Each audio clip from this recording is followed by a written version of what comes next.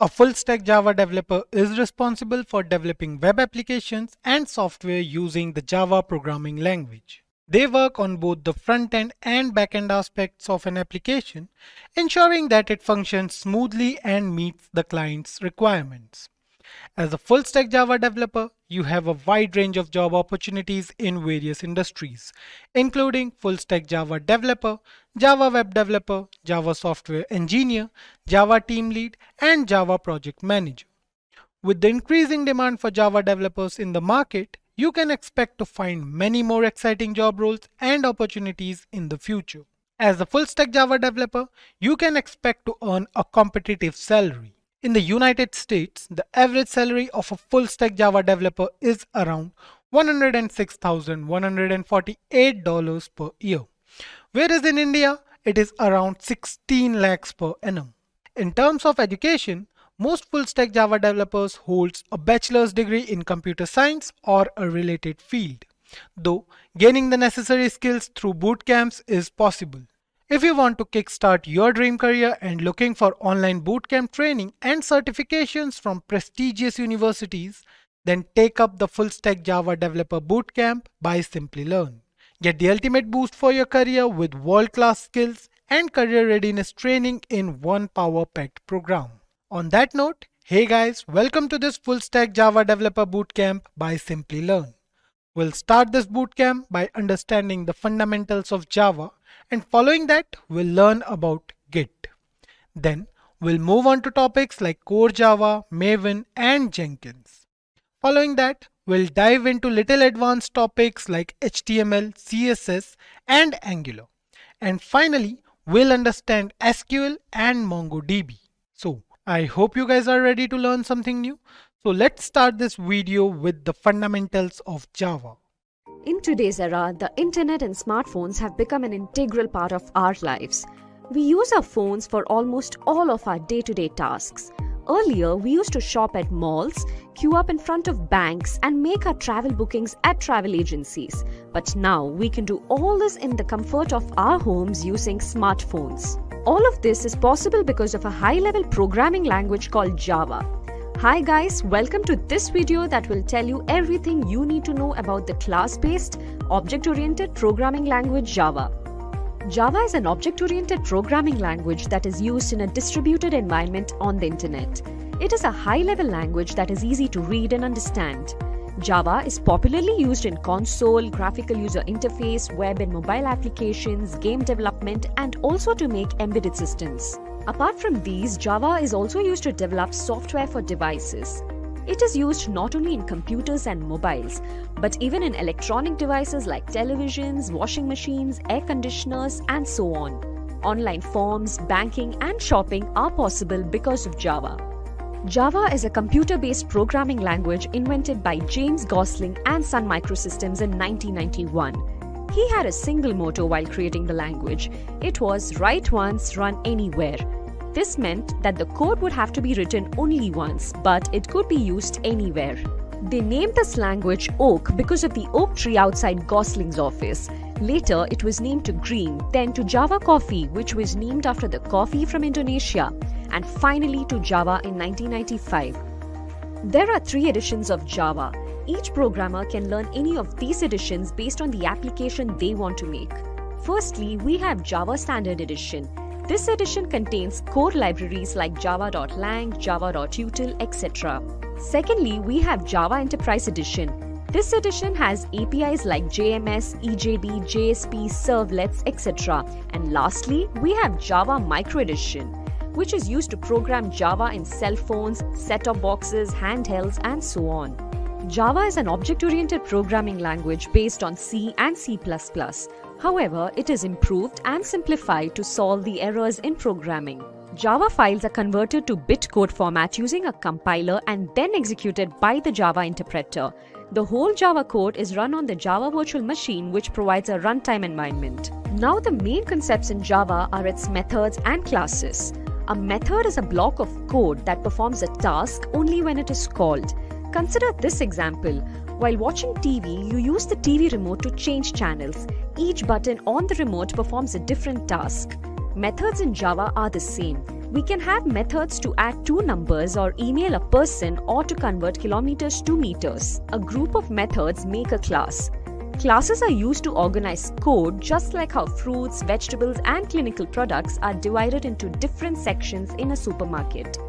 There are a lot of features in Java. Let's start by looking at them one by one. It has a simple syntax and is very easy to understand and learn. Java language is robust. It eliminates errors that occur in the C and C++ languages.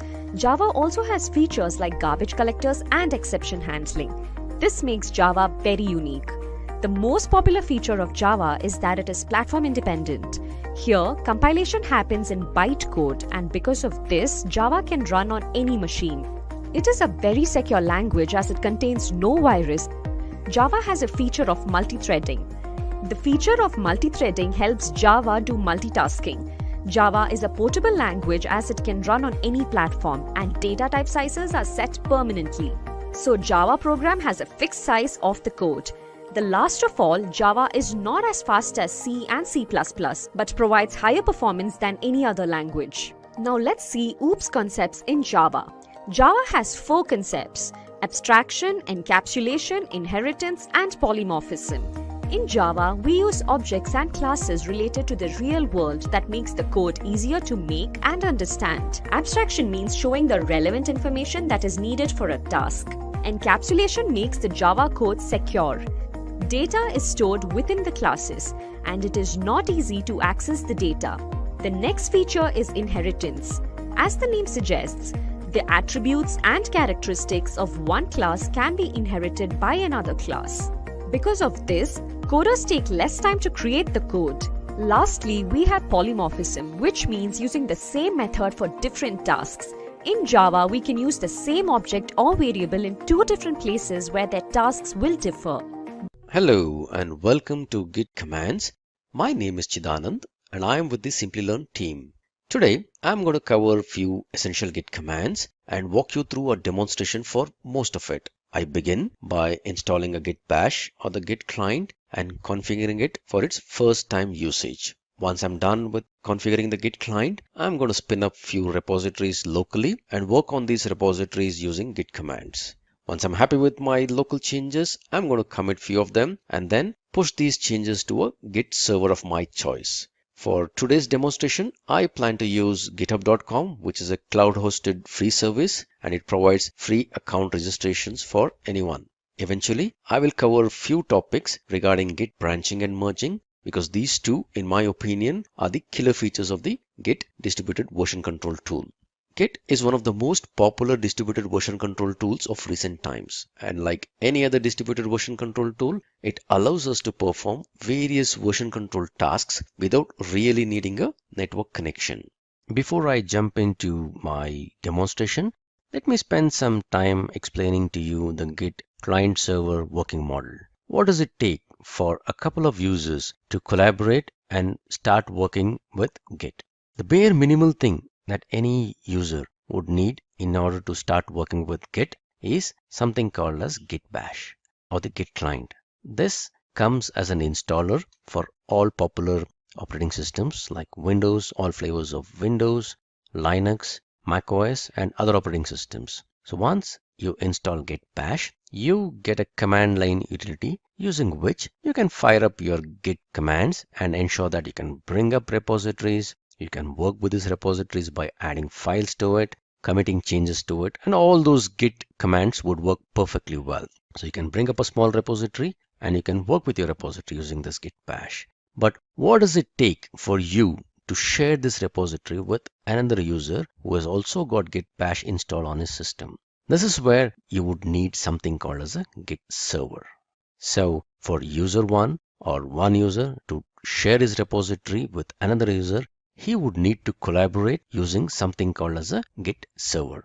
So in the present market, there are a bunch of Git servers which are popularly available. Some of them are free, some of them come with a cost because they are licensed. A bunch of these servers that I can think of are GitHub, which is one of the most popular Git servers that is around in the market for a long time now. It comes with 2 variants. One is the cloud hosted one, which is the github.com, And then the other one is an enterprise server, which comes as a black box that can be installed into your data centers. So typically organizations who don't want their source code to be put up on the cloud would go for this GitHub enterprise servers, wherein they buy these servers and these servers are hosted on their data centers. Other popular variant of the Git server is Bitbucket. This is from the famous Atlassian products, and it integrates very well with all other Atlassian products like Jira. In recent times, there's one other variant of the Git server called GitLab, which is getting very popular these days because GitLab not just provides a Git server, it also provides something called as a runner. This is a part of the continuous integration strategy where as soon as you have a source code check-in that is going in, you have this runner that kicks up and builds your particular project. So all these are bundled together in a GitLab. And GitLab also provides you with a community edition, which is almost free of cost. Having said that, there are a bunch of these tools available. For my demonstration, what I'm going to do is I've already registered myself on the github.com by providing my username and my password. And I'm going to use a free account. So whatever repositories that I'm going to put up on this server is all public by default. So I will register myself by using my username or my email ID and my password. So this set of authentication is also referred to as HTTPS authentication. So in order for me to share my repository with say user2, the first thing that I got to do is have an access to a Git server where both user1 and user2 are set up. So once I have that, I can push my repository onto this server and provide right kind of access so that user 2 or the other developer who wishes to collaborate with me on this repository can use his credentials. As long as he's registered properly on the Git server, he can use his credentials and pull down this repository and work with this repository. So this is the HTTPS way of authenticating and sharing repositories. Another popular way of sharing repositories or working with each other is called as SSH authentication. As many of you would know, SSH means nothing but creation of a private and a public key. A bunch of keys, public and private, are created on the client machine. While I create keys, I will be asked for a passphrase. I need to type in a passphrase and remember my passphrase. And then I take this public key and kind of post it onto my account within my Git server, so that whenever I'm going to connect next time using my command prompt or any of the tools, it's going to challenge me for my passphrase. As long as I remember my passphrase correctly, I can authenticate myself and get into this server. So both HTTPS and SSH are popular ways of communicating with the Git server. Having said this, let me just get started by installing the Git bash on my local system and then fire up some of these Git commands and build up some repositories, make some changes in my repository, commit these changes, and later use my GitHub credential to connect to my GitHub server and push my repositories out there. Let me now go ahead and find my Git bash for my Windows so that I can go ahead and install it. So I just type in Git client for Windows, open up a browser and type in for this. The first one that I find is a GUI tool. I don't need this GUI client, I need this one. So this is the Git client or the Git bash that I was referring to. It's about 40 megs, and let me just download this. Pause this video for some time so that the download happens and come back to you once I have the download. The download seems to be complete. When I'm recording this video, the version that I have, the latest version that is there is 2.19.0, and this is a 64-bit version for Windows. So I've got that downloaded. Let me go ahead and find it and install this exe.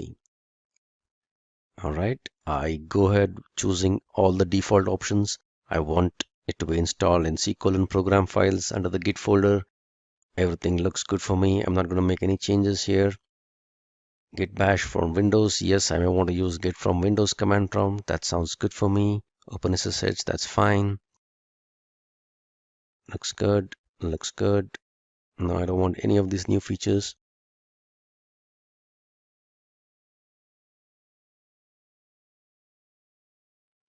So what I'm doing is installing the Git bash or the Git client so that I can start using my Git commands. And the version that I'm using is 2.19.0, which as I record this video, this happens to be the latest version. All right, so looks good. I don't want to see the release notes. I'll say launch Git bash. So what I get is this window. So this is the git command prompt. So let me check if everything is looking good. Say git version, it sounds good. Say git help. All right, a lot of git help commands. Everything looks good. So I ended up installing the git bash. I can go ahead with all other commands. Now that I have git bash installed on my system, let me open up a git bash prompt and start using it. But before I do anything, I just need to configure it for the first time, stating what would be the username and the email ID with which I want the git bash to be configured with. The command to do that is git config -- global, which means that this setting that I'm going to set would be a global setting. User dot name, and the name of the user would need to be specified within a double quote. In my case, I am using a Simplilearn account, which is the official account, and this is the particular username of this account. The other setting is nothing but git config -- global. This is also a global setting, and this would be the email ID. The email ID need not contain a double quote. So in my case, this is the email ID that I would be setting up Git to work with. All right, let me check if the configurations were set correctly or not. All right, if you see this, the username and the email ID has been picked up the way I wanted it to be picked up. Looks good so far. All right, so what do we do next? By default, whenever you open up the Git prompt, you're placed into your home directory. Let me create a folder here, which would be a repository folder from where I'm going to create all my multiple Git repositories. So I will create a folder called, let's say, git_demo. All right, there's already a folder called git demo. So let me just delete it in the first place and let me create this git demo again. All right, let me navigate to this particular folder. So this is the folder. Let me open up that folder using a command prompt. This is my git demo. So this would be a folder. So I would use this folder as a base folder for creating all other repositories as a part of this demo. So let me create my first repository. A repository is nothing but a folder. So let me create my first folder called first repo. And let me get into this repo. All right, as of now, this is just an empty folder. If at all I navigate to this, you would see that this folder is empty. There's nothing much in this folder at all at this moment. Okay, so let me create a repository out of this. How do I create a repository of this? It's pretty simple. I just run a git init command. When I say git init, it means it's going to initialize a repository. As of now, the folder contained nothing in it. It was an empty repository. So it initializes an empty repository in this particular folder.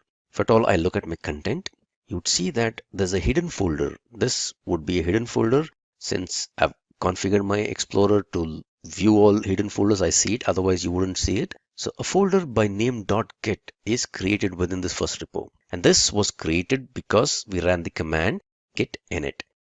If I get into this folder, I see a bunch of directories and other configurations. If you see, there's something called as a hooks directory, a couple of configuration files that are here in this directory. All these relate to one or the other type of a client hook that can be enabled.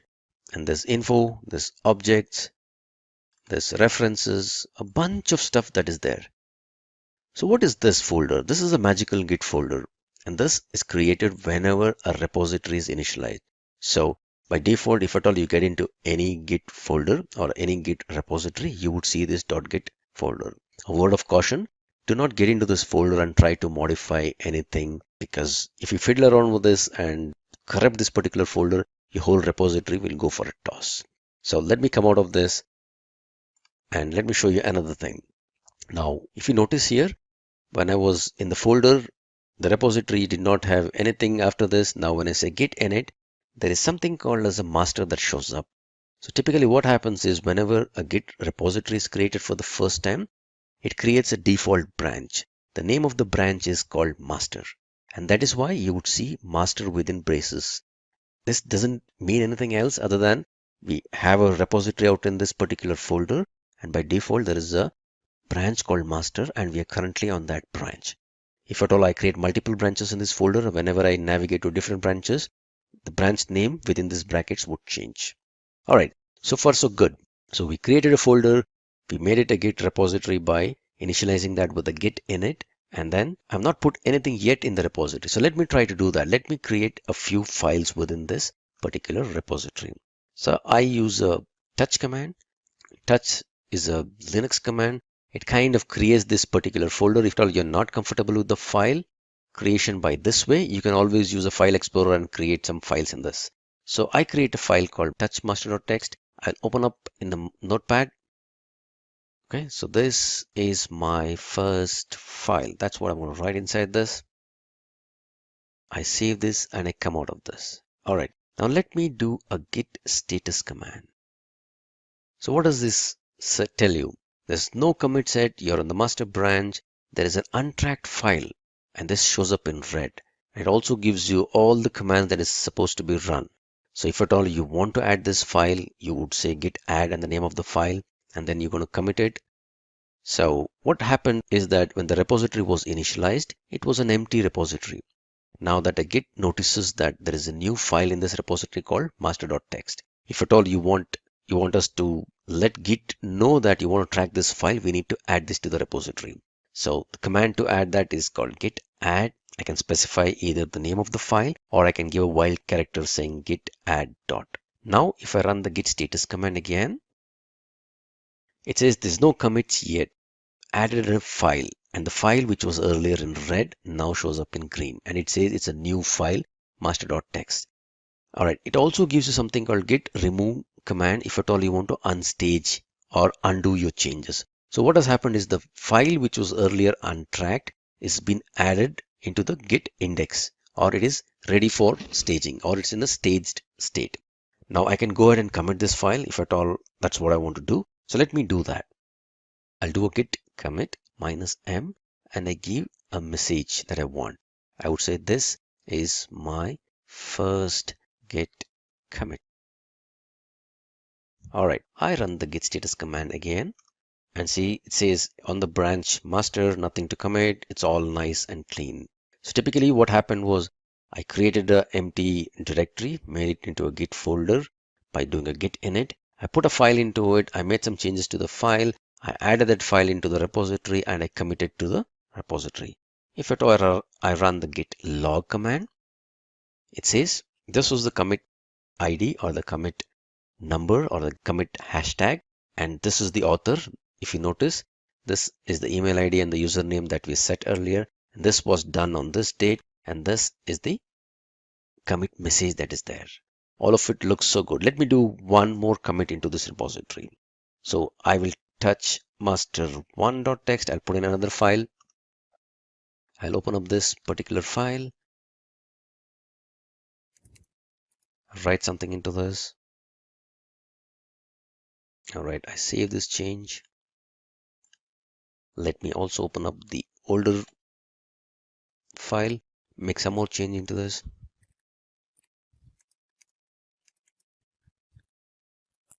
All right, so what I did, I modified the older file that existed. I also added a new file to my repository.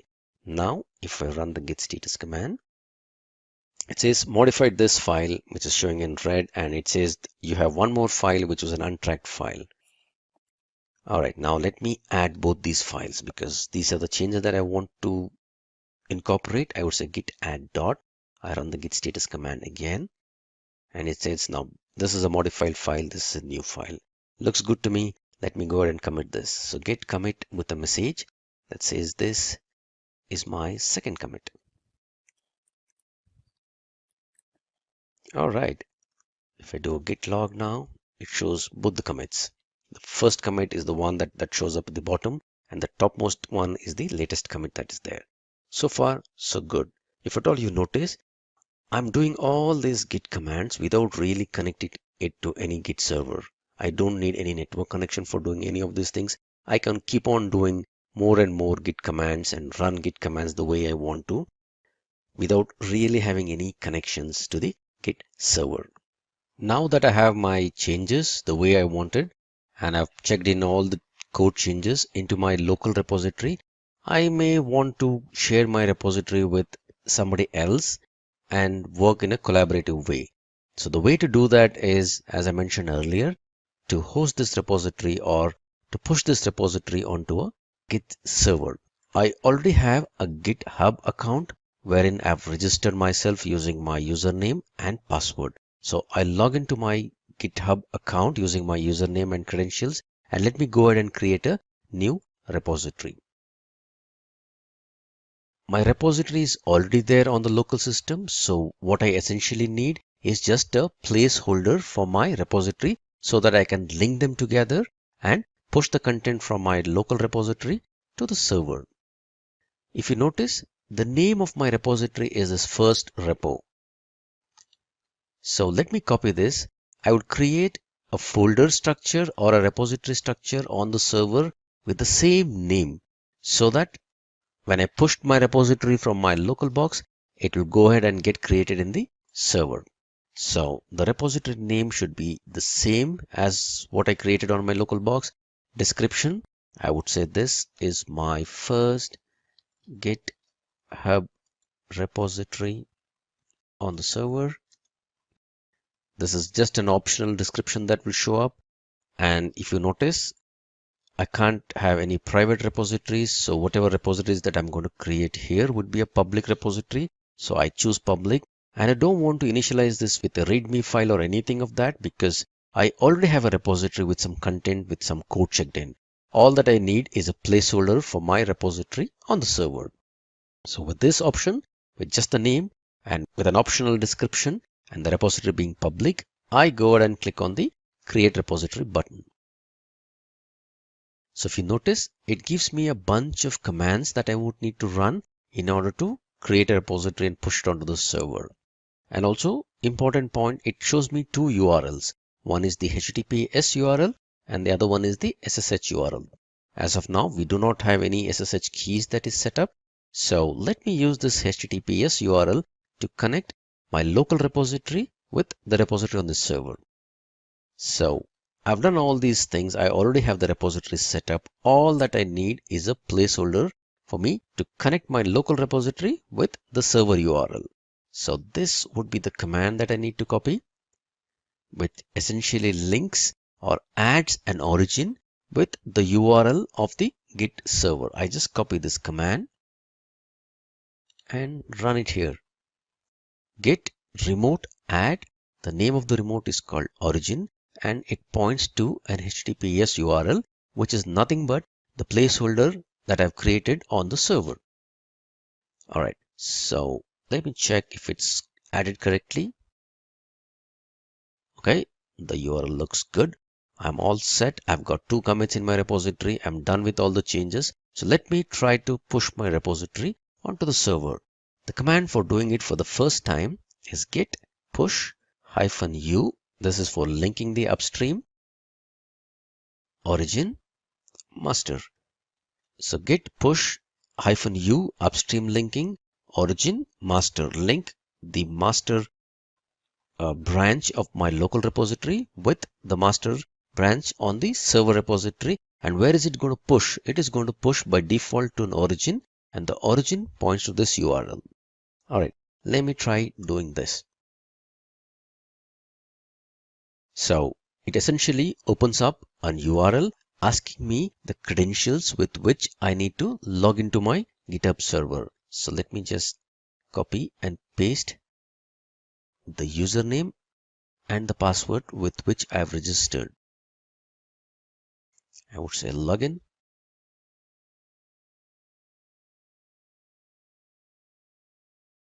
Okay, success.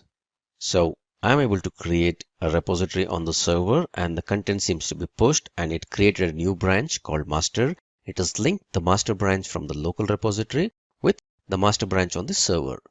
So let me go back to my server and refresh this page and see if all my commits have come in. master1.txt. If at all I see the commits, there seem to be 2 commits. This is my first commit, this is my second commit. And if at all you notice, each of this commit comes with a hash key or a hash ID, which contains the details of my commits. In this commit, the files were added. This was the line that was added. If you look at the second commit, I added these lines. I made this, one line chain that was there. I also added this new file which was not existing. These are the two commits that existed. And if you see the timestamp of the commit, this is the commit which was committed 15 minutes ago. So what does this mean is that the commit is the timestamp when we actually committed the code in the client. The pushing is just after we have committed the change, we have pushed it. So there's no timestamp of the push that happened. This completes the first part of the tutorial wherein I created a repository on the client and then I pushed it to the server after creating a repository skeleton on the server. Now let me demonstrate to you the SSH configuration that is required for creating a pair of SSH keys and ensuring that I connect to the GitHub server using the SSH mechanism.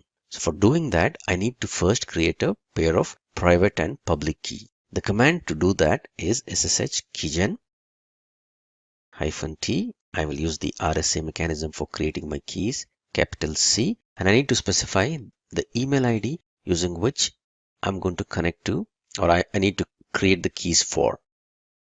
All right, so generating a private and public key pair, it says, let me know what folder should I create the keys in. So by default, the keys are created in the user home directory under a .ssh folder. So this is pretty good for me. So let me go ahead and say that, that's fine. Enter a passphrase. So let me enter some passphrase. Keep in mind that I would need to remember my passphrase because when I'm going to authenticate myself using SSH mechanism, it will challenge me for this particular passphrase. I need to enter the right passphrase so that I get authenticated. So the key is generated and by default it is created in this particular folder. So let me go over to that particular folder. And this is the folder where the keys is generated. You would see a public key and a private key that is created. Let me open up the public key with a notepad and then copy the contents of the whole file. And now I would need to stick it in on the server so that I can get myself authenticated using SSH keys. So I've logged in to GitHub using my credentials and go to my settings. And you would see an SSH and GPG keys. Let me click on that. As of now, there are no SSH key or GPG keys. So I will click on new SSH key and let me paste my public key that I've copied. And I would say add SSH key. It prompts me for my password just to make sure that I've got the right kind of authentication to be adding a new key. So this one looks good. That means the keys were added successfully. Let me check if my SSH keys are working well. So I do SSH -T. I would say git at github.com. This is just to double check if my SSH keys are authenticated correctly. Are you sure you want a connection? Yes. You want to continue? Yes.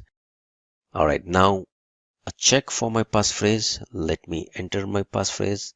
I hope I remember it correctly. All right. Pretty good. I've been successfully authenticated. So that means now my SSH keys are good. And just by using my passphrase, I can connect to my GitHub server using SSH. All right. So for the second use case, what I would do is create a repository on the server with some content in it and then clone that repository. Cloning is nothing but making a copy of that repository, linking the origin so that I create an exact replica of the repository which is there on the server on my local drive. So let me first create a repository on the server. I will create a new repository. Let me give a name for my repository and let me kind of initialize that with the README file. I would call this my second repo. Give some description. This is my second repo that is created straight on the Git server, on the GitHub server to be precise. It's a public repository. This time I'm going to choose this option. The reason being that I don't want to create just a skeleton as of now. I want to create a repository with some README file in it, a random README file with no content in it, but then I want a repository to be created on the server. All right, I say create a repository. So a random README file with some content in it gets created, and I can see there are two URLs to this repository, HTTPS and SSH. So this time, let me copy the SSH URL so that I will use this URL to clone this repository on the server, rather from the server to my local box. All right, so let me navigate to my root folder, the folder that I created for making all my repositories, Git repositories. If you see, my first repository is already here. So let me clone my repository, the second repo that I created on the server. The command to do that is git clone the URL of the repository that I want to clone. Oops, looks like I didn't copy the URL correctly. Let me copy that again. Copy this URL. All right. So if you notice, there is no HTTPS to it. I'm just cloning the URL, that is SSH URL of the repository. It asks for my passphrase again. Okay. So I just had first repository earlier. Now I have something called a second repo. This is an exact replica of whatever was the repository content that was created on the server. So if I get into the repository, there is just a simple README file that is there. Let me try to add a new file out here. I would say notepad, second.txt, some text file I'm going to put in here. Yes, definitely you will not find that file there. This is my second file that I will push onto the server. I'm going to put in some content out there. I'm going to save this. And if I do git status, it says this is a new untracked file. Do you want to add this file onto the repository? Do you want to track this file? Yes, I definitely want to track this file. Let me also commit my change to the file with a message. This is my first commit for the second repo. I give in some particular message. And this time around, since I cloned my repository from a server, the origin is already set for me. I don't really need to add the origin and all that stuff, because what happened in the first case was that I was creating a repository from my local box and then pushing it on the server, which is why I had to set up the upstream branches and stuff like that. In this case, I have cloned an existing repository from the server. So when I clone, I get the replica along with all references to my repository. So I don't need to do anything more other than push the content. I would just say git push. To be on the safer side, I would say origin and master. Ask me for the passphrase. Okay, it pushed the content onto the server. Let me see if the contents have come in here. Okay, wonderful. I had only one commit. Now I see my second commit. So what was added as a part of the second commit? It says a new file was added. All this line that never existed got added. This is the second file, the content exactly what I pushed onto the server. Now this completes the tutorial wherein I created a repository on the server, cloned it, made some changes to the repository, and pushed it to the server using SSH. A quick recap of all the git commands that we ran till now. Git init is used to initialize a repository. So if at all you're creating a local repository, you can get into any of the folder which is not a git repository and run this command. Whenever you run this command, a magical folder by name .git gets created in the folder, and from that time onwards, Git will start tracking any changes that happen to that particular folder. It also creates a new repository and a branch. By default, the branch that is created is called the master branch. Git add dot is a wildcard character for adding any number of new files into your Git repository. If you have a bunch of files, 1 file, 2 file, 10 files, a folder containing multiple files in it, all of them could be added into the repository using this command. So once you add any number of files into the repository, you can keep on adding more and more files into the repository. Once you're done with that, you want to commit the changes that has happened in the repository, you use the git commit command. Git commit -m with a meaningful message. This will commit all the work items that you have done in terms of the files that got changed, the files that got added, all this with one particular message. Git status will give you the status of all the files and folders, any file that got added, any file that got created, any file that was deleted. All the status of the files will be obtained using the git status command. Git log will show you all the commit history with the latest history or the latest commit showing up on top. Git add remote origin. This command is used whenever you want to link any local repository to a server. And this is when you want to really push a repository from the local to the server for the first time. Git push -u origin and master. This is the command that you would use whenever you want to push contents from the local repository to the server. Git clone and the URL of the server. This is the command that you would run whenever you have an existing repository on the server and you want to make a fresh clone or a fresh copy of that particular repository onto your local box. More than often, many developers or Git users find themselves in situations where they would want to go back in history and modify or change some of the files that they recently committed or checked into the repository. Now, from a perspective of Git, this is a very simple activity. However, from a perspective of version control tool, you will have to be really cautious about the change that you're going to do. In case the changes are pretty local, none of the developers or none of the other users who are collaborating with you would be affected by this change. You're good to go ahead and make this change. However, if your repository has been pushed to the server and you're trying to modify something from history, this would have a very bad or adverse effect on all the other users who will be using it. You need to be really cautious while running these commands. In case your repository contents are local, you've not pushed your changes to your repository, and if at all you made some changes to the repository, maybe to fix a defect or to include a new feature, and you missed few things, you can go ahead and modify this with some of these commands. Let's say I have this simple repository called undo repo, and if at all I look at the logs of these, I have the commit histories which are like this.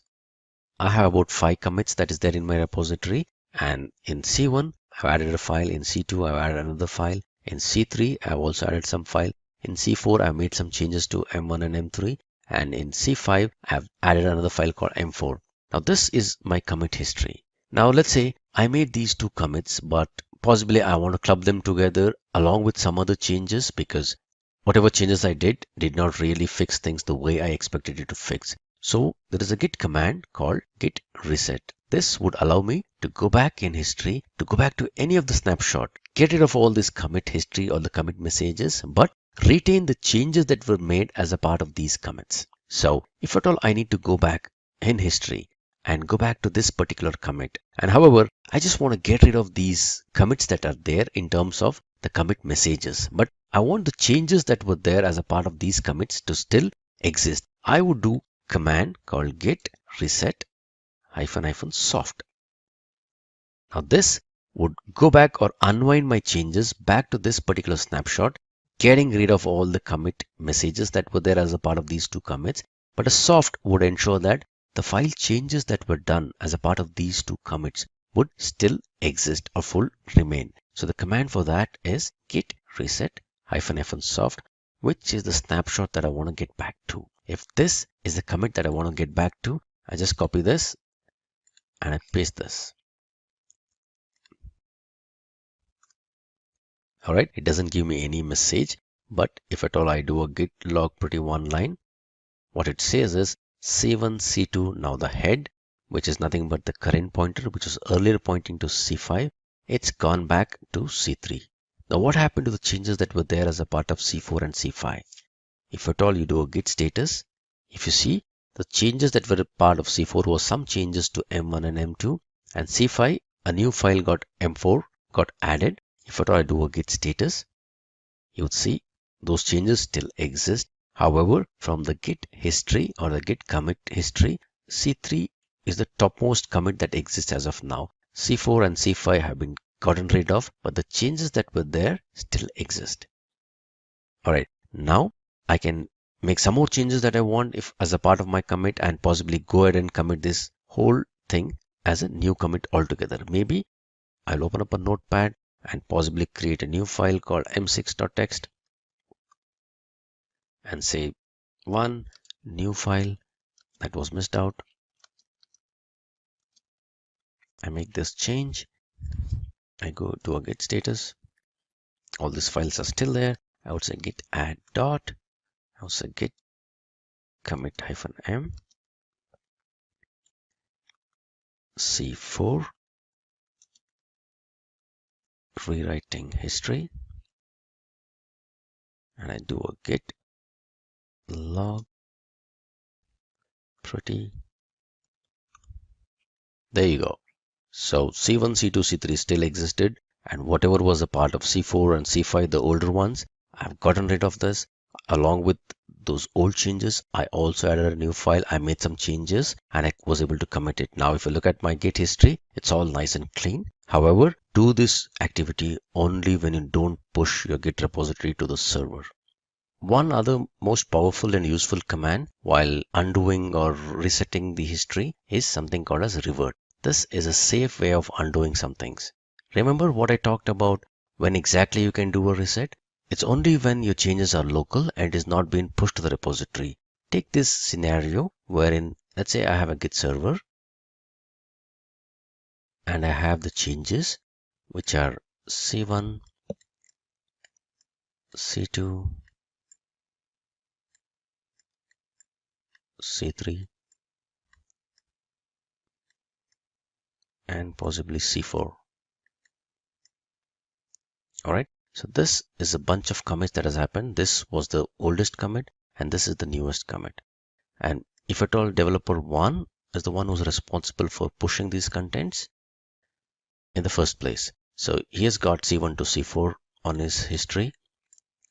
I'm going to jump all these C2 and C3 and get into C4, and he's pushed all these contents out here. And there are a bunch of people from the server who has pulled this repository, and all of them are at the same level. Now imagine a use case where developer 1 then figures out that by mistake he put in the C3, which was the wrong thing to do, and possibly he could have done a better job of fixing this in a different way. So he wants to get rid of the C3 or C4 or any one of these commits. If he's going to do that and push it to the server, first of all, the Git server would not allow him to go back in history. But assuming that he forcibly pushed something, what would happen to all these people who are looking to work ahead from C4? All of them would be affected in an adverse way. So in short, never go back in history. If at all you need to undo something, go ahead and put in a new commit to undo something. Let's take this example. Maybe if at all a developer 1 wants to get rid of C3, better way to do that is by adding a new commit which is ahead, say let's say C5. And what does this commit do? This commit possibly gets rid of C3. Instead of going back in history, it actually is taking your Git history ahead. But as a part of this commit, you're undoing some part of the work that was done as a part of C3. In short, you're removing a commit, but to remove a commit, you're adding a new commit. And this is why you're doing it, because there are a bunch of other people who are using this repository collaboratively and who are planning to get ahead in terms of history. They cannot afford to go back in history and modify something in history. All right, the command to do this is called the git revert command. So let me take up this repository, which has got a bunch of commits in it. And if at all I do a git log, pretty one line, I have these bunch of commits. In C1, I've added a file. In C2, I've added another file. In C3, I've added one more file. And in C4, I made some changes. And this is the latest commit, and this is the oldest commit. So if at all I see the contents of the Git folder, it contains M1, M2, M3, and M4. And let's say, looking at the previous use case that I mentioned, I may want to get rid of this particular commit. I want to get rid of the C3, which is nothing but I've added a file called m3.txt, but I added it by mistake. I need a better way of fixing it. Possibly I'll look at it later on, but for now, I don't want this particular commit and the changes that were made as a part of that commit to exist. So the better way to do that is using the git revert command. So git revert and the commit ID, whatever I want to revert. So if I want to revert this, I copy this particular commit ID, and bear in mind that considering a reset, Revert works on one commit at a time. So I can do one commit revert at a time. I can club a bunch of them together and do one commit, but otherwise the revert always works on one commit at a time. So git revert, paste this. Essentially what I'm trying to do, I'm trying to undo this particular commit.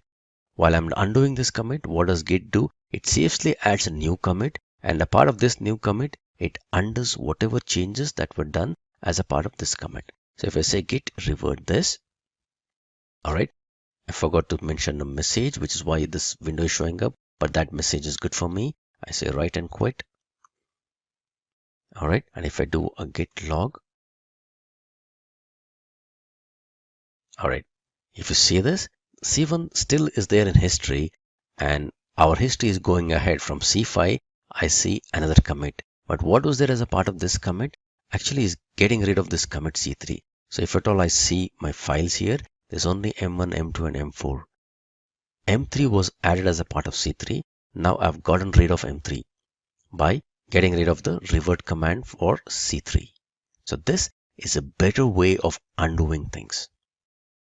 Now that we have acquainted ourselves with few of those basic git commands, let me get into a very interesting topic regarding git, which is about branching. The topic is interesting because git deals with branches in a completely different way compared to any other version control tool. In most of the version control tools, whenever you create a new branch, a complete copy or a subset of the whole repository is created, which in my opinion is very cost inefficient because it's a very expensive operation, both in terms of time and the disk space. However, in Git, you just create a very lightweight movable pointer whenever you create a branch. There is no folder or no copy of the repository that is created. In short, the branches are very inexpensive in Git. So go ahead and create any number of branches that you need. However, once you create your branches, do all the work relating to that branch in that specific branch. And once you've completed your task, go ahead and merge your branches back into your base branch and then delete the branch. Let me go ahead and create a repository with some branches in this and give you a demonstration of that. So let me go back to my base directory, which is git demo, and then I'm going to create a new folder here. I'll create a folder called org details. All right, this is my folder here. All right, I navigate into this folder and let me create a repository here. I initialize a repository and .git folder is created without any files in it. So let me create a few files in it. Say notepad name.txt.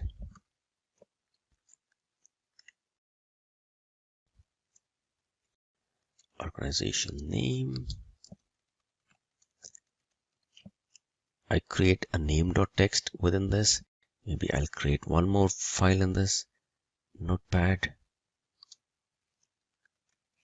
employees.txt.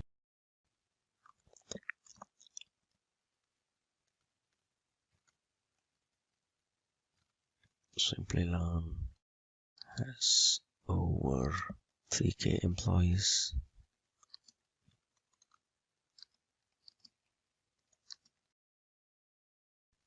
I just put in some content in this. Save this content. All right. So if at all I do a git status, I just see two files in it. So let me go ahead and add these two files and let me commit my changes. So git commit -am or -m.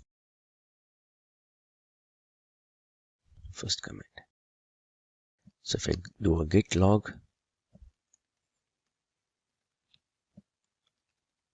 I see only one commit and there are two files here. You can see those two files that is here. All right. So at this stage, let me go ahead and create a new branch. And the command for creating a new branch is git branch name of the branch. So let me name my branch as Bangalore branch, BLR branch. And this created a branch. But I don't see any changes in the folder structure or in the file that exists here.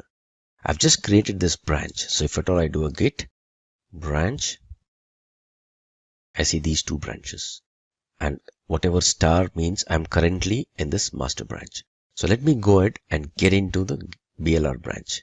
At this moment, the number of files that exist in this repository is same. There's absolutely no change in any of the branches. Both master and BLR branch point to the same snapshot. So let me get into the other branch, and the command to do that is git checkout BLR branch. Now I actually switched into Bangalore branch. If you see the content of the files, there's exactly two files the way it was earlier, because I've created a branch from my base branch, which is the master branch, and when I created a branch, there were two files existing here. If you see the content of these files, they would all be the same. Alright, so let me create a file that is specific to Bangalore branch. So I would just say notepad.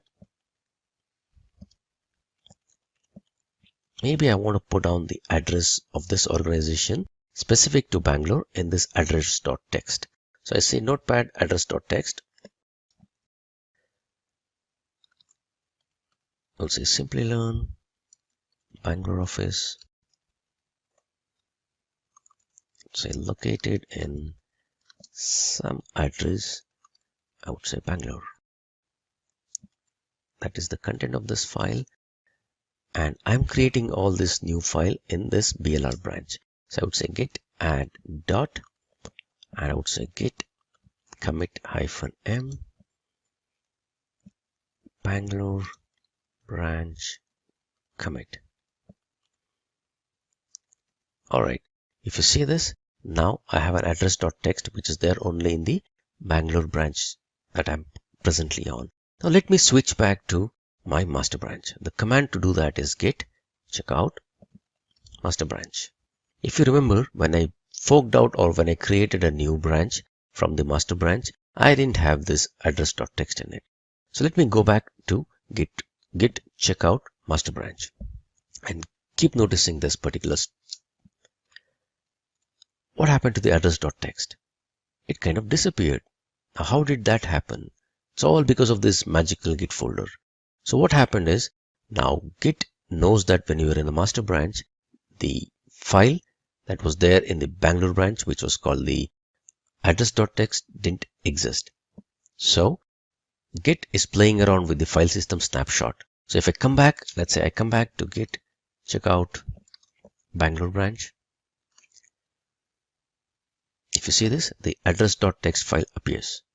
So this particular file is only present in the branch, and git is playing around with the file system snapshot by moving the pointers across and ensuring that whenever I'm switching to Bangalore branch, I see this address.txt. When I go back to my master branch, I don't see this Bangalore branch contents, which is the address.txt.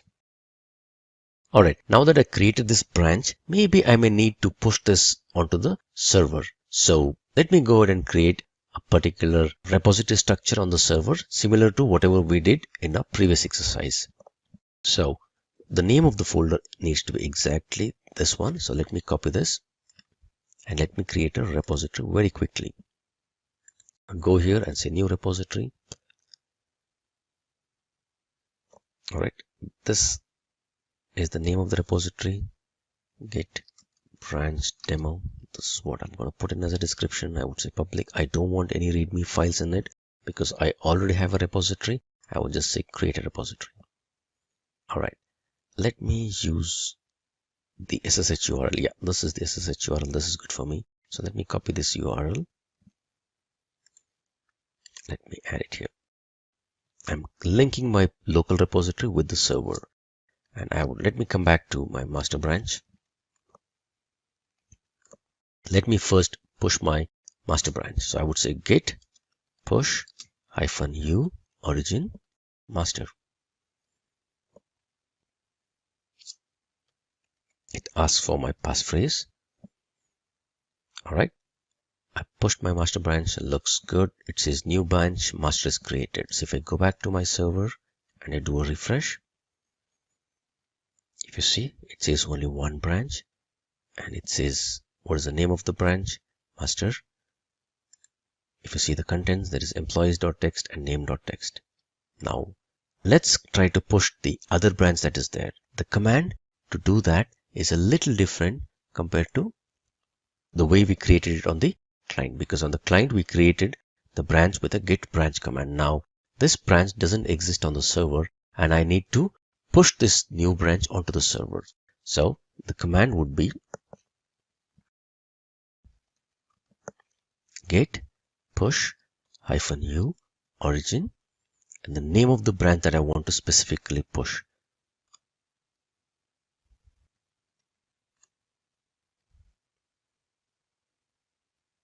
Alright, now it created a branch out here. Let me do a refresh of this.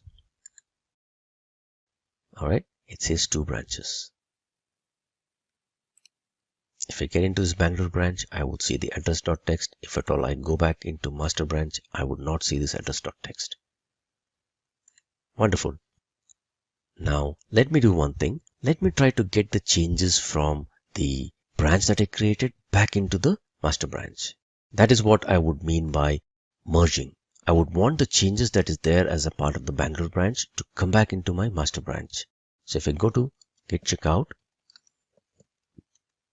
Bangalore branch, I see this address.txt. This is there only as a part of Bangalore branch. Now assuming that I'm done with the changes from the Bangalore branch, I want to get those changes back into my master. So let me come back to my master branch. And the way to merge in the changes is git merge.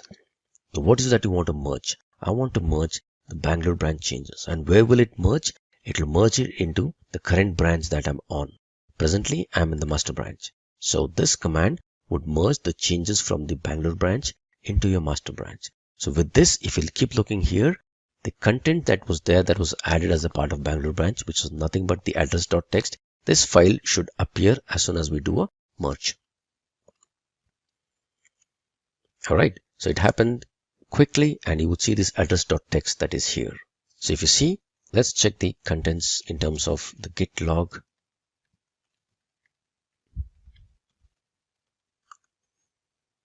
Alright, so there was only one branch that we had earlier, which had only one commit. Right now, we are at this Bangalore branch commit, which was there as a part of the Bangalore branch commit. So with this change, let me push this change onto the server as well. Git push origin master.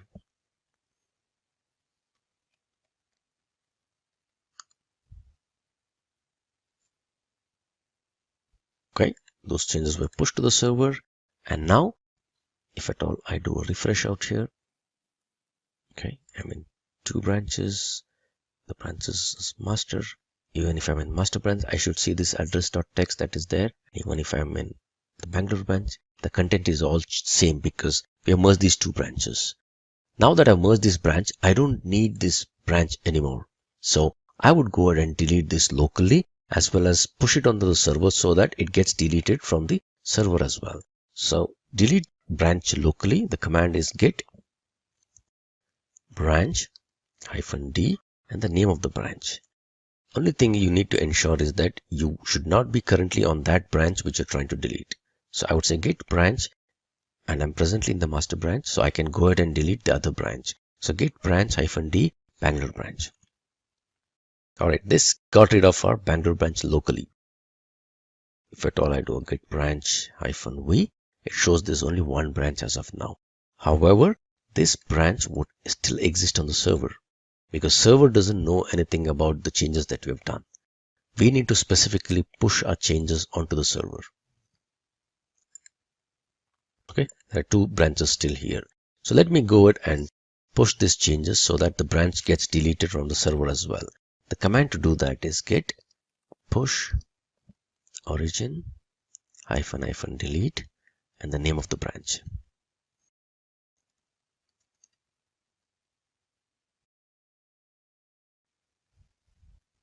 Alright, so this went ahead and deleted the branch from the server. Let's check that. Okay, if you see now, there's only one branch. These are the basic steps that you would need to know before you work with any of the branches within Git. And as I said before, the branches are very, very inexpensive in Git. Go ahead and create any number of branches that you want, but just ensure that once you create your branch, finish off your task, and once you finish off your task, go ahead and delete the branch. And before you delete the branch, please ensure that you merge in the branches so that you get in or take in the work that was done as a part of that particular branch. To summarize, the git branching commands are as follows. To create a new branch, you issue a command git branch, the name of the branch, and this would automatically spin off or create a new branch from the existing branch from where you issue this command. If you are on the master branch and if you execute this command git branch new underscore branch, it creates a new underscore branch from the master branch. Once you create a new branch, in order to get into this branch, you would type in git checkout, the name of the branch. This would automatically switch the file system snapshot between different branches. Now the branches that are created are by default created on the local repository. In case you want to push any specific branch onto the server, you would have to issue a command git push -u origin and the name of the branch. So this will ensure that the contents of the new branch are pushed onto the server. At any time, if you want to list out all existing branches on your local repositories, the command would be git branch -av. Assuming that you did all your work in a new branch and you're happy with the changes, you would want to bring back those changes into the master branch. The command to merge the contents of any new branch into a master branch would be git merge and the name of the branch. And this would automatically merge the branch contents that you specified into the branch on which you currently reside. If at all you're on the master branch and if you issue a command git merge new underscore branch, this would merge the contents of the new branch onto the master branch. So once you merge the contents of any branch, you would possibly want to go ahead and delete this branch. So the command to delete those branch locally is git branch -D and the name of the branch. This again would delete the branch locally. In order to make this change on the server, which is in order to remove this branch from the server, the command to do that is git push origin -delete and the name of the branch. This would also delete the branch that you created on the server. Hello guys, this is Vikesh. So when we talk about Java, it is one of the most popular programming language out there, and it was created way back in 1991, but it was publicly released only in 1995. It was developed by one of the famous developers of our generation, who is James Gosling at Sun Microsystems. And then later Java was acquired by Oracle, and today Oracle owns Java. Java is very simple and easy to use, and we will look at different aspects of how it is easy and simple to use. It's a write once, run anywhere type of programming language. Again, we will look at details into this particular concept as well.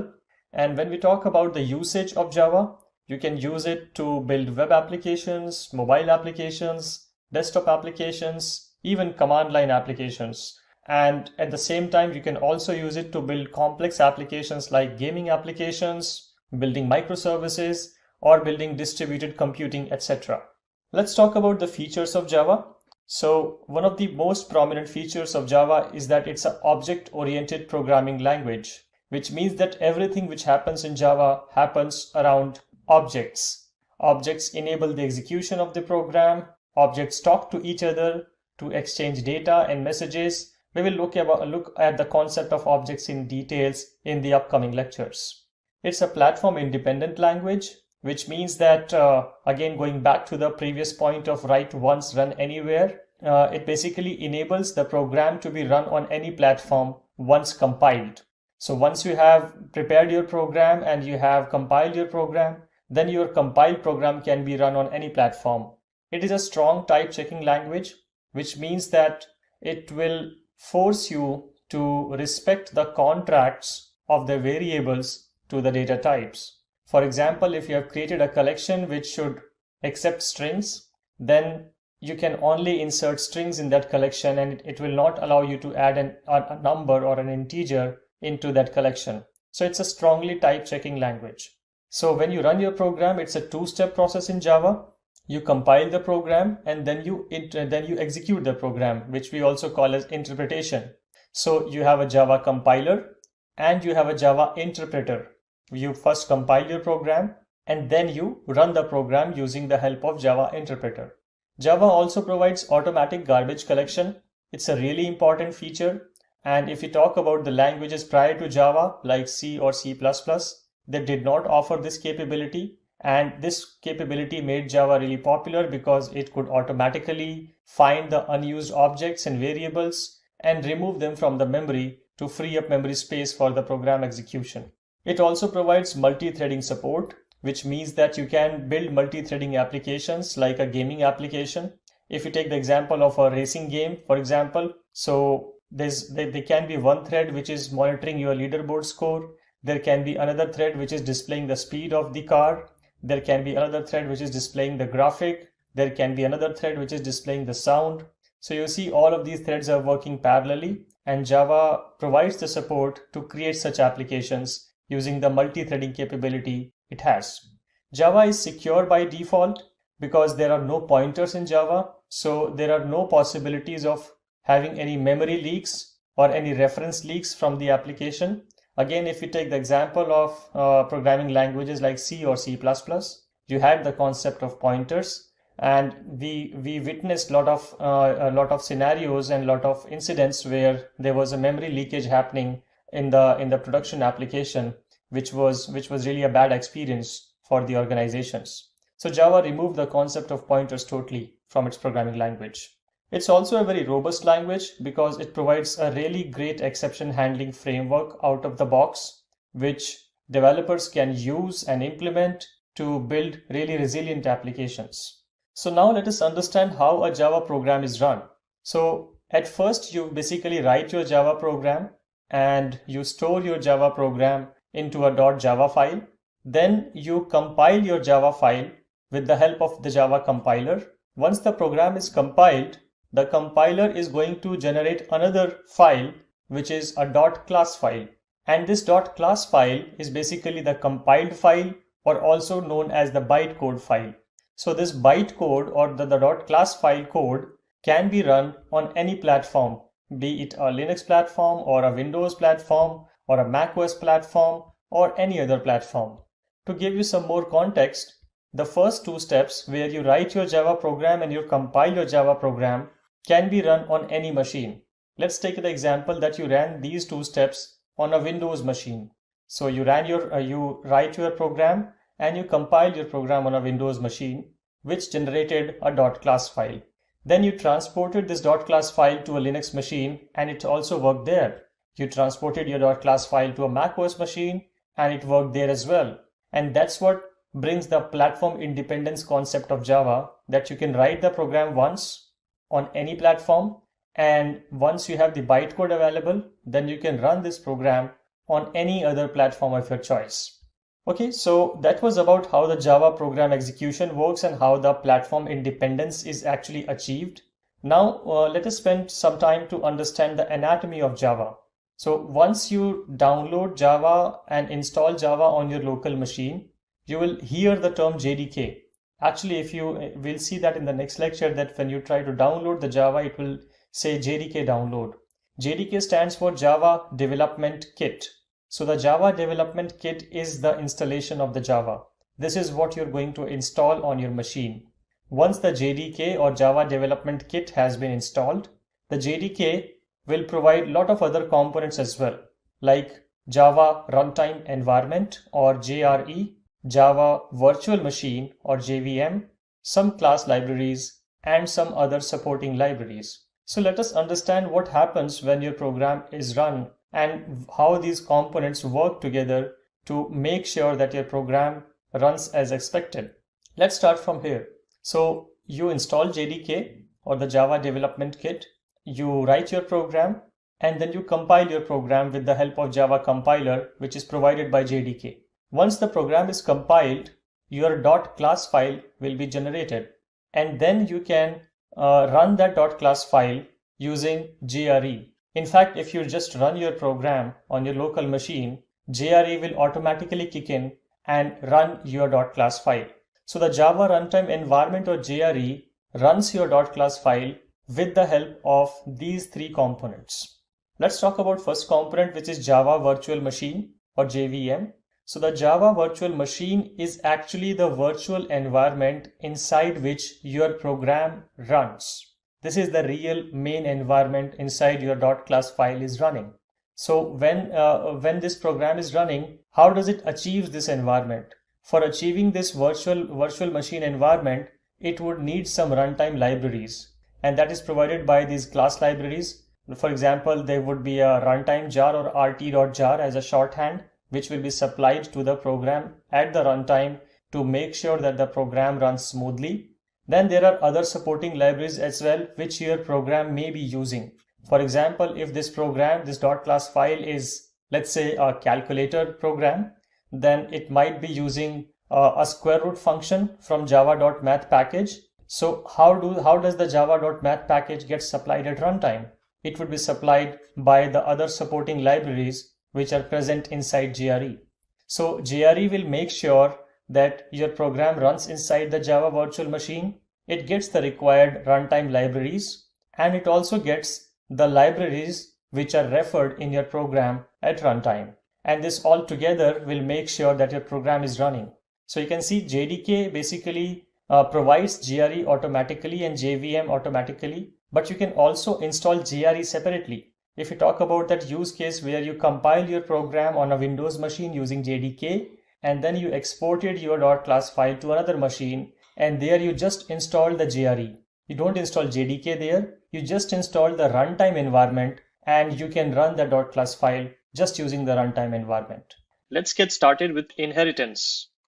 So inheritance is basically one of the most important properties of any object-oriented programming language. It's basically a concept, and the concept says that what if you have a scenario where you want multiple classes to share similar behavior and similar properties. Let's understand this with the help of an example. Let's take the example of a bank. When you go to a bank to open an account, there are multiple types of accounts. There can be a savings account. It can be a type of current account. There can also be a different offering for personal account and commercial accounts, such as for businesses. Then you may also have loan accounts, which are having different kind of properties. So all of these types of accounts are still technically accounts, and they will share some similar properties. For example, all of them will have to maintain some sort of an interest rate, for example. All of them will be used to either deposit money or withdraw money. So there would be some kind of similarity across all of these types of account classes. But at the same time, there will also be some sort of differentiality amongst these classes. The way you will calculate the interest rate for a current account will be different from the way you will calculate the interest rate for a savings account. And the same applies for commercial account, personal account, loan account, etc. So you see that we have some common behavior, but at the same time, we also have some different behavior. So whenever you have such scenario, always think about applying the concept of inheritance in your application. There's another simple way to spot whether inheritance can be used at a particular place or not. Inheritance is also called is a relationship. So whenever you read the requirements from a customer, just try to find the words which use this particular phrase is a. For example, car is a vehicle. Savings account is a type of account. Similarly, you will find many other types of similar examples. So whenever you will see that is a relationship between two different kinds of objects or two different kind of entities, that means that there might be an inheritance relationship being applied between them. And that's how you will spot the usage of inheritance. So far we have understood this concept that there would be some sort of relationship between the two classes. What will be this relationship? The relationship will be of parent-child type. There will be a parent class. Some people also call that as base class. And then there will be a child class. So the child class will be inheriting the properties and the behaviors from the base class or from the parent class. I will be using base class and parent class terms interchangeably during this session. But the basic idea and basic premise is like that only, that there will be a child class and there will be a parent class. And the child class is extending from the parents class. Remember the word extend because we are going to use that. And I've just shown you the what you see here is basically the official definition which is given by Java docs here. We can read the definition as well. And the basic idea which I told you lies in the parent and child relationship. And this is how you can conceptualize it, that you will have a base class or a parent class. and then you can have multiple children of it, and then those children can again have their own children, and so on and so forth. So this hierarchy, this whole inheritance hierarchy, can go as deep as you want it to be. And that's the basic idea and basic conceptualization of how you understand and how you visualize inheritance. Now let's move to Eclipse IDE and try to understand this with the help of an example. So for this particular case, I have created a set of classes basically, which we will be using to demonstrate the relationship of inheritance. And I've taken the simple example of a bicycle. So a bicycle is again a very generic definition of any two-wheeler, and bicycles can have multiple types. There can be an all-terrain bike, there can be a mountain bike, there can be a city bike, there can be a bike which is specifically made for ladies, and similarly there can be multiple different types of bikes. But all of these bikes will have some similar properties. For example, all of them will have two wheels, all of them will have a seat, all of them will have brake, all of them will have some sort of a speeding mechanism, whether they can accelerate or deaccelerate. So there will be some commonality, but at the same time, a mountain bike's features might be very different from a city bike feature. A mountain bike mountain bike might have gears, for example, whereas a city bike might not have gears, because you don't need that much of a variation in inclination and declination when you drive down the road. So I'm trying to conceptualize the same example here, where I've created a class called bicycle, and this is my base class. I define two properties in the bicycle class, which is gear and speed. We will come back to protected in a while, but let's leave that there. So I have two properties, which is gear and speed. I have a constructor where I'm initializing the starting speed and the starting gear, and then I have three methods here, which says set gear, apply brake, and speed up. When I apply brake, the speed is going to get reduced. So that's why you see minus equal to unary operator. And when I'm trying to speed up, the speed is going to increase. That's why I'm using the plus equal to unary operator. So when you use the method speed up, the speed is going to be increased by the value you supply in the method. Similarly, when you apply the brake, the speed is going to get reduced by the amount you supply in the method argument. And that is my base class: bicycle, gear, speed, and three methods. Now let's have a look at the child class. So the way you will define the inheritance relationship in Java is by using this extends keyword. Remember, I told you to remember the extends keyword. So what you will do, that you will write your class name as usual, and then you will use extends keyword, and then you will use the parent class name or the base class name. So here I'm saying class mountain bike extends bicycle. And here I'm providing an additional property. Remember the whole commonality versus differentiality equation. So a mountain bike might have an extra property to adjust the seat height. So that's the extra property which mountain bike is having. And then since this mountain bike is extending the bicycle class, this mountain bike class has the responsibility to initialize the bicycle class as well. And the way it will fulfill that responsibility is by taking all the arguments of bicycle class plus the mountain bike class in its constructor. And that's why you see three different properties here. You see the start height property, which is the property of this particular class, which is the seat height. And then you see the start speed and start gear property, which directly are not available in this class, but this class is inheriting those properties from the base class. Remember the keyword inheritance here. And then once you do that, how do you initialize the base class constructor? Is by calling the super method. This is again a keyword in Java, and you will use this super keyword to refer to the base class constructor in this way. So what you will do technically is that you will write super and you will supply the arguments which is required by the base class constructor. If I go back, the base class constructor requires two arguments, start speed and start gear. So I write super and then I write start speed and start gear. So whatever I got from here in the constructor of mountain bike, I'm supplying those values as is to super. And Java will automatically take care of invoking this particular constructor the moment it encounters this kind of statement. Another thing to notice is that this super keyword or super statement has to be the first statement inside your constructor. Remember that whenever you are dealing with inheritance and whenever you have to initialize the superclass constructor or the base class constructor, use the super constructor invocation as the very first statement inside your child class constructor. Otherwise, Java will not compile the program. And then you will initialize the local variable. I should call this as this. Remember, we discussed about this in the classes session. Okay, and then it just has a method of set height. So there's no extra method which this mountain bike is providing, but this mountain bike will have access to all the methods which have been provided here and all the properties which have been provided here. This mountain bike can access everything from the bicycle class. And that's the whole idea of inheritance, that the child class can access the properties of the base class by extending the base class. Now let's look at how do we invoke this particular class. So for that, I have a simple class name as inheritance demo, which has a public static void main method. And then I am initializing the mountain bike class. I'm supplying three values as 20, 10, and 1.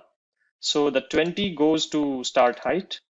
The 10 here goes to start speed.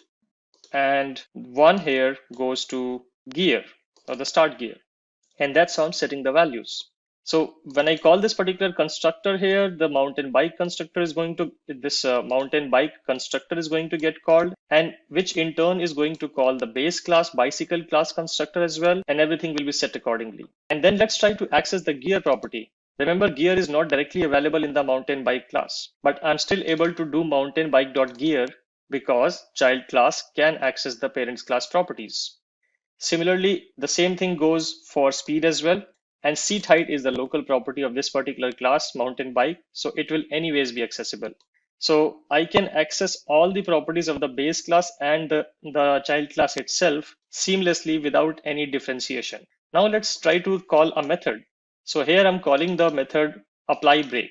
Remember, apply break was defined in the base class, not in the child class. It's defined here. So I'm calling the apply break method and I want to reduce the speed, the current speed by 1. And then I'm printing the current speed, saying that bike speed after applying break is mountain bike.speed. So let's run this particular program and observe the outputs. Okay, so the first statement which gets printed is at line number 7, which says gear is 1 because it's coming from here.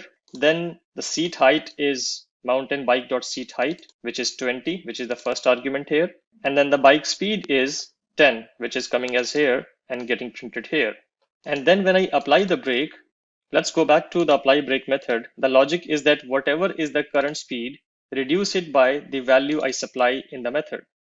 So if I supply 1, 10 minus 1 becomes 9, and that becomes the current speed. If I supply 5 here, the current speed will be 10 minus 5 equal to 5. Let's assert that particular assumption as well. Yes, we can see that. And similarly, you can access other methods of the base class as well. If I just do control space here, and you can see apply break is accessible, set gear, set height, speed up, all the methods which are defined in the base class are accessible in the child class as well. This is the power of inheritance. One more thing which I said I will come back to is around the usage of protected access modifier. Remember when we discussed about the access modifiers in the previous session, I said that protected is used when you are dealing with inheritance, that whenever you define something as protected, it will be available to be accessible in the child classes of the base class. So if I define this particular variable as protected, then this particular property will be accessible in the child class mountain bike as well. Let's play around this. Let's make this as private and see what happens.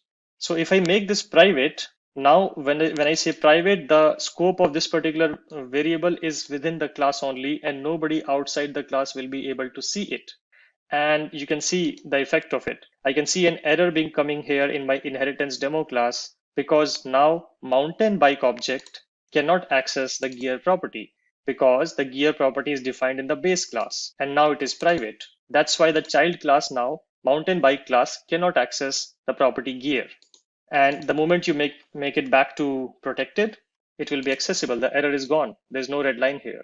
So that's how you can use the protected access modifiers. It is always recommended to use them when you write any kind of inheritance logic. And in inheritance logic as well, intentionally, if you want to hide a particular property from the child classes, just make it private. And that's all I want to cover in this particular session, where we dive deep into the concept of inheritance. We had a look at an example using the bicycle and mountain bike kind of construct, and you can apply the same kind of construct on any kind of other kind of business requirement. Remember, the is a relationship. So that's all I want to cover in this particular session. And in the next session, we are going to talk about another very interesting concept of Java, which is about encapsulation. Let's get started with encapsulation. So again, let's understand what is encapsulation in general, and then we will apply that concept to Java. Encapsulation, if you try to break that word, if I just write it here in the form of a comment, it's encapsulation. Just trying to break this word into to make it more visual. So you see a word called capsule here. So if you try to imagine a capsule, why do you create that, and what's the concept of a capsule? Capsule tries to pack a lot of things inside a small tube-like shape. And the concept of encapsulation is sort of inspired from that. Not exactly, not literally, but that's the basic idea of this root word, which is called encapsulation. So encapsulation basically means to restrict accessing the properties of a class to the outside world. If you want to protect the properties of your class, how do you do that? You do that with the help of the concept called encapsulation. So here, this is a sort of a security feature. You can think of it as a security feature that you want to protect the properties of your class, and you will use encapsulation to protect the properties. How you implement encapsulation? Let's have a look at that now. So basic idea is to encapsulate the objects, create sort of a capsule around the object, which can provide that protection layer. And you will define how the outside world is going to access the properties of the class if needed. So I've created a simple class here, and it's if you remember one of the previous examples when we discussed about classes, I used the same class, which was the student class, and I'm just using the same class for continuity. So I've created a student class here, and I have created 3 different properties of this particular class, which is name of the student, age of the student, and address of the student. You see, intentionally, I have used the keyword private in front of these 3 properties. And that is the first thing which you need to do to implement encapsulation on your object, that you hide all the properties from the outside world. Remember, the moment you make anything as private, only the class, which is the student class itself, only the class itself can see these variables or these properties. Nothing outside the student class will be able to access the name or age or the address directly from the student class. It's not possible. That's the whole idea of making it private, because you don't want the outside world to access these properties. So you make those properties as private. Then you create a constructor. The constructor has to be public so that anybody can initialize the student object, because you want your object to be accessible. Remember, so you want the objects to be accessible, but you want the restriction on the access of the properties of the object. And these are the properties of the object.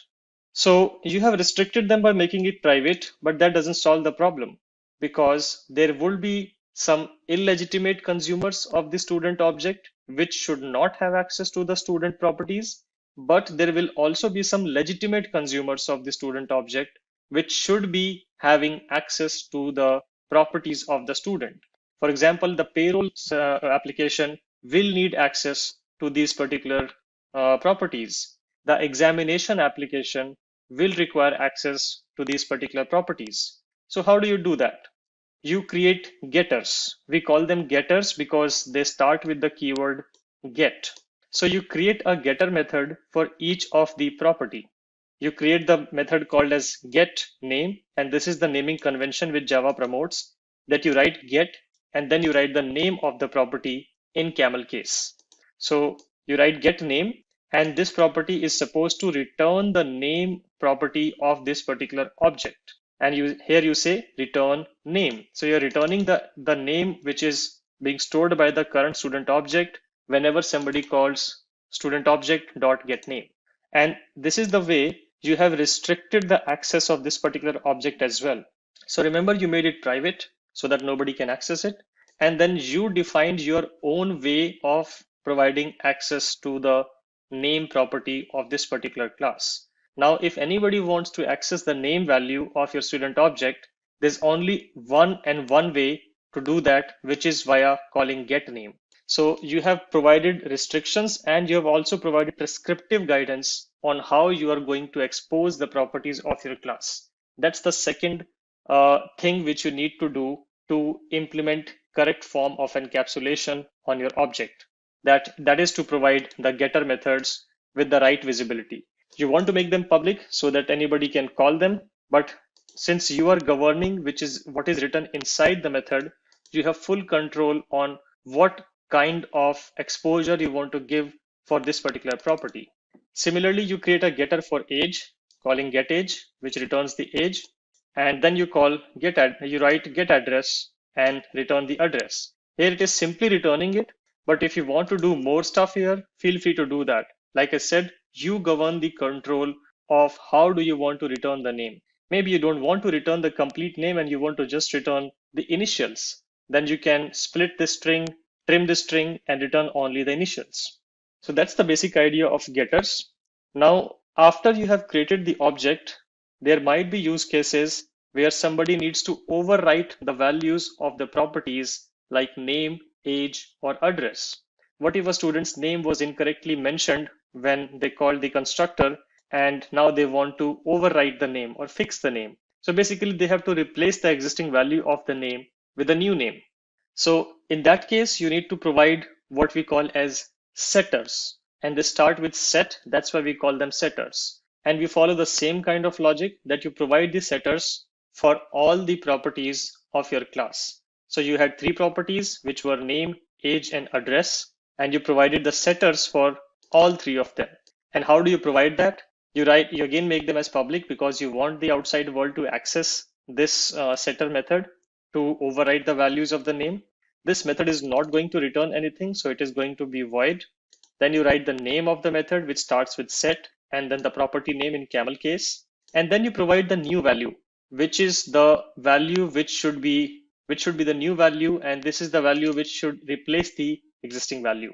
So whatever new value you want to supply, you supply that as the argument of the setter methods for set name, for set age, or for set address. And then you write this particular line, which says set the current name property of this particular object with the name which is coming in from the argument. So this dot name, remember, this dot name represents the current object's property because this represents the current object. So whatever is the current object property value of the name is, just override that value with the argument coming in. Do the same thing for age in set age method, and do the same thing for set address in the set address method. So this is how you are going to provide the setters and the getters. So setters and getters can also be generated in smart IDEs like Eclipse. So you just right click, you go to source, and here you will see the option of generate getters and setters. If you click on this, it will give you the list of the fields which are available to be having getters and setters. Currently, it says no fields or all fields have getters and setters already. Yes, because they have it. Let me just comment this and show this how this works. So for example, let me comment all the getters and setters. So I'm commenting them. And if I right click, source, generate getters and setters, I get all the fields available for which setters and getters can be generated.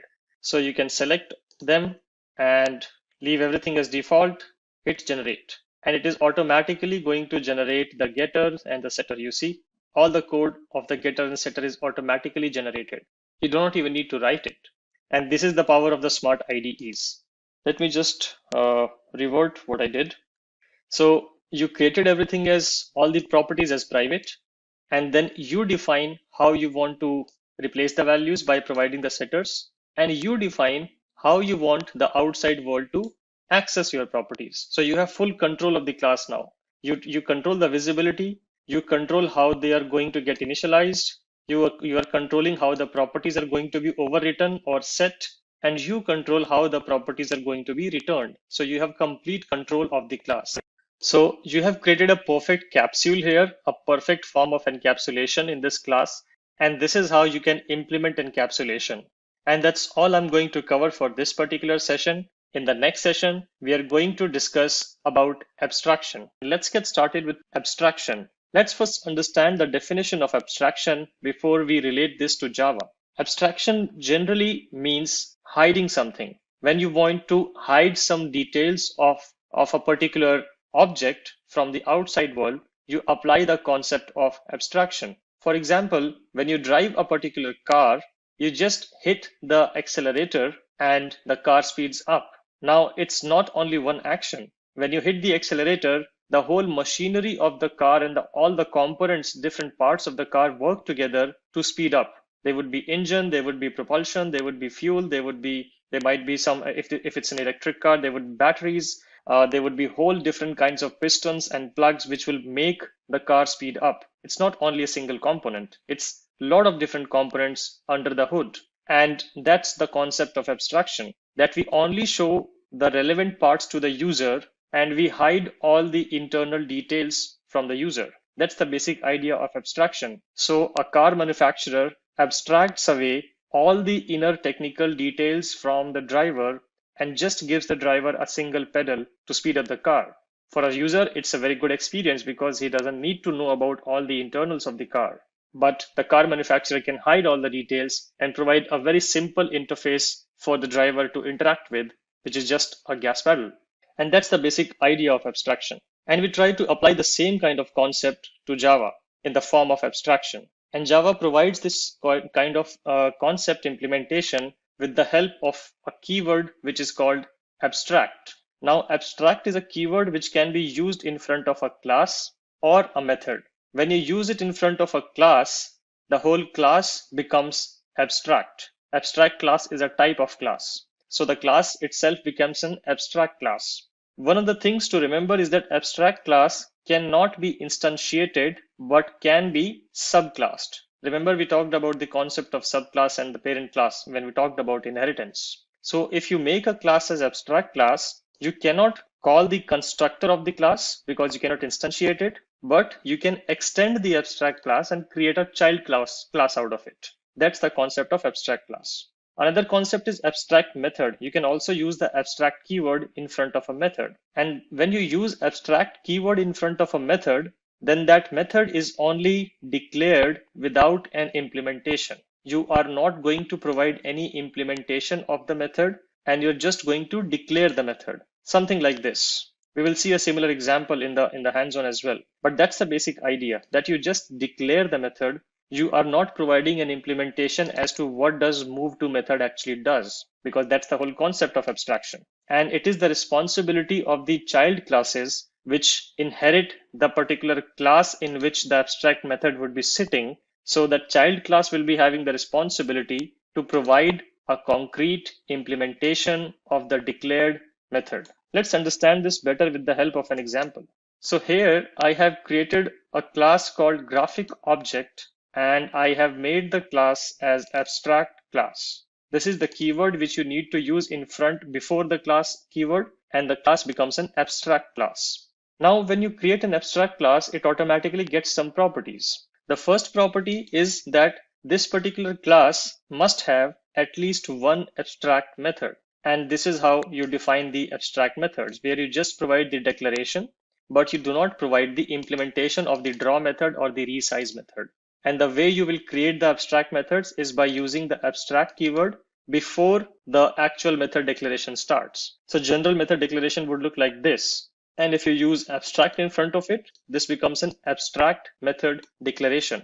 Abstract class can also have concrete methods. So that is the liberty which abstract class gives you, that you can have abstract methods which are just declared, but you can also have normal methods which are where you can also provide the implementation. So you can have normal methods and abstract methods as well in an abstract class. So this is the abstract class. Now, if you want to provide an implementation of the draw and resize method, you have to extend this abstract class. So we extend this abstract class by creating two child classes out of this particular abstract class. which is circle.java, where you can see I create a normal class and I use the extends keyword for inheritance. And I'm saying that circle class is inheriting from the graphic object class, which was my abstract class. And once I use this extends keyword, then I have the responsibility of providing the implementation of the abstract methods.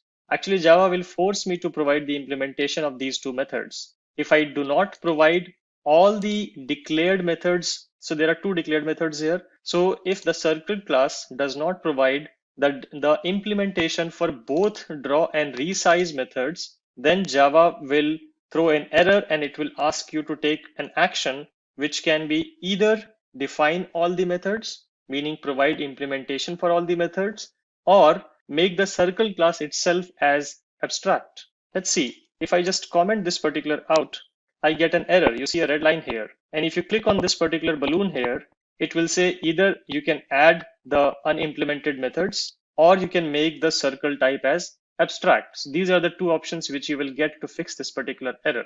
So an abstract class can be extended by another abstract class if the child abstract class is not implementing all the methods of the parent. If you want to implement all the methods, then just implement them and keep it as a normal class. And that's what I've done here. I've just created a normal class here and provided the implementation. And once you provide the implementation of both of the methods, the error is gone.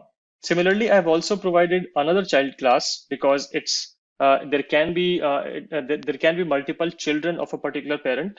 So rectangle also extends from the graphic object, and it also provides its own implementation of drawing and resize. Because generally the way you will draw a rectangle and you resize a rectangle will be different than drawing or resizing a circle. Here I'm not doing anything in the methods because this is just to show you the demonstration. I'm just printing a sysout saying drawing a circle and resizing drawing a rectangle and resizing a rectangle, and in the circle class drawing a circle and resizing a circle. So one abstract class as the parent class, which is the graphic object, and two children, circle and rectangle, both providing the implementation of the abstract methods which were declared in the base class. Now let's go to the main class where I've defined the public static void main method. And here you see I have created two different kind of blocks of code here.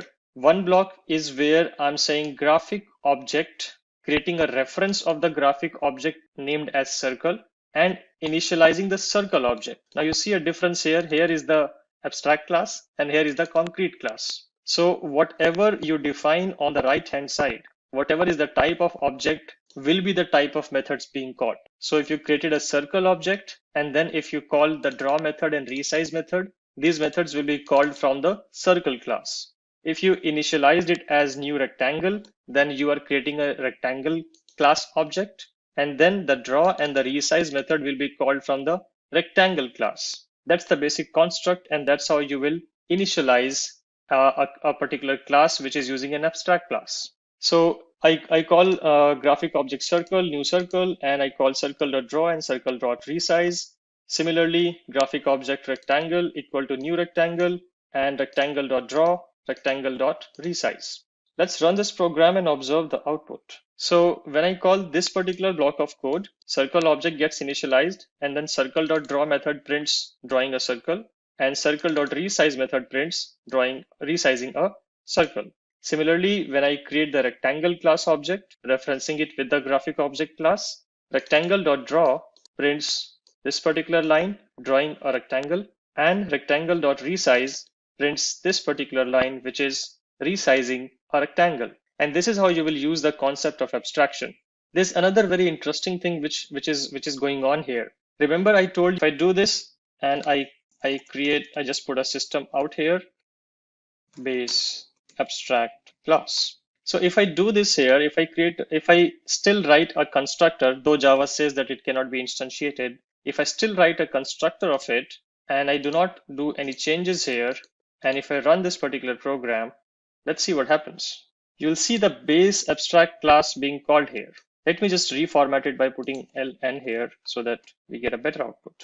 So if I run this particular program, you see base abstract class is getting printed somehow, though we said that abstract classes cannot be instantiated, but still the constructor of this is still getting called somehow.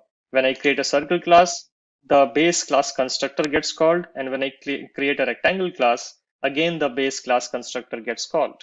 This is the power of inheritance, because in inheritance, remember how it works. When you initialize a particular child object, referencing it with the parent object, see, the reference is of the parent class and the object is of the child class. So whenever you do it like this, first the default constructor, because I'm calling the default constructor here, the default constructor of the circle class will get called, which will go here.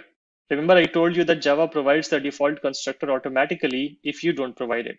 So the default constructor of circle gets called, but Java sees that you are writing this code here, which says circle extends graphic object. So Java is automatically going to call the parent class and going to initialize the parent class as well, because that's how it will be able to see these methods. And so that's why it will automatically call the base class constructor even if you don't call it explicitly. In fact, you cannot call it explicitly. Java will not allow you to initialize the graphic object class explicitly. It can only and only be called by Java itself indirectly via the concept of inheritance. If you try to do this, let's try to do this for fun and also for better understanding. So if I write graphic object go equal to new graphic object, you see I don't even get an option, but let's write it and let's see what happens. So you see that this particular, it gives basically an error because it's not able to find the constructor of the graphic object class. Though even I have defined the default constructor here, but still Java is not able to find it because this class is abstract. So hence proved, abstract classes cannot be instantiated explicitly. They can only be instantiated by the child classes through the internal mechanisms of Java itself. And that's all I want to talk about in this particular session, where we looked in detail about the concept of abstraction.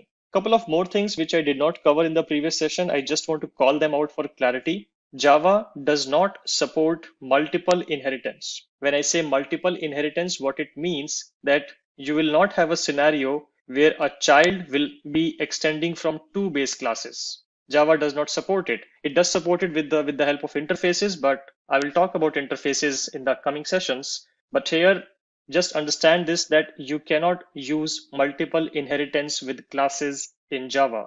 A child cannot have two parent or two base classes in Java. Java will not allow that. It is also called the diamond problem because the child class does not know whether to follow the route of base 1 class or the base 2 class if it is extending from two different base 1 and base 2 classes. So a class can only extend from one class in Java. We can find a workaround of it by using the concept of interfaces, but that's something which will be coming later.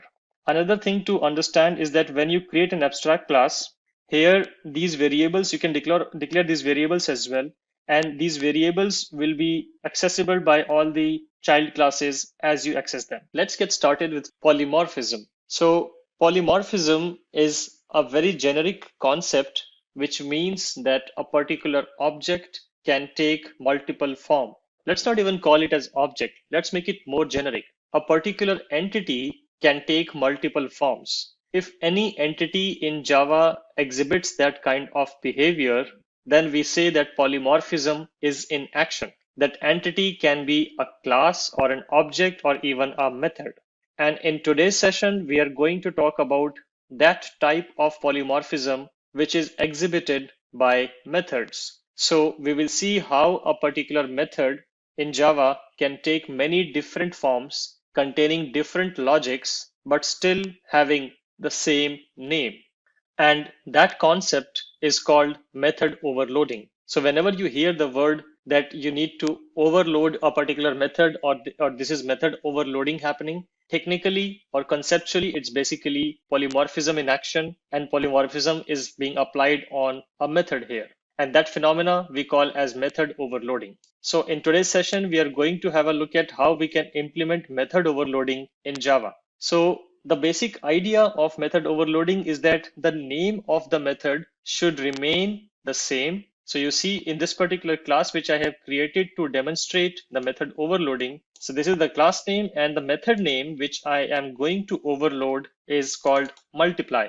And that is probably the first thing which you need to remember to implement method overloading correctly, that the method name is going to remain the same. The type of the return of the method may change. Here you see it's returning int here in the first instance. In the second instance also it is returning int, but in the third instance it is returning double. So the return type of an overloaded method can change. Another thing which can be varied between same method being defined again and again is that the number of arguments and the type of arguments. The first multiply method takes 2 arguments of integer type. The second multiply method takes 3 arguments of integer type, and the third multiply method takes 2 arguments of double type. So by using method overloading, you can vary the number of arguments and also the type of arguments. So the basic idea is that you define the method using the same name, but you do a variation in the arguments or the return types. And that's how you technically implement method overloading. In this particular case, the multiply is the method being overloaded. And in the first case, it is accepting 2 integer arguments and returning the result of multiplication of those arguments. In the second case, the same method name multiply here, the same visibility public, and the same return type, but this time 3 different types of integer values can be accepted, and this method, multiply method, is going to return the multiplication of 3 integer numbers. In the third case, at line 15, I again use the same multiply name, the method name, but this time the return type becomes double, and this method accepts 2 double arguments and returns the result of the multiplication of these double values. So the method name is same, but the arguments vary, and also the return type may also vary. That's the basic premise of how you implement method overloading. So whenever you want to implement it, keep the method name same, vary the arguments and the return types. And after that, I'm just created a public static void main method here. I have initialized the class here, this particular class itself, method overloading demo. And then I am calling the multiply method on the object. And based on the number of arguments I supply, the corresponding method will get invoked. That is something which Java will take care automatically, that whatever type and the number of arguments you supply in the call, in the invocation, based on the number and the type of the arguments, Java will try to find a matching method in the overloaded methods. If it is able to find a method, it's going to get invoked. If it is not able to find the method, you will get an error. In fact, you will get a compile error itself while you invoke a method for which the definition is not available. For example, if I try to just copy this and make an invalid method invocation, let's provide 4 arguments. And if I do that here itself, I will get the error because Java is not able to find a multiply method in this particular class, which is accepting 4 integer arguments. So you will get the compilation error itself before you can even run the program. But the basic idea is that you use overloading with multiple different types and the number of variables. So I'm calling multiply 3 times. Let's run this particular program and observe the output. So let me just bring this output down. Yep. So first I call demo.multiply and pass 2 integer values 10 and 20.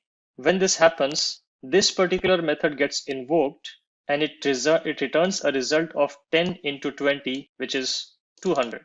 In the second invocation, I'm calling again the multiply method, but this time with 3 arguments, 3 integer arguments specifically. And this call is going to match this particular method signature, and it is going to execute whatever is written inside this particular method, which is the multiplication of the 3 arguments being supplied. So 10 into 20 into 30, which is 6,000. The third case, let's go back here at line 25. The third case of invocation of the multiply method is accepting 2 decimal based arguments, 10.5 and 20.5. So Java is going to look at the class and trying to find a method which can accept decimal values. And there it is. This is the method signature which is going to match the invocation. Java is going to do this matching automatically for you. And here, whatever logic you have written inside this particular method will get executed. So 10.5 into 20.5 returns 215.25, and that's the output you get. So this is how you can use method overloading in Java. This is a rather fairly simple example, but you can make it as complex as you want. But a word of caution, do not use it too extensively. In fact, a lot of expert programmers do not recommend using method overloading because it becomes very confusing. Use it only when you do not have any other way out. Use it only where this is the only way to write correct form of methods with the right readability. Otherwise, generally, there would be other ways to avoid method overloading by writing concrete purpose friendly method names themselves. Maybe you don't need to use the multiply name again and again. You can call it as multiply two numbers, multiply three numbers, multiply doubles, so that the method name itself is more explicit and understandable rather than juggling around different signatures of the same method. Especially it becomes more confusing if you are creating an interface which is to be consumed by a third-party developers or third-party application. So try to use it with caution. That's what I'm trying to stress here.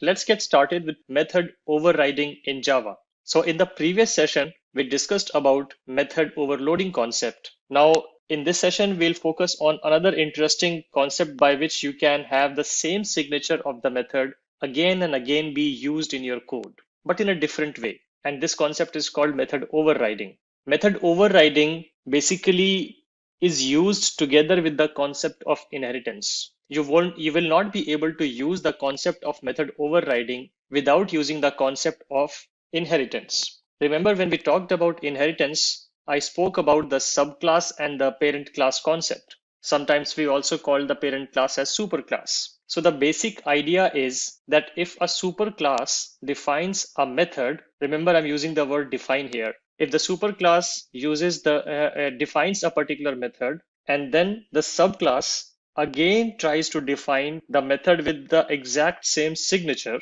this phenomena is called method overriding. Now, when you do method overriding, there are some rules to follow. And I'm showing you a tabular structure here, a table basically, which will show you what is possible and what is not possible when it comes to method overriding. So let's try to understand this table.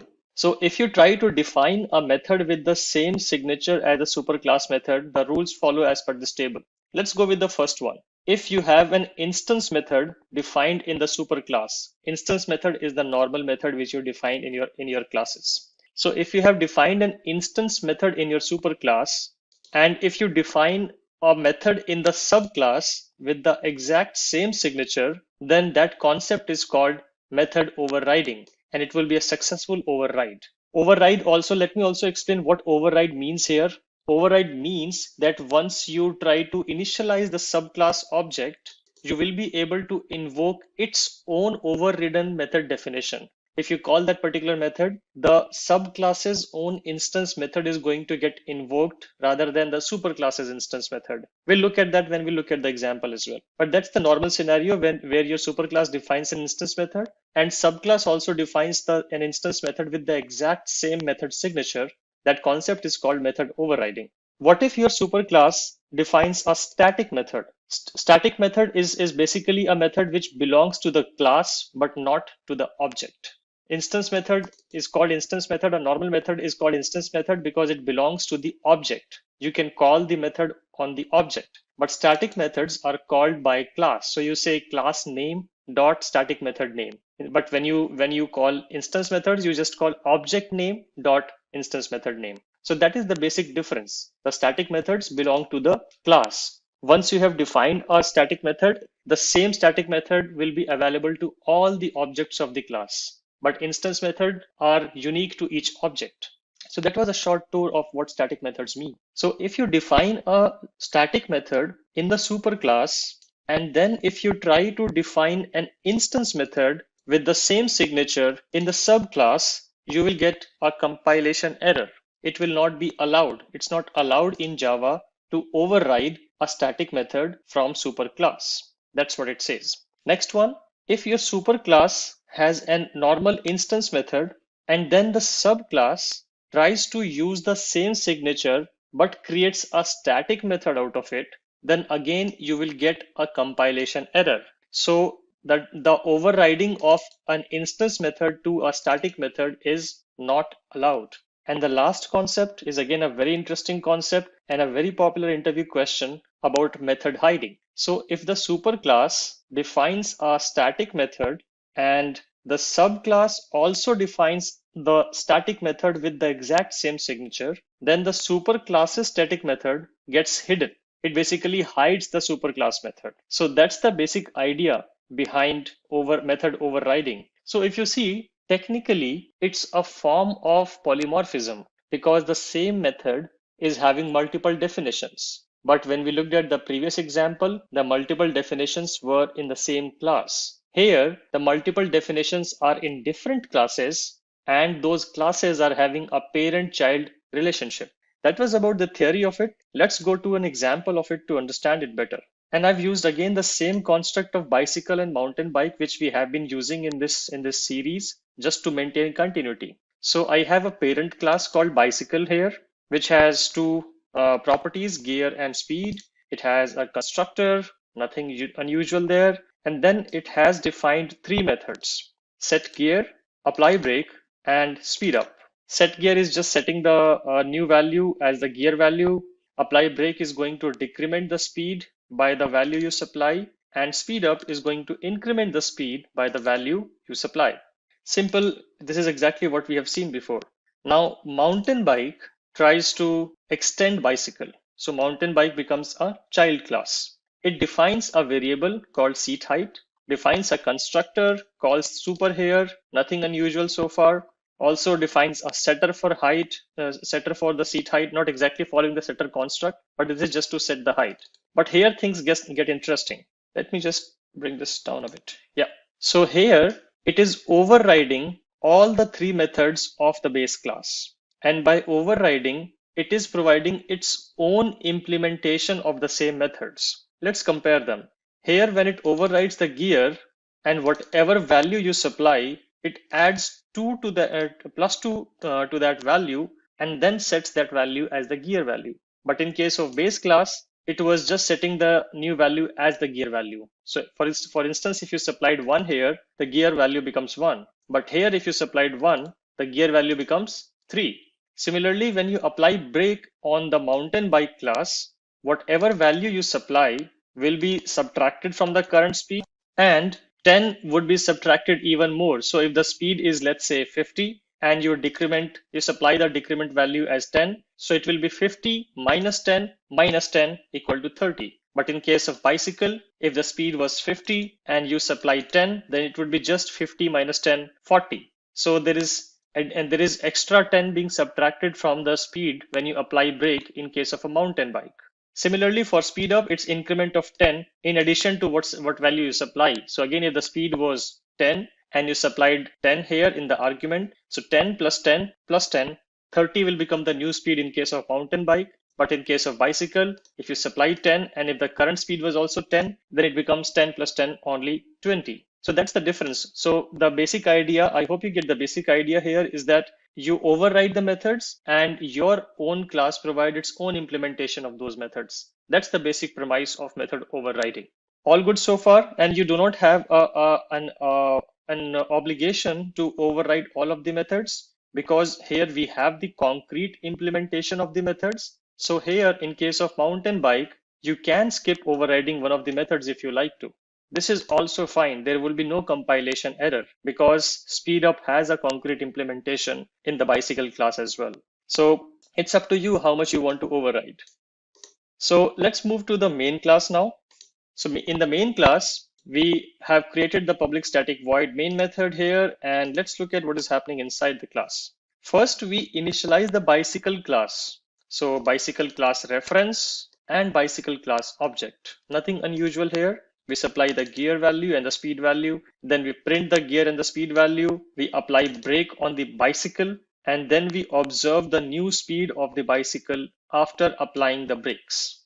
Let me comment out the rest of the code and let's observe the output for only this part of the code, which we just walked through for this section. So if I run this as a Java application, and if I show you what I'm getting here. So bicycle gear is 1, which is what you supplied in the constructor. Bicycle speed is 10, which is again what you supplied in the constructor. Then you applied brake, and when you apply brake, this logic gets executed, and you supplied 1 here. So current speed was 10, so 10 minus 1 becomes 9, and the new speed becomes 9, which is what you are printing here. So far, so good. Let's move on to the next section. Let me comment out the previous section now, and let me uncomment this section. So here I have a bicycle reference, but the object is of mountain bike. Remember this concept. This is called dynamic object binding concept or dynamic binding concept. Again, this might be asked in your interviews. So here I'm initializing the mountain bike with a reference of bicycle. Remember, whatever is written on the right hand side will govern the variables and the methods usage. We'll see how that works out, what I just said. So I'm supplying three values here, 50, 50, and 3 in the mountain bike.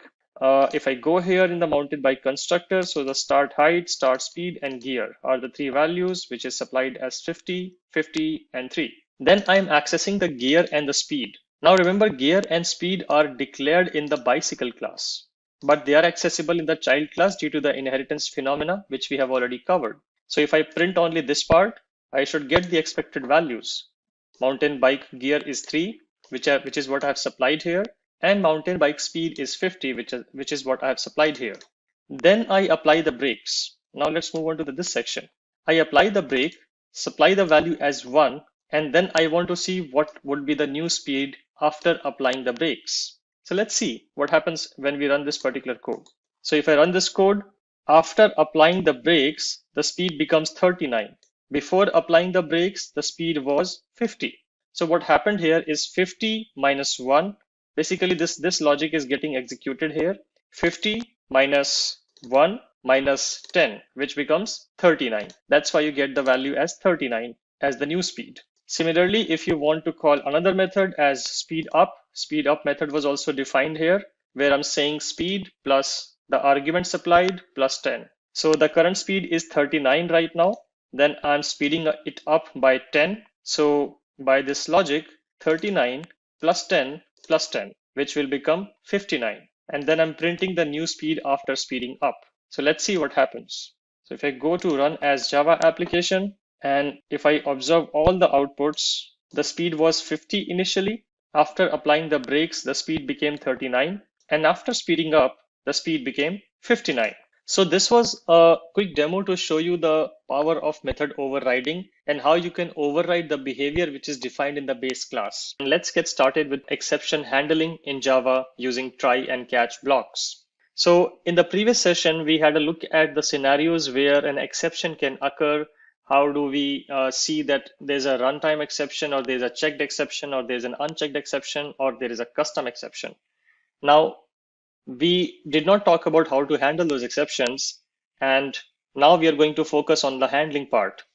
So whenever you have to handle those exceptions, the way Java provides for that is using the try catch block.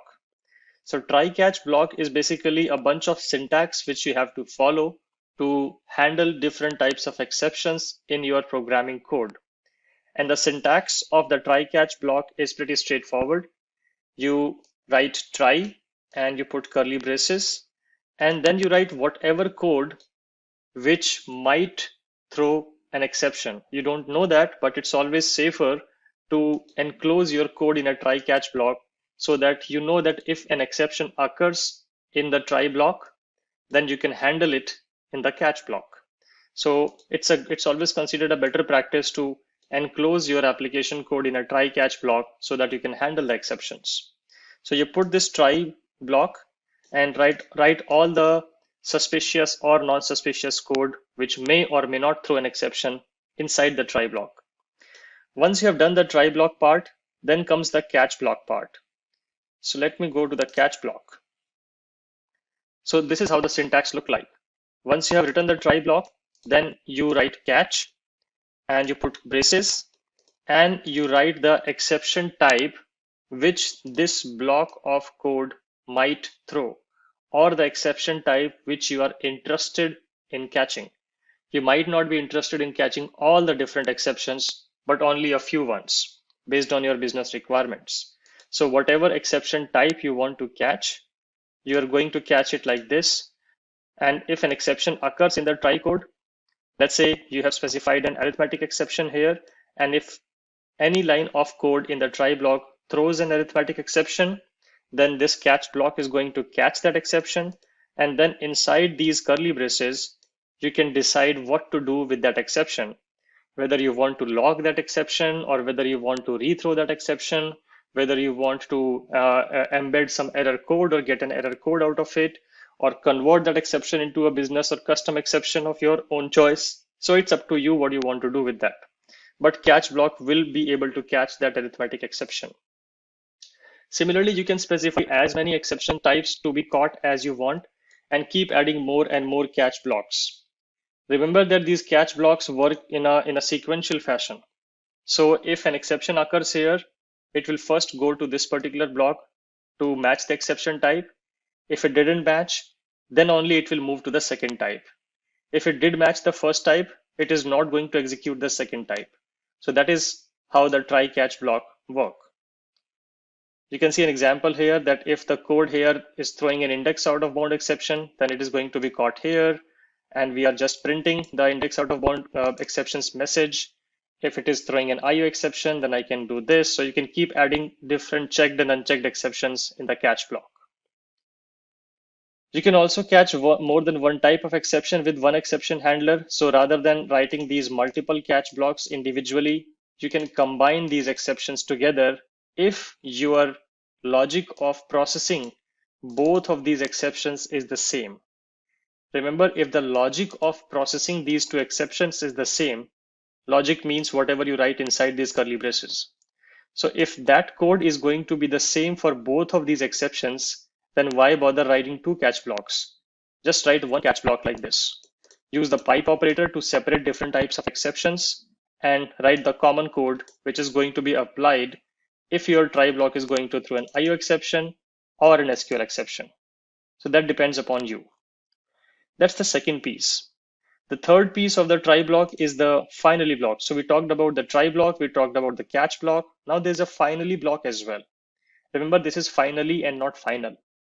The finally block is used together with the try catch block when you want to perform some cleanup operations. Imagine you are opening up a file handler in the try block, you're doing something with it, and then you want to just close the file handler irrespective of the fact if there was an exception in the try block or not. Because even if there was an exception, the file handler resource is going to remain open and is going to consume memory in your application. You don't want to do that. Similarly, if you opened a database connection inside your try block, irrespective of the fact of what happens in the try block, you always would like to close the database connection. And you can write that closing code in the finally block. That's the purpose of the finally block, that you can write the code inside the finally block, which is supposed to be always executed irrespective of the fact whether an exception occurs or doesn't occur. So now we have built a good understanding of what is the try catch, what is the try block, catch block, and the finally block.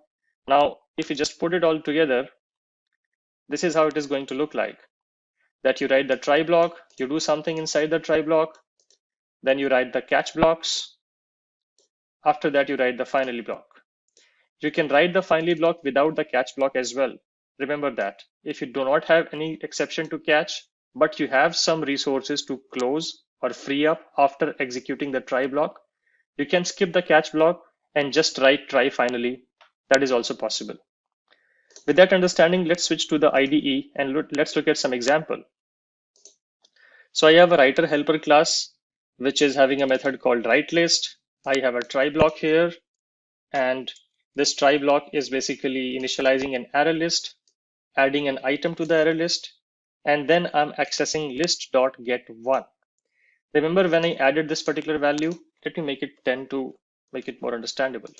When I added 10 to this particular list, this goes to the index 0 position. And here I'm trying to access index 1 position, which does not have anything. So in such case, it might throw an error because there's nothing at list.get1. So this is my method where I put the try block code. And then because I don't want to end up in a position where I get an index out of bound exception.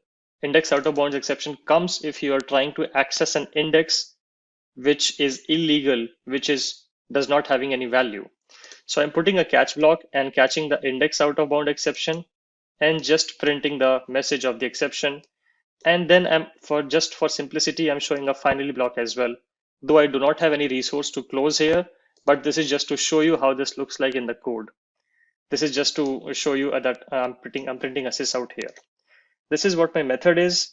And if I go to the main class, the try-catch demo class, I'm creating an object of the writer helper class and calling the write list method, which we just walked through. Let's run this program and see what happens. Okay, so first I get this statement saying entering try statement. So if I go here, I call this method, the execution goes inside the try block, and I get this sysout which says entering try statement. Then I try to access the second element in the list because the position is 1. This is going to index 0 and I'm trying to access index 1. There is nothing at index 1. So I get an error saying index out of bounds exception, index 1 out of bounds for length 1. Because the total length of the list currently is 1 because there's just one element and that one element is sitting at 0 and not 1. So I get the exception, which is the index out of bound exception, but the index out of bound exception is caught by my catch block, and the system.error.println is something which gets executed, and I get this particular line from this line number 17. And then irrespective of the fact whether an exception occurred or not, my finally block always gets executed. Let's fix this and see if the finally block gets executed even if there is no exception. So now accessing get 0 and let's see what happens. Yep, I access the element 10, no exception, but the finally block still gets executed. So this is to assert our understanding that the finally block will always be executed irrespective of the fact whether there was an exception or there wasn't. Now you can also nest different try blocks if you want to. Let's look at an example where I have multiple try blocks. So you can write a try within a try within a try if you want, and you can go as deep as you want. But remember, the more indentations, the more hierarchy you create, the program is going to get more and more complex. So always remember to have that kind of trade-off. So I write multiple try blocks, I initialize an array, I print array 10. Obviously array 10 does not exist because this array has just 4 elements. So this is bound to throw an index out of bound exception, and I'm catching that exception immediately in the catch block. This is the exception, printing a sysout and just rethrowing the exception. You can also rethrow the exception by just using the throw keyword. Remember, this throw is different from the throws keyword, which comes in the method signature. This is just to throw any exception from your code. So this is array index out of bound exception for this try block. Then I have another array index out of bound exception for this try block, which starts from here, block 2. And then I have another catch block for the block 1 try block. So you can see it is already getting a bit complicated where I have multiple hierarchies, but you can do that. So this is what is happening in this particular program. Now let's try to run this and see what happens and try to decipher the output. Okay, so at first I get this particular line which says array index out of bounds exception in block 3. What happens here is that this line gets executed. It throws an array index out of bounds exception. At line 13, that array index out of bounds exception is caught, which was generated from this line. And then we go inside the catch block. We execute this sysout. This is what you see here, the same sysout. And then we rethrow the exception. If we rethrow the exception goes to the enclosing try block. The enclosing try block is this one. There was an exception rethrown from this try block, and now it has gone to this try block. And now this try block, block 2, will try to see if it can catch this array index out of bound exception. Yes, we can catch it. So it can. So the block 2 again has a catch block which catches the array index out of bound, and it prints a sysout here which says exception in block 2, which we see here. And it again rethrows the exception. And if it rethrows the exception, so now the block 2 is rethrowing the exception. So this whole code is now rethrowing the exception. If this block 2 is rethrowing the exception, it goes to block 1, just going one hierarchy up. And then it sees if it can handle the exception in the catch block of this block 1. So yes, the block 1 try block also had a catch exception which said array index out of bound E4, and here it just had a sysout.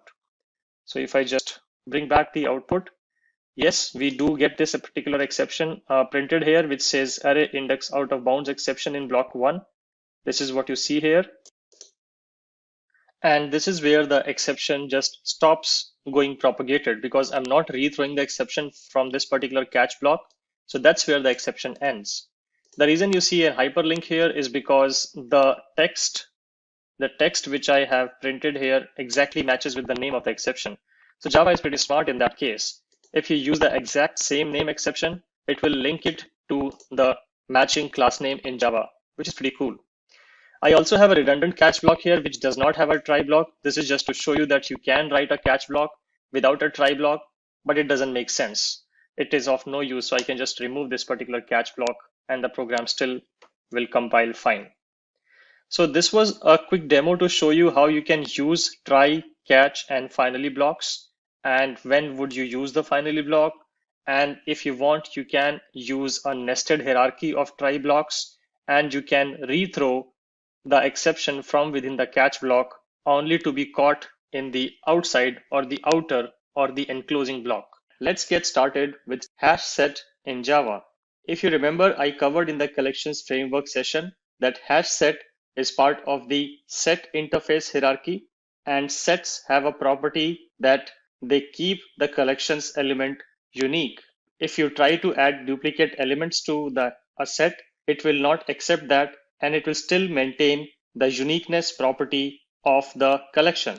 Hashset provides some additional features to the set, which is that in this case, the elements would be accessed in a random fashion. They will not be accessed in a fixed sequence, rather they will be accessed in a random fashion, hence the name hashset.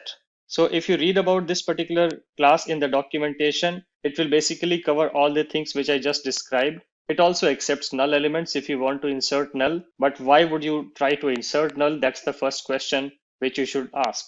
It again provides similar kind of utility methods to the list interface collection hierarchy we covered, like some utility methods to add the elements, to remove the elements, to check the size of the collection, and to check if an element exists in the collection or not, etc., etc. And we will cover some of these methods in the demo. This is again not synchronized, so this is not a thread safe collection, which you should know. So let's look at a demonstration of hashset and how do we actually create a hashset, how do we operate upon a hashset using different utility methods. So as you can see, I have created a class here which is called hashsetDemo. There's a public static void main method, and then at line number 10, you will see that I have created the hashset. And again, it starts with a concrete class here which says hashset. And you can obviously write it as set as well, which will also work fine. So we write the set type as string. So this particular set is going to hold only and only string objects and nothing else. And this set is basically a type of hash set. Again, this is not mandatory, so you can remove that. It will still not complain and the program will run fine. If you want to specify a size, please do that. If you do not want to specify the size, nothing goes wrong and it will be initialized with the default memory footprint. But remember, doing this wastes a bit of memory. So if you're running this program on a machine which is really tight on memory, always put some kind of initialization size based on your knowledge of how many elements are going to be stored in this collection. So after that, at line number 12, we start adding elements to this collection. And for adding the elements, the method which is provided by the hashset class is add. So you use the add method to add new elements. So at line number 12, line number 13, 14, and 15, I use the method again and again to add some elements. If you observe the line number 14 and the line number 15, these two lines are adding the same element. So I'm trying to add C twice to this particular hash set. And we will observe the output to see what happens if we try to add duplicate elements in the hash set.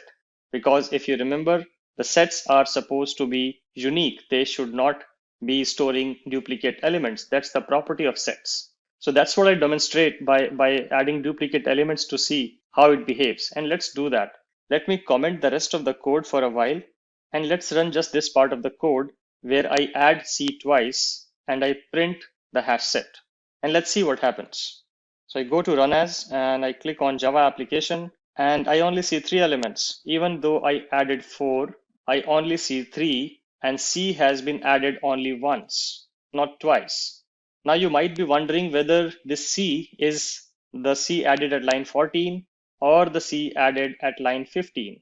So to understand that, we need to understand how hashset's add method works. So this add method is basically returning a Boolean value. If the element is added successfully, this add is going to return true. And if the element could not be added successfully, this add method is going to return false. So let's do that. Let's store the result of these add methods. Let's call this R1 and let's call this one as R2. Okay, and now we will try to print R1 and R2 and see what happens. So if we write system.out.println and I say R1 and then I just copy this after line 16 and write R2. And now we will observe the output of these to see which when we did the add at 14 and when we did the add at 16, which add actually resulted in C getting added. Did C get overwritten or did C did not add twice? What happens? So we see that when we do the add at line 14, we get true. So it means that this add was successful and C was added here. And when I did the add again at line 16, this returned a false. It means the hash set rejected this add operation. So this C was not added. So the actual C was never overwritten. The original C was maintained. And when you try to add a duplicate value with the same value, a duplicate element with the same value, hash set is going to reject that.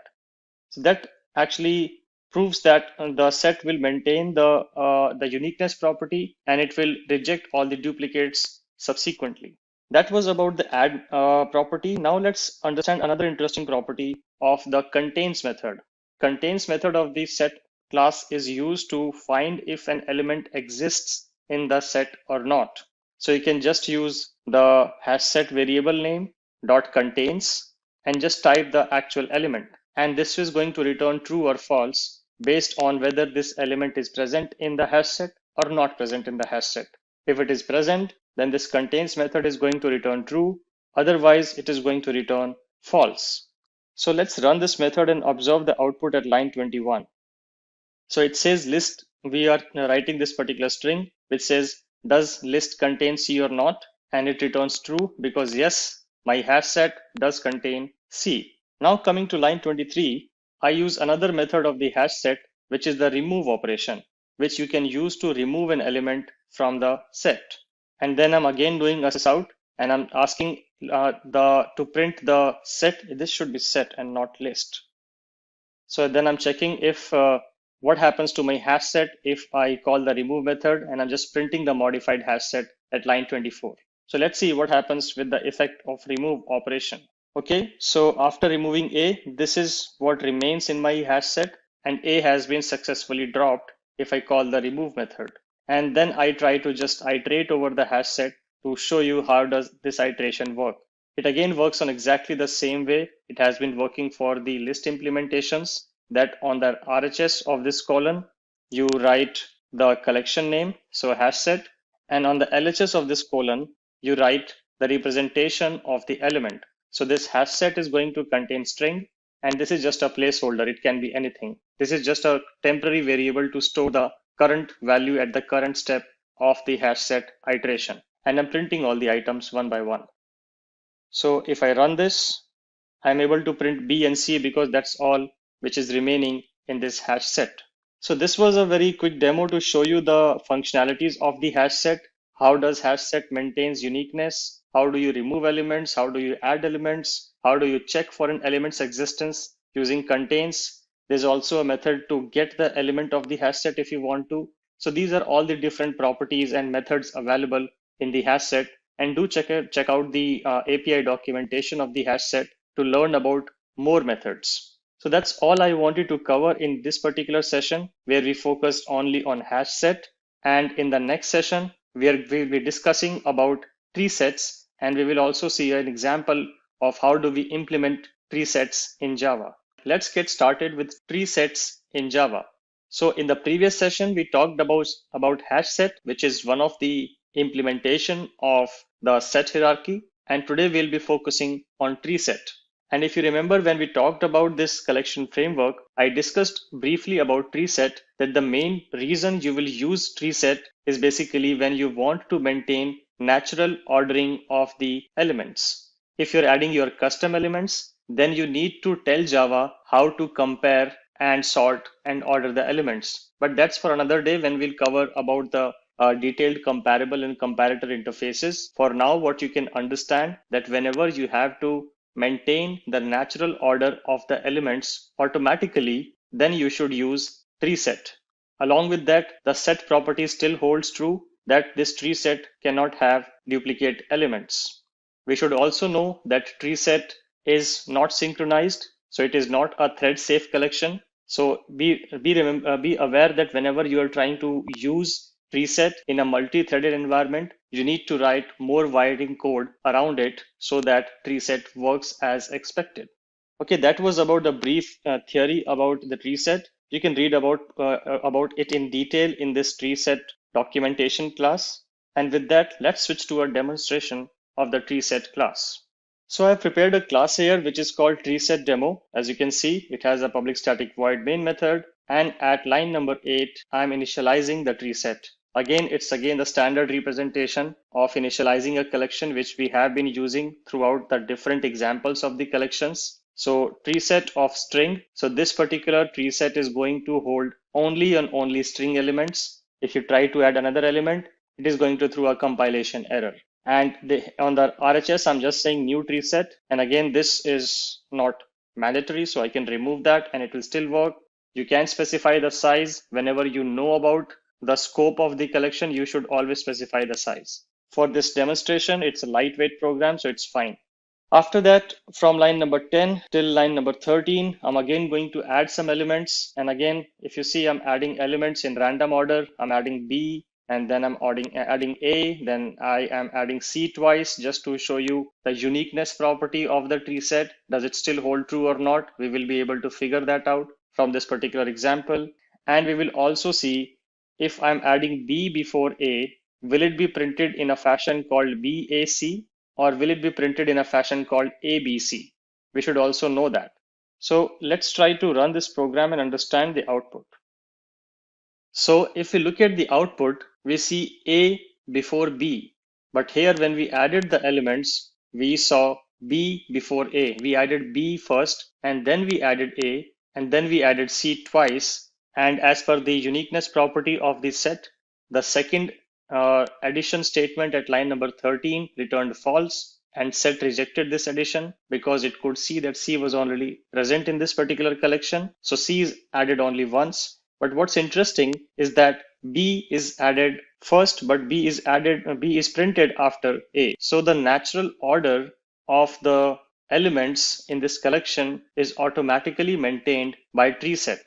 So what under the hood treeset does here, that it looks at the type, which is a predefined type in Java. String is a predefined class in Java. So it will use its own sorting algorithm to sort the strings based on their natural order of sequence. And in the natural order of sequence, A will always come before B and B will always come before C. So it will automatically apply that sorting and will present the result to you. If you're using a custom class here, let's say your own student class or your own customer class or your own account class, in that case, that account class or student class or customer class needs to tell Java how to sort elements. And for that, you need to write comparable and comparator implementations, which we will cover in detail in the future sessions. But for now, you must understand that whatever the type of class you are specifying here should tell Java how to sort the elements. Either Java should know it automatically. If it's a predefined class like string or integer or float or double, then Java would automatically know by default how to sort the elements. But if you're creating a custom class of yours in the tree set and specifying that as the tree set type, then you should also tell Java how to sort the customers, whether you want to sort them based on their first name, whether you want to sort them based on their age, their salary. Java doesn't know that. So you need to tell Java about that if you're trying to use a custom class as the type in treeset. In this particular example, I'm using string here and it will apply the natural ordering. Let's put C here in the very beginning to see what happens.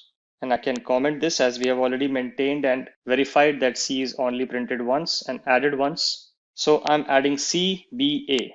And let's run this program. I still get ABC because again, the natural order is implemented.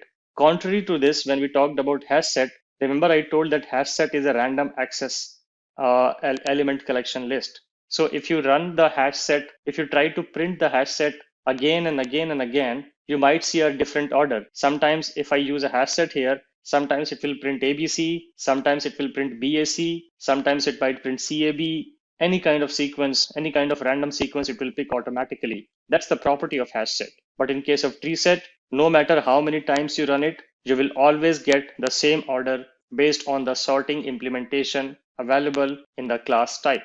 So that's all I wanted to cover about treeset. Please read about its Java documentation in the API docs to understand what all other methods and utilities treeset provides. But it's pretty much similar to what we saw in the hashset example, like remove or get, etc., and contains, etc. So all similar methods are available in the treeset class as well. And that's all we'll focus on this particular session. And in the next session, we're going to talk about an interesting framework called maps. Let's get started with maps in Java. So first of all, before we understand this particular diagram and the classes in this map framework, let's understand why do we need map. So there would be instances when you would write a Java program or any kind of program, there would always be instances where you would need to store a key value kind of arrangement. A very simple example can be that you want to maintain a company database and you want to just bring the whole mapping of the employee ID to the employee name into the Java program. How do you do that? You need a key value sort of arrangement where you can store the employee ID as the keys, and each of the employee ID key would correspond to an employee name, which will be called the value. So you need a key and value arrangement in a Java program to store that kind of information and use that kind of information in your program. And that's where map comes into picture. Whenever you have to store a key value arrangement, remember, you would always think about maps. Maps should be the right collection or the right data structure to be used if you want to store any key value arrangement in your program. So that's about map. And here you can see a nice framework representation of map. And this is going to be a theoretical lecture where we will understand how this map framework works, what is the property, and what are the different implementation classes. And then in the future sessions, we will again look at some examples of the most popular map implementation classes which are used in the Java world. So again, the orange oval are interfaces. The blue boxes or the light blue boxes are the abstract classes, and the purple boxes are the concrete classes. So map is an interface which will provide this kind of a blueprint that every class underneath it would be working on a key value arrangement. When we talk about this key value arrangement, so we have these keys and we have the values. So the keys here are supposed to be unique. The values can contain duplicates. Remember, this is a very important concept that in map, the keys will be unique and the values can have duplicate. And because we want to maintain the uniqueness in the keys part, that's why the keys are technically stored as a set, because we know that set cannot contain duplicate. Sets are by design made to be storing only unique elements. So map uses the set class to store its keys, and to store the values, it generally uses a list class. So you can see map is basically reusing the classes from the collections framework, sets for storing the keys and lists for storing the values. That's the basic anatomy and basic idea of how map is working. Now you see some classes here called abstract map and sorted map. And again, similar to the set hierarchy, whenever you see the sorted word, and if you look at the concrete class, which is called TreeMap, this is going to provide you some sort of an order. sorting order automatically. And then you have the HashMap class. And this class is going to be providing a random access. This will not maintain the insertion order. This will not provide you a natural sorting order. This is just to store elements in random order. And the element here, a single element here, is basically consisting of two parts, which is key and value. Always remember that. You also have hash table here. Hash table is basically a synchronized representation. This is a thread safe. HashMap and TreeMap are non-thread safe. So multiple threads, if you try to work in a multi-threading program with these HashMap and TreeMap, you're going to get very unpredictable results. But if you use hash table, then it is inherently thread safe. So it will only allow one thread to access the hash table at a particular time. You will also be thinking then it's always better to use hash table, right? Because you will never get into those weird errors and you don't have to migrate your program to a multi-threaded environment whenever you are trying to use hash tables. Yes, that is true, but hash tables are slower for the same reason, because only one thread can can access it at a time, and that's why hash tables are slower. And HashMap and TreeMap are way faster because they allowed multiple access at the same time. So you have to always be mindful of what kind of collection type you're using. There are some external ways as well to make these hash maps and tree maps and hash set and tree set and array list and linked list as synchronized as well. And we will talk about that in a future session. But for now, you can understand that hash map and tree map are non-thread safe and hash table are thread safe.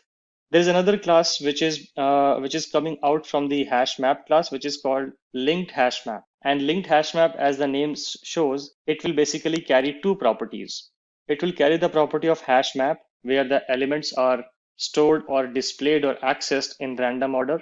And at the same time, it is also providing the linked property of the linked list, where the sequence is maintained. So you can see you can actually get the insertion order. If you use a linked HashMap, the way in which you insert the elements would always be the way in which the elements will be accessed. So you are getting sort of a ordering property, but the order is the insertion order. It's not the natural sort order, it's the insertion order. That's why the name linked hash map, because it brings the linked list part of the link property inside the hash map, where the elements would be presented to you in the order they are inserted when you call the add method. So that's what we covered here. We covered about map interface. We covered about hash map class, which is going to store the values and the access will be random. The value means the element means a key and value. We sometimes also call this as an element. You will see that representation sometimes. Some people also call it as iterable element. It's all the same thing, but it's a key and value arrangement. TreeMap also stores the key value arrangement, but it will provide you a sorted representation. And here the sorting will happen on the keys, not on the values. The sorting will be happening. The natural order of sort, which will be maintained by the tree map, is only applicable to the keys here. Similarly, linked hash map, it will insert the elements, but when you try to access it, it will maintain the insertion order. No matter how many times you access it, it will only be presented to you in the order the elements were inserted. And hash table is very similar to hash map, with the difference that hash table is thread safe. Multiple threads cannot manipulate the hash table at a time. It will only let a single thread access itself at a time. So that's the property of hash table. The most popular classes are generally these ones: hash map, tree map, and linked hash map. Very rarely you will also see hash table, but since we have some ways to get these synchronized, so generally you would not see much of the hash table implementation. Let's get started with hash maps in Java. And now we are looking at the API documentation of the hash map class. You can see the k, v here. These are the types of the key and the value which the hash map will accept. You can see k is basically the type of keys and v is basically the type of mapped values. Like I explained, it's basically keys are stored in a set fashion and values are stored in a list collection fashion. This is not by default synchronized. So if you want a thread safe collection, then you would have to do something else, which I will cover in the future sessions. This is a very brief overview of what HashMap is. But let's look at the example to understand better, and then I will be able to explain it in bit more detail. So now we are looking at an example which is basically a class which is called HashMap demo. I have a main method here, and then at line number 10, I'm initializing the map. And as you can see that on the LHS, we see the concrete class HashMap, and I can do this, and this will still work provided you have the import here. I had the import here, so it will work fine. And I'm saying that this map is going to contain a key value arrangement where the keys are the string type and the values are of the type integer. And it's ultimately a hash map. Here, I don't need to again provide the generics because I have already provided the generics here. The name of the map is just simply a map. And again, you can specify a size or you can skip the size based on the memory requirements and the program requirements. Now coming to the point where you want to add elements to the map. Now, since this is a key value arrangement, here the name of the method through which you are going to add elements is put. So you call map.put and then you provide the key, comma, you provide the value. That's the syntax for adding an element, or we technically call that element an entry. This key value together is called entry. So if you have to add an entry to the map, you have to write it in this way where key, comma, value is the convention. So I'm adding 3 elements or 3 entries here, which is A, 10, B, 20, and C, 30. A, B, C are basically the keys, and 10, 20, and 30 are the corresponding values of these keys respectively. After that, I'm showcasing another utility method of this particular class, which you can use to find the size of the map. So you can just call map.size and it will print the size of the map. After that, I'm printing the actual map, the whole map. And then I'm using some more methods, but again, let's comment this code and let's understand this code one by one so that there is no confusion. So to start with, I'm going to add some elements, some entries, and I'm going to print the size of the map and the map itself. Let's run this program. So here you can see the size of the map is printed as 3 because I've added 3 entries. And then when I call map inside the system.out.println method, I get the whole map printed here. And this is how the map will look like when it is printed. You can see key equal to value syntax here, where A equal to 10, B equal to 20, and C equal to 30 are the key value representations or the entries here, separated by comma, enclosed by the curly braces. That's how our map looks like. So far, so good. The next thing which I'm going to showcase to you is the contains method. And since the map has this set, which is the keys basically, that's why map provides a method called contains key. Basically, you can check if a particular key is present in the map or not. And if you know the key is present, then it's very easy to get the value from the key. Map will provide a method also where you can supply the key and get the value. So knowing the key is the most important part, and that's why map provides a method called contains key. So you can call this method, specify the key which you want to check for the presence in the map. It is going to check whether A is present in this map's key set or not.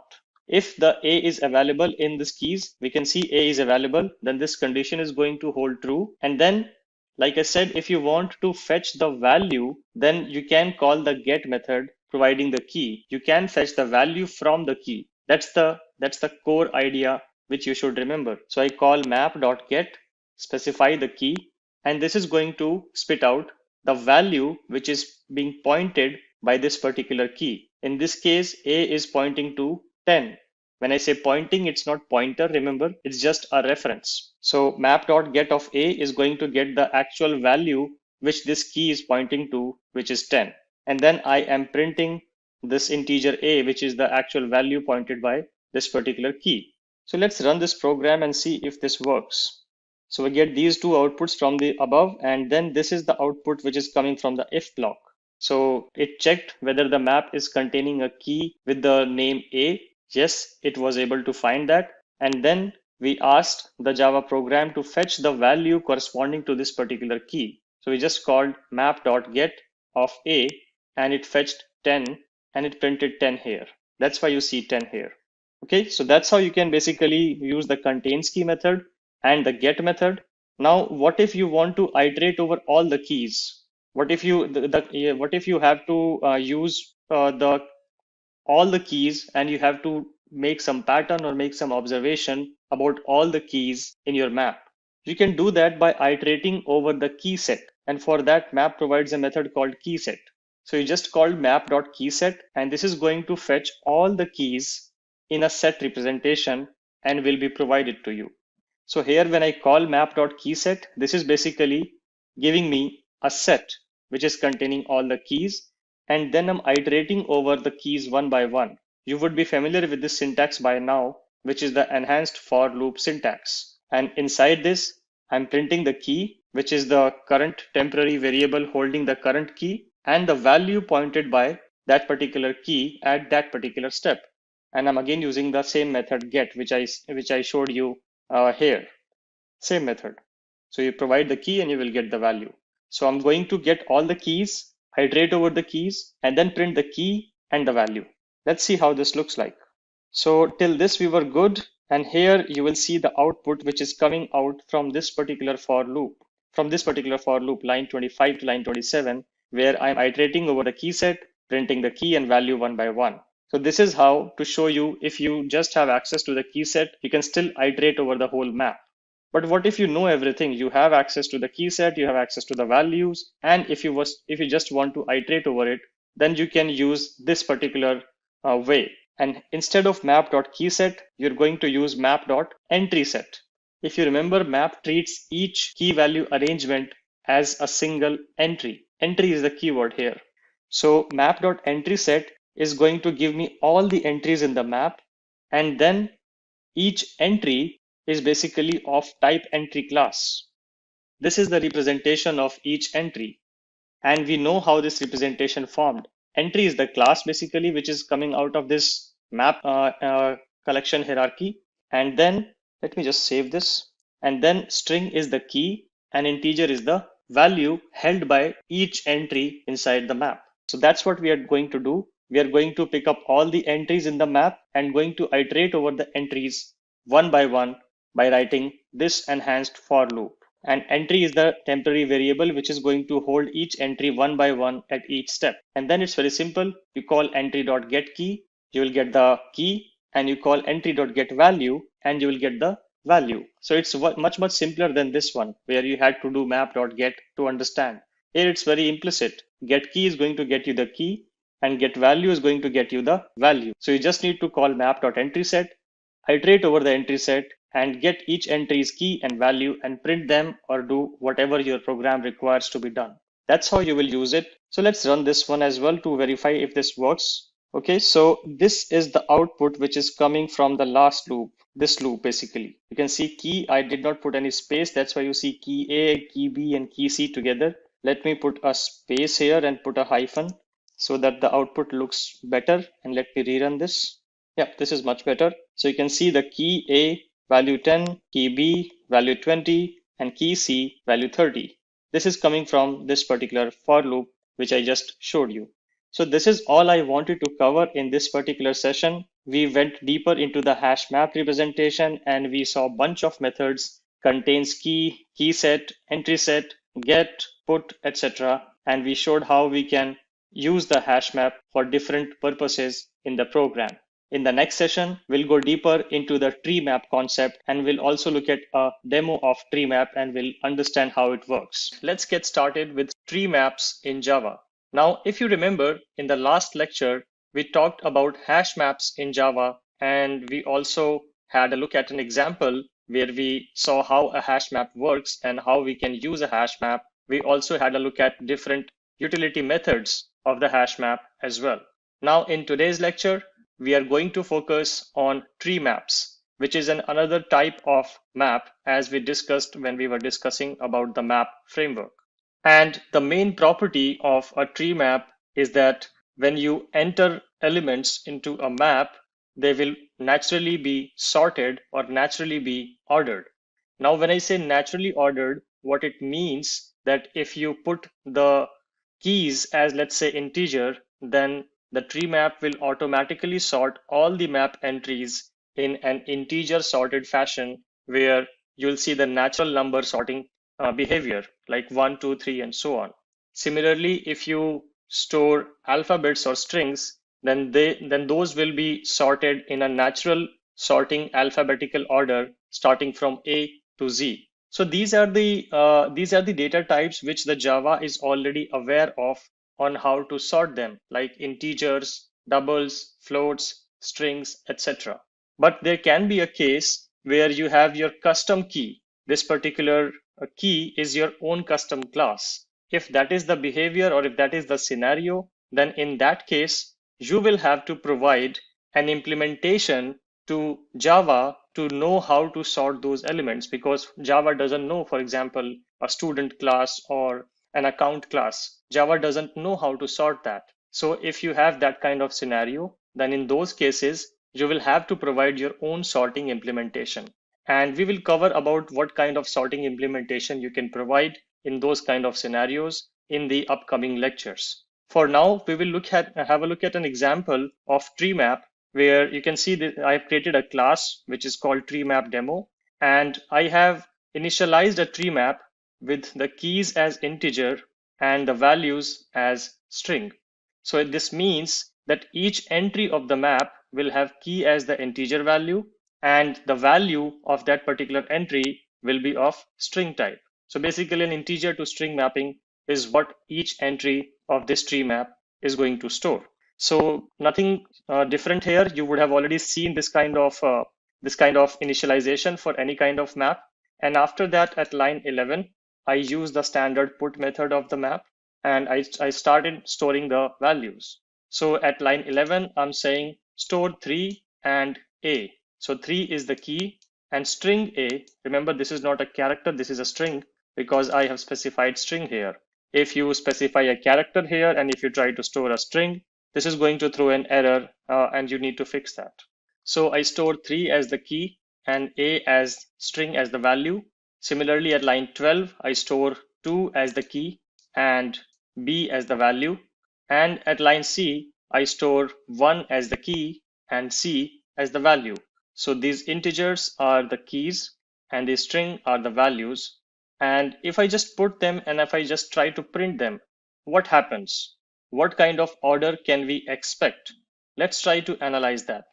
So I right click on this, I go to run as, and I go to run as Java application. It will run the program because I have a static void main method. And now you see that the map is printed in a different fashion than the way it was added. We added the map elements in this sequence, that we added 3A first, 2B second, and 1C as the third element. But when we started printing them, we saw 1C printed first, 2B printed second, and 3A printed third. So what this denotes, that this tree map, because the key was integer here, it automatically sorted these keys into a natural order sorting, and it provided, when I tried to access the map, it provided the access in that sorted sequence only. No matter how many times you run this particular program, it is always going to return the map in the same format, in the same sequence. The sequence of representation of the elements is not going to change. And you can basically do the similar behavior. For example, if I just change this to string and integer, let's do it like this. And if I again swap the elements here as well, I say A, 3, and I say B, 2, and here I can say C, 1. If I do this, I just switch the keys and values position. Now the string is the key and the integer is the value.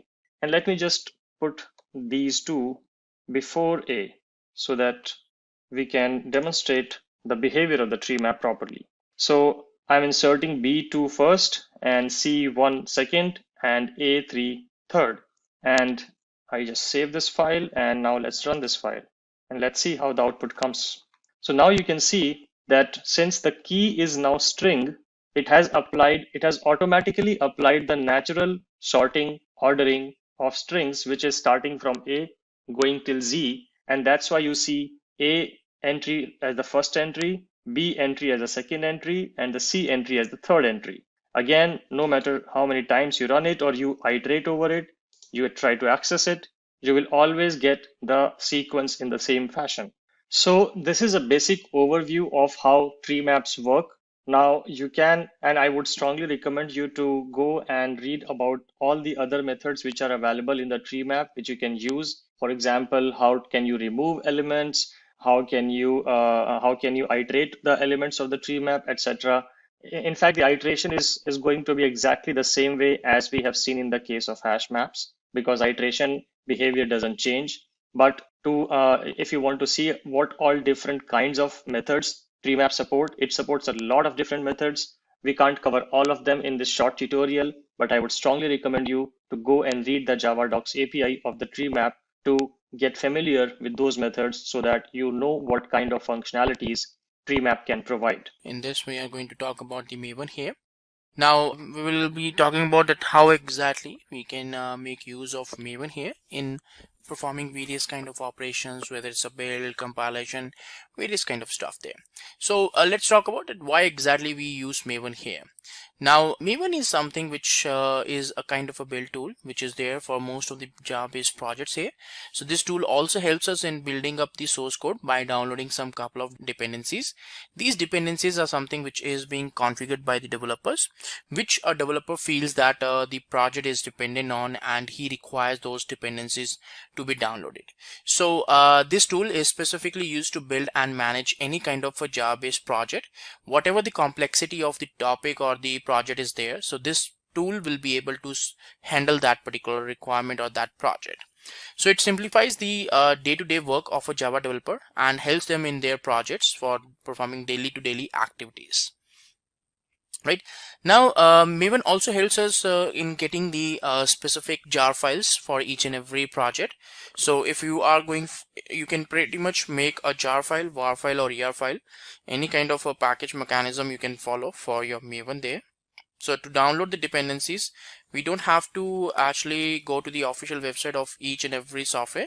You can easily get it, the dependencies of each and every third-party binaries on the mvnrepository.com. This is a website which is present, on which if you visit, you will be able to download the dependencies which is required by your project or by your specific project over here. So it totally depends on how exactly you want to download and you want to get together a specific repository over here.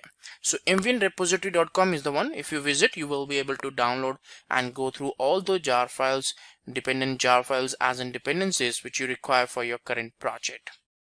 Right, so now what exactly is a Maven all about? So let's see on that part. So Maven is a popular open source build tool which is developed by the Apache group, and the primary ownership of this tool is to build, publish, and deploy several projects at once. Maven is written in Java, and it can be used to build projects written in C#, Scala, Ruby, etc. So apart from Java, these are the different programming languages or the tools which is supported by the Maven here for performing the build activity. So the tool is used for build and management of any kind of a Java based project. It simplifies the day-to-day work of a Java developer and helps them to automate most of the compilation or build perspective tasks on the projects. Right. Now Maven is a kind of a BOM based project, so it also known as a project object model, and it focuses on simplification and standardization of the building process. In the process, it takes care of all the followings here: builds, dependencies, reports, distribution, releases, mailing list. So all these things are being taken care as in this particular process here, and ultimately it's an availability inside the Maven that how the overall build process needs to be automated and standardized here. So all these particular mechanisms can be followed as such over here, so that we can have a good standards and the simplifications implemented as such here. Now what exactly is a Maven repository all about? So Maven repository is something which is kind of a directory, or it's kind of a location where we have all the jar files packaged all together in a single location. So depending on the software which you want to download, the dependent jar files can be downloaded from there. So the metadata refers to the POM files relevant to each project here. This metadata is what allows Maven to download the dependencies. Now there are three types of repositories from where we can download the dependencies.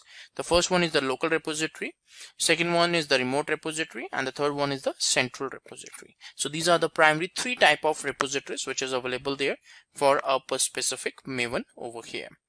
So whatever repository you want to follow, you want to access, you can pretty much access it and you can go with that. Right now, the local repository will be primarily present onto your PC. That's the way that how it's present there. And the particular remote repository is something which you can store on any remote machine or remote server. And the central repository is something which you can have it onto the internet. So usually the central repositories is something in which we can actually host our different kind of dependencies and the jar files over there. So local repository on the machine of the developer where the project material is saved. So all the particular dependencies jar file will be available on your local machine. Remote machine is the location where you can actually store all your particular dependencies, from where you can download these dependencies whenever you require it. So this repositories work similar to the central repository. Whenever anything is needed from the remote repository, it's first downloaded into your local repository and then it will be utilized. So if you feel that the dependency is something which is not there in the local, it will be first downloaded from the remote repository and then it will be utilized or will be referenced onto the local machine there. And central repository is refers to the Maven community repository there, where you will be able to see each and every dependency present on that repository. So Maven downloads the repositories from here in the local repository whenever they're needed or whenever required.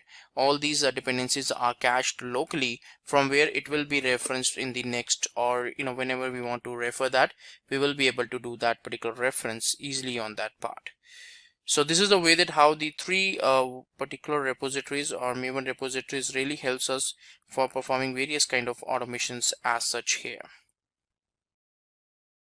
Right now, what are the basic concepts of Maven here? So some of the couple of basic concepts which is present in Maven is, like, for the first time we have the project object model. So project POM refers to the XML file which has all the information regarding the project, how this particular project should be built up, how the different build process should be automated there. It also has a description of the project, details regarding the versioning. Versioning information is also stored as such in this XML file, in this particular POM reference file as such over here. The XML file is which is there in the project home directory. So Maven is something which searches for the POM file in the current directory. If it's able to find that particular POM file, so it will execute or it will proceed with the build step. Otherwise it will halt there itself. So this POM file is very important because it will act as a kind of a build script, and primarily the Maven tool will be able to process each and everything which is configured as such in this specific XML file there, and according to that only it will function or it will proceed further. Right now, second thing is the dependencies and repositories. So dependencies usually refers to the jar files, so the Java libraries which we need in into our particular project. So while working on the project, we may be having the dependency on couple of dependencies. So these dependencies we have to actually download or we have to actually refer, and once these particular information or these details are referred, so what will happen that we need to download these specific dependencies from the particular Maven repositories. So if the dependencies are not present in your local repository, then Maven will try to download it from the central repository and cache it into your local repository. But first of all, it will look on into the local repository, and if it is not present in local, then only it will go to the remote or the central repository. Then we have build life cycles and phase and goals there. So build life cycles consists of the sequence of build phases, and each build phase consists of sequence of goals here. Now each goal is responsible for performing a specific task. When a phase is running all the goals related to that phase, and its plugins are also used to performing the compilation, preparing the artifacts, downloading the dependencies, all different things being done by the plugins here. Then we have the build profiles. So build profiles refers to a set of configuration values. Now generally we have the generic build process for all the environments or all the particular code base there, but sometimes we do have some kind of a differences there. So that is where we can go for the profiles, because a specific profile can have its own configuration, and whatever it's required for the build process, we can have different configurations stored inside the Maven build script here. Then different build profiles are added to the POM files, and which enables the different build as such here. So depending on these profiles, we can actually decide that how we need to proceed with the build process and how the different kind of build automations needs to be performed here. Then a build profile helps in customizing the build for the different environments, so that also we can perform as such while performing or while working on the different components and the different management here. So a build profile is something which you can configure, you can utilize, and depending on that build profile, we will be deciding whether to proceed further or how to decide on that particular factor. So these are something which we need to take care, or we need to work according to which we can decide that how the specific configurations and specific automation needs to be performed here. Now usually when we go for the Maven there, so we have to use some couple of Maven plugins. Now the goal of using these specific plugins is to automate some of the basic stuff like compilation, creating the var file, creating the jar file.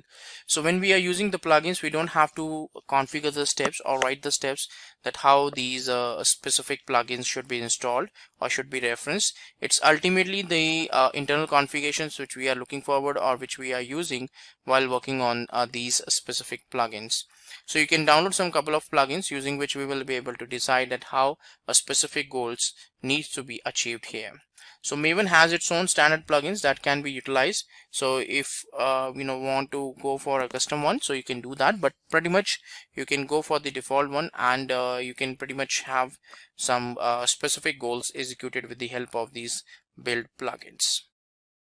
Now next thing is the Maven architecture. So in Maven, what happens that let's talk about the basic architecture of Maven here. So the Maven executable, when it's deployed, so it usually reads the pom.xml file, which is the build script here. Now once the specific pom.xml file is being read out, so it will process the components. It will download, or it will process the dependencies, plugins, life cycles, phases and goals, and even the build profiles. And if any kind of interaction is required, so it will try to connect to the central repository or a remote repository, and according to that it will provide the information and provide the details as such. So Maven repository is something which is very important, because it's ultimately trying to connect to the Maven repository and try to achieve the various kind of automation here. So it's very important because ultimately it's trying to help us to go for the complete end-to-end build automation when we'll go for a specific POM based build automation. So Maven executable will read the pom.xml file, then download the dependencies defined into the pom.xml file, and that dependencies are cached locally from the remote or the central repository. Now then create and generate a remote report according to the requirement, and execute the life cycles, phases, goals, plugins, etc. So it will process the pom.xml file there, and whatever the plugins and goals or the life cycles which is configured there, step by step each of them will be executed into a sequence here.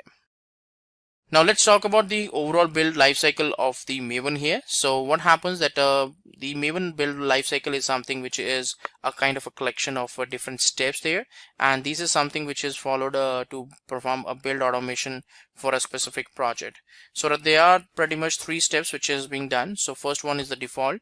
So it handles the project deployment there. Second, handles the project cleaning, which is a clean there, and then we have site. So it handles the creation of the project sites documentation there.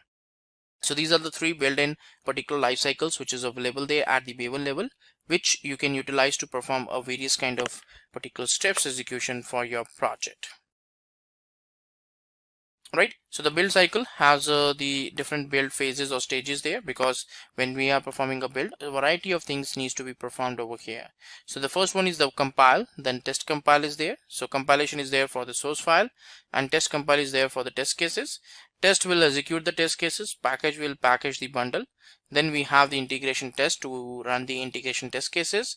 Then we have the verify, then install goal is there, and the last one is the deploy, which is there to deploy the artifacts to the artifact tree.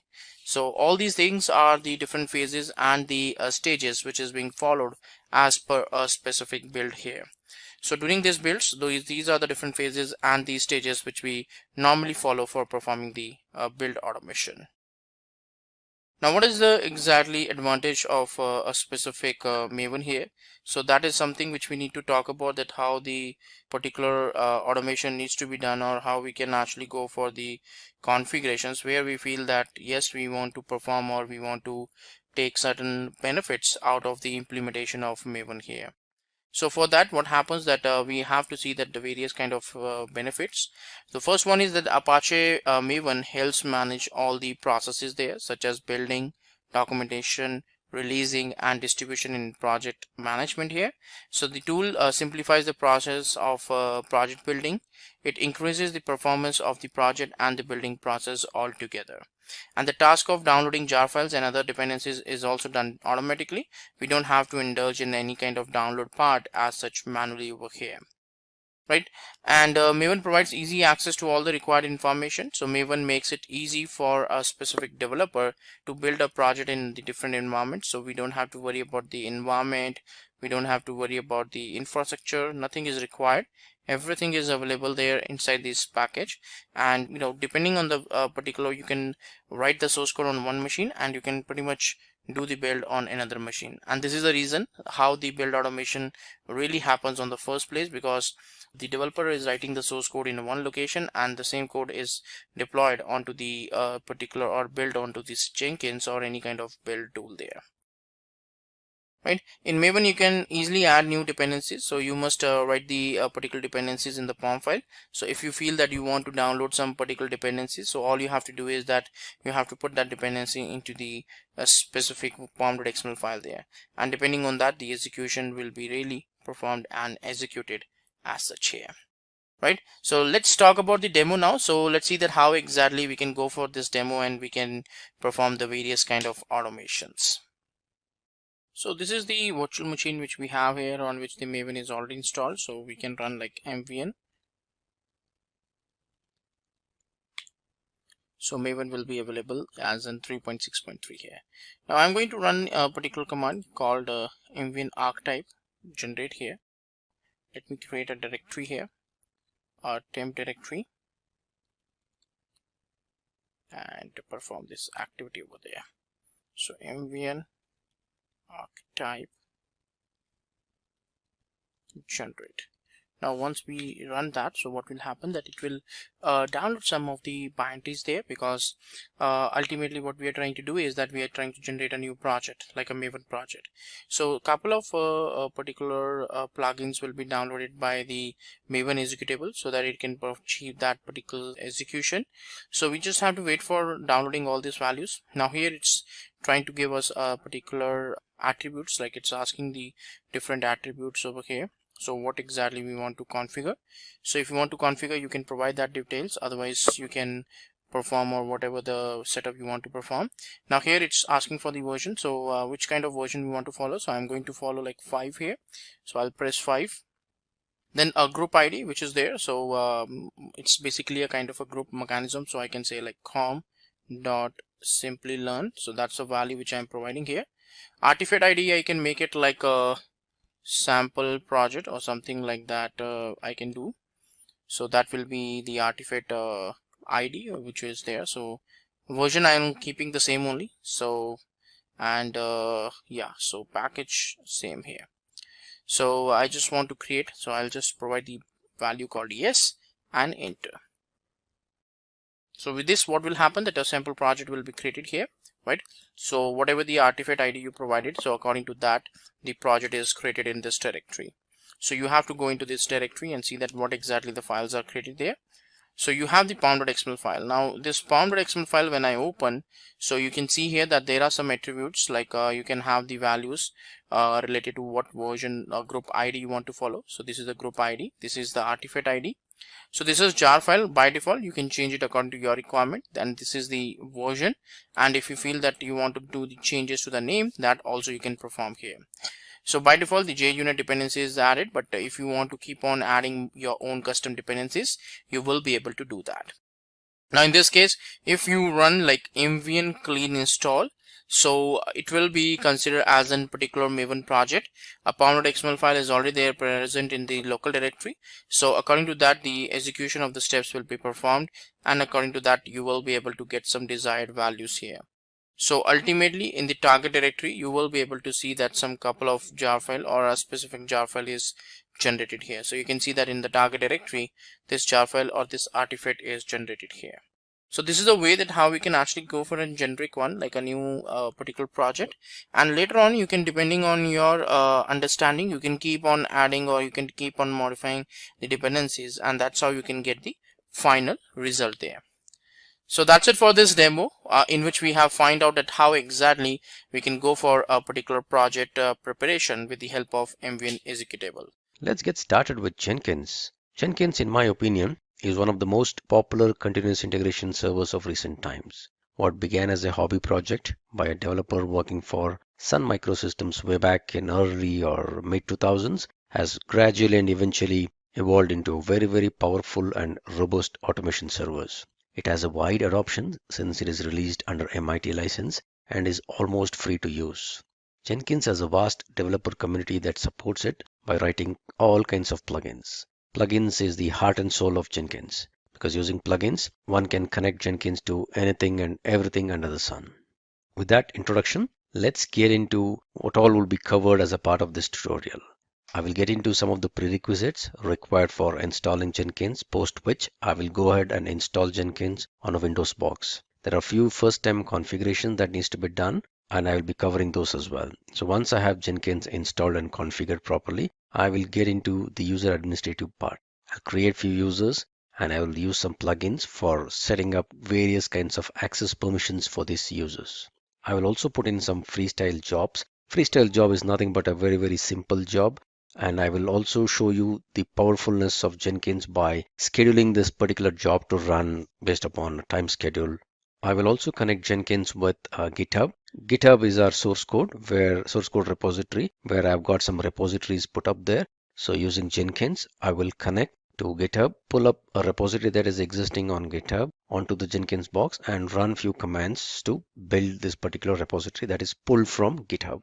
Sending out emails is a very important configurations of Jenkins or any other continuous integration server for that matter. Whenever there is any notifications that has to be sent out as a part of either a build going bad or build being good or build being propagated to some environment, and all these scenarios, you would need the continuous integration servers to be sending out notifications. So I will get into a little bit details of how to configure Jenkins for sending out emails. I will also get into a scenario where I would have a web application, a Maven based Java web application, which will be pulled from a GitHub repository, and I will deploy it onto a Tomcat server. The Tomcat server will be locally running on my system. Eventually, I will get into one other very important topic, which is the master slave configuration. It's a very important and pretty interesting topic where distributed builds is achieved using a master slave configuration. So I will bring up a slave, I will connect the slave with the master, and I will also put in a job and kind of delegate that particular job to the slave configuration. Finally, I will let you know how to use some plugins to back up your Jenkins. So Jenkins has got a lot of useful information set up on it in terms of the build environments, in terms of workspace. All this can be very easily backed up using a plugin. So this is what I'm going to be covering as a part of this tutorial. Jenkins is a web application that is written in Java, and there are various ways in which you can use and install Jenkins. I have listed popular 3 mechanisms in which Jenkins is usually installed on any system. The topmost one is as a Windows or a Linux based services. So if at all you have Windows like the way I have, and I'm going to use this mechanism for this demo. So I would download a MSI installer that is specific to Jenkins and install this service. So whenever I install it as a service, it goes ahead and nicely installs all that is required for my Jenkins. And I have a service that can be started or stopped based upon my need. Any flavor of Linux as well. One other way of running Jenkins is downloading this generic war file, and as long as you have JDK installed, you can launch this war file by the command, opening up a command prompt or shell prompt if at all you're on Linux box, specifying java-jar and the name of this war file. It typically brings up your web application, and you can continue with your installation. The only thing being, if at all you want to stop using Jenkins, you just go ahead and close this prompt. You either do a Control C and then bring down this prompt, and your Jenkins server would be down. Other older versions of Jenkins were run popularly using this way, in which you already have a Java-based web server up and running. So you kind of drop in this war file into the root folder or the HTTPD root folder of your web server. So Jenkins would explode and kind of bring up your application. All user credentials or user administration is all taken care of by the Apache or the Tomcat server or the web server on which Jenkins is running. This was a very older way of running, but still some people use it because if they don't want to maintain two servers, if they already have a Java web server which it's being nicely maintained and backed up, Jenkins can run attached to it. Alright, so either ways, it doesn't matter however you're going to bring up your Jenkins instance. The way we're going to operate Jenkins is all going to be very, very same or similar one, with the subtle changes in terms of user administration if at all you're launching it through any other web server which will take care of the user administration. Otherwise, all the commands or all the configuration or the way in which I'm going to run this demo, it is going to be same across any of these installations. Alright, so the prerequisites for running Jenkins, as I mentioned earlier, Jenkins is nothing but a simple web application that's written in Java. So all that it needs is Java, preferably JDK 1.7 or 1.8. 2 GB RAM is the recommended RAM for running Jenkins. And also, like any other open source toolsets, when you install JDK, ensure that you set in the environment variable Java home to point to the right directory. This is something very specific to JDK, but for any other open source tools that you install, there is always a preferred environment variable that you got to set in, which is specific to that particular tool that you're going to use. This is a generic thing that is there for, for any other open source projects, because the way open source projects discover themselves is using this environment variables. So as a general practice or a good practice, always set these environment variables accordingly. So I already have JDK 1.8 installed on my system, but in case you do not, what I would recommend is just navigate on your browser to the Oracle homepage and just type in or search for install JDK 1.8 and navigate to the Oracle homepage. You'll have to accept the license agreement, and there are a bunch of installers that you can pick up based upon the operating system on which you're running. So I have this Windows 64 installer that is already installed and running on my system. So I will not get into the details of downloading this or installing it. Let me show you once I install this, what I've done with regard to my path. So if you get into this environment variables, all right, so I've just set in a Java home variable. If you see this, C:\, program files, Java, JDK 1.8. This is where my Java is located. C program files, Java. Okay, so this is the home directory of my JDK. So that is what I've set it up here in my environment variable. So if you see here, this is my Java home. All right, one other thing to do is ensure that in case you want to run Java or JavaC from a command prompt, ensure that you also add that path into this path variable. So if you see this, somewhere I will see, yes, there you go. C:, program files, Java, JDK 1.8 bin. So with these two, I'll ensure that my Java installation is nice and good enough. So to check that, to double check that, or to verify that, let me just open up a simple command prompt. And if I type in Java -version, all right, and Java C -version. So the compiler is on the path, Java is on the path, and if at all I do this, even the environment variable specific to my Java is installed correctly. So I'm good to go ahead with my Jenkins installation. Now that I have my prerequisites all set for installing Jenkins, let me just go ahead and download Jenkins. So let me open up a browser and say download Jenkins. All right, LTS is nothing but the long-term support. These are all stable versions. Weeklies, I would not recommend that you try these unless until you have a real need for that. Long-term support is good enough. And as I mentioned, there are so many flavors of Jenkins that is available for download. You also have a Docker container wherein you can launch Jenkins as a container, but I'll not get into details of that in this tutorial. All right, so what I want is, yes, this is the WAR file, which is a generic WAR file that I was talking to you earlier, and this is the Windows MSI installer. So go ahead and download this MSI installer. I already have that downloaded, so let me just open that up. All right, so this is my downloaded Jenkins instance, or rather installer. This is a maybe a few months old, but this is good enough for me. Before you start Jenkins installation, just be aware of one fact that there is a variable called Jenkins Home. This is where Jenkins would store all this configuration data, jobs, project workspace, and all that specific to Jenkins. So by default, if at all you don't set this to any particular directory, if at all you install an MSI installer, all your installation gets into SQL and program files 86 and Jenkins folder. If at all you run a WAR file, depending upon the user ID with which you're running your WAR file, the Jenkins folder, there's a .jenkins folder that gets created inside the user home directory. So in case you have any need wherein you want to back up your Jenkins or you want Jenkins installations to get into some specific directories, go ahead and set this Jenkins home variable accordingly before you even begin your installation. For now, I don't need to do any of these things, so I've already downloaded the installer. Let me just go ahead with the default installation. All right, so this is my Jenkins MSI installer. I don't want to make any changes into the Jenkins configuration. SQL and program files is good for me. Yeah, this is where all my destination folder and all the configuration specific to it goes. I'm happy with this. I don't want to change this. I would just say go ahead and click installation.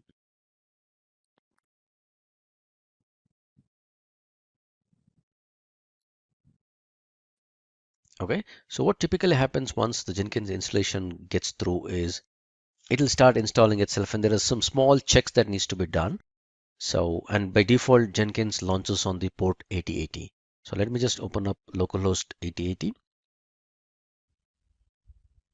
There's a small checking that will be done as a part of the installation process, wherein I need to type in a hash key.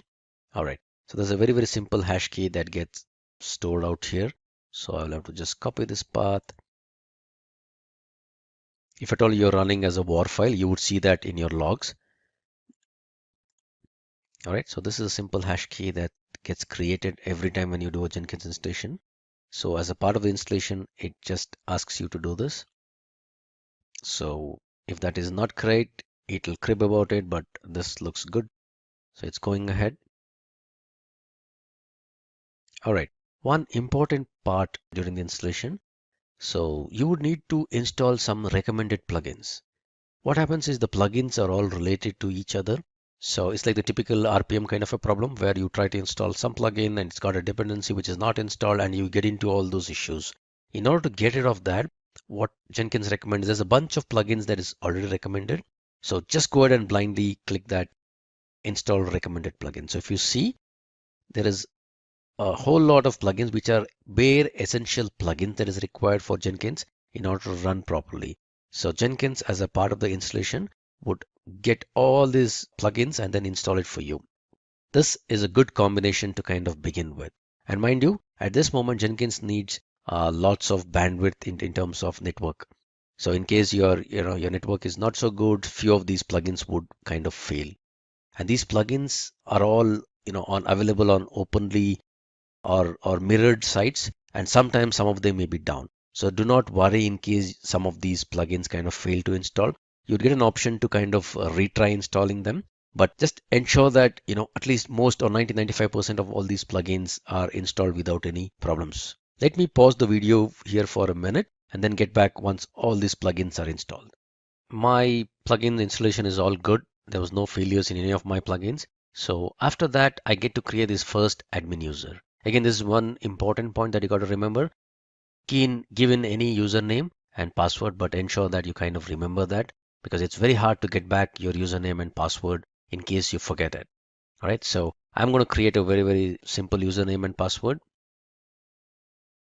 Something that I can remember. That's my name, and an email ID is kind of optional, but it doesn't allow me to go ahead in case I don't. So I just give in an admin and I got a password. I remember my password. This is my full name. All right, I say save and finish. All right, that kind of completed my Jenkins installation. It was not that tough, was it? Now that I have my Jenkins installed correctly, let me quickly walk you through some bare minimal configurations that is required. These are kind of a first time configuration that is required. So, and also let me warn you, the UI is little hard for many people to wrap their head around it, specifically the Windows guys.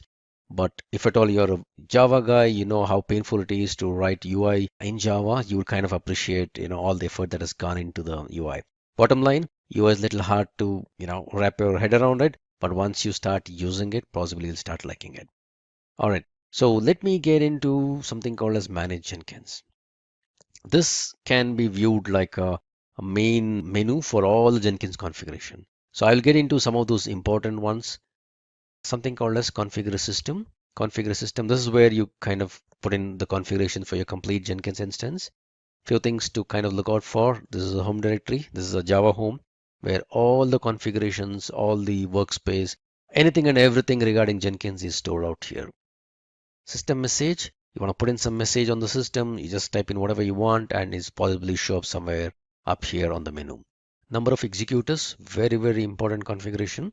This just lets Jenkins know at any point in time how many jobs or how many threads can be run. You can kind of visualize it like a thread that can be run on this particular instance. As a thumb rule, if at all you're on a single core system, number of executors 2 should be good enough. In case at any point in time, if there are multiple jobs that kind of get triggered at the same time, in case the number of executors are less compared to the number of jobs that have woken up, no need to panic because they will all get queued up and eventually Jenkins will get to running those jobs. Just bear in mind that whenever a new job kind of gets triggered, the CPU usage and the memory usage in terms of the disk write is very high on the Jenkins instance. So that's something that you got to kind of keep in mind. All right, but number of executors, 2 for my system is kind of good. Label for my Jenkins, I don't want any of these things. Usage, how do you want to use your Jenkins? This is good for me because I only have a primary server that is running. So I want to use this node as much as possible. Quiet period. Each of these options have got some bare minimal help kind of a thing that is out here. By clicking on these question marks, you will get to know as to what are these particular configurations. All right, so this all look good. What I want to show you here is there's something regarding the Docker, timestamps, Git plugin, SVN, email notifications. I don't want that. What I want I want this SMTP server configuration. Remember, I mentioned earlier that I would want Jenkins to be sending out some emails. And what I've done here is I've just configured the SMTP details of my personal email ID. In case you're in an organization, you would have some sort of an email IDs that is set up for a Jenkins server. So you can specify the SMTP server details of your company so that you can authorize Jenkins to kind of send out emails. But in case you want to try it out like me, I have configured my personal email ID, which is on my Gmail, for sending out notifications. So the SMTP server would be smtp.gmail.com. I'm using the SMTP authentication. I have provided my email ID and my password. I'm using the SMTP port, which is 465, and reply to address is the same as mine. I can just send out an email and see if at all this configuration works. Again, Gmail would not allow anybody to send out notifications on your behalf. So you'll have to lower the security level of your Gmail ID so that you can allow programmatically somebody to send out email notifications on your behalf. So I've done already that. I'm just trying to see if I can send a test email with the configurations that I've set in. Yes. All right. So the email configuration looks good. So this is how you configure your your Gmail account in case you want to do that. If not, put in your organization SMTP server details, which are with a valid username and password, and it should all be set. All right. So no other configurations that I'm going to change here. All of these look good. All right. So I come back to Manage Jenkins. Okay. One other thing that I want to kind of go over is the global tool configuration. Imagine this scenario, or look at it this way. Jenkins is a continuous integration server. It doesn't know what kind of a code base it's going to pull in, what kind of a tool set that is required, or what is the code that is going to pull in and how is it going to build. So you would have to put in all the tools that is required for building the appropriate kind of code that you're going to pull in from your source code repositories. So just to give an example, in case your source code is a Java source code, and assuming that because in this demo, this is my laptop and I've put in all the configurations, JDK, everything on my laptop because I'm a developer, I'm working on the laptop, but my continuous integration server would be a separate server without anything being installed on it. So in case I want Jenkins to run a Java code, I would need to install JDK on it. I need to specify the JDK location of this out here this way. Okay, since I already have the JDK installed and I've already put in the Java home directory, or rather the environment variable correctly, I don't need to do it. Git, if at all I want the Jenkins server to use Git, Git is a command bash or the command prompt for running Git and connecting to any other Git server. So you would need Git to be installed on that particular system and set the path accordingly. Gradle and Maven, if at all you have some Mavens as well, you want to do this. Any other tool that you're going to install on your system, which is your continuous integration server, you will have to come in here and configure something. In case you don't configure it, when Jenkins runs, it will not be able to find these tools for building your task and it'll crib about it. That's good. I don't want to save anything. Manage Jenkins. Let me see what else is required. Yes, configure global security. All right, the security is enabled. And if you see by default, it's the security access control is set to Jenkins own user database. So what does this mean? Jenkins by default, it uses file system where it stores all the usernames, which hashes up these usernames and kind of stores them. So as of now, Jenkins is configured to use its own database. Assuming that you are running in an organization, you would probably want to have some sort of an AD or an LDAP server using which you would want to control access to your Jenkins repository, rather Jenkins tool. So you would specify your LDAP server details, the root DN, password or the manager DN and the manager password and all these details in case you want to connect your Jenkins instance with your LDAP or AD or any of the authentication servers that you have in your organization. But for now, since I don't have any of these things, I'm going to use this own database. That's good enough. All right. So I will set up some authorization methods and stuff like that once I put in few jobs. So for now, let me not get into any of these details of this. Just be aware that Jenkins can be connected for authorization to an LDAP server, or you can have Jenkins managing its own servers, which is happening as of now. So I'm going to save all this stuff. That's good for me. So enough of all these configurations. Let me put in a very, very simple job. All right. So job, new item, little difficult to kind of figure out, but then that's the new item. So I'll just say, first job, this is good for me. I just give a name for my job. I would say it's a freestyle project. That's good enough for me. I don't want to choose any of that. So unless until you choose any of this particular button would not become active. So choose the freestyle project and say, okay. At a very high level, you would see general, source code management, build triggers, build environment, build and post build. In case you install more and more plugins, you will see a lot more options. But for now, this is what you would see. So what am I doing? At the moment, I'm just putting up a very, very simple job. And the job could be anything and everything. So I don't want to put in a very complicated job for now. For the demo purpose, let me just put in a very, very simple job. I'll give a description. This is an optional thing. This is my first Jenkins job. All right. I don't want to choose any of these. Again, there are some helps available here. I don't want to choose any of this. I don't want to connect it into any source code for now. I don't want any triggers for now. I'll come back to this in a while. Build environment. I don't want any build environment.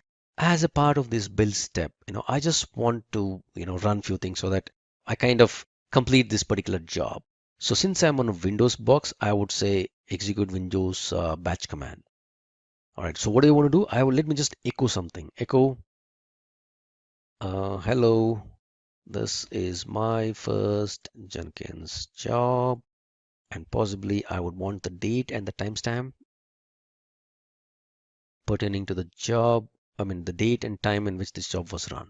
All right. Very, very simple command that says, this is my first job. It just puts out something along with the date and the time.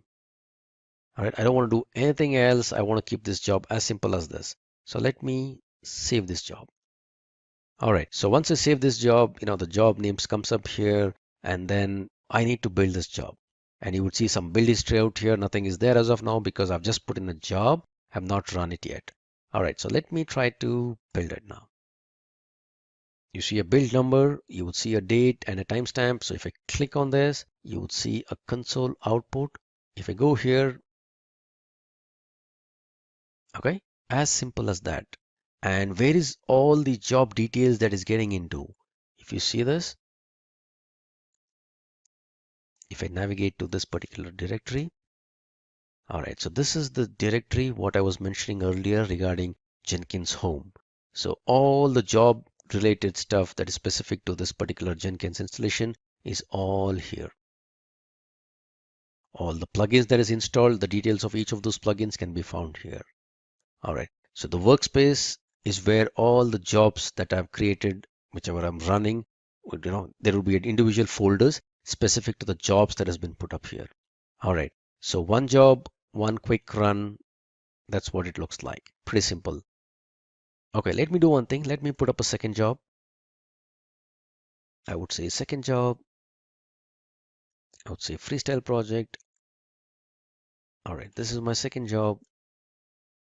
I just want to demonstrate the powerfulness of the automation server and how simple it is to automate a job that is put up on Jenkins, which will be triggered automatically. Remember what I said earlier about Jenkins, because at the core of Jenkins is a very, very powerful automation server. All right, so what I'm going to do, I will just keep everything else the same. I'm going to put in a build script pretty much similar to second job that gets triggered automatically every minute. All right, let me do that. Percentage date, and I'll put in the time. All right, so I just put in another job called second job, and it pretty much does the same thing as what I was doing earlier in terms of printing the date and the time. But this time I'm just going to demonstrate the powerfulness of the automation server that is there. If you see here, there's a build trigger. So a build can be triggered using various triggers that is there. So we'll get into this GitHub triggering or hook or a webhook kind of a triggering later on. But for now, what I want to do, I want to ensure that this job that I'm going to put in would be automatically triggered on its own. Let's say every minute, I want this job to be run on its own.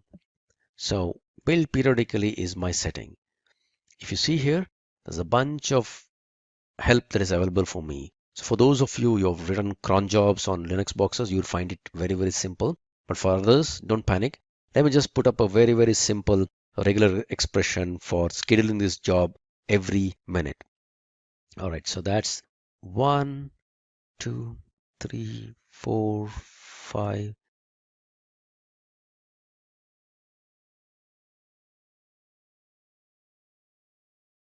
All right, come up, come up, come up. All right, so 5 stars is all that I'm going to put in. And Jenkins got a little worried and he's asking me, do you really mean every minute? Oh yeah, I want to do this every minute. Let me save this. And how do I check whether it gets triggered every minute or not? I just don't do anything. I'll just wait for a minute. And if at all everything goes well, Jenkins would automatically trigger my second job in a minute's time from now. This time around, I'm not going to trigger anything. Look, there you see. It's automatically got triggered. If I go in here, yep, second job that gets triggered automatically. It was triggered at 1642, which is 4:42 my time. That looks good. And if everything goes well, every 1 minute onwards, this job would be automatically triggered. Now that I have my Jenkins up and running, a few jobs that has been put up here on my Jenkins instance, I would need a way of controlling access to my Jenkins server. This is wherein I would use a plugin called role-based access plugin and create few rules. The rules are something like a global role and a project role, project specific role. I can have different roles and I can have users who have signed up or the users whom I create kind of assigned to these roles so that each of these users fall into some category. This is my way of kind of controlling access to my Jenkins instance and ensuring that people don't do something unwarranted. All right, so first things first, let me go ahead and install a plugin for doing that. So I get into Manage Jenkins and Manage Plugin. A little bit of a confusing screen in my opinion. There is updates available, installed and advanced. As of now, we don't have the role-based plugin. So let me go to available. It'll take some time for it to get refreshed. All right, now these are the available plugins. These are the installed plugins. All right, so let me come back to available and I would want to search for my role-based access plugin. So I would just search for role and hit enter. Okay, role-based authorization strategy enables user authorization using a role-based strategy. Roles can be defined globally or for particular jobs or nodes and stuff like that. So exactly, this is the plugin that I want. I would want to install it without a restart. All right, looks good so far. Yes. Go back to the top of the page. Yes. Remember, Jenkins is running on a Java using a Java instance. So typically many things would work the same way unless and until you want to restart Jenkins once in a while. But as a good practice, whenever you do some sort of a big installations or big patches on your Jenkins instance, just ensure that you kind of restart it. Otherwise, there would be a difference in terms of what is installed on the system and what is there on the file system. You would need to flush out few of those settings later on. But for now, these are all very small plugins, so these would run without any problems. But otherwise, if at all there are some plugins which would need a restart, kindly go ahead and restart your Jenkins instance. But for now, I don't need that. It looks good. I've installed the plugin. So where do I see my plugin? I installed the plugin that is specific to the user control or the access control. So let me go into, yes, global security. And I would see this role-based strategy showing up now. All right, so this comes in because of my installation of my role-based plugin. So this is what I would want to enable because I already have my own database set up. And for the authorization part, in the sense that who can do what, I'm going to install. I've already installed a role-based strategy plugin, and I'm going to enable that strategy. All right, I would say save. Okay, now I've installed the role-based access plugin. I would need to just set it up and check that, I would go ahead and create some roles and ensure that I assign users as per these roles. All right, so let me go to Manage Jenkins, configure. All right, let me see, where is this? Configure global security. Is that where I create my roles? Nope, not here.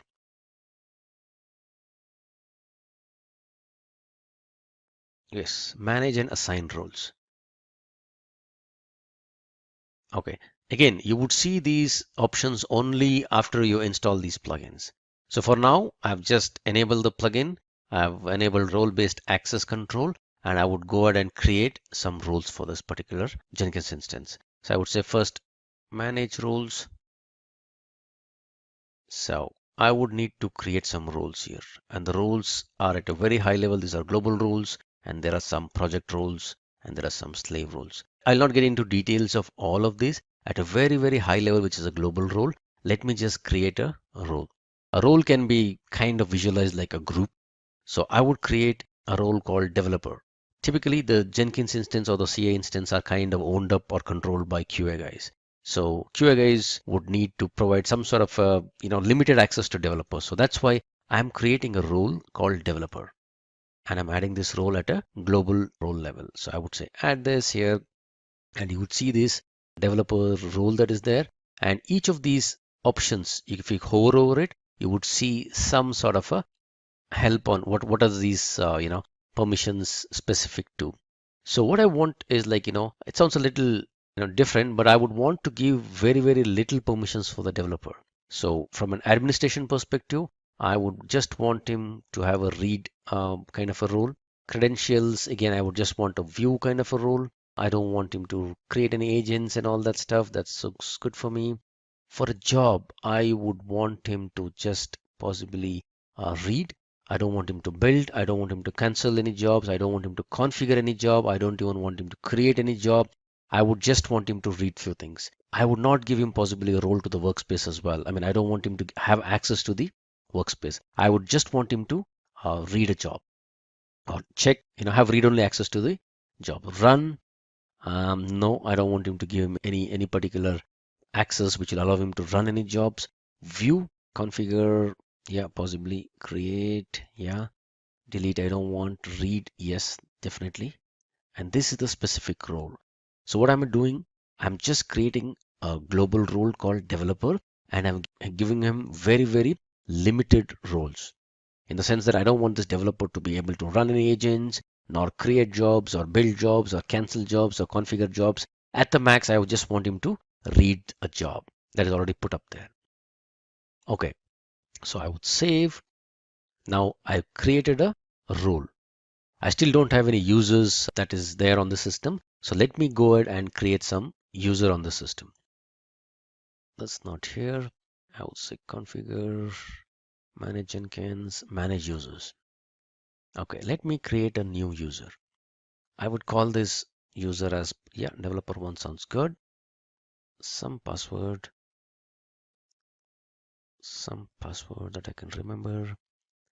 Okay, his name is developer one, d@d.com or something like that.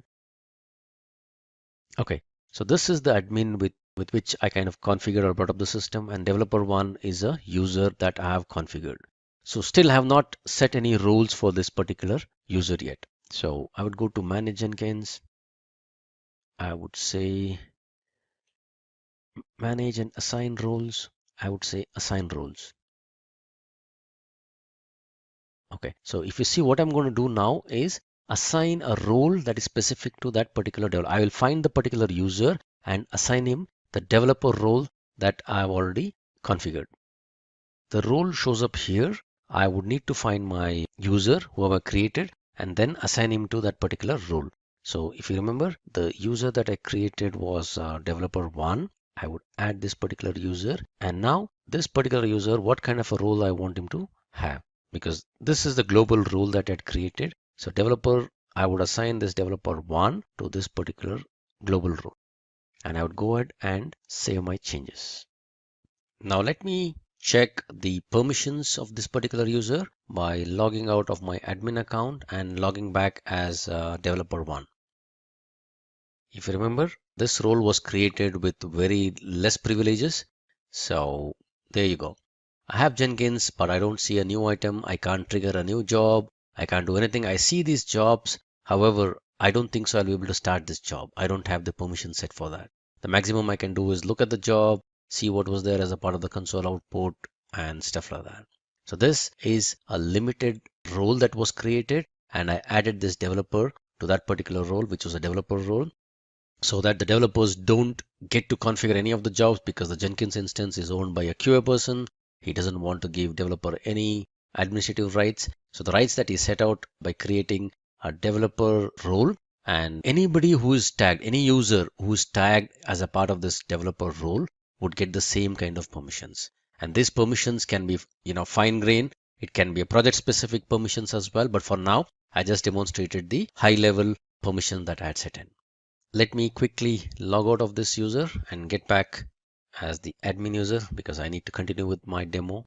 With the developer role that was created, I have very less privileges. One of the reasons for Jenkins being so popular, as I mentioned earlier, is the bunch of plugins that is provided by users or community users who don't charge any money for these plugins, but it's got plugins for connecting anything and everything. So if you can navigate to, or if you can find Jenkins plugins, you would see index of over so many plugins that is there. All of these are wonderful plugins. Whatever connectors that you would need, if you want to connect Jenkins to an AWS instance, or you want to connect Jenkins to a Docker instance, or any of those containers, you would have a plugin. You can go and search up. If I want to connect Jenkins to Bitbucket, Bitbucket is one of the Git servers. There's so many plugins that is available. Okay, so bottom line, Jenkins without plugins is nothing. So plugins is the heart of Jenkins. For you to connect, or in order to connect Jenkins with any of the containers or any of the other tool sets, you would need the plugins. If you want to connect or you want to build a repository which has got Java and Maven, you would need to install Maven and JDK on your Jenkins instance. If at all you're looking for a .NET build or a Microsoft build, you would need to have MS Build installed on your Jenkins instance and the plugins that will trigger MS Build. If at all you want to listen to some server-side webhooks from GitHub, you would need GitHub specific plugins. If you want to connect Jenkins to AWS, you need those plugins. If you want to connect to a Docker instance that is running anywhere in the world, as long as you have the URL which is publicly reachable, you just have a Docker plugin that is installed on your Jenkins instance. SonarQube is one of the popular static code analyzers. So you can connect a Jenkins build, you can build a job on Jenkins and push it to SonarQube and get SonarQube to run analysis on that and get back the results in Jenkins. All of these works very well because of the plugins. Now with that, let me connect our Jenkins instance to GitHub. I already have a very simple Java repository up on my GitHub instance. So let me connect Jenkins to this particular GitHub instance and pull out a job that is put up there. All right. So this is my very simple repository that is there called Hello Java, and this is what is there in the repository. There is a hello.java application that is here, or a simple class file that is there. It's got just one line of system.out. So this is already present on github.com at this place, and this would be the URL for this repository. If I pick up the HTTPS URL, this is my HTTPS URL. So what I would do is I would connect my Jenkins instance to go to GitHub, provide my credentials and pull out this repository which is on the cloud hosted github.com and get it to my Jenkins instance and then build this particular Java file. I'm keeping the source code very simple. It's just a Java file.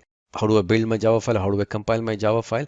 I just say Java C and the name of my class file, which is hello.java. And how do I run my Java file? I would say Java and hello. Okay, so remember, I don't need to install any plugins now because what it needs is a Git plugin. So if you remember when we were doing the installation, there was a bunch of recommended plugins. So Git is already installed on my system, so I don't need to install it again. So let me put up a new job here. It says Git job. Let it be a freestyle project. That's good for me. I would say okay.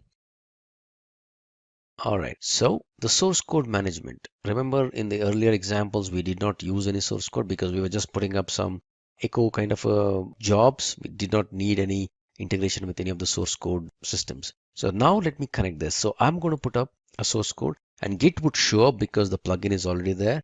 SVN, Perforce, any of those additional source code management tools, if at all you would need, just install those plugins and Jenkins connects wonderfully well to all these particular source control tools. Okay, so I would copy the HTTPS URL from here. I would say this is the URL that I'm supposed to go and grab my source code from. But all right, that sounds good. But what is the username and password? So I'll have to specify a username and password. All right, so I would say the username, this is my username, and this is my HTTPS credential for my job. Okay, so this is my username and this is my password. I just save this. I say add, and then I would say, use these credentials to go to GitHub and then on my behalf, pull out a repository. All right. If at all at this stage, if there's any error in terms of Jenkins not able to find Git or the git.exe, or if my credentials are wrong, somewhere down here, you would see a red message saying that, something is not right. You can just go ahead and kind of fix that. For now, this looks good for me. I'm going to grab this URL. What am I going to do? This step would pull the source code from the GitHub. And then what would be there as a part of my build step? Because this repository just has a Java file, correct? Hello.java. So in order for me to build this, I would just say execute Windows batch command. And I would say Java C hello.java. That is the way I would build my Java code. And if I have to run it, I would just say Java hello. Pretty simple, 2 steps, and this would run after the repository contents are fetched from GitHub. So Java C, Java, that sounds good. I would say save this and let me try to run this. Okay, if you see, there's a lot of, it executes Git on your behalf. It goes out here, it provides my credentials and says, it pulls all my repository, and by default, it will pull up the master branch that is there on my repository, and it kind of builds this whole thing, Java C hello.java, and it runs this project Java hello, and there you see, this is the output that is there. And if at all you want to look at the contents of the repository, if you can go here, this is my workspace of my system. Hang on, this is not right. Okay, git job. If you see here, this is my hello.java. This is the same program that was there on my GitHub repository. Okay, so this is a program that was there on my GitHub repository. All right, so this was the same program that was here, and Jenkins on our behalf went over all the way to GitHub, pulled this repository from there, and then it brought it down to my local system on my Jenkins instance. It compiled it and it ran this particular application. Okay, now that I've integrated Jenkins successfully with GitHub for a simple Java application, let me build a little bit on top of it. What I will do is I have a Maven based web application that is up there as a repository in my GitHub. So this is the repository that I'm talking about. It's called MVN Web App. It's a Maven based repository. As you would know, Maven is a very simple Java based build tool that will allow you to run various targets, and it'll compile. It will, based upon the goals that you specify, it can compile, it can run some tests, and it can build a WAR file and even deploy it into some other server. For now, what we're going to use Maven is just for building and creating a package out of this particular web application. It contains a bunch of things, and what is important is just the index.jsp. It just contains an HTML file that is there as a part of this web application. So from a perspective of requirements, now since I'm going to connect Jenkins with this particular repository, Git, we already have that set. We only need two other things. One is Maven, because Jenkins will use Maven. So in order to use Maven, Jenkins would have to have a Maven installation that is there on the Jenkins box. And in this case, the Jenkins box is this laptop. And after I have my Maven installed, I also need a Tomcat server. Tomcat is a very simple web server that you can freely download. I'll let you know how to quickly download and install the Tomcat. All right, so download Maven first. There are various ways in which you can kind of download this Maven. There is zip files, binary zip files, and archive files. So what I've done is I've just already downloaded Maven, and if you see, I've unzipped it here. So this is the folder with which I've unzipped my Maven. So as you know, Maven again is a one open source build tool. So you'll have to set in a few configurations and set up the path. So mvn -- version, if I specify this, after I set in my path, Maven should work. And if at all I echo m2 home, which is nothing but the environment variable specific to Maven home, it is already set here. So once you unzip Maven, just set this m2 home variable to the directory where you unzipped your Maven. Also, just set the path to this particular directory /bin, because that is where your Maven executables are all found. All right, so that's with Maven. And since I've set the path and the environment variable Maven is running perfectly fine on my system, I've just verified it. Okay, next one is the Tomcat server. Download Apache Tomcat server 8.5 is what I have on my system. So I'm just going to show you where to download this from. This is where you download Tomcat server, and I already have the server downloaded. Again, this doesn't need any installation. I just unzip it here, and it kind of has a bin and configuration. I've made some subtle changes in the configuration. First and foremost, Tomcat server also by default runs on port 8080. Since we already have our Jenkins server running on port 8080, we cannot let Tomcat run on the same port. There will be a port clash. So what I've done, I've configured Tomcat to use a different port. So if I go to this configuration file here, there is a server.xml. Let me open this up here. All right.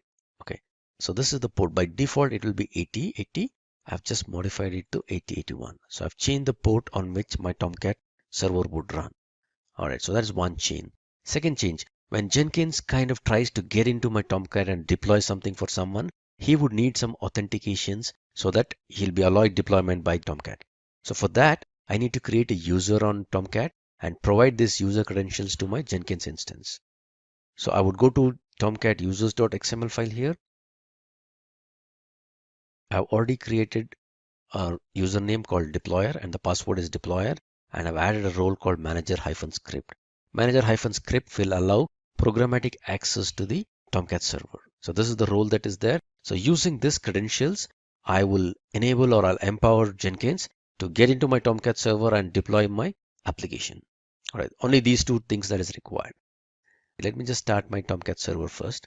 So I get into my bin folder, I open a command prompt here, and there's a startup.bat.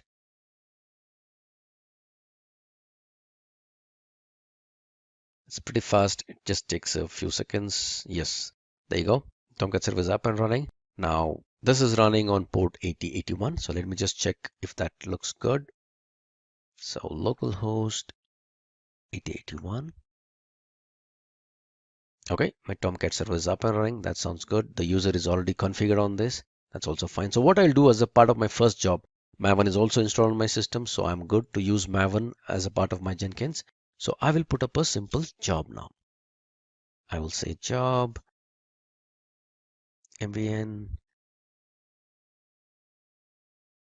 web app. I'll call this freestyle job. That's good.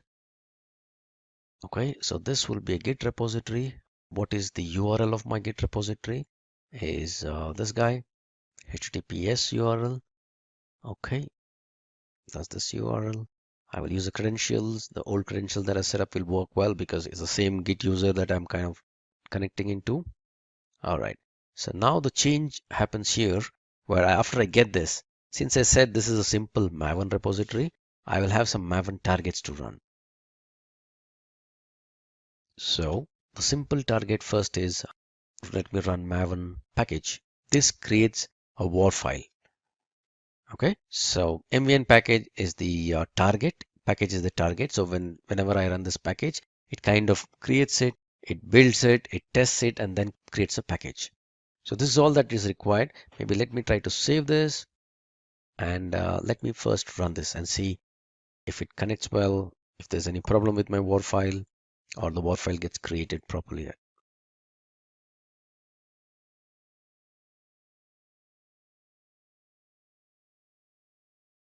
Okay, wonderful. So it built a war file, and if you see, it all shows you what is the location where this war file was generated. So this will be the workspace. If you see this war file was successfully built. Now I need to grab this particular war file and then I would need to deploy it into Tomcat server. Again, I would need a small plugin to do this because I need to connect Tomcat with my Jenkins server. Let me go ahead and install the plugin for the container deployment. So I would go to manage plugins, available, type in container,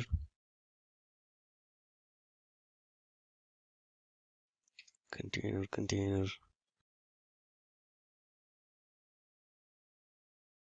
deploy to container. Okay, so this would is the plugin that I would need. I would install it without a restart. Right, seems to be very fast. Nope, sorry, it's still installing.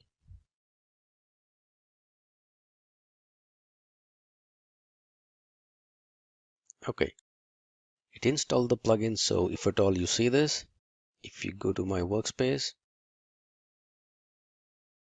okay, in the target folder, I would see this web application war file that is already built. So I would need to configure this plugin to pull up this war file and deploy it onto the Tomcat server. For deploying onto the Tomcat server, I will use the credentials of the user that I've created. Okay, so let me go to configure this particular project again. And okay, all this is good. So the package is good. I'm going to just create a package. That's all fine. Now add a post build step. So after the war file is built as a part of this package directive, let me use this deployment to container. Now this will show up after you install the plugin. So deploy this one to the container. Now what is that you're supposed to specify? You're supposed to specify what is the location. Okay, so this is a global configuration that is there that will allow you to, from the root folder, it will pick up the war file that is there. So ***/star.var, that's good for me. Okay, what is the context path? Context path is nothing but just the name of an application that, under which it will get deployed into the Tomcat server. I will just say MVN web app. That's the name of my thing. Now I need to specify what kind of a container that I'm talking about. All right, so the deployment would be for this Tomcat 8.5 is what I need. Okay, because the server that we have is a Tomcat 8.5 server that I have. So this would be the URL. So the credentials, yes, I need to add a credential for this particular server. So if you remember, I had created a credential for my web application. So let me just find that. My Tomcat server, yes, configuration of this. Okay, so deployer and deployer. Username is deployer, password is deployer. Okay, so let me use that credential. I would say add a new credential, Jenkins credential. The username is deployer and the password is deployer. So I would use this deployer credentials for that. And what is the URL of my Tomcat instance? So this is the URL of my Tomcat instance. So take the WAR file that is found in this particular folder, and then context path is mvn web app. Use the deployer deployment credentials and get into this localhost which is there 8081. This is the Tomcat server that is running on my system, and then go ahead and deploy it. Okay, so that is all that is required. So I would say just save this and let me run it now.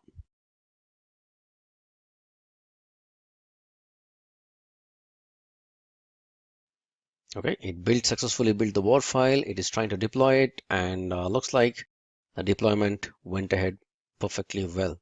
So the context path was mvn web app. So if I type in this, all right, if at all I go ahead into my Tomcat server, there would be a web apps folder. You would see the the date timestamp. So this is the file that got recently copied, and this is the Explorer version of our application. So the application was built, the source code of this application was pulled from the GitHub server.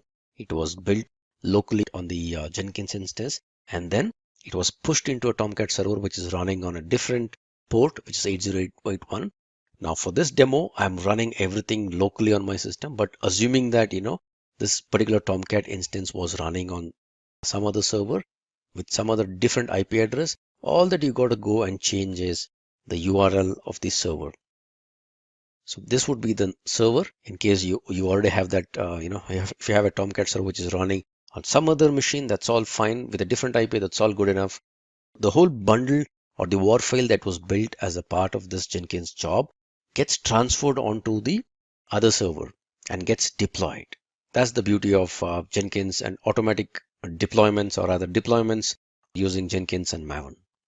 Distributed build or master slave configuration in Jenkins. As you would have seen, we just have one instance of Jenkins server up and running all the time. And also I told you that whenever any job that kind of, gets started on the Jenkins server, it is little heavy on in terms of disk space and the CPU utilization. So which kind of, if at all you're in an organization wherein you're heavily reliant on the Jenkins server, you don't want your Jenkins server to go down.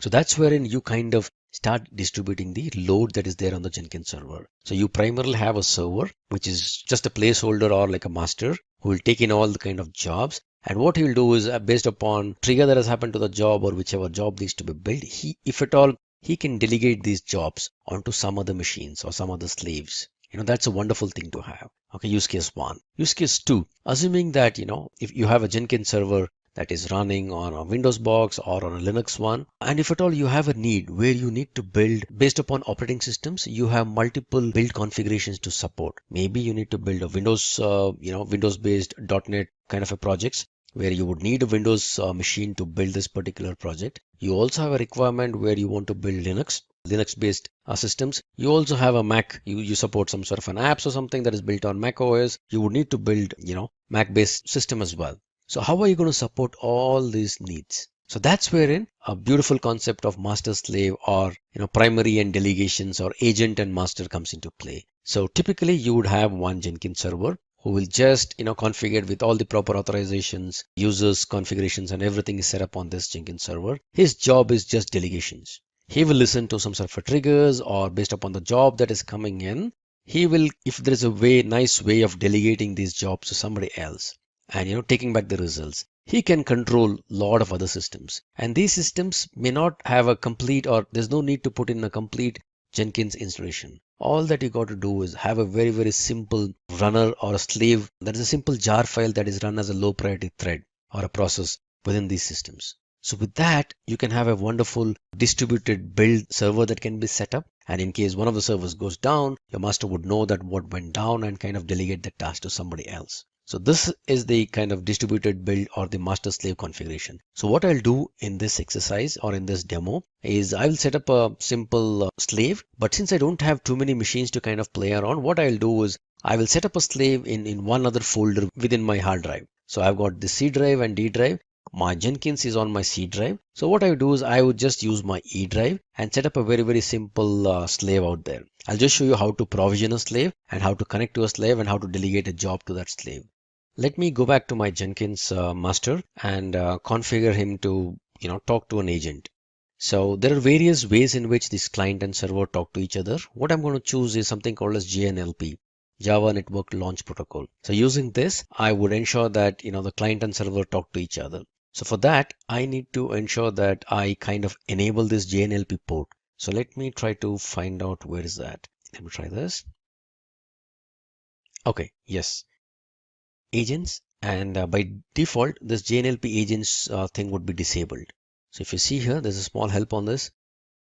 So I'm going to use this JNLP, which is nothing but Java Network Launch Protocol.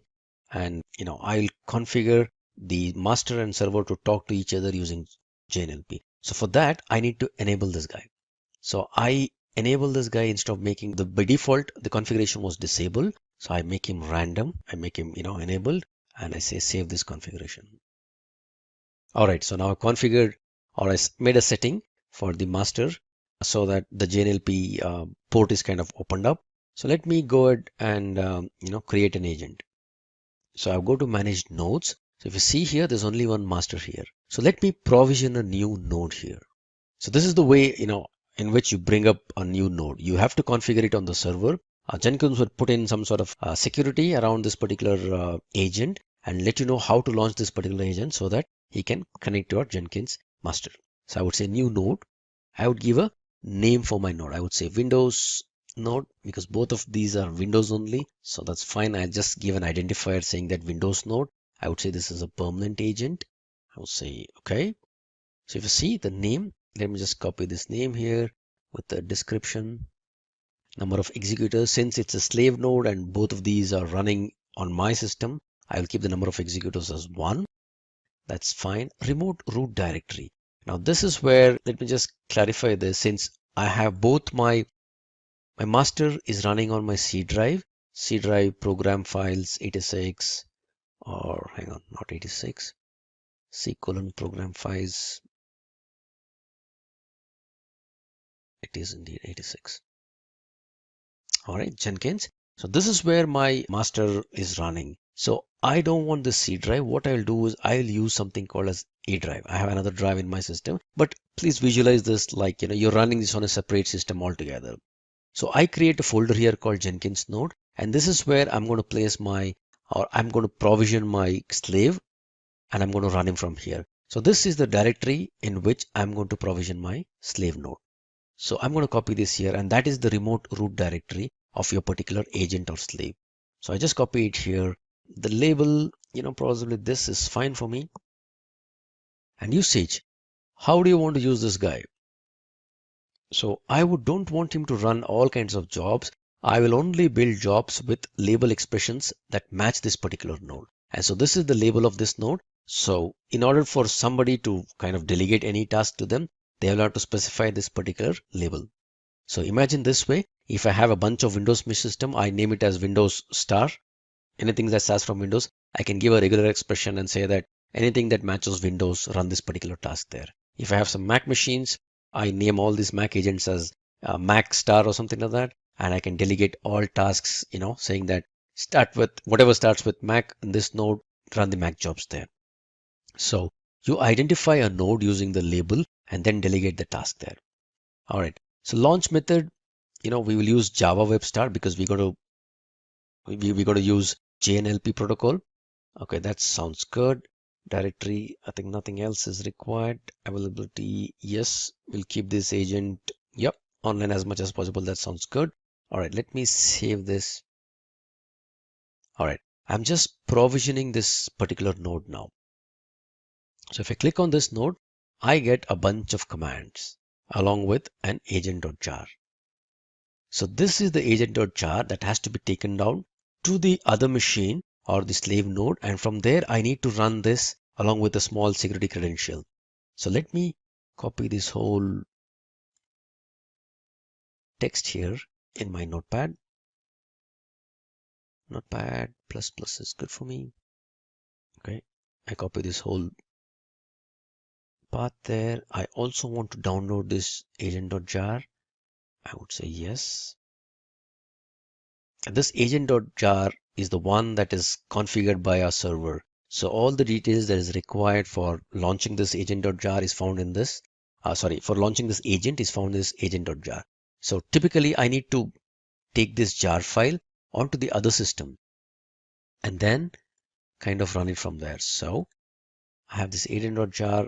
I copy this, or rather I cut this. I come back to my folder, my Jenkins node. I paste it here. Okay. So now with this provision agent.jar, and I need to use this whole command, Control A, Control C, and then launch this particular agent. So let me bring up a command prompt right here and then launch it. So I'm saying in the same folder where there is agent.jar, I'm going to launch this particular agent, java-jar, agent.jar, JNLP.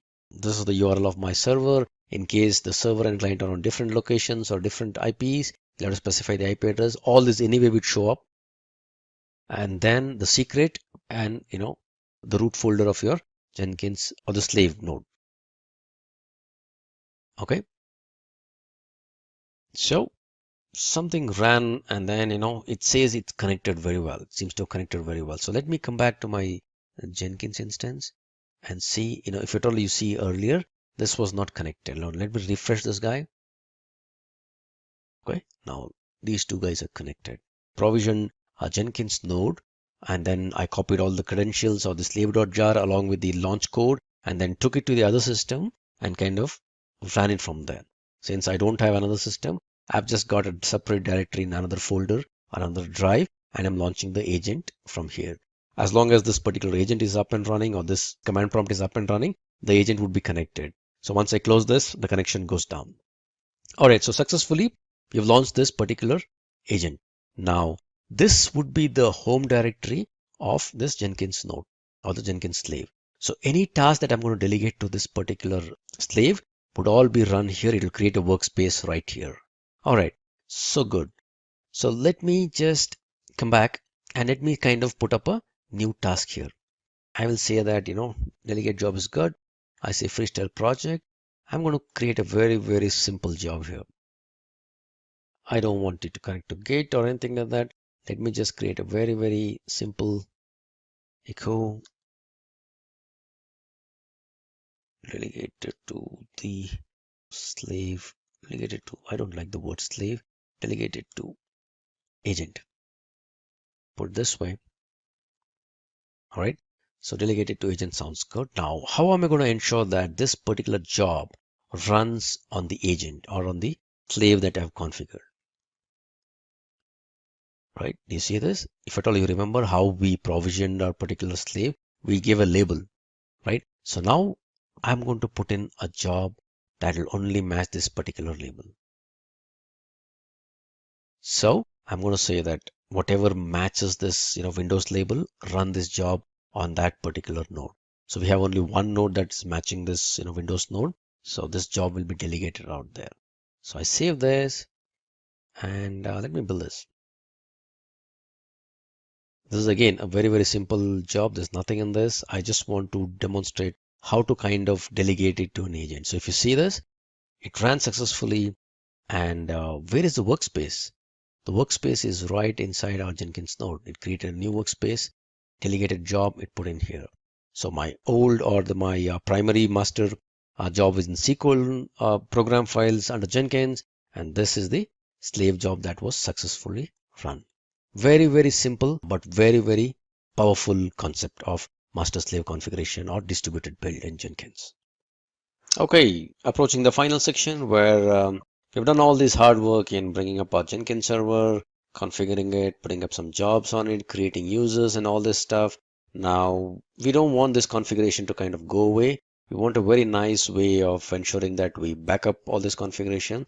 And in case there is any failure, hardware crash or a machine crash, we will want to kind of restore from the existing configuration that we kind of backed up. So one quick way to do that would be, or one dirty way to do that would be just, take a complete backup of our C:\, program files, Jenkins directory, because that's where our whole Jenkins configuration is present. But we don't want to do that. Let's use some plugins for taking up a backup. So let me go to Manage Jenkins and click on Available. And let me search for some backup. There are a bunch of backup plugins. So I would recommend one of these plugins that I specifically use. So this is the backup plugin. So let me go ahead and install this plugin. All right, so we went ahead and installed this plugin. So let me come back to my manage plugins. So this plugin is there. So hang on, backup manager. So you will see this option once you install this plugin. So first time I can do a setup.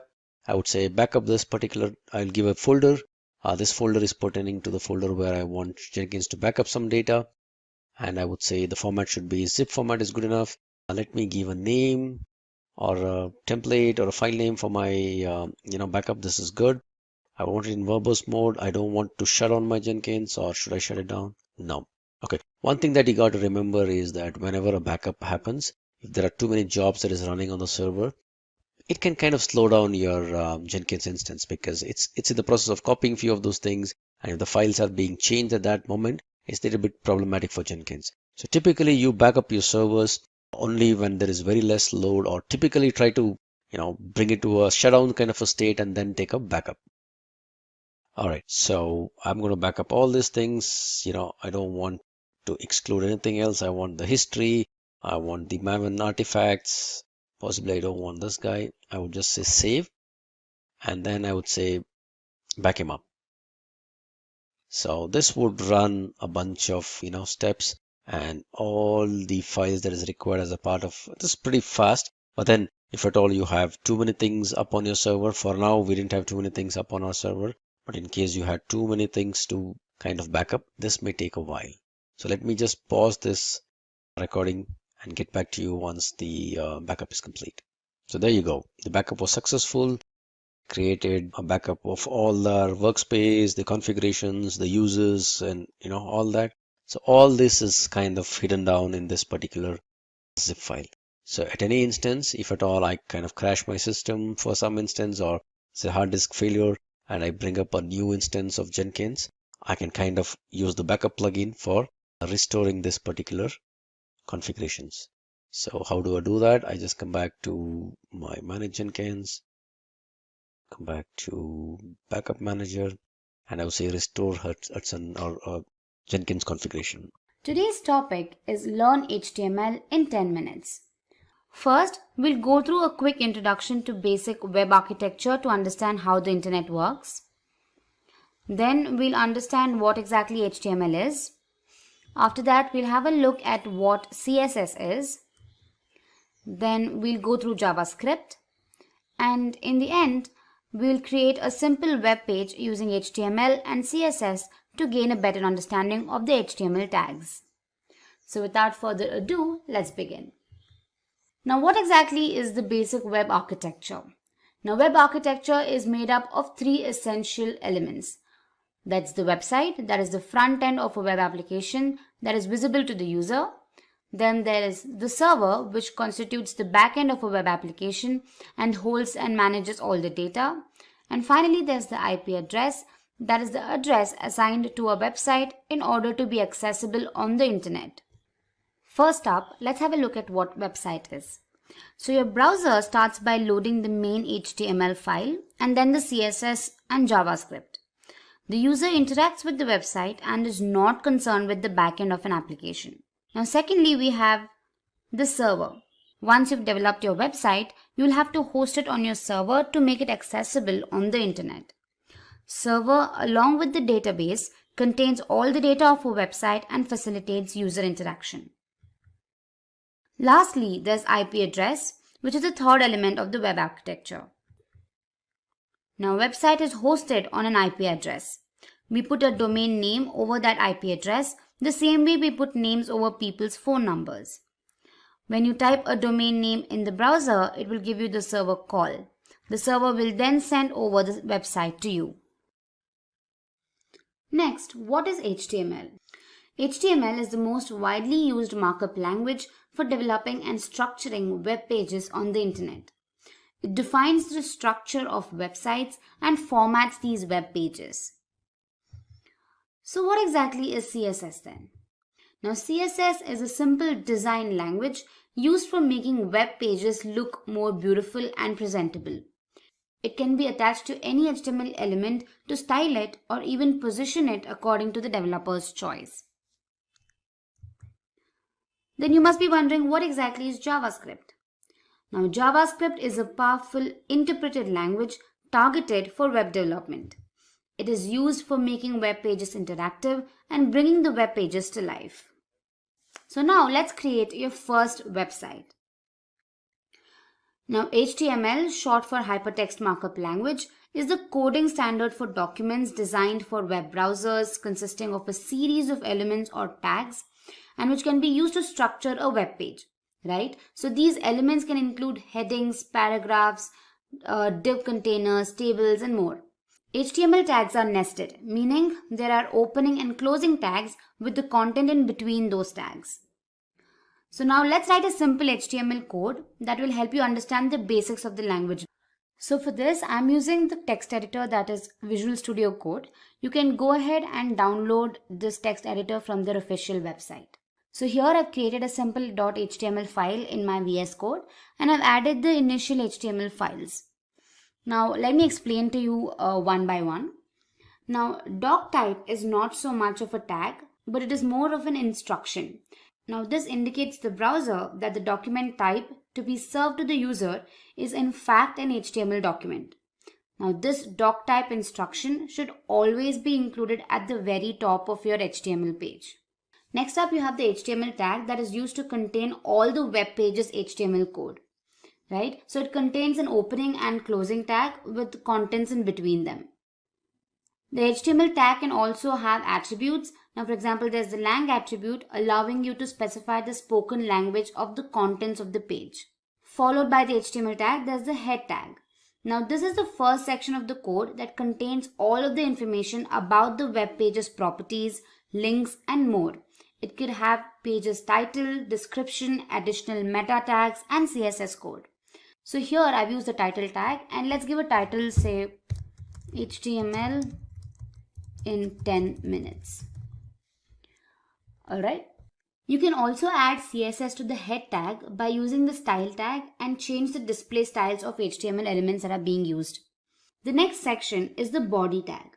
Now the body tag contains all the displayable contents of your web page, including headings, paragraphs, div containers, tables, and more.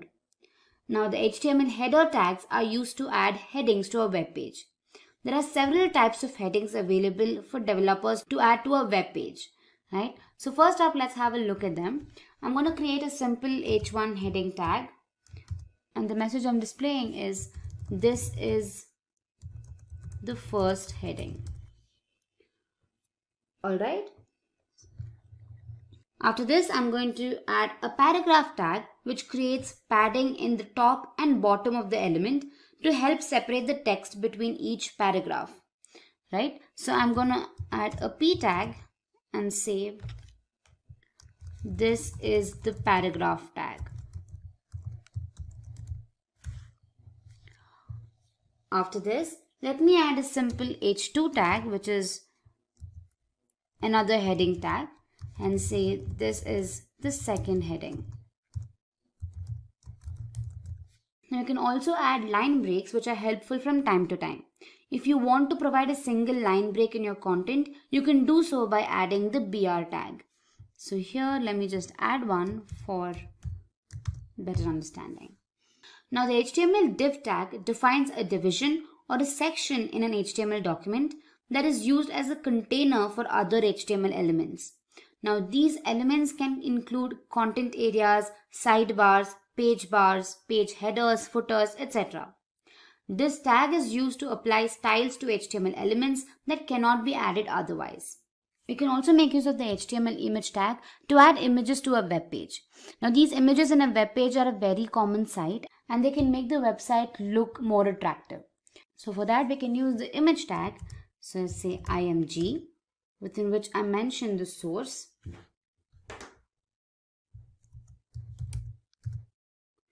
I'm adding the HTML logo, so let me just mention that here. And then I'm going to provide width for it and then a specific height.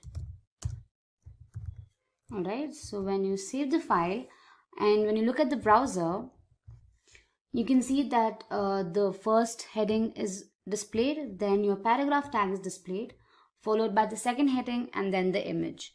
Now let me show you how you can add styles for some of these headings and paragraph tags.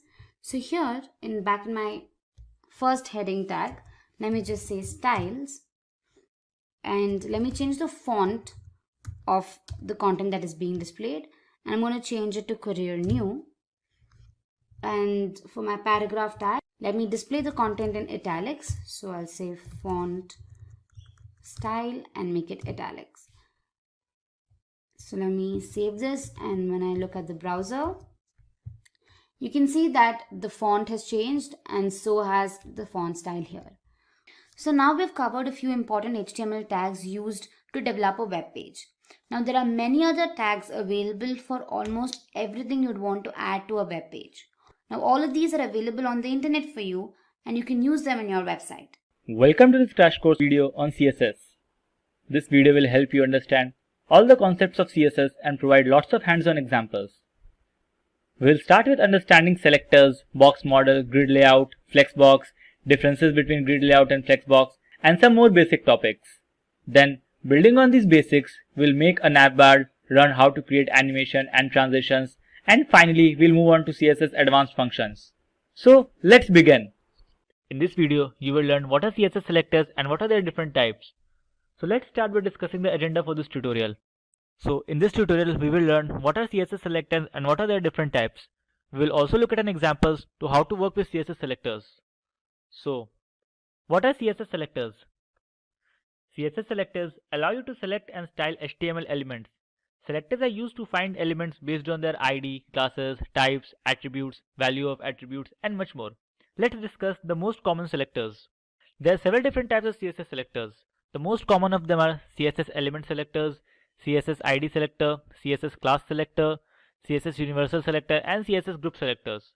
So, what is a CSS element selector? The element selector selects element based on the element name. This is a CSS selector. It means it will select all the P elements on the page. It will style all the P elements to the central aligned having blue color. This is a CSS selector. It is set to P. This means it will select all the P elements on the page. It will style all the P elements to be center aligned having blue color. Let's look at what it looks on a page. So as you can see, all the elements are centrally aligned with a text color blue. CSS ID selector. The ID selector uses the ID attribute of an HTML element to find a specific element. An ID should be unique within the page. So you should use the ID selector to find a single unique element. To find an element within a specific ID, use a hash character followed by the ID of the element. So here we have used the hash para1. So all the rules will be applied to the HTML element with ID equal to para1. So this is an ID selector. It will be applied to all the HTML element with ID is equal to para1.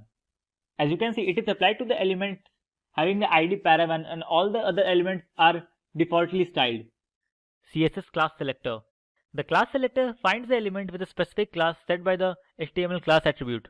To select an HTML with a specific class, use a period character followed by the name of the class. So this style will be applied to all the elements having the class name class1.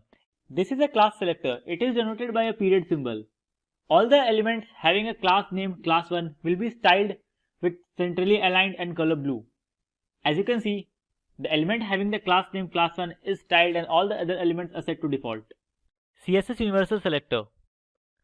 The Universal Selector selects all the elements on a page. The Universal Selector is assigned by a star character.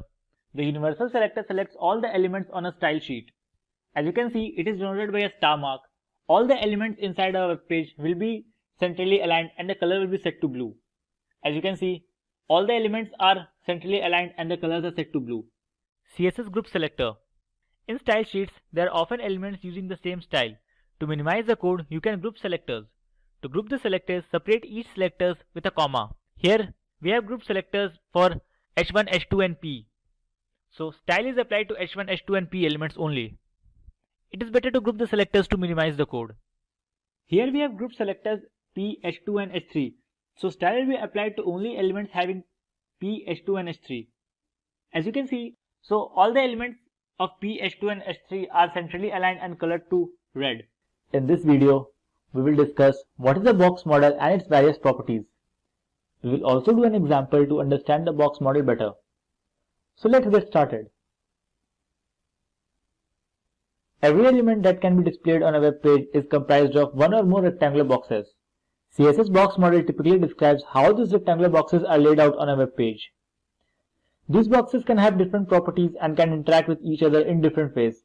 But every box has a content area and optional surrounding, padding, border and margin areas.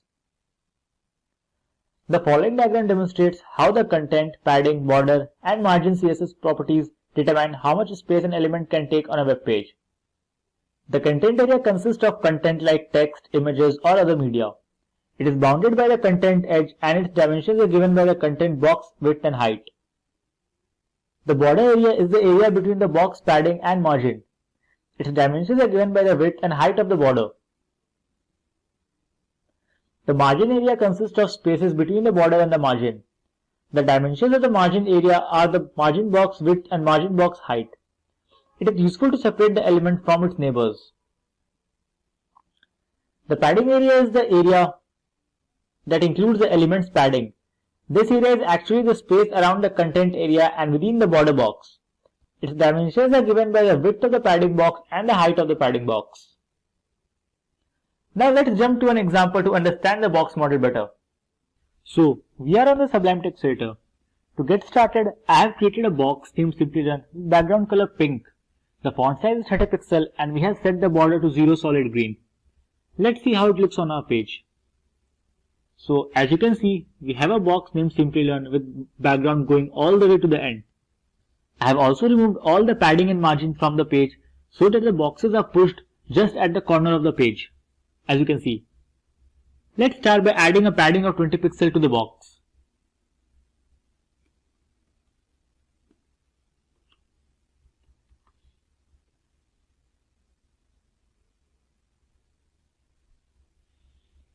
If you save the file, you can see the box increased by 20 pixels from all the sides. Padding occurs inside the background of an element. It goes around the content of the element. Most of the buttons inside the CSS is designed using padding so that the background of the button becomes wider than the actual text. The next thing we can do is change the border of the element. If we change this border size to 15 pixels, we will get a nice solid background of color green.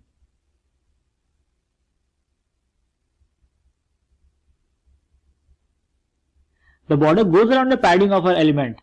So we have the 20 pixels of padding around the content and 15 pixels of border around the padding which is around the content.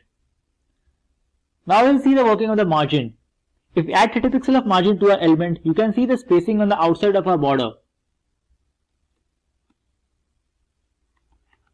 So let's add the 30 pixel margin and refresh. You can see the spacing on outside of the border. Margin is used to space two elements apart from each other. Now let's change these values to see the difference. Let's make the margin 40 pixels. We'll make the padding 30 pixels. And let's keep the border 20 pixels. And make it color red. This is 40 pixels. Let's observe the changes. So as you can see, our border now has a red background. The padding is 30 pixels, the margin is 40 pixels. Let's inspect the elements to understand it better.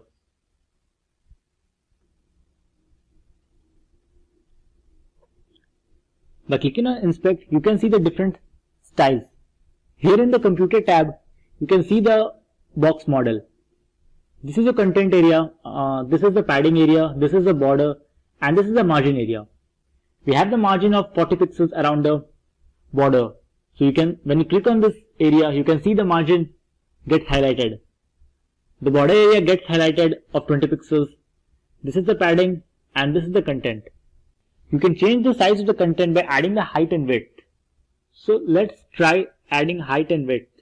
We'll give the height 50 pixels and we'll give the width also 50 pixels. Just save the file. Now when you refresh, you can see the content area 15 to 50. In this tutorial, we will discuss everything needed for you to get started working with grid layouts. We will start by discussing what is a grid layout. Then we will move on to the features of the grid system and some basic terminologies which will help you understand the grid system better. In end, we will work on an example to understand the grid system. So let's get started. What is a grid? A grid is a set of intersecting horizontal and vertical lines defining the rows and columns. And what is a grid layout? So, CSS grid layout is the most powerful layout system available in CSS. It is a two-dimensional system, meaning it can handle both columns and rows, unlike Flexbox, which is largely a one-dimensional system. You work with grid layout by applying the CSS rules to both the parent element, which became the grid container, and the element's children, which become the grid items. The CSS grid layout excels at dividing a page into major regions or defining the relationship in terms of size, position, and layer between parts of a control-built HTML primitives. You can see this is the basic layout of a grid system. Like tables, grid layout enables an author to align elements into columns and rows. However, many more regular layouts are either possible or easier with CSS grid than they were with tables. For example, a grid container's child element could position themselves so they actually overlap and layer, similar to the CSS positioned elements. So here are the features of the CSS grid layout. They are fixed and have flexible track sizes. You can create a grid with fixed track sizes using pixels. For example, this sets the grid to the specified pixel which fits to the layout you desire. You can also create a grid using flexible sizes with percentages or with the new FR unit designed for this purpose. You can place the items into a precise location using the grid line numbers, names, or by targeting an area of the grid. The grid also contains an algorithm to control the placement of items not given an explicit position on the grid. You can define an explicit grid with a grid layout. The grid layout specification is flexible enough to add additional rows and columns when needed. Features such as adding as many columns that will fit into a container are included. It also gives you control of overlapping content. More than one item can be placed into a grid cell or area and they can partially overlap each other. This layering may then be controlled with the z-index property. So, here are the basic terminologies you should know to work with the grid system better. The grid line is the dividing line that make up the structure of the grid. They can either be vertical or horizontal and reside on either side of rows and columns. A grid column is a space between two adjacent vertical grid lines. The size of a grid column is determined by the grid template columns property. On the other hand, a grid row is a space between two adjacent horizontal grid lines. Its size is determined by the grid template rows property. The grid cell is the single unit of a CSS grid. And in grid design, a gutter is basically the width of the space between columns. A gutter margin is the white space formed by the adjoining inside margins of two facing pages in a book, or space between columns on a page. So with this, let's now move on to the hands-on demo and see how the grid system works in actual world. So we are on the Sublime Text Editor open with a project with some basic background styles and nothing inside the body. You can see this is the basic background style we have pre-applied just to have a good look of the box model. We'll start by creating a container and wrapping our grid items in it. So let's create a grid and give it a class named grid container.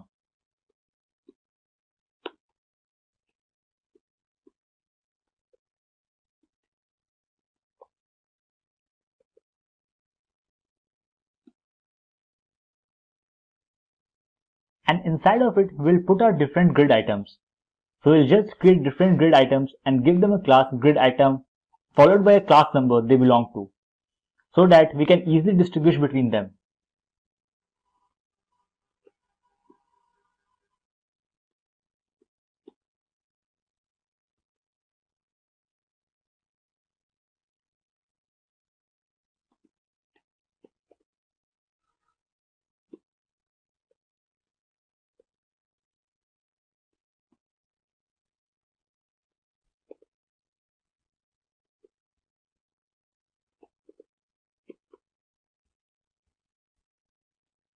Just copy paste this 5 times. So we'll have the 5 elements on our page.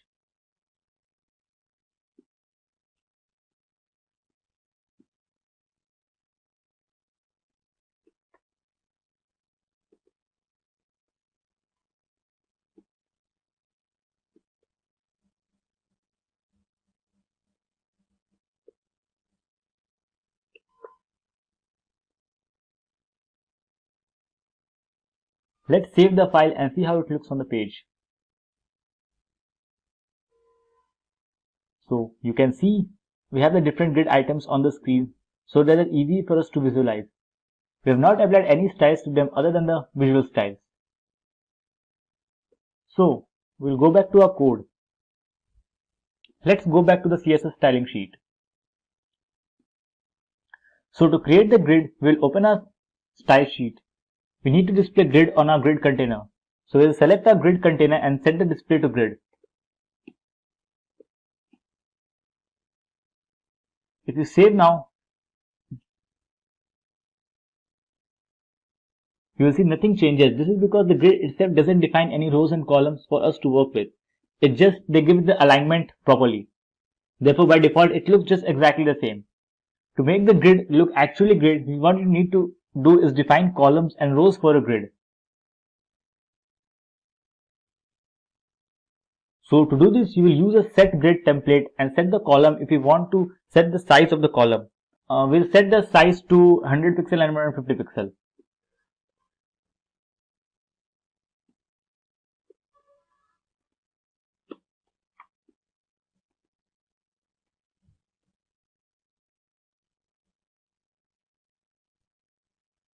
Now,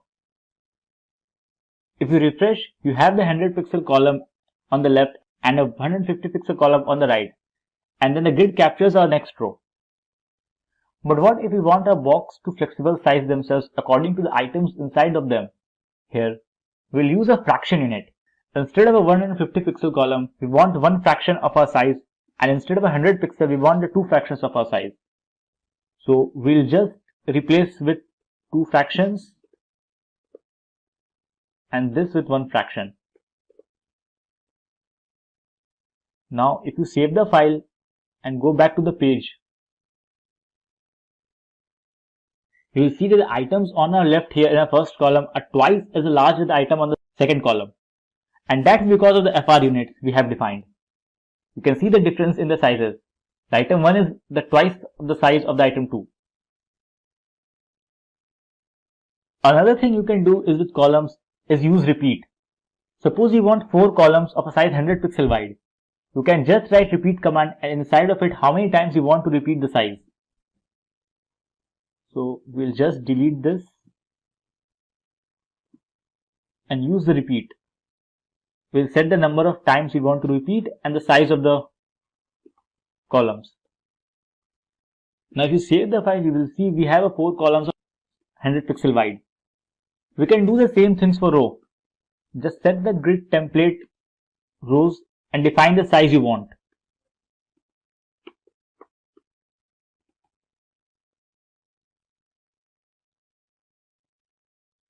Now you can see we have the symmetric size all around our container. If you don't know how large your grid is going to be, you can use the grid auto rows, and this will determine the size of all the rows that is added after the template rows. Suppose we want all our rows to be 100 pixels.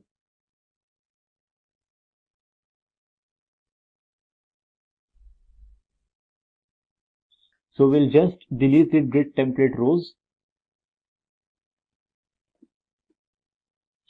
and set the grid auto rows to 100 pixels.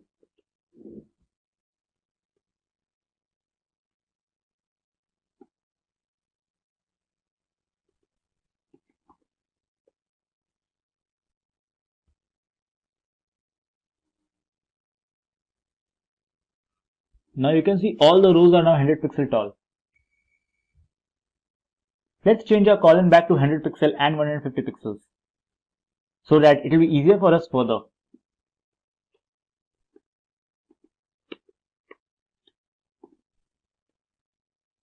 We'll just delete this grid auto rows. Now we'll talk about the spacing of the rows and columns apart from each other. We can do this with the help of the grid gap property. Grid row gap will give some spaces between the rows.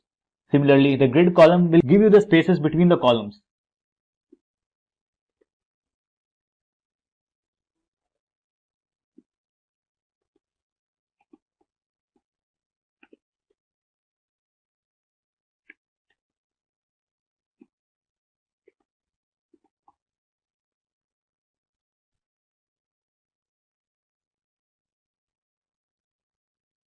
Now you can see the gaps between the rows and columns.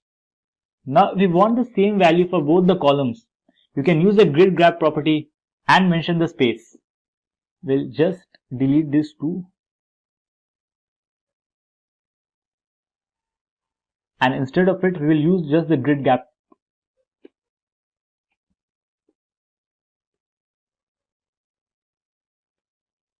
And set the size to 20 pixels.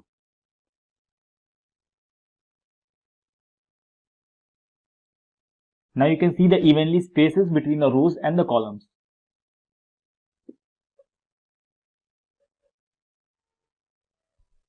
This is all you need to know about the sizing of the different columns and rows. Now let's talk about the positioning items within its grid cells. So for horizontal positioning, we could use the justify items and we can set that to center.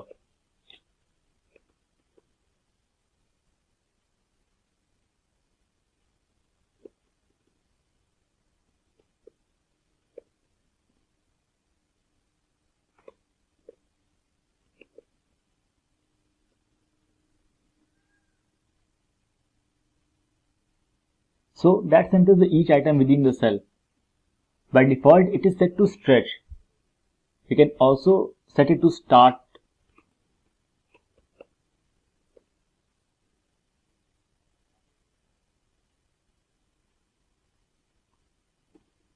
Or end.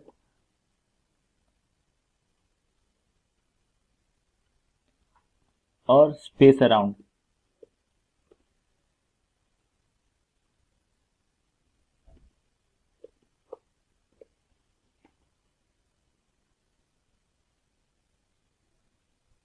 We will leave this to center.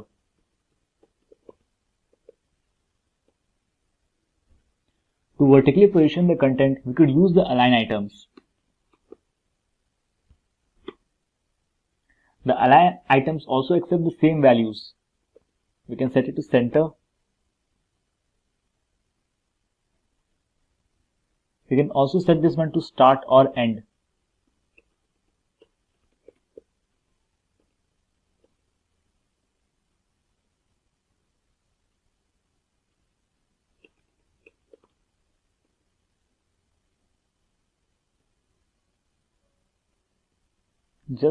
We'll keep this to center as well.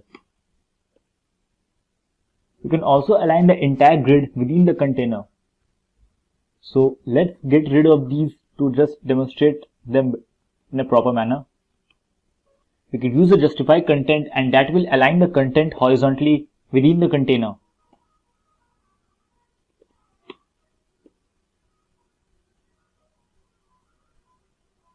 We can also set this to start or to end.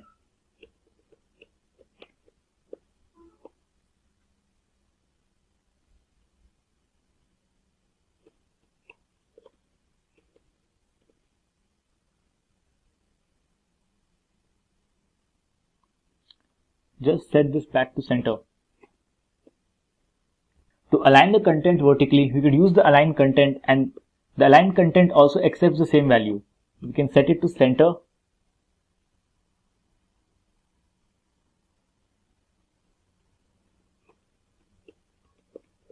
or start.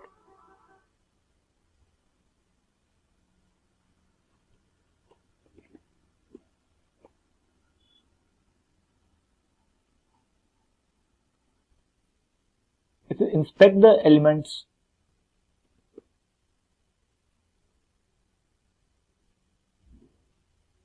you can see they are aligned centrally between the container. We'll just close this. Okay, so this is everything you need to know to get started with the grid layout. Grid works very similar to the flexbox, but it allows you too much in terms of laying your elements because of its 2D nature. In this video, we will learn what is a flexbox and how it is useful in designing the layout of the website. We will also try to understand the different properties of flexbox with the help of an example. So let's get started. What is a flexbox? Flexbox, also called flexible box model, is basically a layout mode or model that provides an easy and clean way to arrange the items within a container. If you are using a CSS for a while, you must have used the old block model, where you assign width in terms of percentage or fixed width, and then use the float to arrange the items on the page. Suppose, for example, you want to arrange 3 boxes in a row. Then you have to enter everything manually, from width, height, and to padding. Flexbox can do all these things with ease. Some of the concepts of flexible box model is the ability to alter the item width and height to best fit in the containers available in the free space. Flex model is direction agnostic, which is different from the box model, which is vertically biased, and the inline, which is horizontally biased. Flexbox works for both. Flexbox is more effective in a small scale layouts. So here are the main properties of the flex. Okay, so let's jump to some code and learn how these flex properties work. Okay, so we are on the Sublime text editor. To get started, let's add a div inside a body here, and we'll give a class of flexbox container, since this will be the container where all our flexbox items will reside.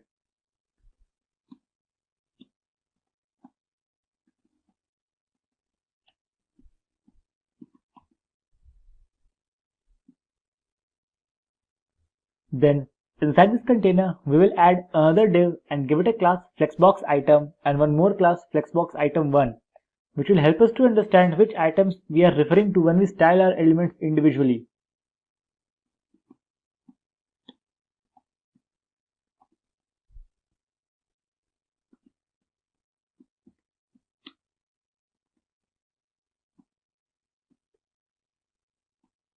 Let's just save the file and see how it looks on a page.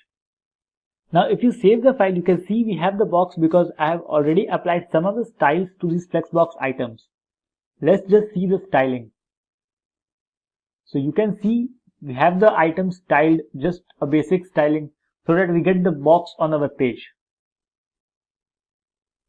Now let's just copy these and add 2 more flexbox items, and you will see we have 2 more boxes on our page.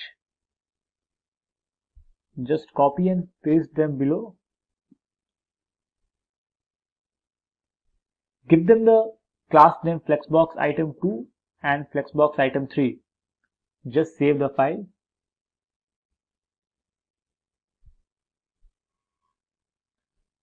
Now you can see we have 3 boxes on the page.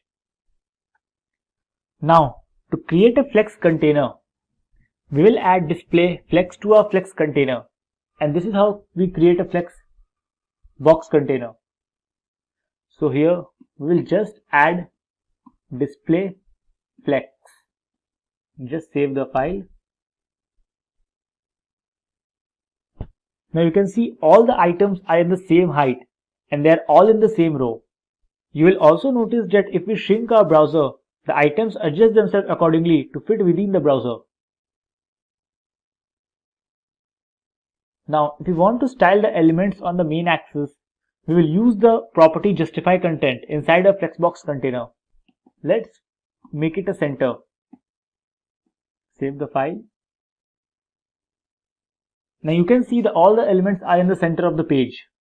Another thing we can do is, if we want our layout to have a spaces between the elements, we will set the justify content to space between.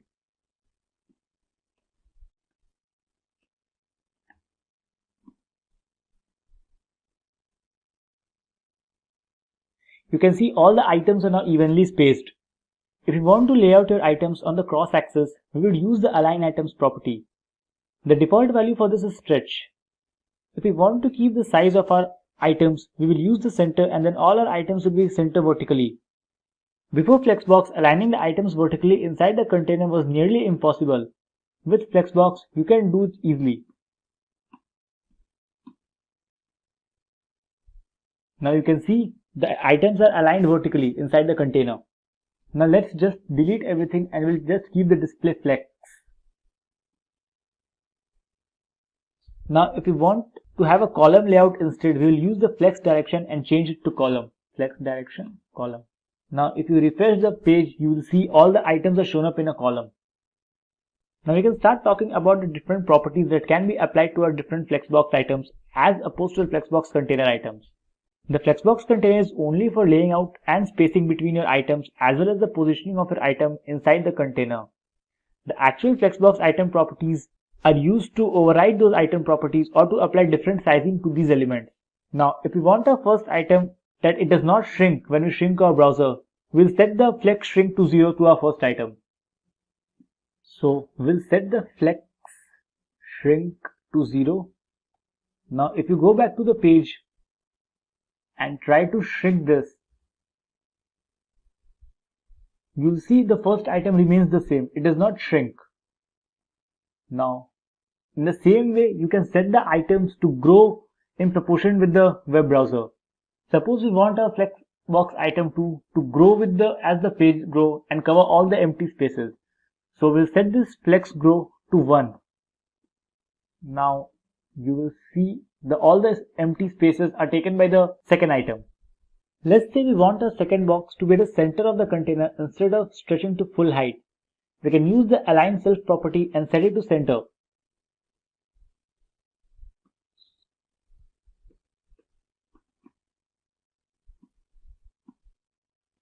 Now you will see that the align self property overrides the align content property of the container. You can see it is centrally aligned. So this is all you need to understand and get started to work with the Flexboxes. I hope you guys enjoyed this video and learned something new about the Flexbox and how you can use the Flexbox to create the dynamic layout for your site. In this video, we are going to discuss one of the most important topics of the web development, which is CSS display. So without wasting any time, let's get started. So what is a display property? The CSS display property controls the layout of the element on the page. The default value of the display property is block or inline. Let's jump back to our Sublime Text Editor to see the various display properties by using an example. To get started, I have a really simple example setup. As you can see, inside my HTML, I have the 2 paragraph tags and I have a formatting with a background color of cyan color and font size 30 pixels. As you can see, this looks like something like this on the page. The very first property we are going to discuss is the display block property. The block display values make an element a block element. The block elements start a new line and span the entire width of the viewport by default, like how P elements behave. There are also line breaks before and after these elements. The default value of the P element is a display block. So here, this looks something like this.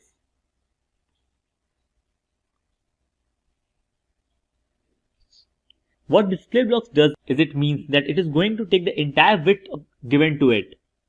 This is going to force a new line above and a new line below it. So you cannot have something next to here. Now if we change here this to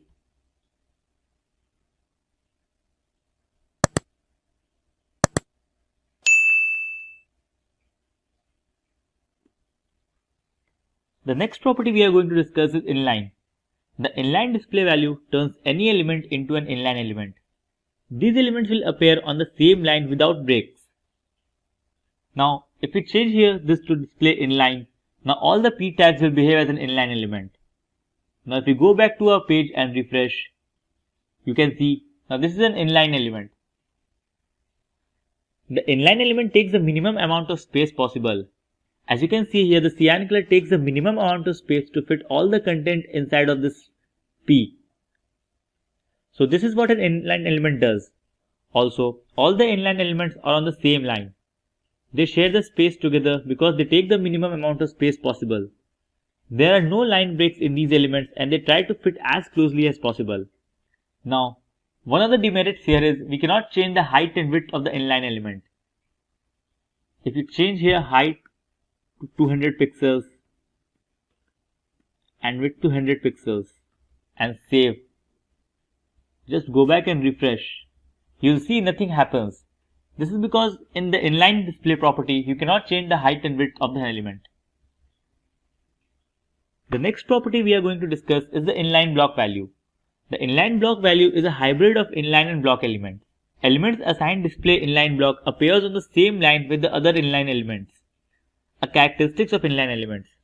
However, inline block elements are also like block elements in that you can change the width and height of the CSS. Now, if here we try to change the height and width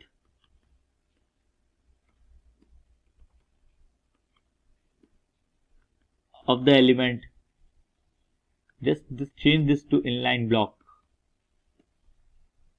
Now, if you go back to the page and refresh, you will see the height and width property works. This is one of the major difference between the inline block and the inline display property. The last name type of display we are going to discuss is the display none, and this is a really straightforward display property. You just delete this and change the display to display none.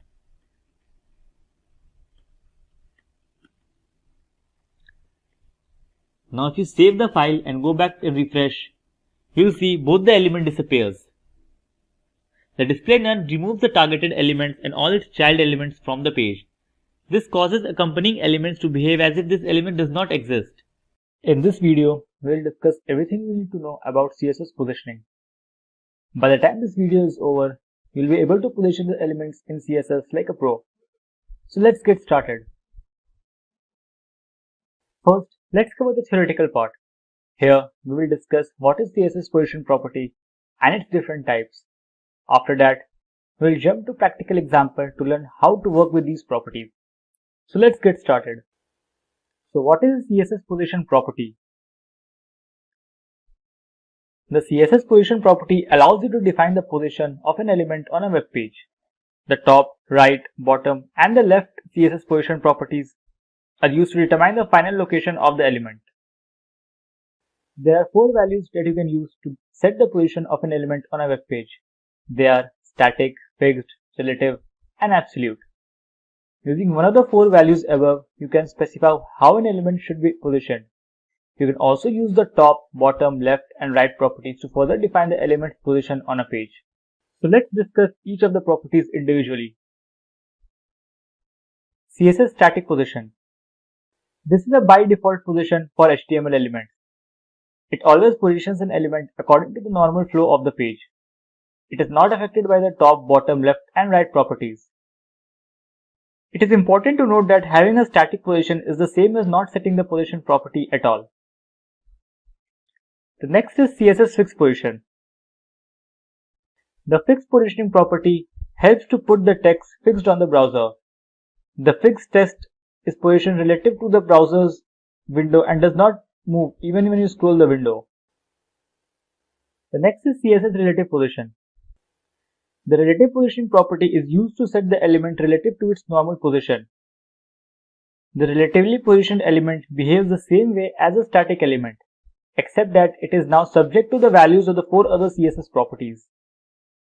We will discuss each of them with more detail in examples. Now there is CSS absolute position. The absolute positioning is used to position an element related to the first parent element that has a position other than static. If no such element is found, the containing block is HTML. With absolute positioning, you can place an element anywhere on the page. Now let's move on to the example to understand each of the properties better.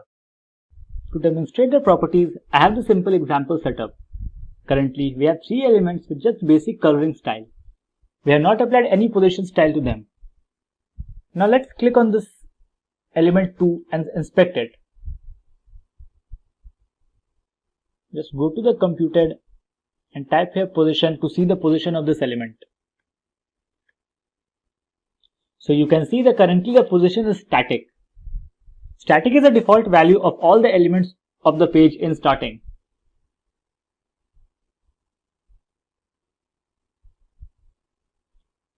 The next position we'll see is the relative position.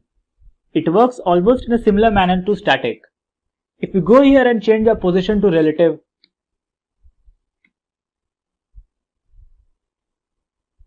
you can see nothing changes. Relative acts as the same as static, with the only difference is that the relative allows you to change the top, left, right and bottom of this element. Let me show you an example. Now if we change here to left 20 pixel and refresh, you will notice the elements move itself to a 20 pixel from the left. Let's set the top to 10 pixel as well.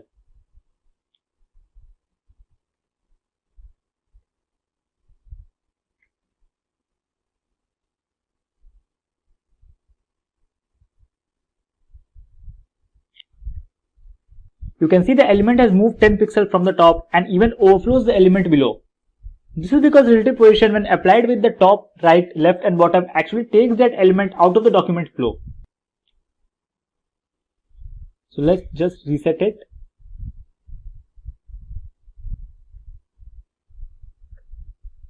Next property we are going to discuss is absolute position. And this property gets well along with the top, right, left and bottom. So let's make this position to absolute. And you can see the changes made due to this by just saving.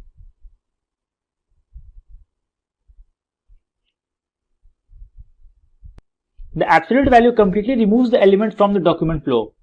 This is useful when you want a particular element to be a specific position but you don't want to disturb the other element's positioning.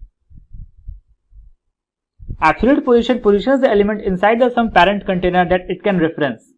Now just let's shift the top to 10 pixels.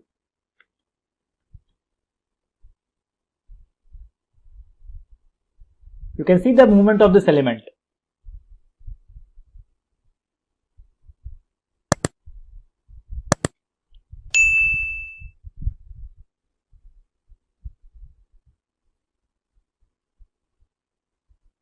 The absolute position always positions the element inside some parent container that it can reference to. Now if we change the here body position to relative, now this navbar will position the element according to this body. So if we go here and refresh this, you can see that this 2 is in relation to with this container. And this is where relative is very useful. Next is fixed positioning, which is very similar to absolute positioning with some differences. So let's change this to fixed.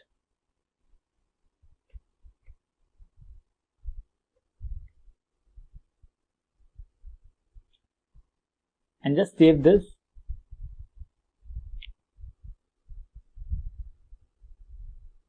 Now you can see it completely ignores this relative positioning and goes entirely at the top.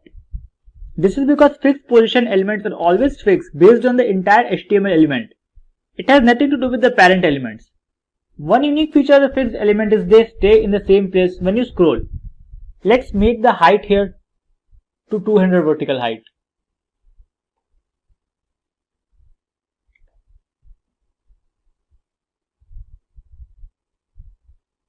Now if you scroll down, you will see that the element 2 will stay on the same position.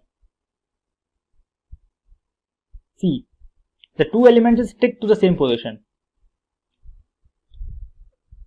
But absolute does not work that way. When you change this here to absolute, you can see it does not stay at the top now. This is one major difference between absolute and fixed.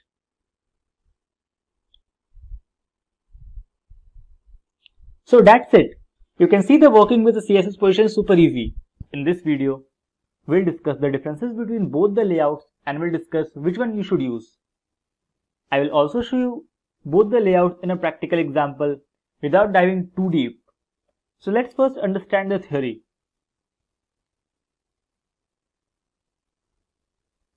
CSS Grid allows developers to construct custom grids with more flexibility and control than ever before. It is for two-dimensional positioning. We got rows and columns here. Whereas Flexbox is for one-dimensional layout. It is useful in allocating and aligning the spaces among the items in a grid container. The Flexbox layout pattern makes it easier to design and flexible and effective layouts. The grid is used for creating a more complex and organized layouts on your pages. Whereas the flex items is used to design the responsive pages without using too much of positioning or float in our CSS code.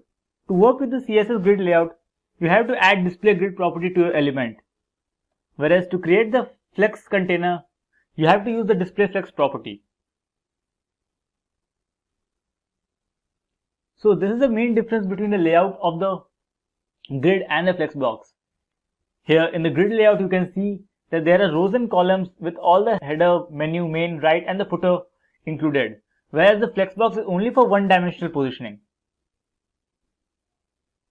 Now let's move on to the example to see the working of both the layouts. So here is an example of the web page that does not have any function other than some basic styling. Here on the page we have a header which is blue in color. This is the sidebar with a red background. This is the main content and this black color is the footer of the page. Here you can see all these items are stacked on top of each other. In the code you can see this is the footer part of the page. This is the main content of the page. This is for the sidebar and this is for the header area of the page. For the styling part, we have used some basic styling just so as to understand the example better. Now we can turn the body into a grid by setting the display property to the grid. So here under the body, we'll set the display to grid. Just save the file and refresh. You can see nothing changes because by default the CSS grid starts creating rows automatically and adds the content in these rows. That's why it didn't change. We can change it by adding the grid template column property in our body. In our case, we'll need two columns, one for sidebar and other for the main content. Let's set the side area to 30% and we'll keep the main area to auto to cover the remaining spaces.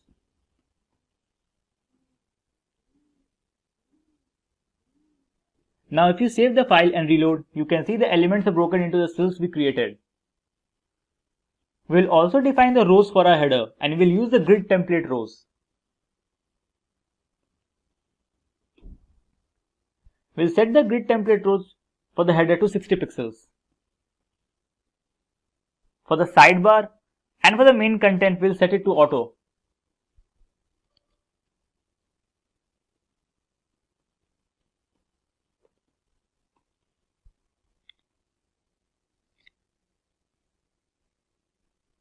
And also for the footer, we will keep it 60 pixels.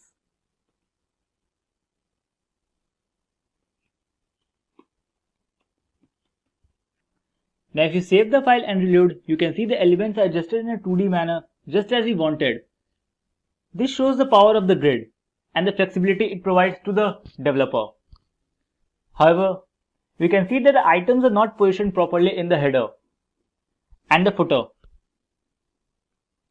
This is where the Flexbox comes into play. As discussed earlier, Flexbox is about positioning elements in a one-dimensional area. So what we'll do is we'll go back to our navigation list class here and we'll add display as flex. Now if you save the file and reload, you can see these are sitting next to each other. By default, the display sets them into the rows. Now we want the contents to be in the center of the main axis. So we will use the justify content and set it to center.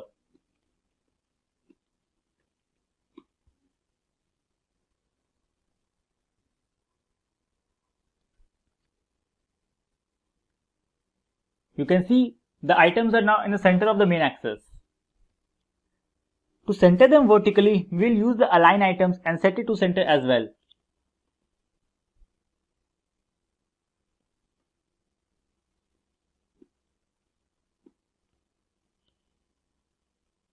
This will position them in the center across the axis. For this to work, we have to specify the height, so we'll set it to 100%.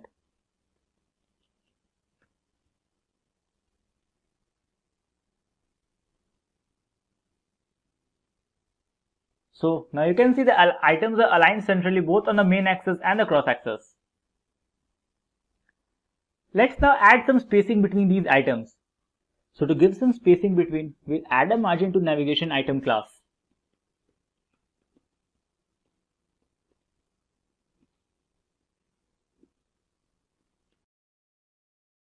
We'll set the margin to 0 for top and bottom and 10 pixels to left and right.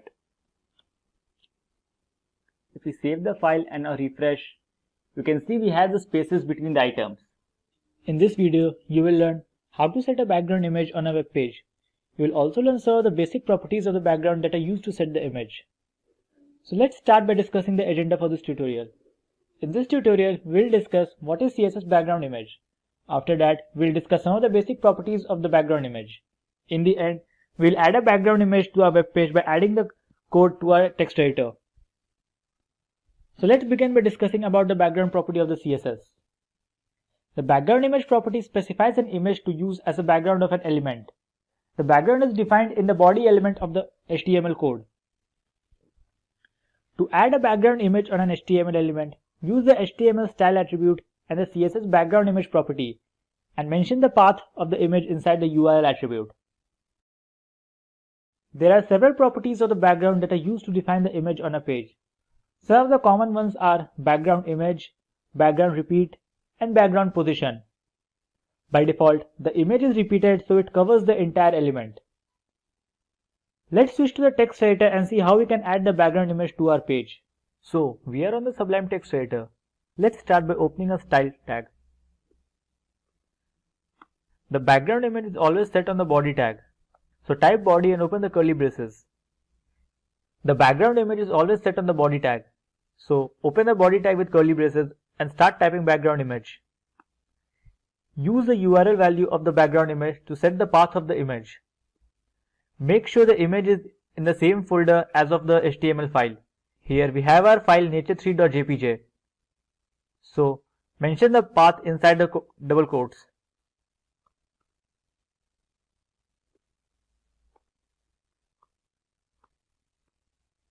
Save the file and let's see how it looks on a web page. As you can see, we have the image on the web page. Let's format this image a little bit. We'll start by setting the background size. So type background size and there are three values to the background size. First one is auto. It will set the image as it is. Save the file and let's see how it looks on a page. As you can see, the size of the image is as same of the original size. The color value will set the image size that will be fit to the web page. As you can see, the image is set to the whole web page. We can also set the image size to manual. Let's say we want the image size of width 500 pixels. So now as you can see, the width of the image is 500 pixels. Next, we will set the background repeat property. There are three values to background repeat. First is no repeat. With the no repeat value, the images will not be repeated on a page. Now as you can see, the images are not repeated. Second is repeat x. It will set the images to be repeated on the x-axis.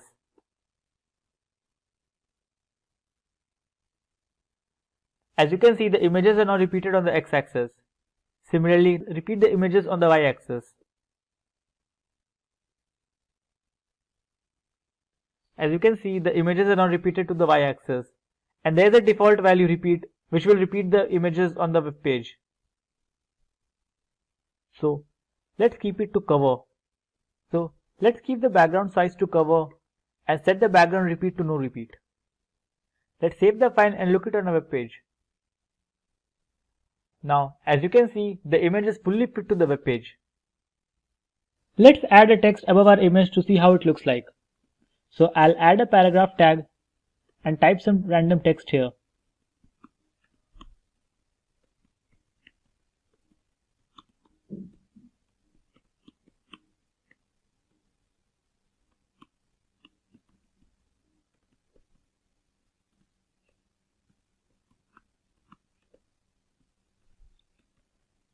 Let's set the text color to red and align it to center. I'll type P and open the curly braces. I'll set the color to red.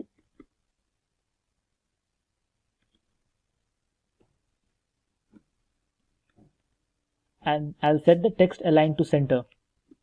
Let's save the file and see how it looks on a page.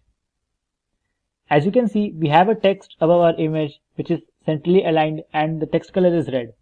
In this tutorial, we will learn how we can add colors to our page using different methods. We will start with discussing colors and then see the hex value and the RGB format of the colors. In the end, we will do an example to understand how we can add colors to our page. CSS uses the color values to specify the colors on a page. They can be specified using predefined color names, hex or RGB format. There are nearly 140 standard color names. Hexadecimal is a 6-digit representation of a color. The first 2 digits RR represents the red value, the next 2 are green value, and the last is the blue value. All the other colors can be created using the combination of these 3 colors. There are several websites available where you can know the hex value of the different shades of color. As you can see, the black color is signified by hashtag and the 6 zeros. The red is hashtag FF and the 4 zeros followed by it. The RGB color value is specified using the RGB property. This property takes 3 values, one for red, green and blue. The value can be the integer between 0 to 225 or a percentage. As you can see, the black color is signified by 000, the red by 25500, the blue by 00255 and the green by 02550. Now let's move to an example to understand how we can add the colors to our page.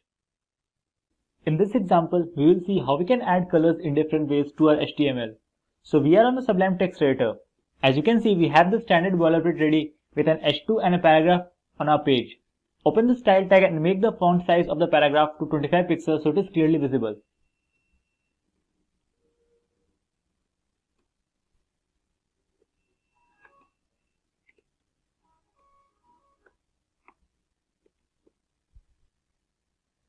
Let's start by adding colors to our text just by color names. HTML supports nearly 140 standard color names. We'll make the color of the paragraph green. For that, just type color and set the color to green. As you can see, our paragraph is changed to green. Let's try one more. This time we will add the color red. Just refresh. As you can see, the color is now changed to red. There are nearly 140 HTML standard colors that is supported by the web browser. You can also add colors using the RGB format. There are many websites available to know the RGB or hex value of the desired color. One such is htmlcodes.com. As you can see, in the htmlcodes.com we have the hex value and the RGB value of the desired color. Let's try one. We'll add this color with the RGB value 171, 229 and 27 to our paragraph. So for that, just type RGB and the color code you want.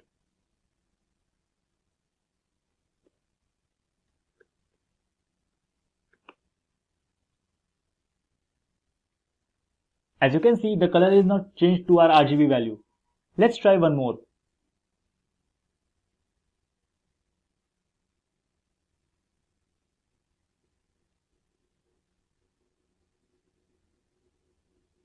This time we'll use this RGB value to our text.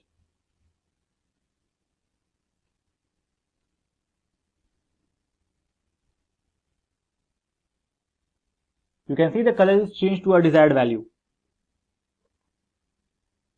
In this way, you can use the RGB format to change the colors.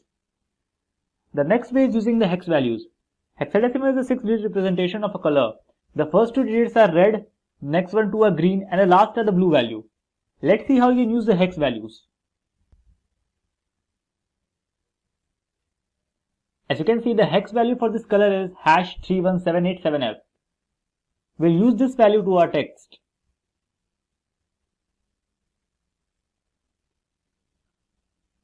To add the hex value, you have to use the hashtag followed by the color code.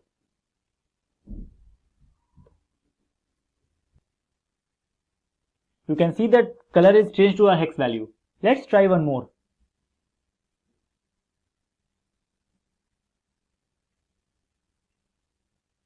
You can see the hex value for this color is #F14A07.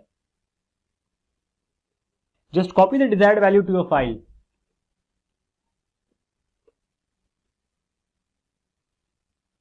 You can see the color changes. You can also add color borders to our heading. Do that, just mention the border style along with the color code.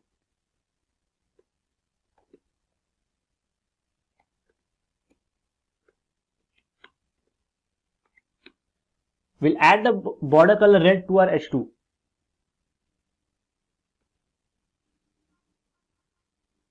Now you can see we have the border around our H2. I hope you have understood how to use the color values to a web page. There are mainly 3 ways by which you can add the colors to a web page. They are hex, RGB values, and the color names. In this video, we will discuss what are keyframes and how you can use them to add animations to your page. We are going to discuss what are keyframes and we'll try to understand the syntax of the keyframes. So let's get started.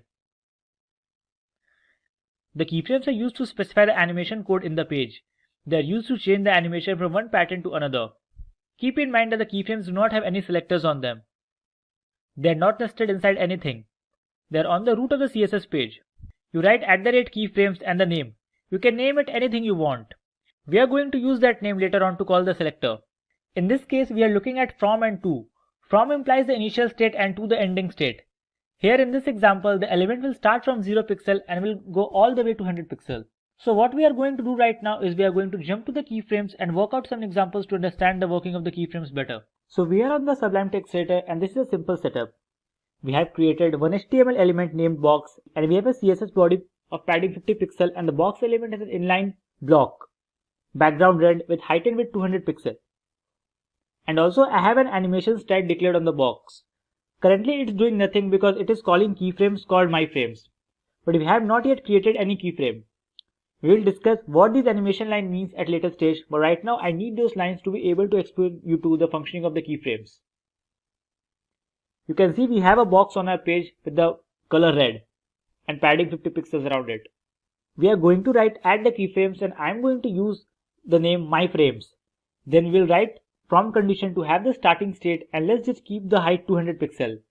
And then we want it to grow and we will set it to increase till 500 pixels. So let's just create our keyframes.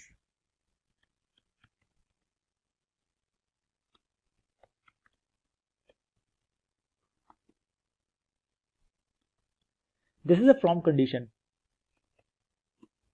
We'll set it to 200 pixels. And we want it to grow till 500 pixels.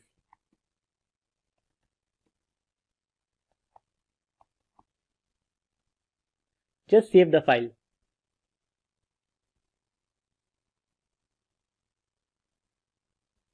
Now, as you can see, our box is growing all the way to 500 pixel. And when the animation is done, it resets back to 200 pixel and starts again because the animation is looping. You can also put multiple style declaration. For example, I am going to write background pink in the to condition.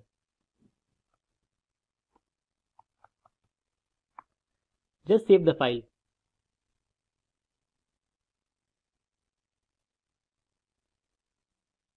You can see that the animation is starting at red and ending at pink. Now instead of saying from and to, you can also say from 0% to 100%. This is as same as doing from and to. But what it enables you to do is you can add something in the middle of here, say 30%, and we will make the color any different. So in the place of from, we will write 0%. and we'll replace true with 100%. Let's just add one more condition in between, say 40%. So at 40% we want the color to change to say something green. Let's save the file and see how it looks on the page. So as you can see, it starts with red, it turns to green in the middle, and then all the way converts to pink. As you can see, there are lots of interesting things you can do with the keyframes. All of the things that I am showing you today are just like how this works. To really get a great understanding of how it works, you just have to open your editor and start experimenting on it. Okay, so now let's go back to our code and learn about the animation property. So here we have the animation name myFrames. The animation name should be as same as keyframes name to work it properly. The animation duration specifies for how long we want our animation to last. In this case 2 seconds. Let's just change this to say 10 seconds. Just save the file. Now as you can see, the animation is going at a slower speed just to cover the 10 seconds of it. Let's just reset it to 2 seconds. The timing function is used to mention the transition. There are some keywords such as ease in, linear, ease in out, and some more. The animation delay is interesting to understand. It means how long we are going to wait once the animation is triggered before the visual starts happening. Let's change it to 3 seconds.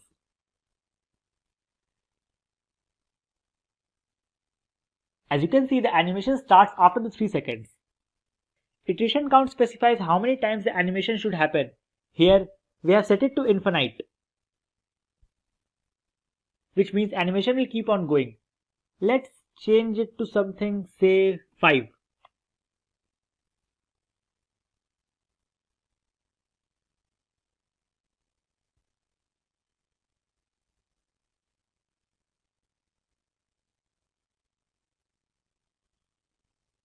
As you can see, after the count of 5, the animation stops. We'll set it back to infinite.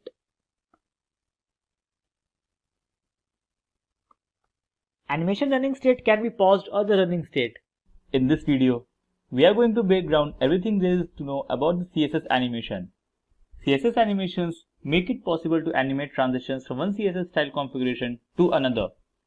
Animations consist of two components, a style describing the CSS animation and a set of keyframes that indicates the start and end states of the animation style, as well as possible intermediate. Now, to understand this better, I have an example. So let's get started now. So we are on a Sublime text editor. Now to get started, I have a very basic example with HTML and CSS. I have a parent element here. And inside this parent element, I have a div class child. So when you go back to the page, it will look something like this. This pink color is the parent element and this small box with the red color is the child element. Whenever you hover over the element, the child elements move from left side to the right side of the parent. We want to talk about animation. In case, there are two different ways to animate. One is the CSS transition property, which works well with only simple animation. If you want to learn about CSS transition property, you can refer to the last video on CSS transition. There is a full-fledged animation property which is used for more complex animation. I'm going to show you how you can make this simple transition into animation. For this example, we'll make this child element move all around the box using animation. So let's go back to our code. So just like the transition property, we have the several properties in the CSS animation as well.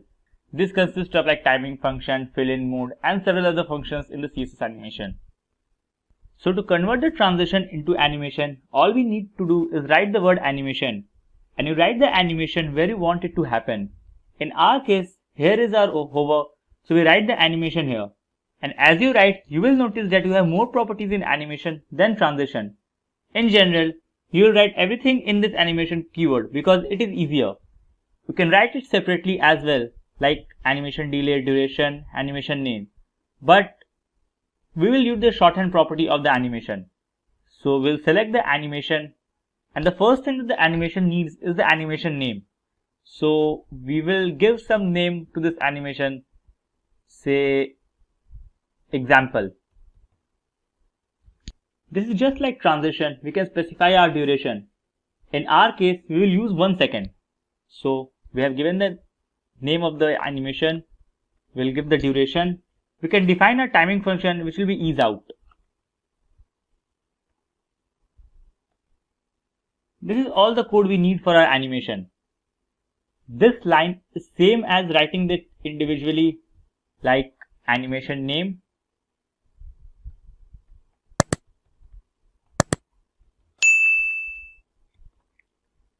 animation duration 1 second,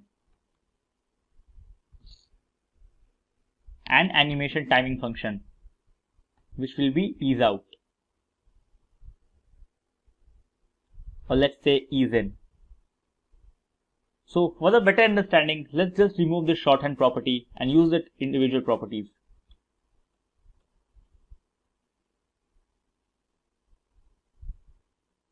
Now just save the file.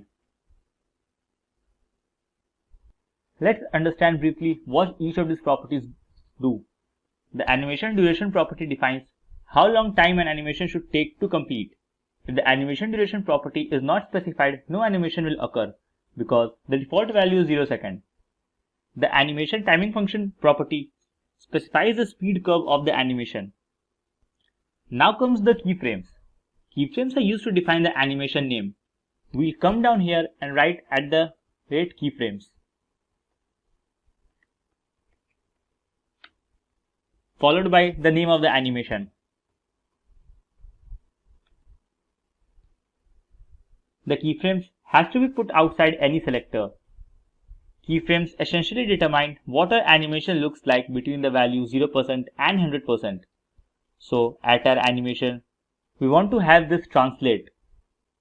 So we'll write 100% and we'll write transform translate x 100% and save the file. Now, when you save and go back to the page, you will notice the smooth transition of the animation when you hover over. One thing you will notice that as soon as the animation is over, the box goes back to the original place. The reason for this is all the process happens inside this keyframe, this one. As soon as the animation is done, the default state kicks in. If we want this to stop in the transform state, like box should be here, is on the right side, we have to specify it in the animation property. We'll set the animation fill mode to forwards. So here, we'll set the animation fill mode to forwards. Just save, and then when you go back to the page and refresh, you'll see the box stops on the right side and doesn't go back to the original state. Now that we have a basic understanding of the animation and its different properties, let's work around our main aim to move this child element all over the parent element, from this to this side to this side to this side. So here at the keyframes, we'll just delete this and we'll start with 0%. So here at the 0%, we'll set the transform and translate x to 0.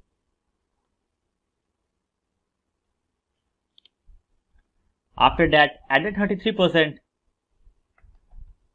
we want this box to move down. So we'll work on translate y. So we'll translate the y to 100%. At 66%, we want both the x-axis and y-axis to move from here to this side. So we'll set translate x to 100% and translate y to 100%. And finally, at 100%, we want to translate x back to 100% on the upward side. So when you save and refresh,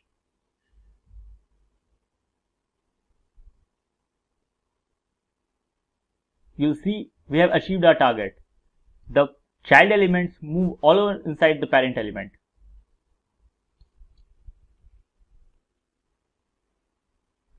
To watch it a little bit more slowly, let's change the time here to 3 seconds.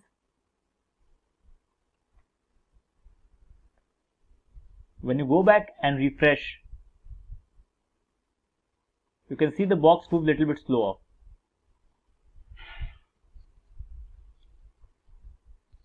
So, with the animation property, we can go a step further. We can tell our animation how many times to repeat, the order of the animation, among other things. So, the animation iteration count property specifies the number of times an animation should be played. Let's set it to 3. So here, we'll set the animation iteration count to 3. The animation direction property defines whether an animation should be played forwards, backwards, or in alternate cycles. So, for the animation direction, we'll set it to alternate. Now, if you save and go back,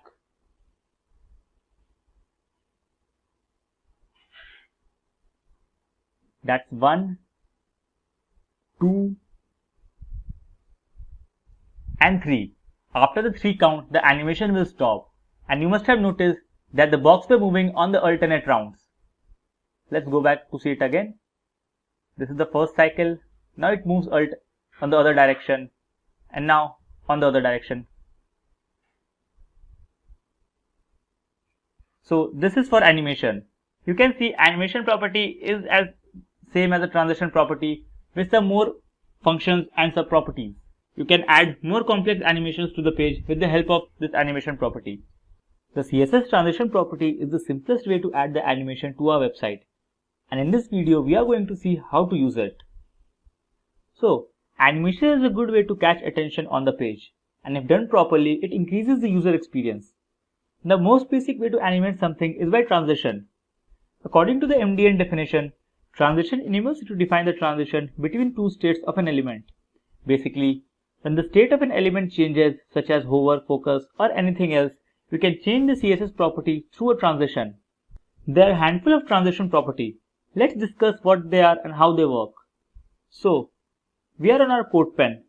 I have a box that changes the color on the hover. The first property that we are going to start is with the transition duration property.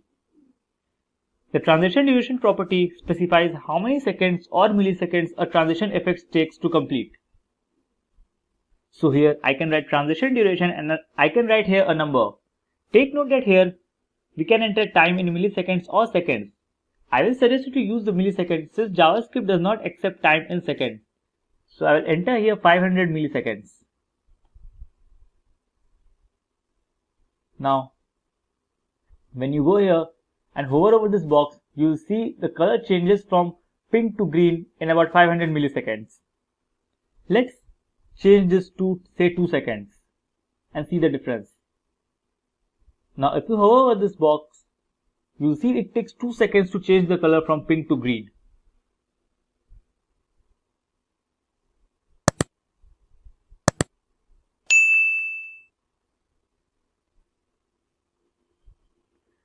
The next one we are going to look is a transition property. The transition property sets the CSS properties to which a transition effect should be applied. Suppose we want to rotate this box when hovered over. So first we will specify the transform property here and we'll set it to rotate 45 degrees.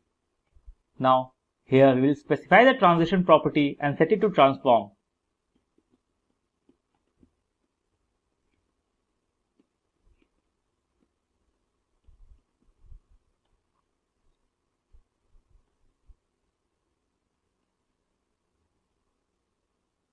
Now if you hover over this box, you will see it takes about 500 milliseconds for the box to rotate to 45 degrees while the color changes instantly.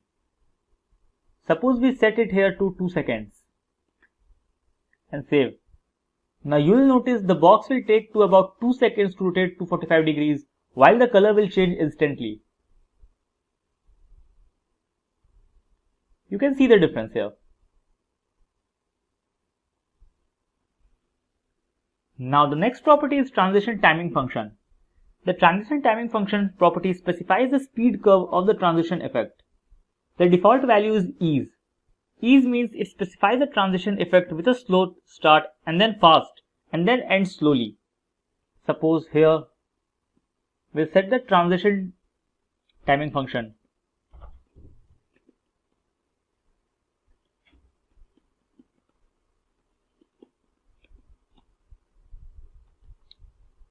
to ease.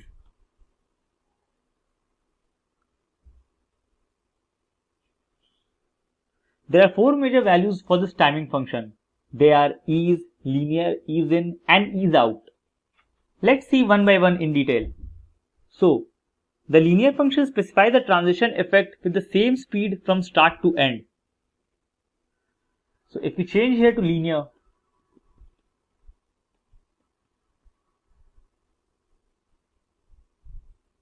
you will see that it rotates with the same speed from start to end. Now, if we change this to ease in, the ease in specifies the transition effect with a slow start. So, now if you hover over this, you will see the box rotate with a slow start and then increases the speed at the end. The ease out specifies the transition effect with a slow end. So, if you set it to ease out, you will see at the end the speed decreases. The last property we are going to discuss is the transition delay. The transition delay property specifies when the transition effect will start. The transition delay value is defined in milliseconds or in seconds. Let's set the transition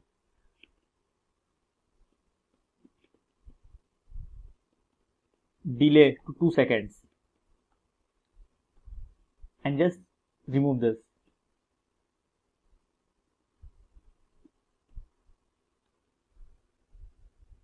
Now, if you hover over this box, you will see it will take 2 seconds to rotate the box to 45 degrees. So, you can see after the 2 seconds, the transition property takes place.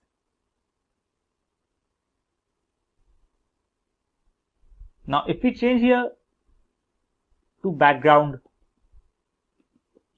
you will see the box will rotate instantly while the color will changes from pink to green after 2 seconds.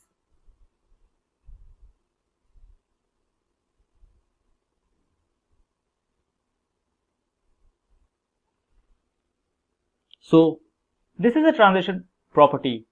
Is it as simple as it can be? In this video, you will learn how to add interactive hover effects to your elements. We will do an example where we will create hover effects to our buttons. So in this tutorial, we will discuss what is a CSS hover effect and then we will do an example to understand it better. So what is a CSS hover effect? A CSS hover effect is a style technique where the user interacts with an element with a pointing device, but it does not necessarily activate it. It is triggered when the user hovers over an element with a pointing device. Now let's jump to an example. In this example, we will create the hover effect which will look something like this. We have different hover effects for all the buttons.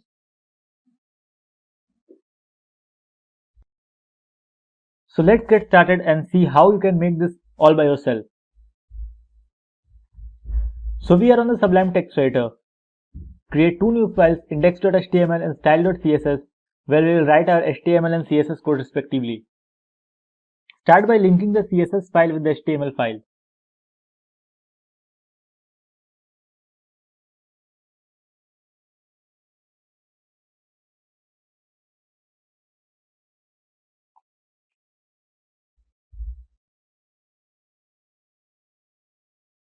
Now we will add 4 anchor tags. We will specify the class name for each of them so that we can style them separately later.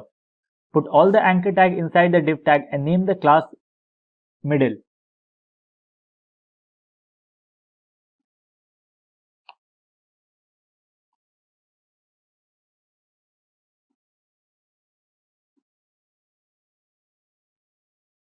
We will name the class btn, btn1, btn, btn2, btn, btn3 and btn, btn4.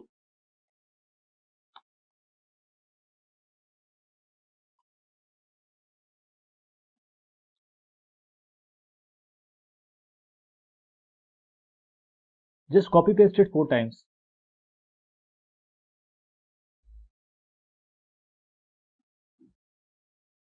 Save the file and let's see how it looks on a page right now. As you can see, we have the 4 text on our page. With this, we are done with our HTML part. Now let's shift to CSS and design the text and add the hover effects. So in CSS, we will start by setting the margin and padding to 0. We will also add the background body color.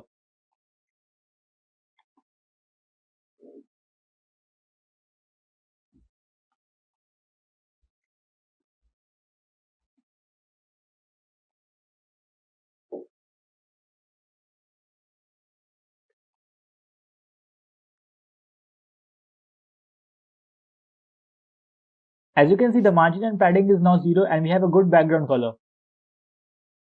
Now we will design the buttons and give them proper formatting. We will start with the class middle.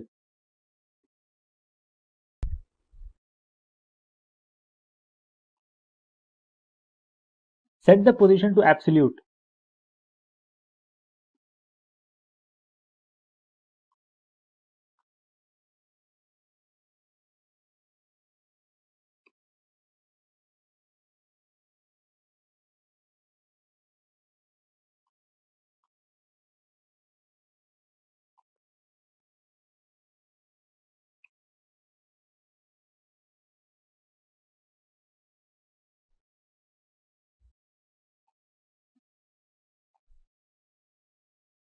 The top property affects the vertical position of a positioned element. The left property affects the horizontal position of a positioned element. The transform property applies a 2D or 3D transformation to an element. This property allows you to rotate, scale, and move the elements. As you can see, the elements are now in place. Now let's format the buttons.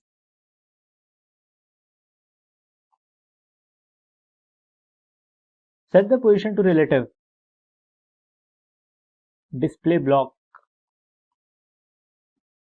We'll keep the color as white. Font size 25 pixels. We will use the font family as Montserrat.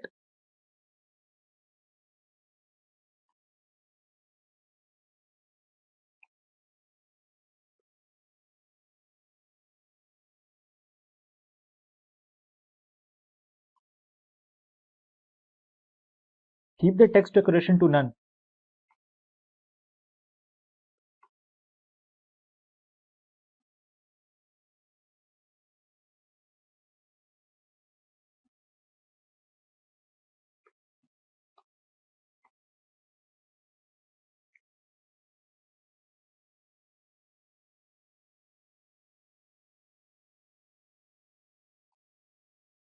We will set the border to 2 pixels and solid.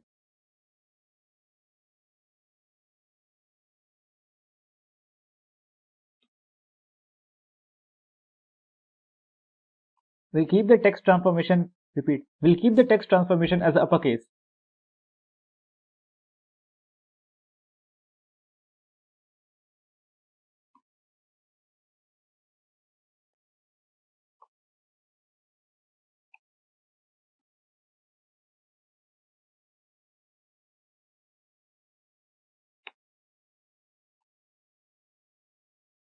Transition allows you to change the property values smoothly over a given duration. The before selector is used to insert something before the content of each selected element.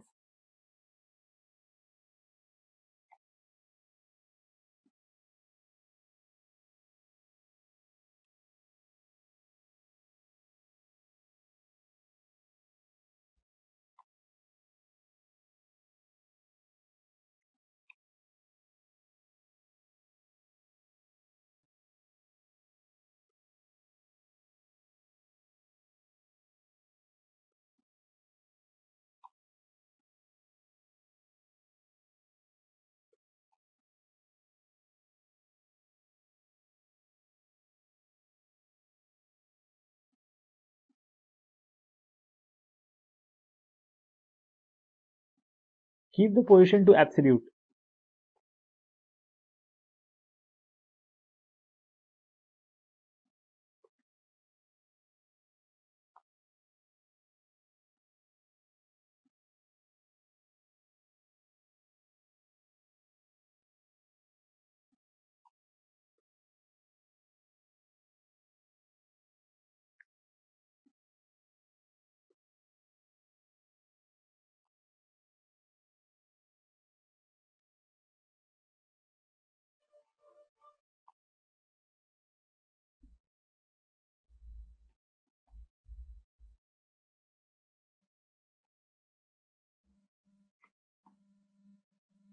We'll keep the transition as all 0.6 second and ease.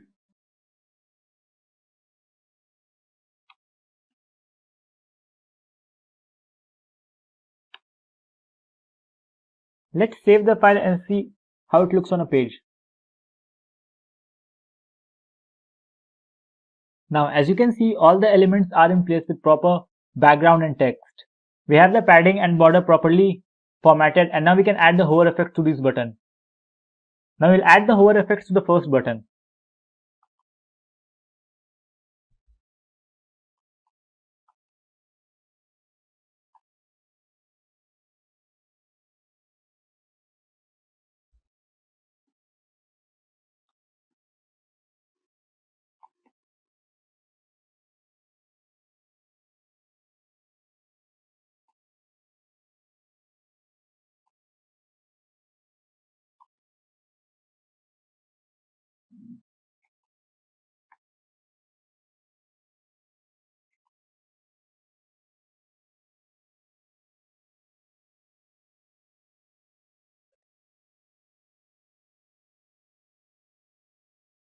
As you can see, we have the hover effect on our first button ready.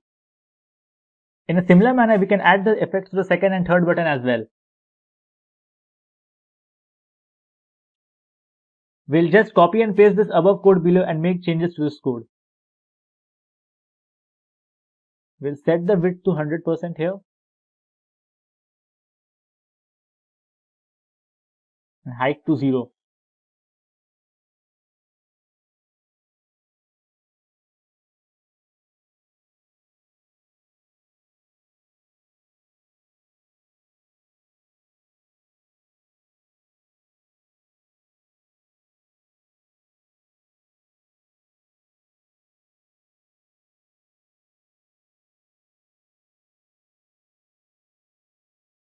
We'll change it to height 100%.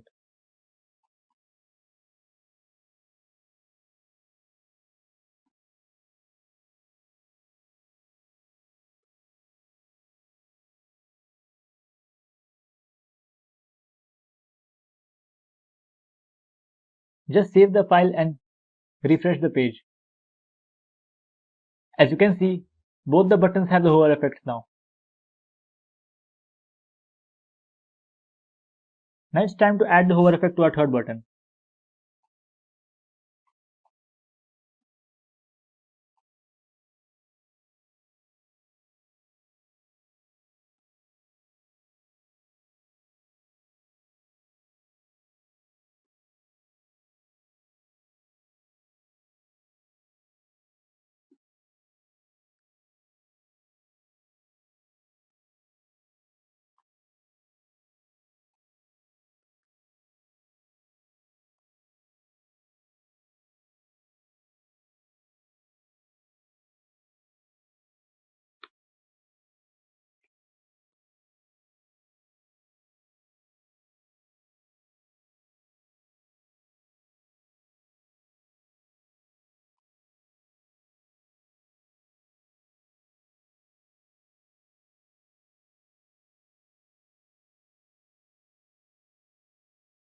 Now we'll add the hover effect to the button third.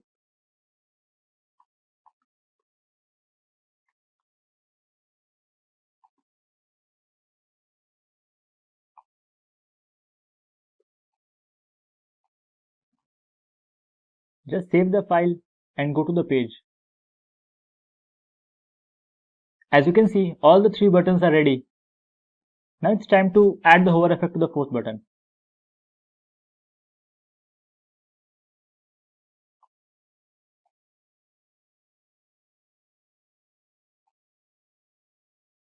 We'll set the color to #FFF.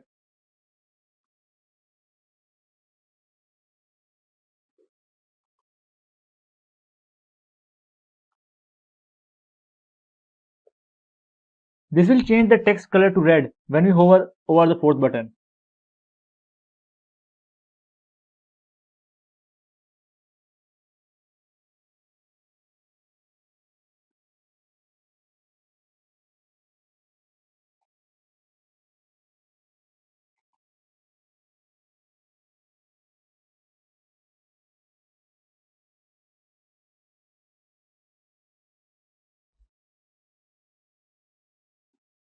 Set the position to absolute.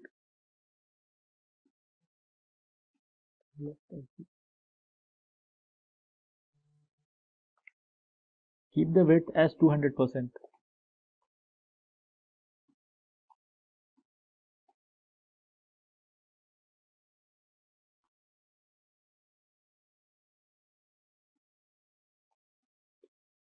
We'll set the background to hash DCD159.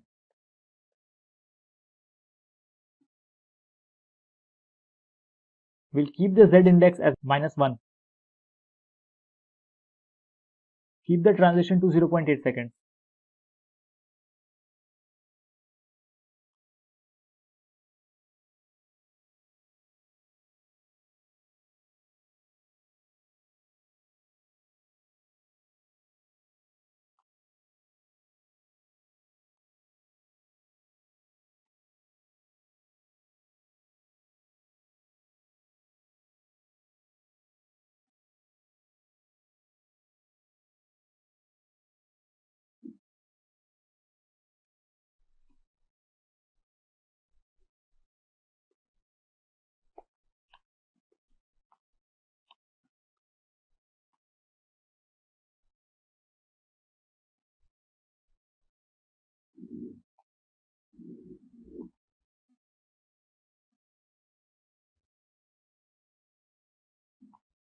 Set the height to 180% of the page.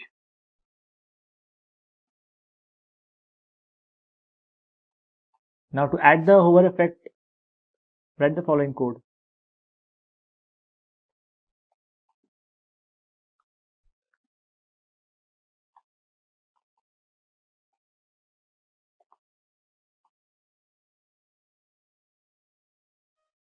Just save the file. Refresh. Now you can see we have all the hover effects on our 4 buttons. As you know, CSS animations is a powerful concept that is used to make your web page engaging and attracting visitors to your website. They make the user experience smooth and entertaining. So in this video, we are going to learn how to create some cool CSS effects using just HTML and CSS. So without further wasting any time, let's jump to our Sublime Text Editor. So here on our Sublime Text Editor, for our example purpose, I have used one image from an unsplash.com and we have created a simple class, div class container for it. Now, let's go and style these images to get a 3D effect. So first let's design the body part. We'll set the margin and padding to 0 pixels.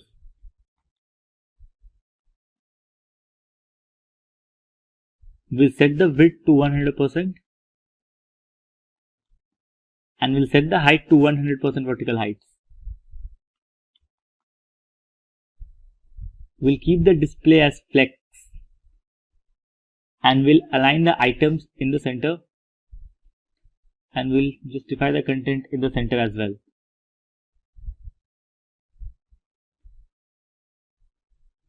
Now we'll design our container class. So for the container class, we'll set the position to relative.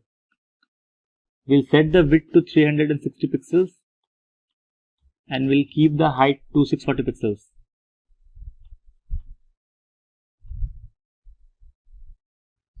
We'll set the margin top to 150 pixels and we'll keep the background to white. We'll use the RGBA format.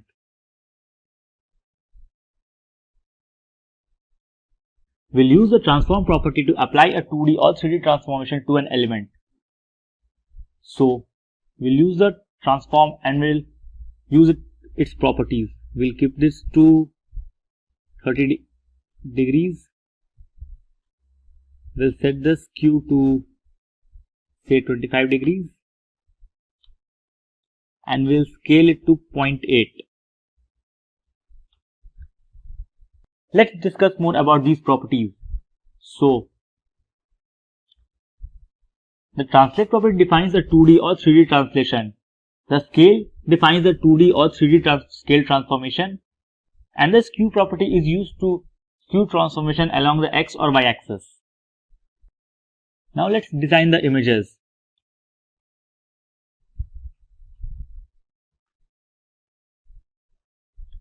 We'll keep the position to absolute. We'll set the width to 100%. And we'll keep the transition time to 0.5 seconds. Let's go back to our page and see how it looks up to this point.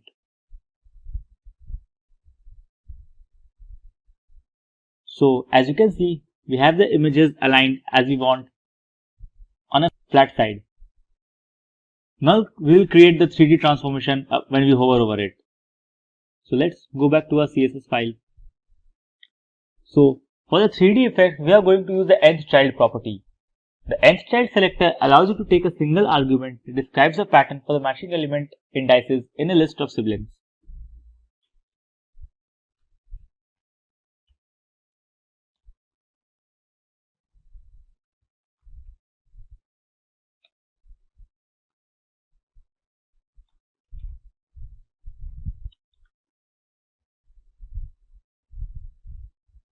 We'll design each image separately. So for the fourth image,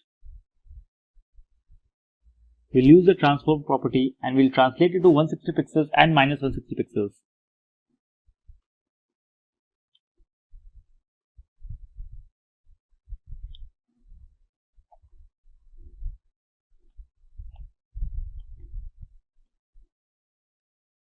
Let's copy this code 4 times.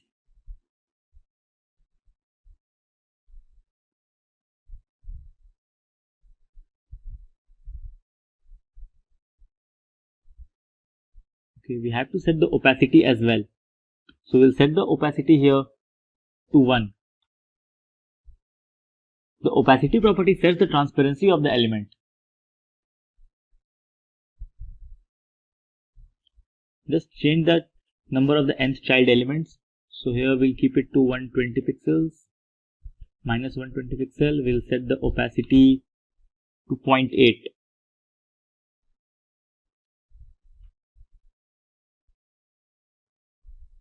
For the second element, let's keep the translate to 80 pixels. Minus 80 pixels, and we'll set the opacity to say 0.6. And for the last image, we'll translate it to 40 pixels and minus 40 pixels, and we'll keep the opacity to say 0.4.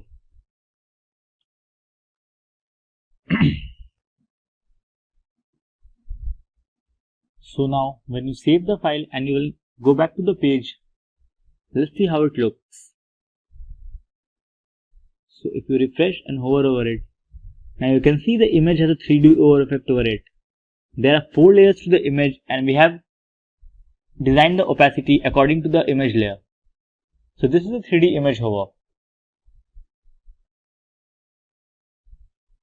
The next property we are going to discuss is a 3D perspective image.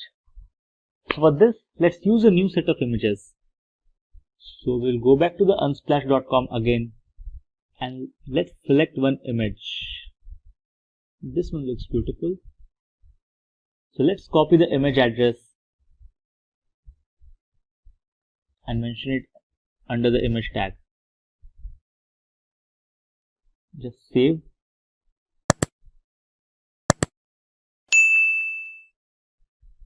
Now when you go back to the page, you'll see you have your image here. Now let's add the 3D perspective image design over it. So under our CSS file, let's first design all the elements. Let's keep the margin and padding to 0.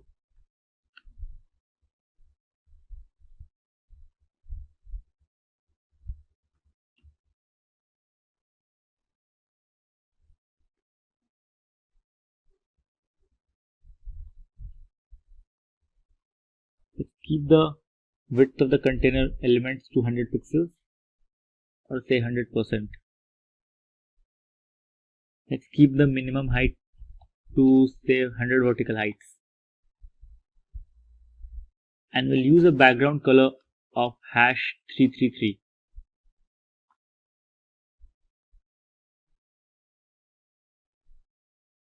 Let's design the image as well before going back to the page. So we'll set the perspective to say 4000 pixels. The perspective property is used to determine the distance between the Z plane and the user in order to give a 3D positioned element some perspective. Let's keep the width of the image 70%. We'll keep the position to absolute. Keep the left margin to 50%.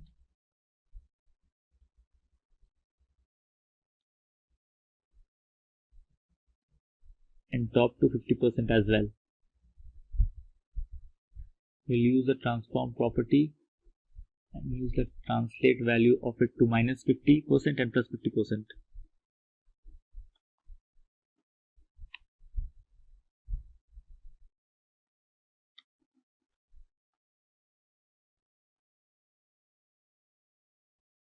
We'll use the transform style property and set the value to preserve 3D. The preserve 3D indicates that the children of the element should be positioned in the 3D space. So just save the file and let's go back to the page to see how it looks up to this point. So as you can see, we have the required background image and we have the image in a required position. Now it's time to style our image.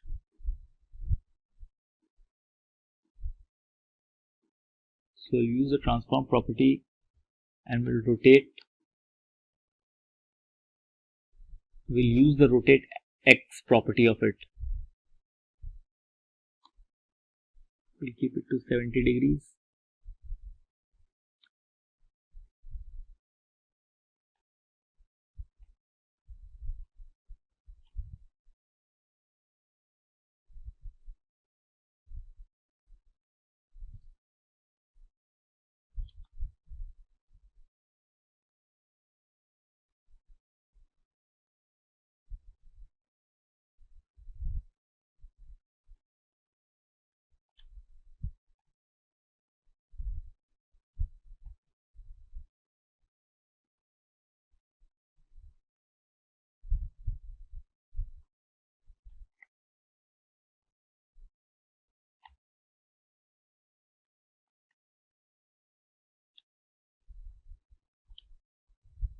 Let's discuss this property translate 3D.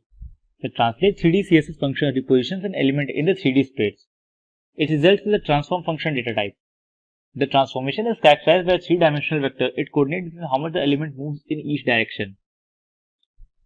Let's set the box shadow to minus 80 pixels, 60 pixels, 15 pixels, and RGBA value to 0, 0, 0, 0.4, let's say. Let's set the transition to all 0.4 seconds. And we'll set the transform style to preserve 3D. So just save the file and let's go back to our page to see how it looks up to this point. So as you can see, the image is flat and ready for the 3D effect. Now let's design the 3D hover effect on it.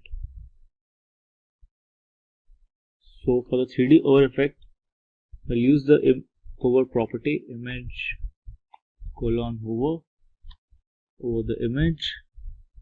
We'll set the transform rotate X 0 degrees, rotate Z to 0 degrees, and translate 3D to 0 pixels, 0 pixels, 0 pixels. Let's check this once again. This is right. Now we'll set the box shadow to 0 pixels, 0 pixels, 0 pixels, 0 pixels, and RGBA 0, 0, 0, 0. Just save the file and refresh. Now when you hover over it, you will see that the perspective of the image changes. So this is a 3D perspective image. Now there are many CSS effects that you can design using these properties. In this video, you will learn what is navigation bar and its importance on a web page. You will also learn how to create a basic nav bar using HTML and CSS. So let's start by discussing the agenda for this tutorial. We will start with what is navigation bar and why navigation bar is required in a web page.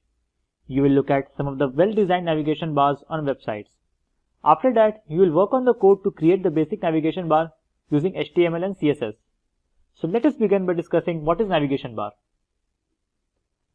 A navigation bar is a graphical user interface intended to aid the user in accessing the information.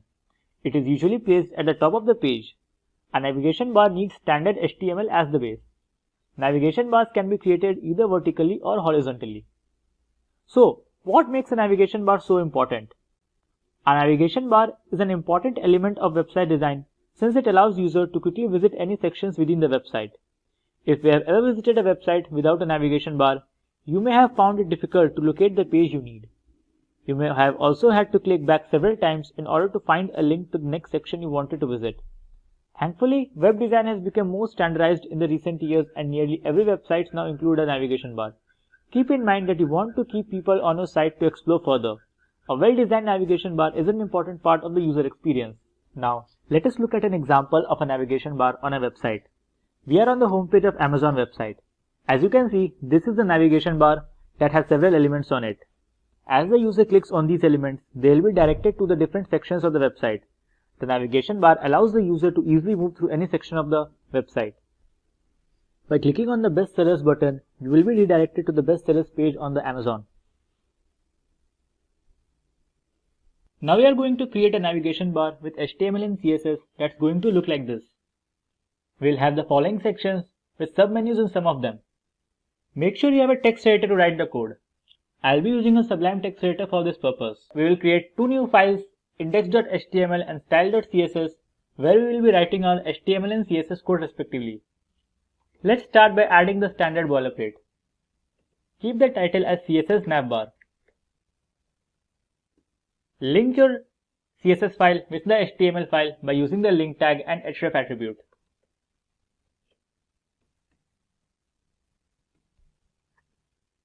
This navigation bar is going to consist of a bunch of UL tags, which means an unordered list and list items. Let's create our first unordered list, and this will be our main menu of the navigation bar.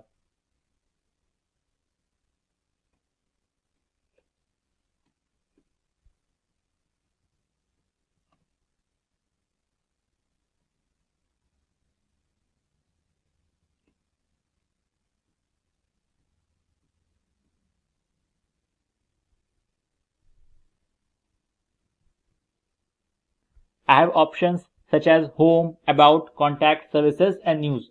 So this is going to be our main menu.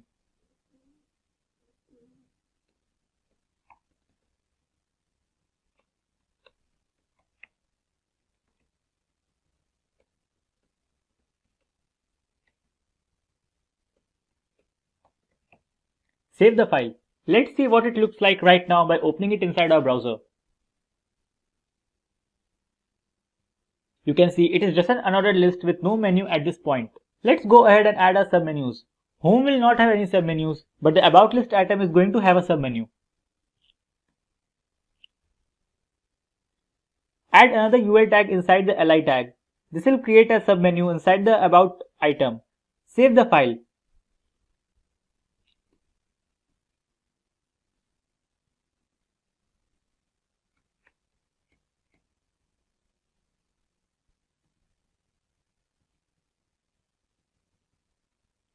Just copy paste it and paste it inside the UL tag.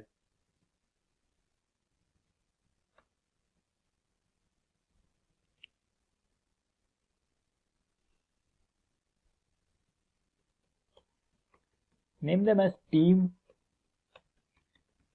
clients,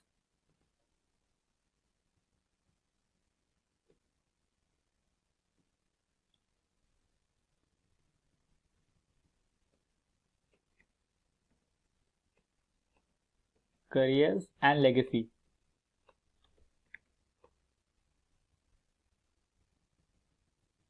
Just make the indentation properly. If you see this in a browser, you will see that we'll have the submenus inside the about. Let's do the same thing for contacts. Just copy paste this whole section and place them inside the contacts list. Rename them according to your wish and save the file.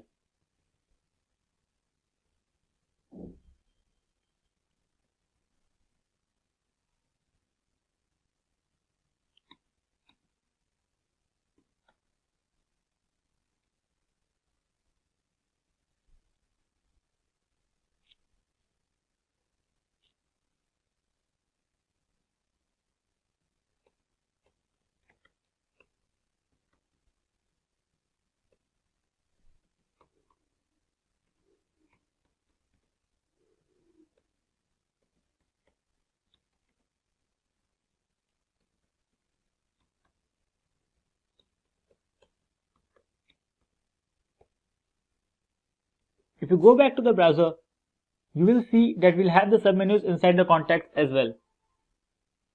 As you can see, this is our complete submenus without the styling. All the HTML content is ready. Now we are going to write the CSS for it. In the CSS file, let's apply the background image first because it will make the page look a little bit nicer. I have my file on my computer. Make sure the image file is in the same folder as your HTML and CSS file. I am using a tech.jpg.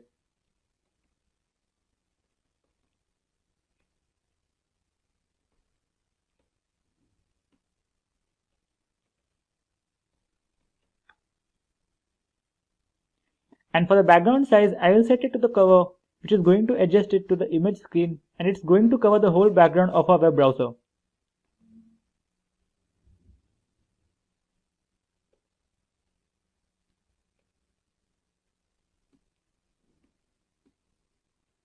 Keep the font family as Arial.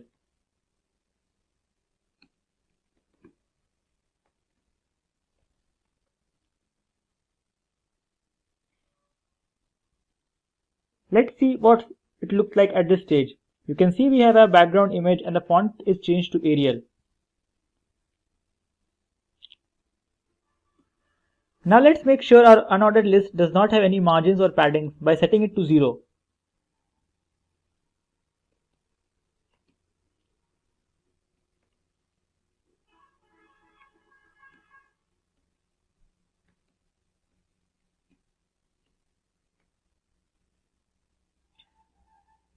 Also, put the list style to none because we don't want to have any kind of bullets under our listing.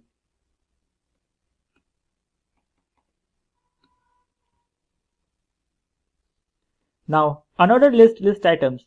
They are the main items that are going to apply the style to the list items of the main URL tag.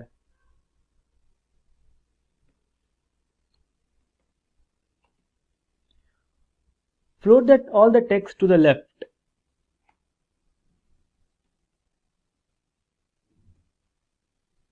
And set the given formatting.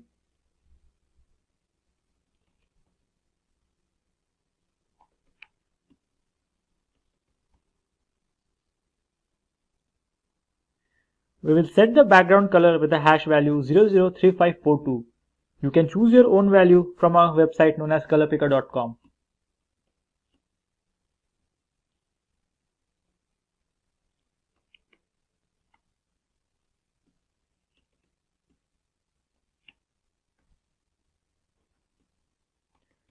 We will fix the line height to 40 pixels. This will center the text vertically.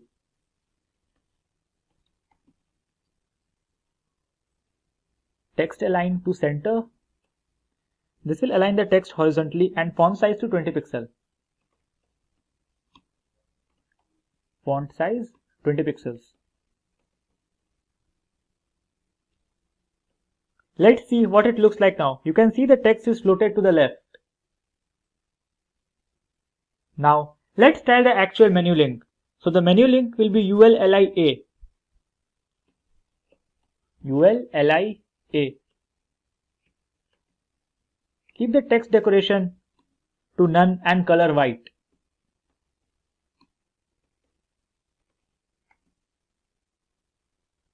Keep the display as block.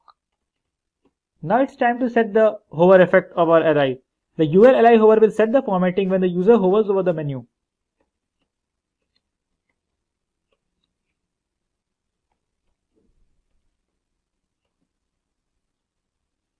We will use the background color with a hash value DE1FCB.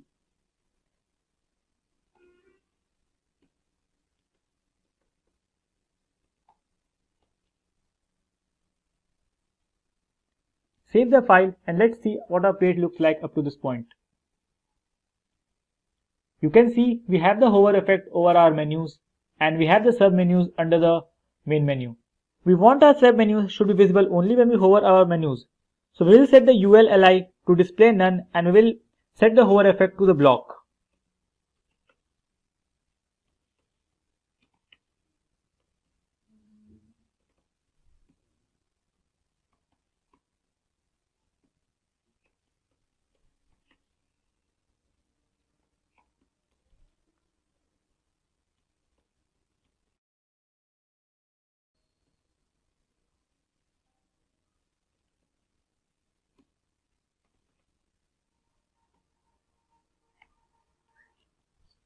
Let's save the file and see what our page looks like up to this point.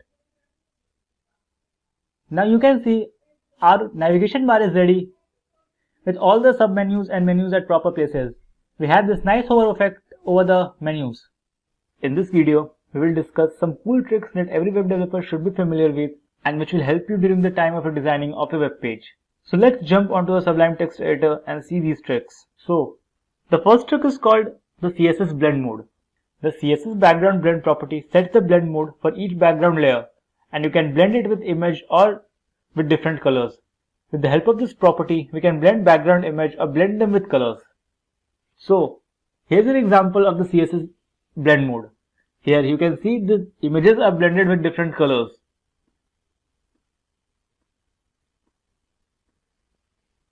So let's see how we can achieve this. So for our example purpose, I am going to use this image to our page.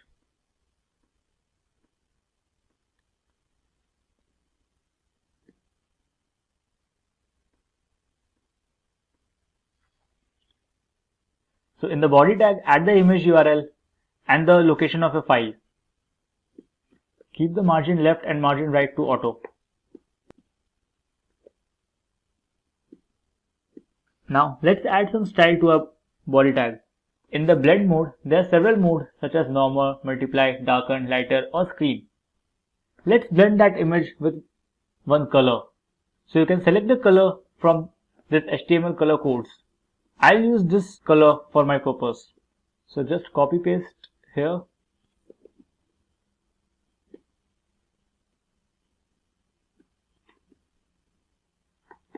And in the background blend mode, let's keep it to lighten. Now if you save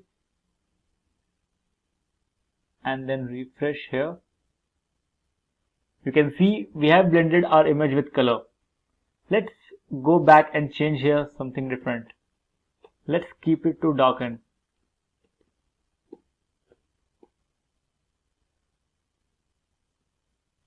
Let's try something different. Let's keep it to screen. So as you can see, there are several properties for this blend mode and you can use according to your needs. The next trick is called clipping. The CSS clip path property creates a clipping region that specifies the region that should be shown on the page. So let's understand this with the help of an example. Here we'll create a div and give them this class, any class, say tr. The easiest way to generate the clip value is to use a generator. There are several websites that give the value of the clip. So we'll use this website to generate our clip value.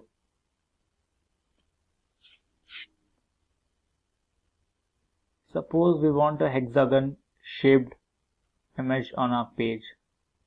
So here you can adjust it according to your needs, any shape that you want. Here you can see the clip value, just copy paste it from here.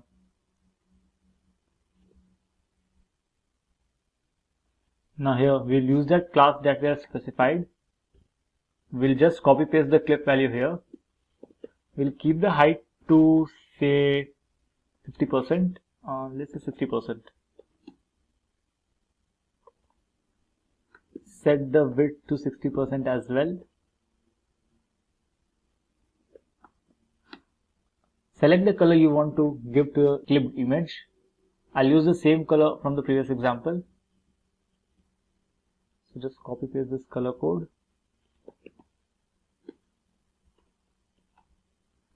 Keep the position to absolute and the Z index to -1.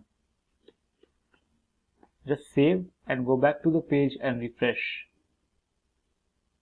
Now you can see we have the clipped image on our page. Let's try something different. Let's say I want a left arrow. So just copy paste this clip path value.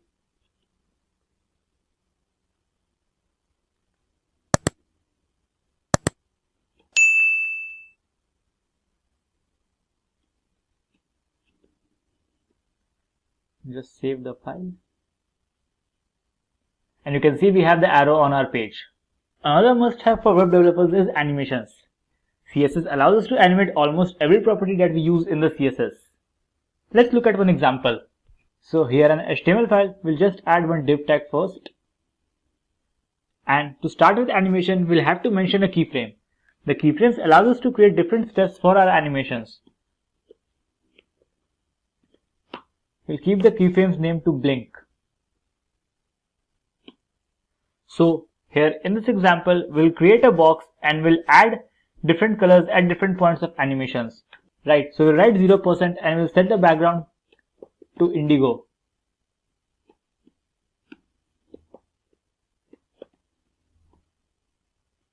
We'll change the colors 5 times, so just copy paste this code 5 times.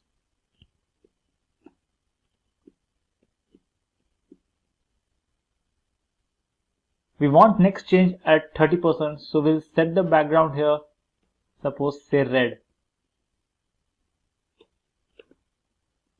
At 50% we want it yellow. At 70 we want it green. And finally we'll change it to say blue.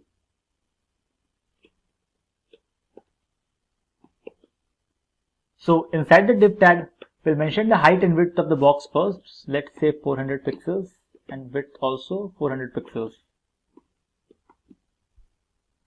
Now we'll mention the border of the box. So just set it to say 1 pixel solid black. Now for the animations part, we'll set the animation for 10 seconds and for infinite number of times. Write this WebKit so as to support in our Google Chrome.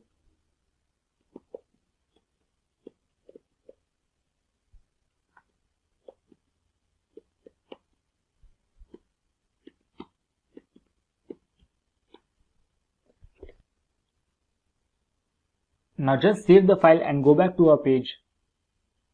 And here you can see we have the animation on our box. You can style each and every element in an HTML using animations. Another thing you can do is add CSS gradient. The CSS gradient property allows you to add smooth transitions between two or more colors. For this purpose, you can get the gradient value from a website called cssgradient.io.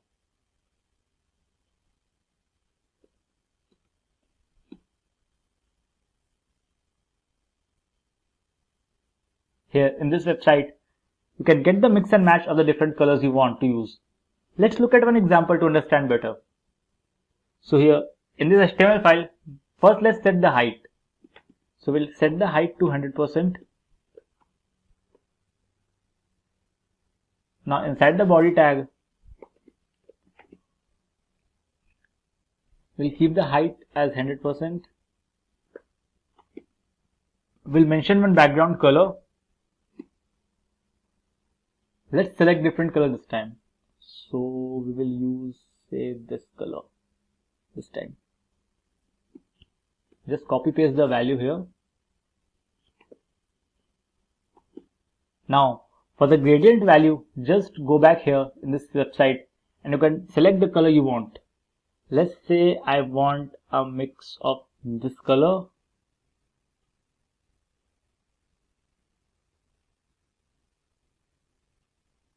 and you can change the shades from here.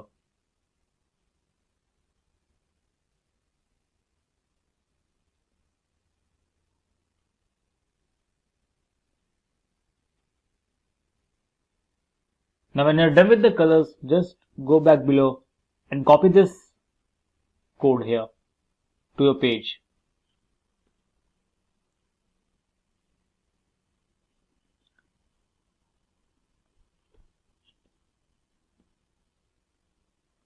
Now when you go back to the page, you'll have a beautiful gradient here.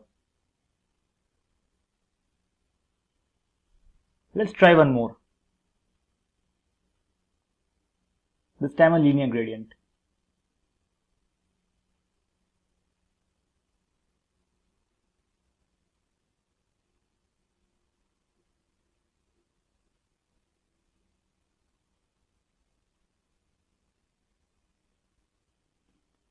Just copy this value to your code.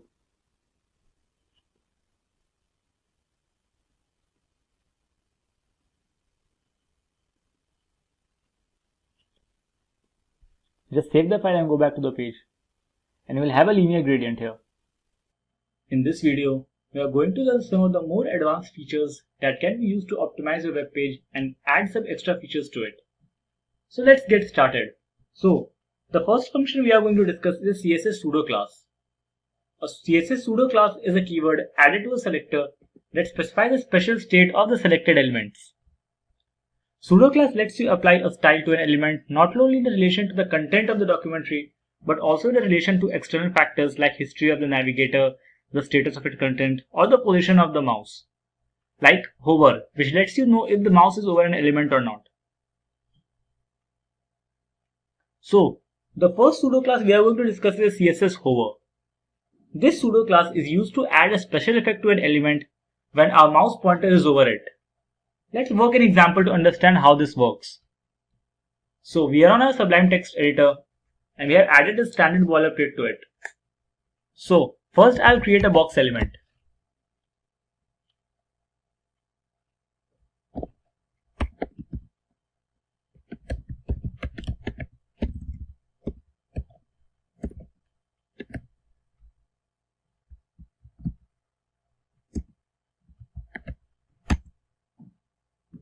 We'll give this div class box.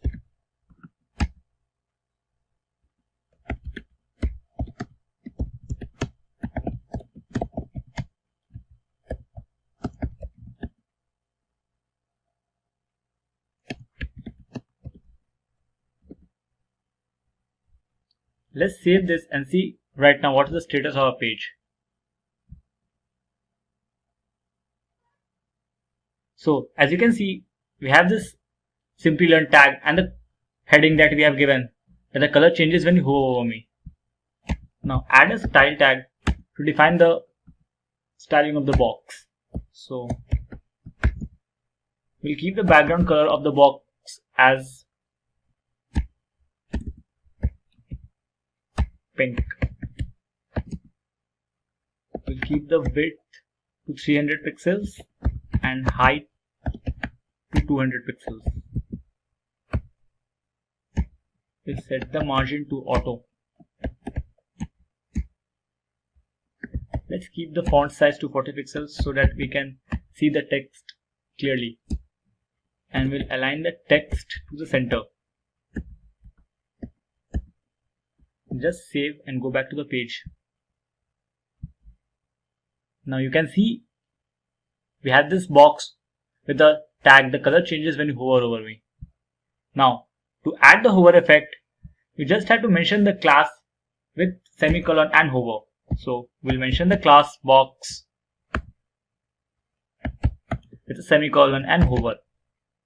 We'll mention the background color to which the box will change when we hover over our mouse. So we'll keep the background color to say a cyan color. Just save and go back to the page. So if you refresh and when you hover over it, you can see the color changes. So this is how the pseudo hover class works. The next pseudo class we are going to discuss is an active pseudo class. The active pseudo class represents an element that has been activated by the user either by pointing a device or by a touchscreen device. Let's work on an example to understand how to use the active class to change the color of active elements. The possible values could be any color name in any valid format. So we'll use the same example with some minor changes. First, let's change this text here. We'll keep it to click here to see the effects. We'll keep this part as same, and instead of hover here, we will use the active pseudo class. So we'll type active and we'll keep the background clear to cyan.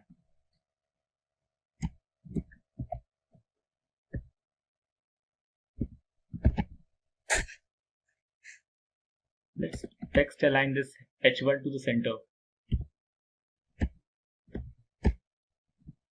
Now when you refresh and go back, so you'll see here it is click here to see the effects. Now to see the difference, now you can see when we are hovering over it, the color does not change it. Instead of it, when we click on it, the color changes. So this is how the active hover class works. The next advanced property we are going to discuss is a CSS pseudo elements. A CSS pseudo element is a keyword added to a selector that lets you style a specific part of the selected element. You can use one pseudo class element in a selector. It must appear after the simple selectors in the statement. As a rule, double colon should be used instead of a single colon. This distinguishes the pseudo classes from the pseudo element. So the first pseudo element we are going to discuss is the first letter pseudo element. This pseudo element applies style to the first letter of the first line of the block level element. Let's work out an example to understand this better. Just delete everything.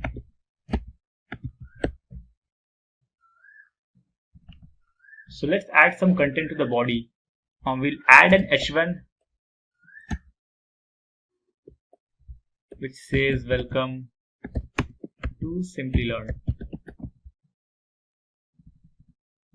And we'll add an H2 which says this is an example of first letter pseudo element. Let's add a style tag. We'll align the text in the body to the center. So we'll use text align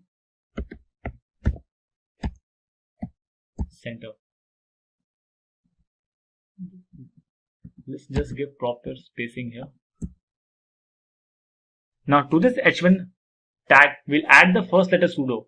So to add the first letter pseudo element, just use the double colon and type first letter.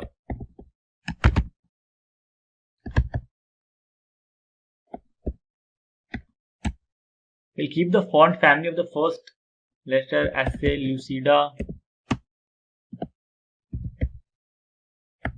Calligraphy.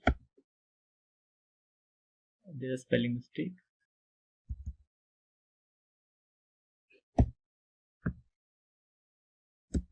We'll keep the font size to 3 centimeters. We'll keep the color to red. And let's add a text shadow for better animation.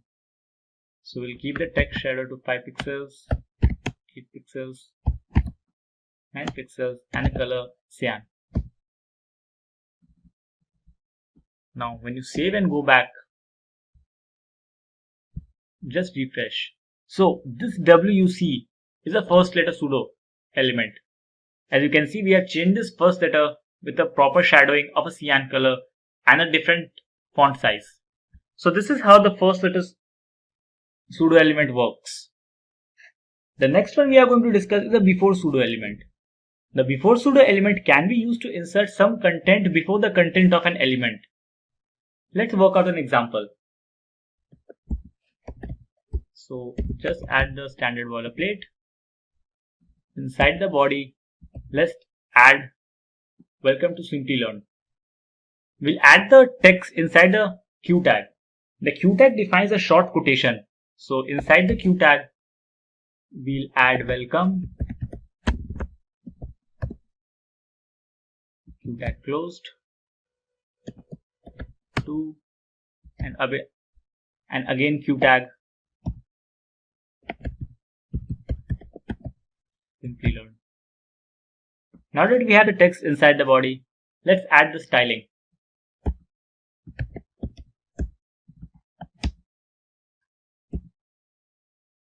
So we'll keep the font size of all the text to 30 pixels. This is the all selector we have used. Font size 30 pixels. Now before the text we are going to add some symbols. So we'll use :Q before. We'll add the content with some symbol like this.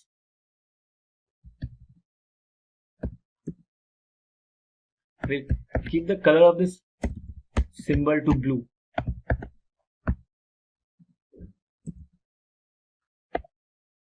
And we'll use the after pseudo class to add the content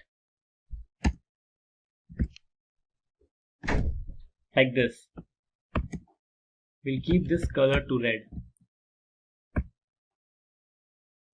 Now that we have everything in place, let's go back to see how it looks. You can see the symbols before and after our text. So this is how the before pseudo element works. So the next function we are going to discuss is CSS loader. The CSS loader is an animation that shows the visitor about the page when it is loading. It is helpful when a page takes some seconds to load the page content. It is similar to the buffer sign. So let's see how to create a loader. So I hope you remember the concept of the keyframes and animations. If you want to revise the concepts, you can watch the previous videos on the keyframes and animations from the playlist. So let's create the loader. We have the standard boilerplate.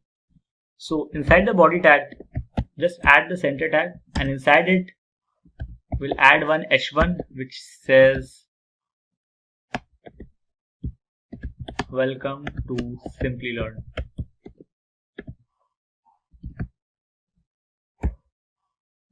We'll add 5 div tags with the class A1, A2, A3, A4 and A5.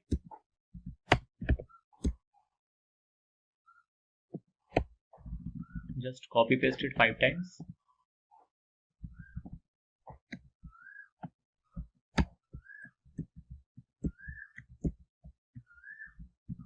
So this is A1, A2, A3, A4 and A5. Let's open our style tag. Inside our style tag, we'll first add color to our h1. So let's keep the color of our h1 to orange. Now comes the div tag. So for the div tags, we'll keep the display to block, keep the position to absolute. We'll set the width and height to 10 pixels each. So width 10 pixels and height 10 pixels.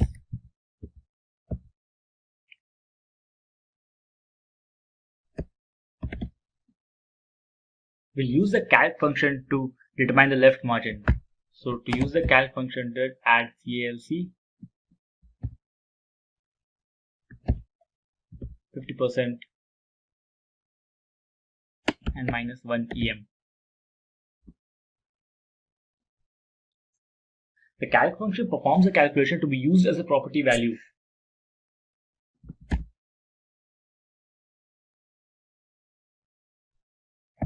We'll keep the border radius to say 1.3 em. Em is relative to the font size of the element. 1.3 em means 1.3 times the size of the current font.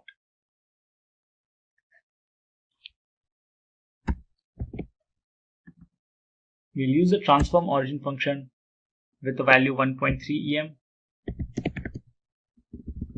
and 2 em. The transform origin property allows it to change the position of the transformed elements. 2D transformations can change the X and Y axis. We'll keep the animation to rotate.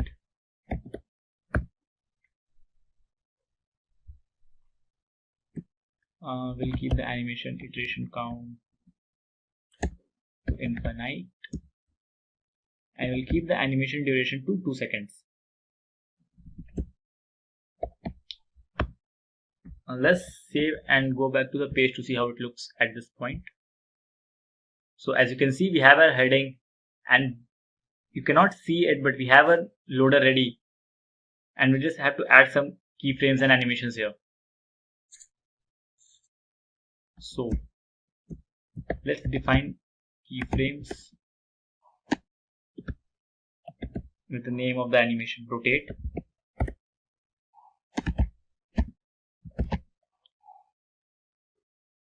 So at 0%, we'll use the transform function to rotate it to 0 degrees. Just copy this. At 100%, when it's complete, it will rotate to the complete 360 degrees. So here we'll give the value 360 degrees. Now let's design each of the classes here that we have defined. So dot A1, the animation delay will be of 0.1 seconds. So for each of the classes that we have here, we have to define them with a different color so that when the loader appears, we can see them clearly with the different colors. So for this A1, let's keep the background color to say cyan. Just copy paste it so that we don't have to write our code again and again. 3, 4, and 5. Let's make changes here. So for the A2, we want it to appear after 0.2 seconds with the color pink. Let's keep this to 0.3 seconds.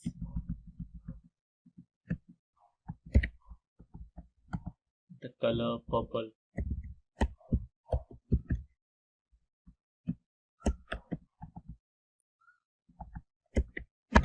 .4 seconds with color green.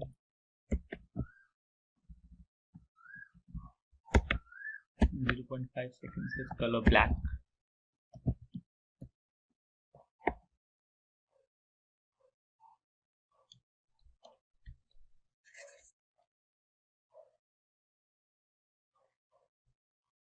We have kept the animation delay to so close like 0.1 seconds, 0.2 seconds, 0.3 seconds so that the loader appears in a complete sync with each other. So just save the file and refresh and go back to the page. Now you can see this is the loader. We have our heading and this is like a buffer and it will show when you have some content to load. In this tutorial, we are going to discuss what is responsive design and how we can achieve this using the CSS media queries. So let's get started. Making a website with an adaptable layout is called responsive web design, and CSS media queries are one of the most important parts of responsive design. In the past, building a website was much simpler. Today, a website layout should adapt itself not only to computers but also to tablets, mobile devices, and even TVs. So let's see how we can create a responsive web layout using CSS media queries with the help of an example. So here we are on a Sublime text editor. We have our standard boilerplate ready.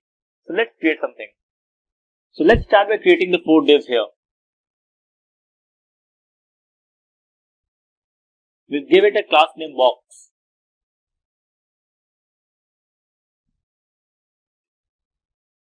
With an ID box1.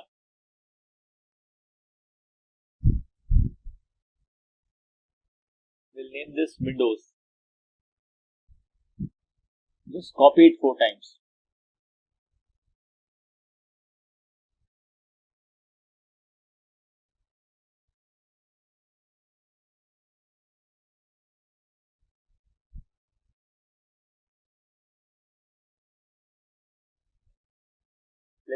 rename this ID to box2, and here we'll type macOS. For the box 3, we'll have Linux, and for the box 4, we'll have Android.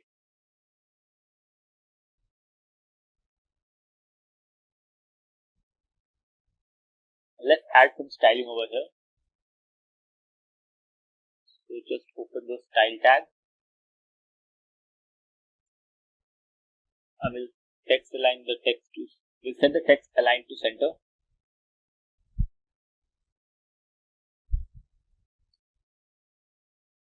We'll set the background color. Let's select some color.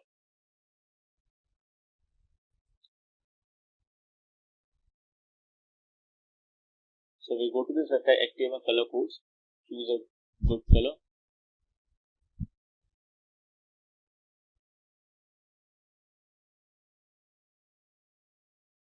Select this color. This looks good.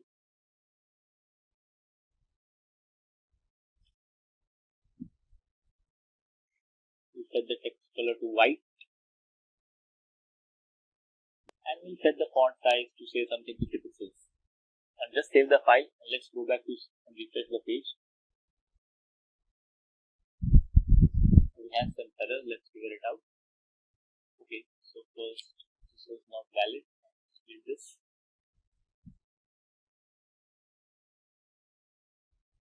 So now if you refresh, you see we have our divs with Windows, Mac OS, Linux and Android, and with this background color.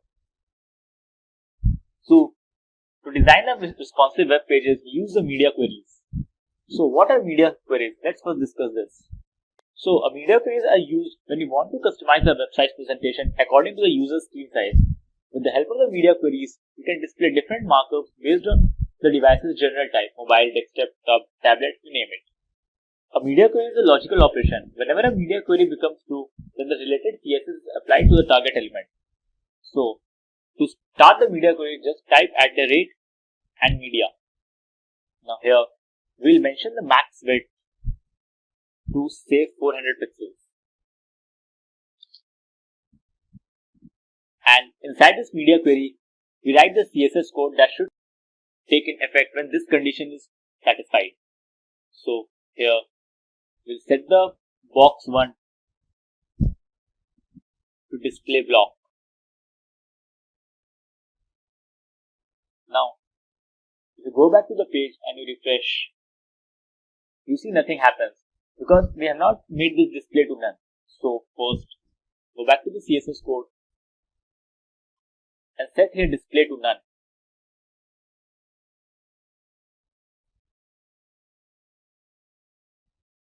Now you can see we don't have any display here. So let's inspect the page first. So you'll see we have our contents here. Now you can see this is the layout we are currently using. The current width is 685 pixels into height 255 pixels. Now we have set here the max width to 400 pixels.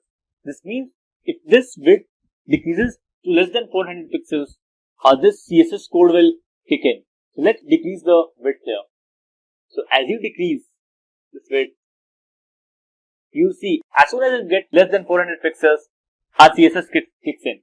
So we have our windows displayed here, which is the box ID 1. So this is how the media query works.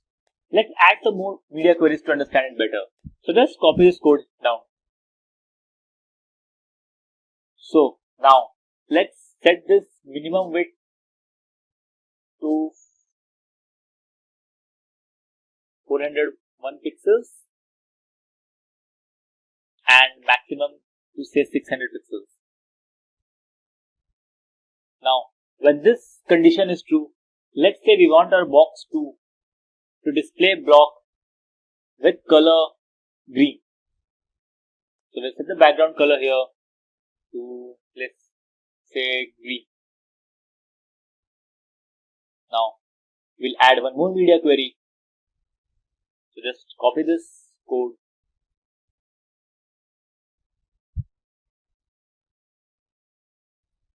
paste it here. So when the width is from 601 pixels to say 800 pixels. So we'll set the box tree display to block and color to get pink. So just save this and let's understand it on the page. So let's change the width of the screen.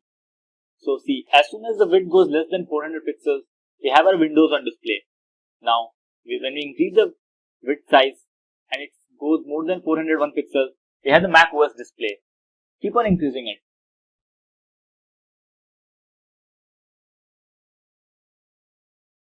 Now see, the width is more than 600 pixels and we have a Linux on display. So this is how we create the responsive web design for the different devices. In this session, we're going to cover the topic of what is Angular. I'm sure all of you use mobile and web applications. Be it from social media to healthcare, e-commerce and net banking, these apps are used by billions of people across the globe. Now, the main reason we use these apps is that they offer seamless user experience and interface. But how are they developed to provide such reliability? One of the frameworks that is widely used to build such robust apps is Angular. So let's dive into the session now. So here is a list of topics that we're going to be covering. First up, we'll see why Angular was introduced. Then what is Angular? Features of Angular, Angular architecture, advantages and limitations of Angular, the learning curve of Angular, and finally we'll look at some of the companies that deploy Angular. So without further delay, let's begin. Why Angular? Now, JavaScript is the most commonly used client-side scripting language. It is written into HTML documents, enabling interactions with web pages in many unique ways.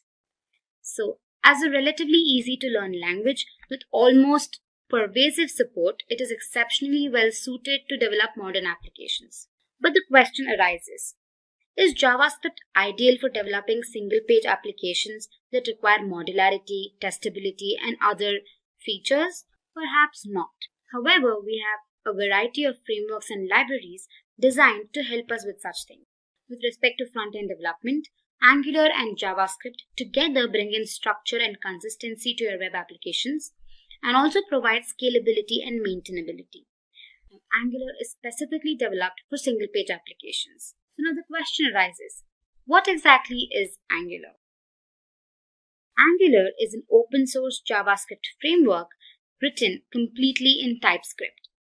Now it was primarily aimed to develop single-page applications and is maintained by Google. Angular as a framework provides a few advantages while also providing a standard structure for developers. It is designed for web, desktop, and mobile platforms. Now, if you have a doubt here as to what exactly single-page applications are, let me help you with that. Now, these single-page applications are basically applications that get loaded just once. So the main page gets loaded onto your browser. So any further interactions does not lead to loading of subsequent pages. Anything that has to be done further is just an addition to the already loaded page. So these single-page applications are primarily developed using Angular. Moving ahead, let's look at the features of Angular. We have 4 features that we're going to be discussing. We have the document object model, TypeScript, data binding, and testing. Now let's look at them one by one. Now the document object model treats an XML or an HTML document as a tree structure. Now here every node in the tree structure defines an object representing a part of your document. Angular uses the regular DOM. Now let's suppose you've made 10 updates on a single HTML page. So every time you make a change, the corresponding DOM or the tree structure needs to be updated. Now Angular updates the entire tree structure of HTML tags. Moving on to our next feature, we have TypeScript. Now TypeScript defines a set of types to JavaScript, which helps you write JavaScript that is easier to understand. Now all the TypeScript code compiles down to basic JavaScript that can run smoothly on any platform. Now TypeScript is not mandatory for developing an Angular application, but it is highly recommended. The main reason it's highly recommended is that it offers better syntactic structure, while making the code base easier to understand and maintain. Now, TypeScript can be installed as an npm package. Now, to do that, you just have to run the command npm install-g TypeScript on your command prompt.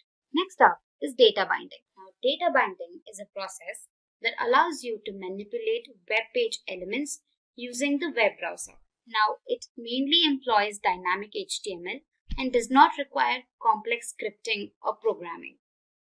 It is used in web pages that include interactive components like calculators, tutorials, games, etc. Now, incremental display of a web page makes data binding extremely convenient when pages contain a large amount of data. When it comes to Angular, it uses two-way data binding. So any changes made in the UI element is reflected in the corresponding model state. And conversely, any changes made in the model state are reflected onto the UI state. Now, this allows the framework to connect the DOM to the model data via the controller. The last feature we're discussing is testing. Angular uses Jasmine to run its various tests. The Jasmine framework allows various functionalities to write different kinds of test cases. Karma is a task runner for the tests that use a configuration file to set the startup, reporters, and testing framework. So with that, we've covered the features of Angular. So let's go ahead and understand the architecture of Angular. Now, Angular is a full-fledged MVC framework. It provides a strong opinion on how the application should be structured and offers bidirectional data flow and updates the real DOM. MVC, short for Model View Controller, is an architectural pattern that separates the application layer into model, view, and controller. Now, model here relates to all the data-related logic. View, on the other hand, is used for UI logic of the application. And controller is the brain of the setup. Now, it is an interface between the model and view. Moving on, let's look at the advantages of Angular. First up, we have custom components. Angular allows you to build your own components that can pack functionality along with rendering logic into reusable pieces. Data binding. As discussed, Angular allows you to effortlessly move your data from your JavaScript code to the view and react to user events without having to write any code yourself. Dependency injection. Angular allows you to write modular services and have them injected wherever they are needed. This greatly improves the testability and reusability of the same. Don't worry if you can't wrap your head around these topics. We're going to discuss them further in the coming videos. Next advantage is testing. Angular has been built from the ground up with testability in mind. You can literally test every part of your application. Comprehensive. Angular is a full-fledged framework and provides out-of-the-box solutions for server communication, routing, and more. Lastly, we have excellent browser compatibility. Angular is cross-platform and browser compatible. An Angular application can typically run on all browsers, be it Chrome, Firefox, Safari, and platforms like Windows, macOS, and Linux. Now, many versions of Angular have been released ever since its inception.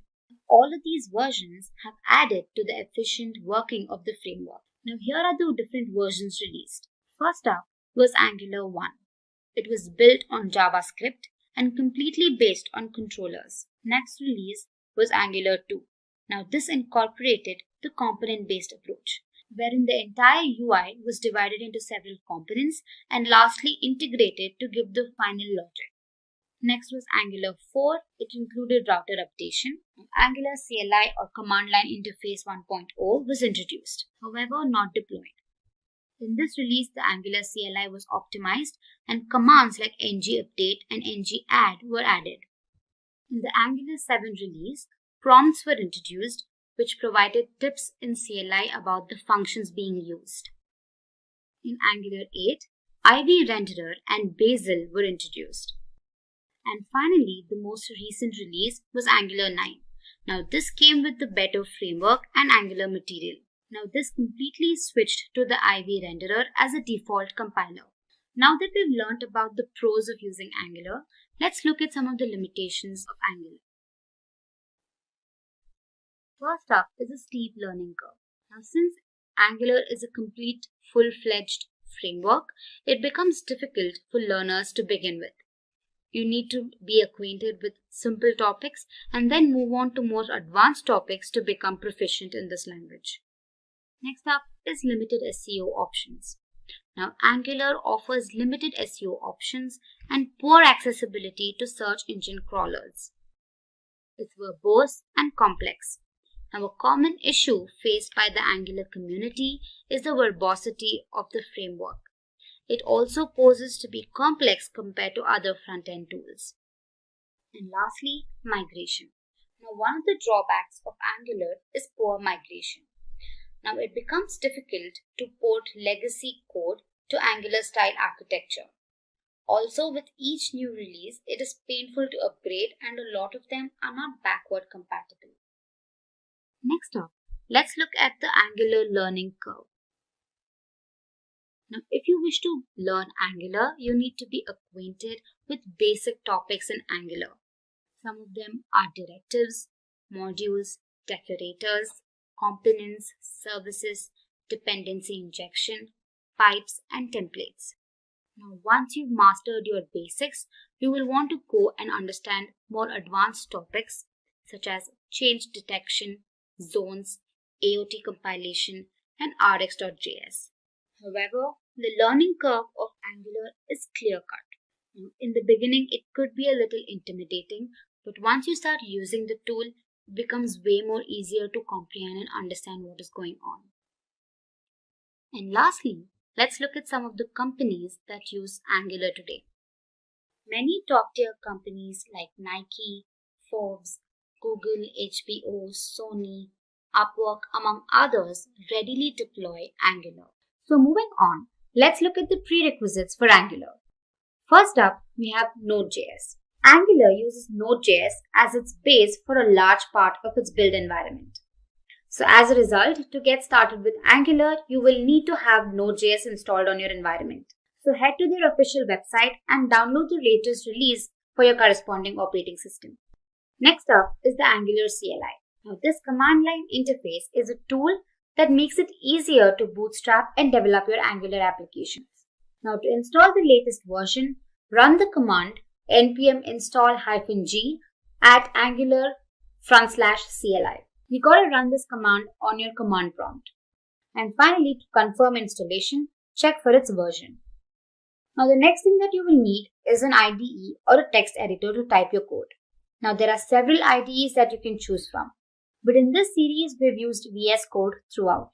So it is available on all platforms. So go ahead and download it if you haven't already. Now moving on to the final part is the demo. Now that you have a basic understanding of Angular and its prerequisites, I think you're ready to create your first Angular application. So let's head to our VS Code and begin. Here, I've created a folder called Angular on my desktop and opened it on my Visual Studio Code. So to create your app, you need to open the terminal. Just go here and select New Terminal. And now type in the command ng new and provide the name for your app. So I'm just going to say hello world. So now this is going to create, just say yes. So basically what happens is that when you run the command, it will automatically generate a skeleton application under the folder that is hello world in our case. And it includes a bunch of files and installs all the necessary dependencies for the Angular application. So this could take a while. So once you've created your application, to run it, first change the directory. So let's say cd hello world. And now use the command ng serve. Now once it's compiled, you need to go to your browser and type in localhost 4200. And once you do that, you can see your UI. You can see that the application has been loaded onto your browser and it says hello world app is running. So this is how you create your application. So let's go back to our VS Code.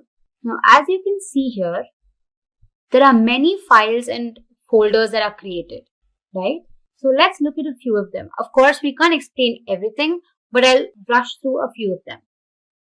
So the first main component is basically the root component. Now the root component here is the index.html. So here, if you open the file and see, it's a very small crisp code, right? But the most important thing in the file is this app root element. So what this does is it's basically the marker for loading your application code. So this is extremely important. So the next important file is the main.ts. Now this is a part of the bootstrapping piece. Alright, so the index.html file is responsible for deciding which files are to be loaded, correct? The main.ts file, on the other hand, identifies which Angular module is to be loaded when the application starts. So this is just a brief explanation as to what they are doing. Next, we have the app folder. Now here, we have the app.module.ts file. Now this application module file can be thought of as the core configuration of your application. So here's where the source code starts from. And moving on, we have the app.component.ts. So these are all TypeScript files, hence the extension TS. Now this file basically is the root component of your application. And then we have the HTML file for the same, which defines the appearance of what you can see on your browser. So let me just change the message that is being displayed. So I'll say, hey, welcome to this Angular tutorial. So let's save this. And when we go back to our browser, we can see the message, hey, welcome to this Angular tutorial being displayed. So like this, we can make a simple change and then it gets rendered onto your browser. So this was just a brief explanation of what happens in the background of your application. First, we'll get acquainted to what exactly Angular components are. Then I'll help you create an Angular component by showing a quick demo. And lastly, we'll learn about component decorator metadata. But before we begin, make sure to subscribe to our channel if you love watching new and interesting technology videos. Also, hit the bell icon to never miss an update. So what exactly are Angular components? Now, I'm sure everybody uses web applications. And one of the most widely used applications is Gmail, correct? Now, to help you understand what components are, consider them as Lego blocks. Now, they basically are combined together to form the final application. So, in this case, here we have the logo component, then you have a sign-in component, an image component, and then a create account component. Now, all of these components generally don't affect the working of each other. But however, when embedded, they define the UI of your application. So, I hope you understood what components are. So to go ahead, let's discuss some of its common features. Now, firstly, they are the building blocks of an application. Generally, you have a root component, which is basically the app component, and then it branches out into other components, creating a hierarchy. And these components are a subset of directives. Now, don't worry about what directives are because we'll cover them later on in the series. But to give you an idea, there are three types of directives. You have the structural directives, the attribute directives, and the component directives. Only one component can be instantiated per element in a template.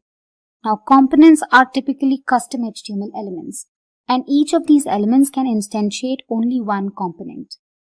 Now, don't worry, you'll understand this better when I show you the demo. Nextly, a TypeScript class is used to create a component. Now, this class is then decorated with the @component decorator.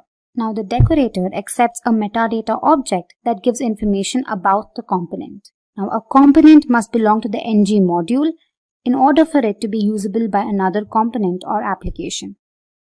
And finally, components control their runtime behavior by implementing lifecycle hooks. So this was just a brief introduction to what Angular components are.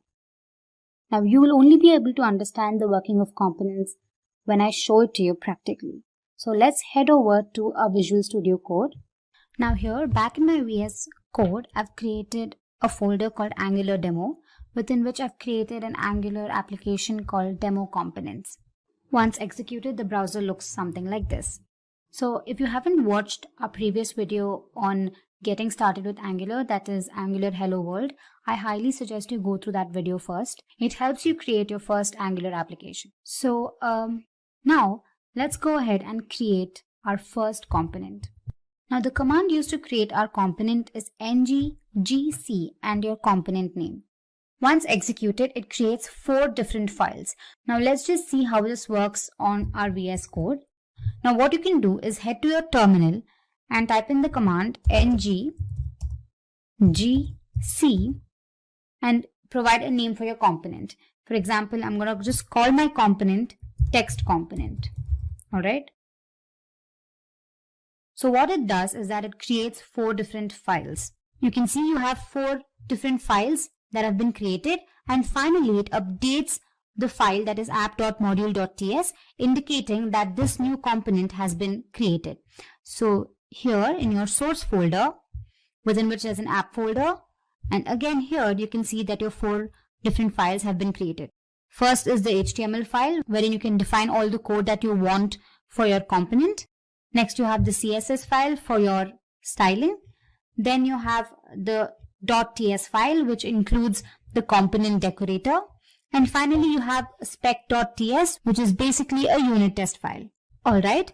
And then in your app.module.ts, you can observe that the component that you've created, that is text component, has been imported. That is what the message conveys here. Alright, now let's go back to our app.component.html. Now this basically has all the code for your application, so let me just get rid of it. And I'm just gonna display a basic heading saying hello, welcome. Alright, so let me save it. And if you go ahead and look at your browser, hello, welcome message is displayed. Now let's go back to our component.html file. And here, let me provide a message. Let me say H3 and let me display a message saying welcome to this tutorial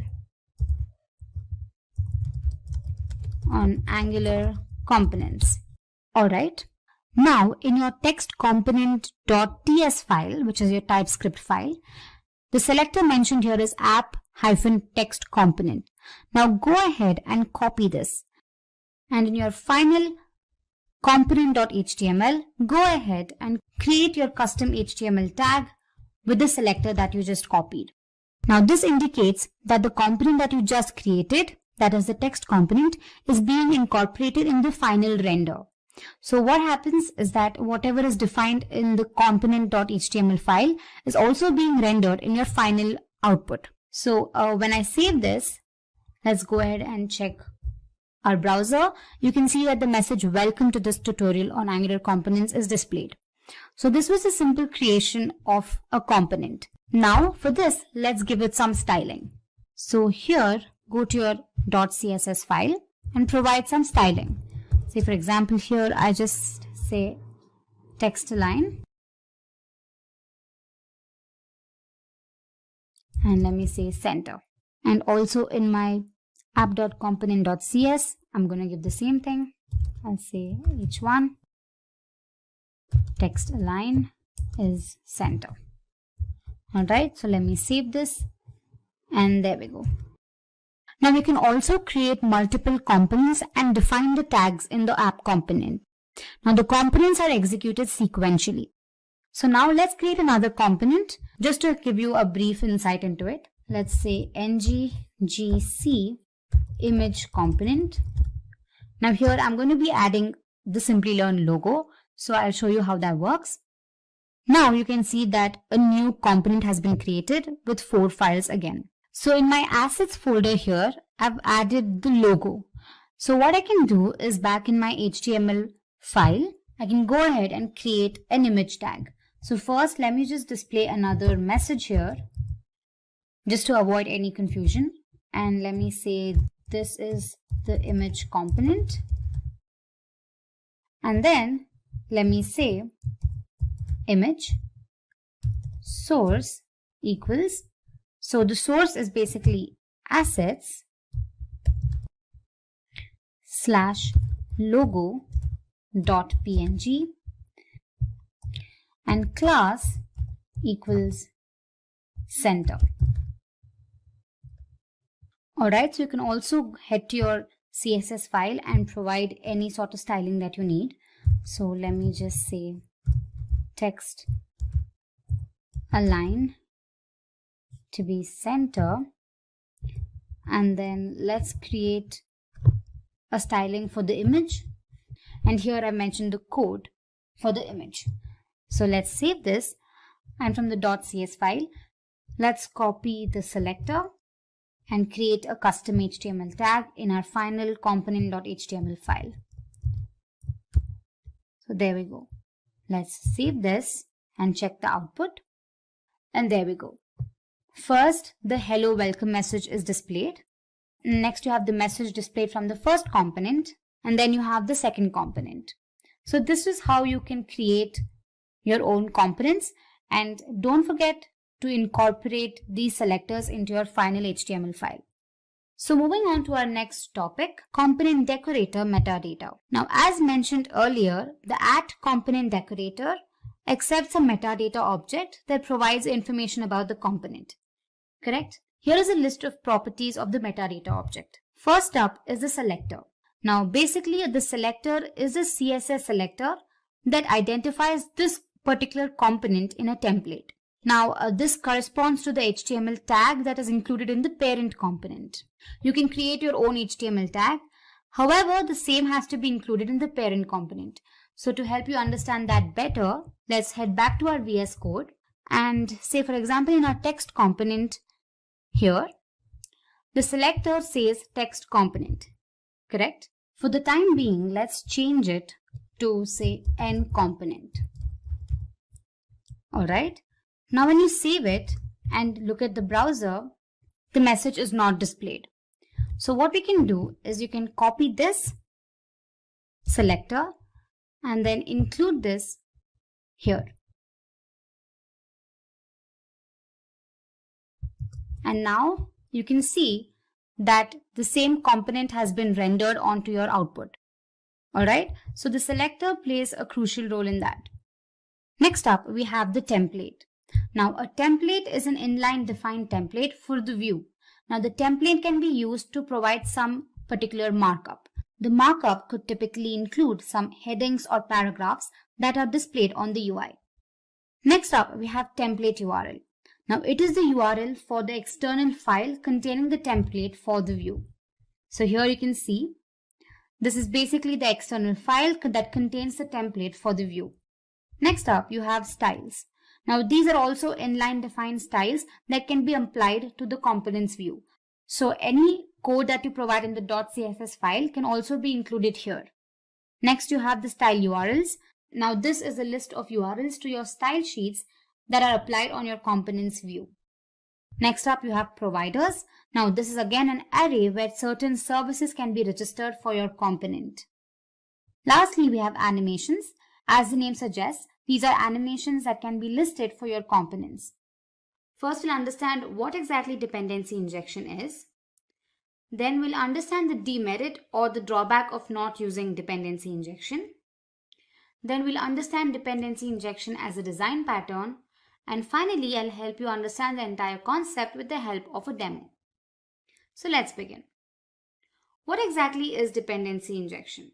So let's consider this. I'm sure you're aware that Angular uses the concept of components. The entire UI of the application is divided into several components.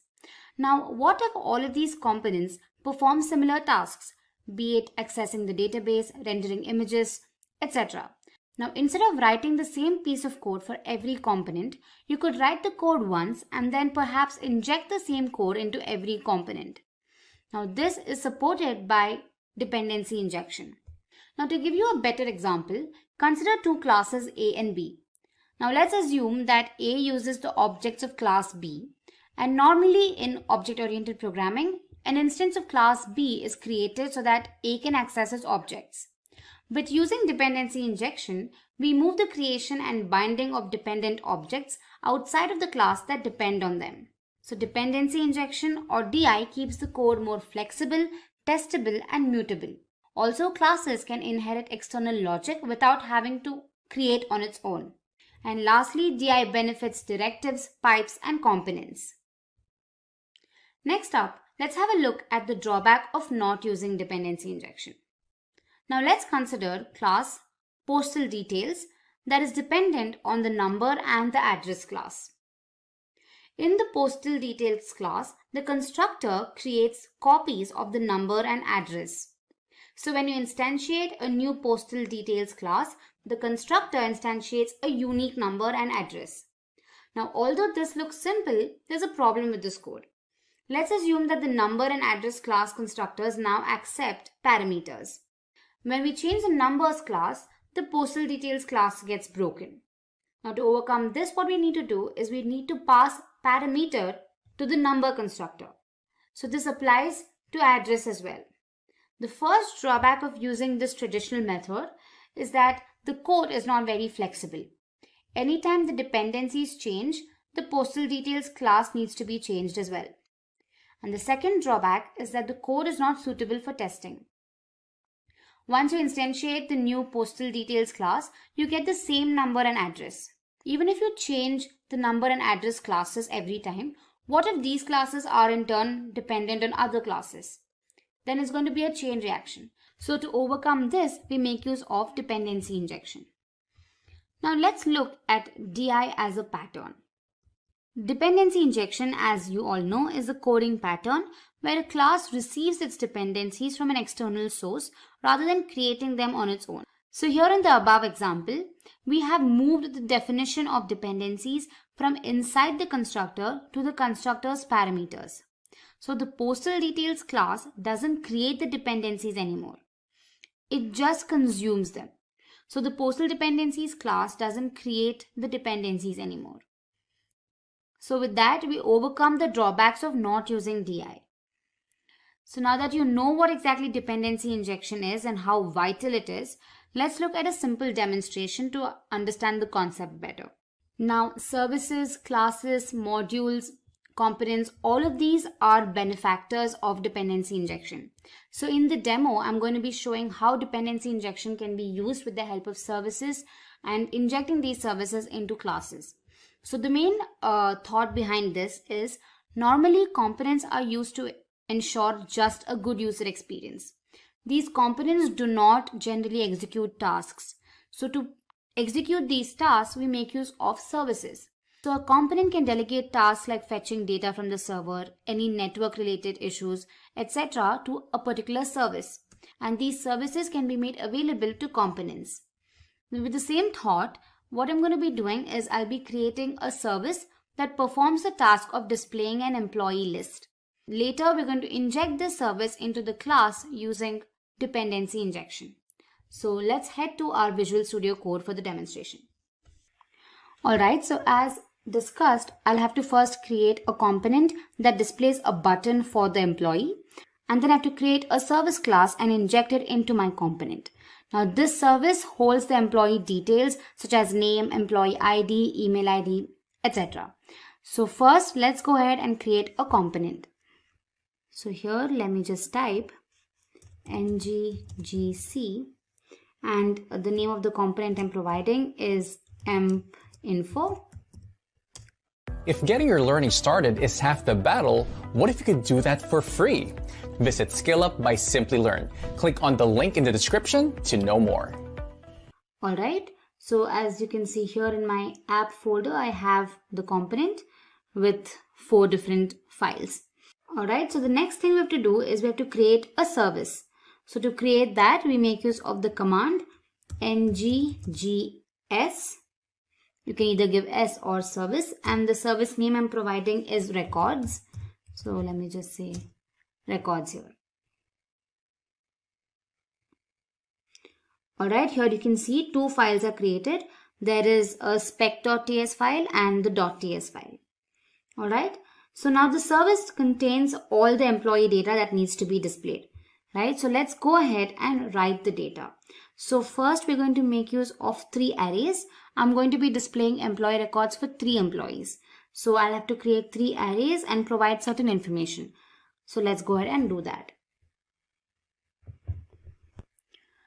Alright, so the array I'm creating is called info1 for the first employee, and I'm going to be passing information like name, employee ID, and the email ID. So the array is of type string, and within which, let me just mention the details. I'm giving random information. I'm just saying Adam Taylor and some random employee ID, and let's say at@abc.net. Alright, so I'm going to be creating 3 records, so I'll just copy the same thing and paste for the rest too.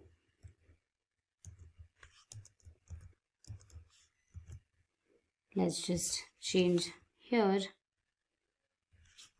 provide a different name here.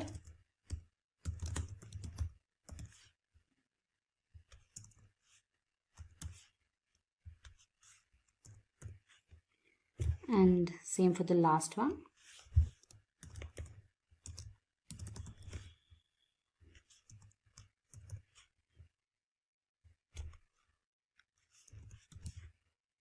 And let me change the name of the array as well. Alright, so with the agenda to retrieve this data in our component, we make use of the method for the same, right? So this method returns the employee data. So let's go ahead and create this method. I'm going to call it getInfo, and then just say string, and then this will just return this dot info1. Alright, I'm going to be calling it getInfo1 for better understanding. Same for the rest too as well.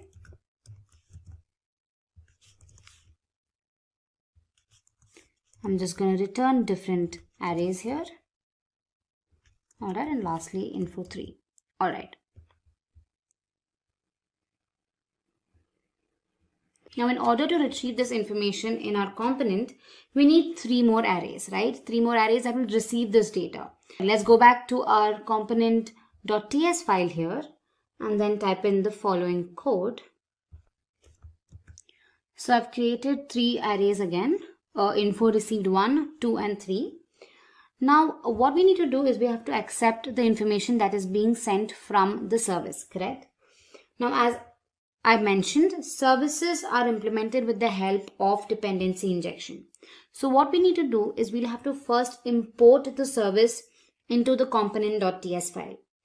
The key reason behind doing this is that when Angular creates this component, an instance of the service class is also made to perform the necessary tasks. Correct? So let's go ahead and just import it here. So I'll say import records service from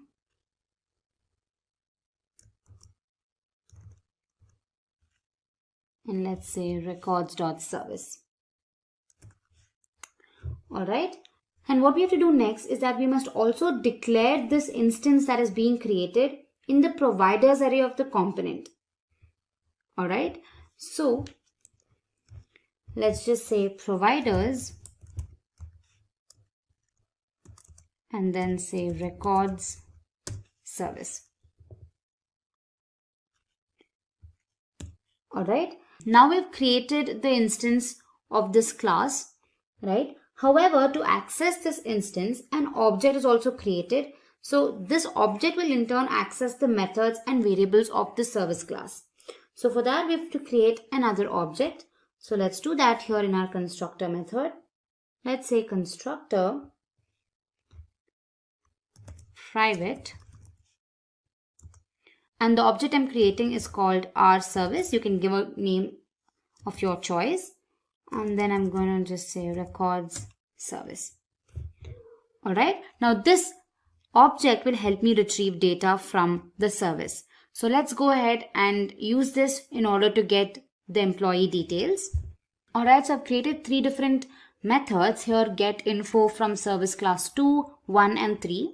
And these methods will retrieve the data and add it to our array here, that is info received. Alright. And lastly, we'll have to create an unordered list in our HTML file here. We haven't added anything, so let me get rid of this. So now I have to create 3 different buttons for 3 different employees, and when the user clicks on the button, the data is retrieved from the service and then displayed on the UI, right? So as you can see, I've created buttons for 3 different employees, and then I've made use of a bootstrap class called list group info, and then I've interpolated info which displays the contents of the info variable. Alright, now in order to call the methods in the .ts file, we have to bind them with the button. So since it is bound with the click event, every time you click on the button, the information is displayed. So now the last thing we have to do is we'll have to create a custom HTML tag for the component and then add it to the main component. So let's just do that. Let me copy this here. And then in my app component.html, let me get rid of this. And then let me just create this. I've just created the custom HTML tag for my component. And now just to beautify the code, I'll write a heading. And let's say employee details. And then I'll also add the Simplilearn logo, say image source. I've added the image here, so let me just say logo.png.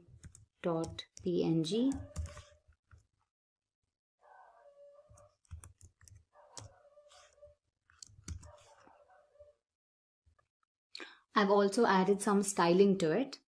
All right. So now let me just save this and have a look at the browser. So here we go. We have the logo here and then employee details heading. And then we have 3 different buttons created, that is employee 1, 2 and 3.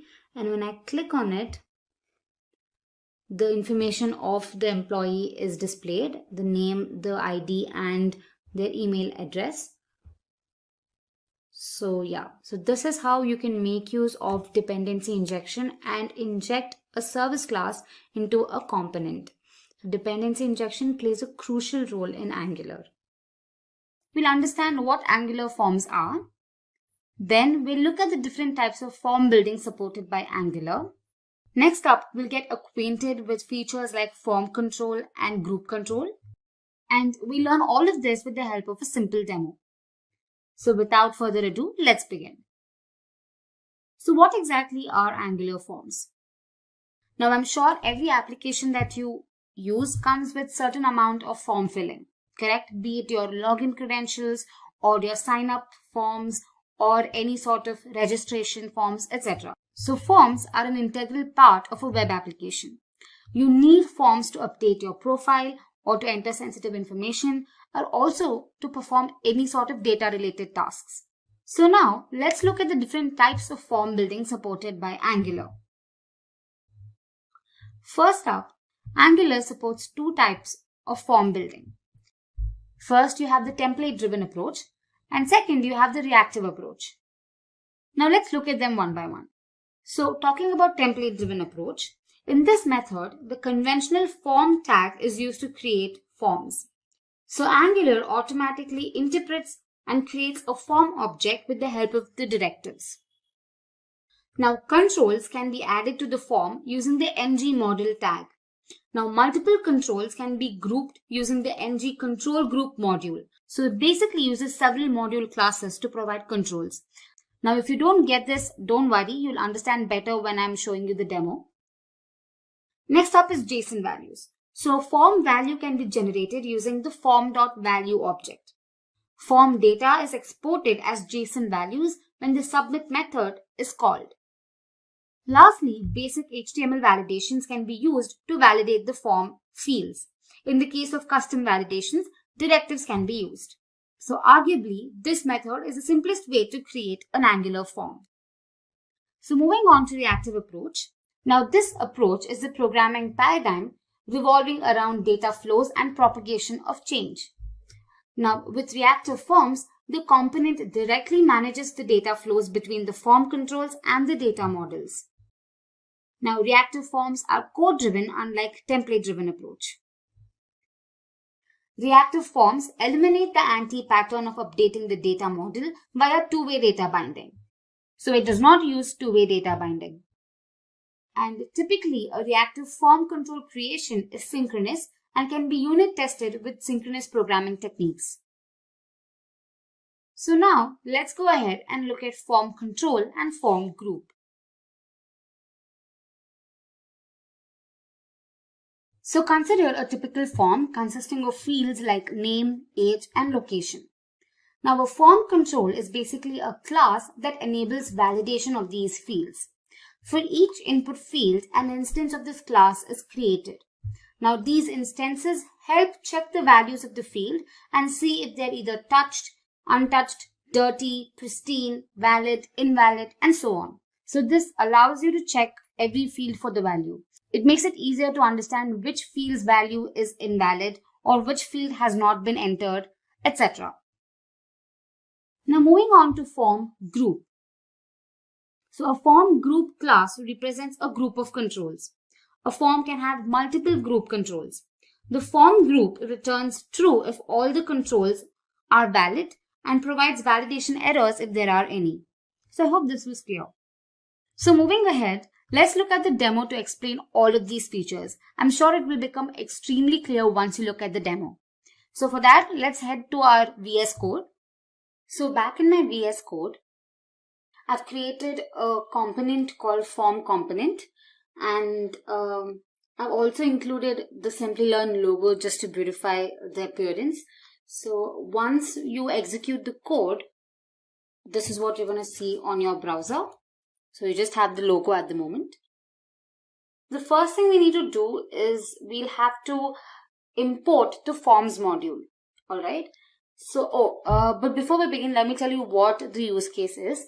So we're going to be creating a user registration form, which is going to include 4 fields. That is the first name, last name, email ID, and a password. Alright. So now let me show you how to import the forms module. So in your main app.module.ts file, you'll have to import forms module from Angular Forms. Alright. And then in your imports, you'll have to just call it here. Alright, so this is just a simple step. And now once you're done with that, let's go ahead and start our form creation. So here in my component.html, let's enclose the entire form within a div tag. So here, let me say div class is a container within which let me just have one heading which says user registration. Alright, and now let's go ahead and create our form. So first let me just say form. Now I'm going to create a div class for every field. So say div class equals form group. I'll explain it to you a little later. Now first let's create a label. So label tag for, basically it's the first name. So let me just say first name. And the tag will basically have first name again.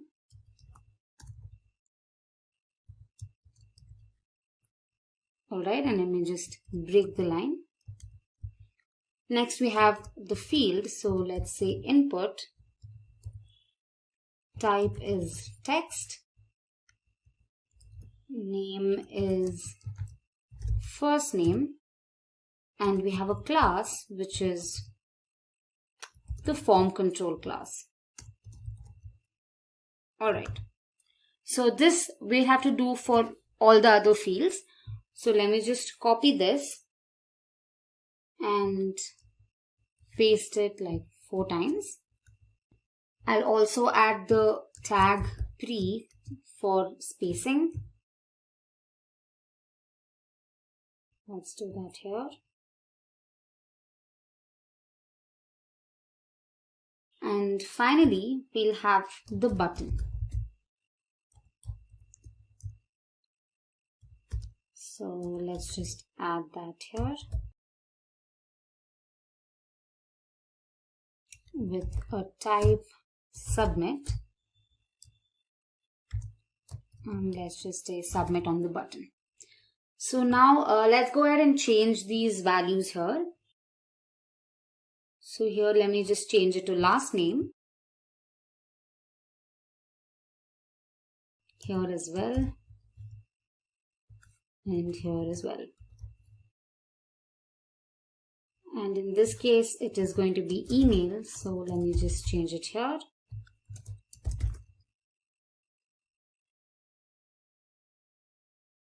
And finally we have passwords, so let's add that here.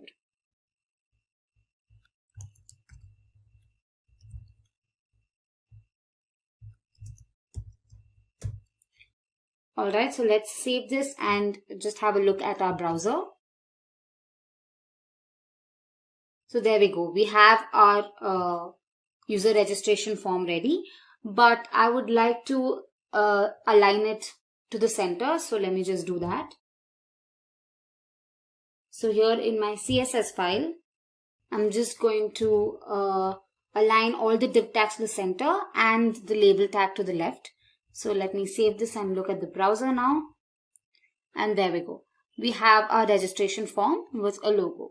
So this is how you create a simple form.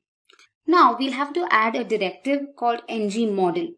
Now this directive, when added into the input tag, will provide form controls to every input field. Alright, so here let's just go ahead and say ngModel. That is it. So let me just copy this and paste it for every other field. Alright, let me save this. And back in my browser, let me inspect. And here you can see different types of classes like ngUntouched, ngPristine, ngValid are added. Right? So this indicates that Angular has recognized the form tag and it has added these classes to the form as well as all the fields. So this is achieved when you add the ngModel directive in your input tag. Now, back in my VS Code. Now every form has an output property attached to it called ngSubmit. Alright, so this property can be bound within a method called the submit method. So once submitted, this method is called, right? So once we click on the submit button, this method has to be called. So to include that, we'll have to just say form ngSubmit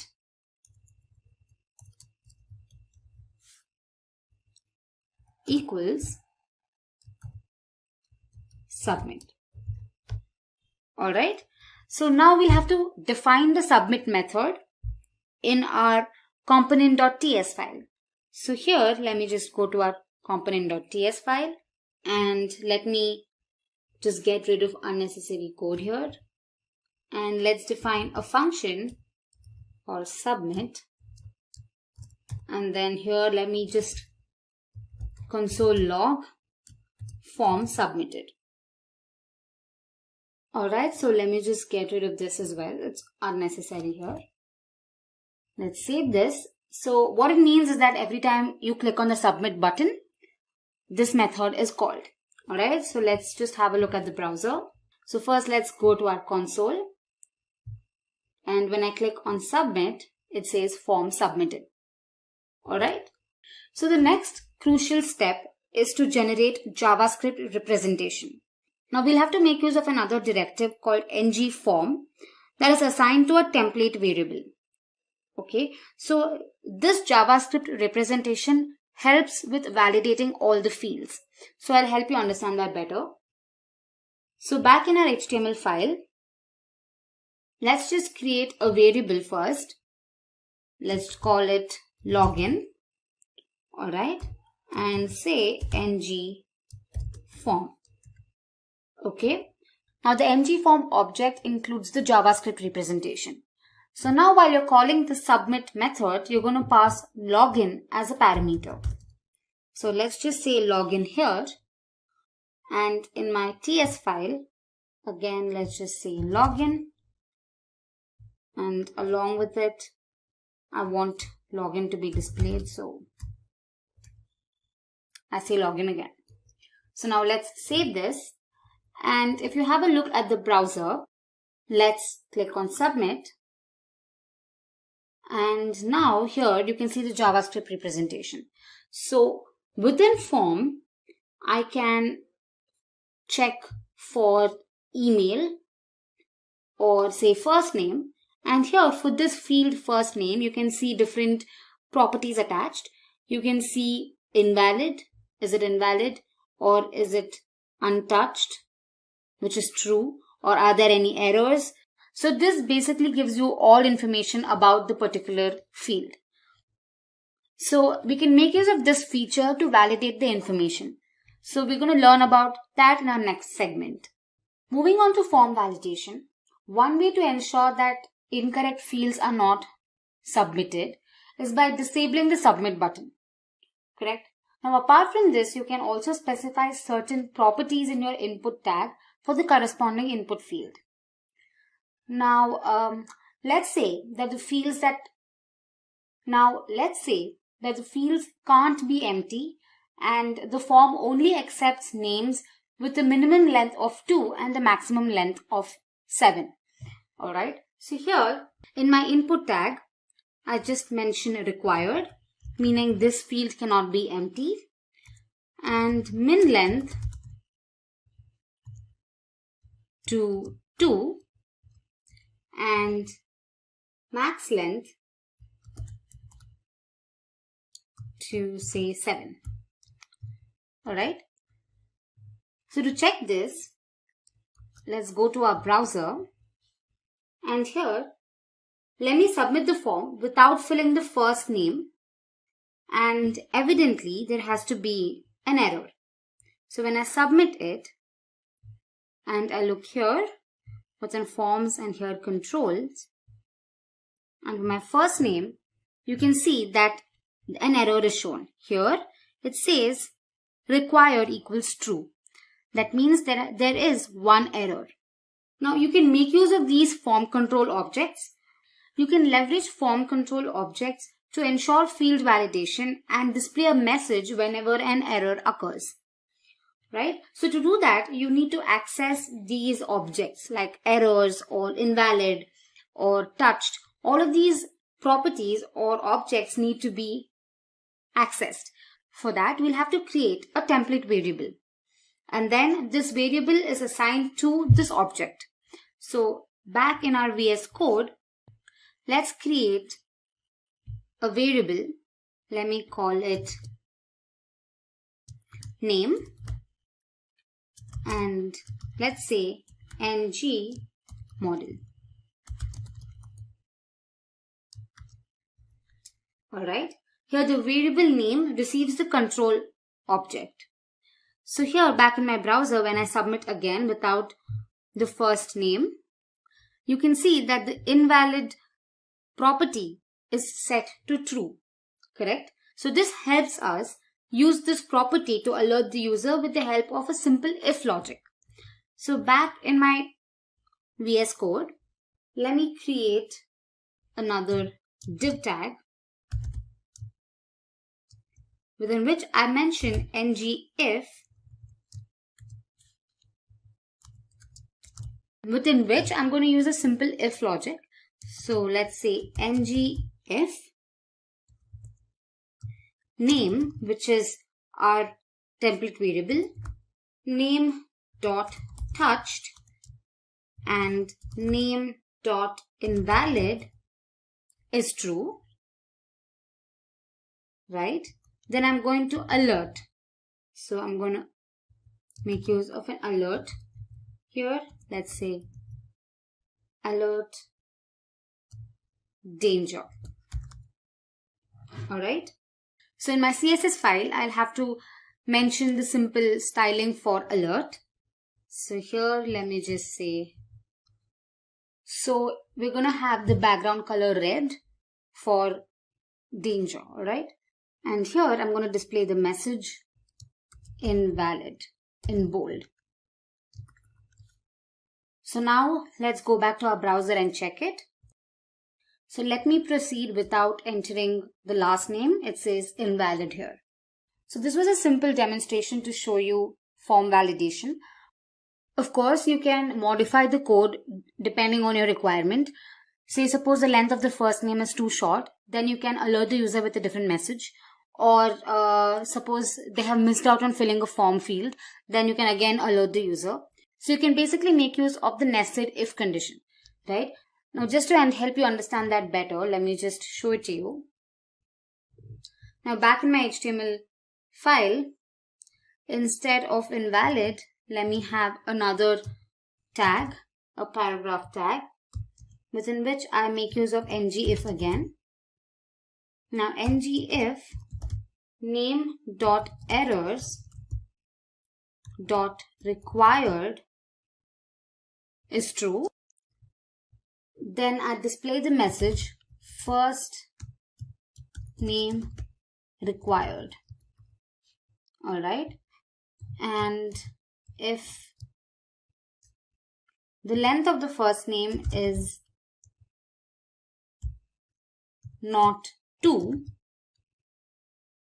now if the length of the first name is less than 2, then I'm going to display another message. So let me just say name.errors.minLength. If this is true, then I'm going to say sorry, short first name. Alright, so let's save this and have a look at the browser. When I proceed without providing the name, it says first name required. But when I type in one character, it says sorry, short first name. But if I type in another character, it accepts. So I hope this made you understand how form validation works. So this was just a simple demonstration again. Now I highly recommend you explore these properties and play around with these objects. Trust me, it's really fun. So I hope this tutorial helped you out. I'm sure you all know that an Angular app is divided into several components. For example, you have the logo component, you have the sign-in component, an image component, and say a create account component. Now these components are standalone and each of them represents a part of the user interface. Now imagine if all of these components performed common tasks, for example, accessing the database or rendering images on the view, tasks like those. Now instead of having to write the code for every component, you can just make use of Angular services. Now the service can be written once and then injected into all of these components. Now a service could be a function, it could be a variable or a feature that an application needs. So the main use of a service is to write code once and avoid rewriting of it. Now the same code can be injected into several components that make use of this particular service. But what are Angular services? So normally components are used to ensure a good user experience. Now that is the extent of it. Components make sure that whatever is being rendered onto the screen is right and pristine. But in order to execute tasks, we make use of services, and this approach is ideal. So a component can basically delegate tasks like fetching data from the server, validating user input, or logging directly to the console to a particular service. And these tasks can be made available to any component in the app. So now let's talk about a few features of Angular services. Now typically an Angular service is simply a TypeScript class with an @injectable decorator. This decorator tells Angular that the class is a service and can be injected into components that need that service. Now, they can be used to share the same piece of code. They can also inject other services as dependencies. Now, these services hold valuable business logic and can also be used to interact with the backend. Now, for example, if you want to make AJAX calls, you can have methods to those calls in a service and then use it as a dependency in files. And as mentioned earlier, it can be used to share data among several components. In Angular, services are singleton, meaning that only a single instance of a service gets created and the same instance is used by each and every building block in the application. And finally, a service can be registered as a part of a module or it can be registered as a part of the component. Now, to register it as a part of the component, you'll have to specify it in the provider's array of the module. I'm sure you'll understand the concept of services better if we look at a simple demo. So in the next section, we're going to look at a demo, but before that, let me tell you the use case. So basically in the demo, what we'll do is we'll create an employee details list. Say for example, you will have employee information like name, employee ID and their email ID. We'll create a database of say 3 employees. And on the browser, when you click on the employee button, it displays the information about that particular employee. And at the end, we can also add information to the employee's details. So without delay, let's head to our VS Code and start learning Angular services hands-on. So here, first I've created a folder called demo_Angular, within which I've created a file called hello world. So this was previously used for a tutorial, so the name is just hello world, so don't get confused. However, when you look at the browser, I've written an initial code here, which is Angular services, and I have the Simplilearn logo. So back in my browser, this is what the UI looks like. So to understand the concept of Angular services, first let's go ahead and create a component. So here I'm going to say ng gc einfo. I'm creating a component for employee information. So as you can see, inside my app file, we have the einfo component, which has these 4 files. So if you're wondering what exactly components are and how this is working, then I highly suggest you watch our components video first. So now let's go ahead and create a service. So I'm just typing in the command ng g service. Here G stands for generate, and we're generating a service, and the name of the service that I'm providing is data. So now it creates a service which is going to be a .ts file. So you can observe that .service is appended. This indicates that it is a service. Alright. As mentioned earlier, we have to display the employee details. Correct? So for that, in my component.ts file, I'm going to create an array that displays the employee information. In our case, I'm creating 3 different employee records. So for that, I'll have 3 different arrays. So let me just call the arrays info receipt 1, indicating this is the information of first employee. And this is going to be of type string. And I'll just initialize it to null for now. Alright, and I'm going to create 2 other arrays, and let me just change the name of the arrays. Alright, so now to retrieve the information, I'll have to create a method. Again, I'm creating 3 methods for the 3 different employee records. So I'm going to call the array get info from service 1, indicating it's again for employee 1, and I'm just going to leave it as it is for now. I'll tell you how the information is being received. And I'm going to do the same for the other two employee records. So let me just copy paste, and here I'm just going to change the name of the methods. Alright, so this is the initial code for retrieving information. However, we'll have to create the employee record in our service.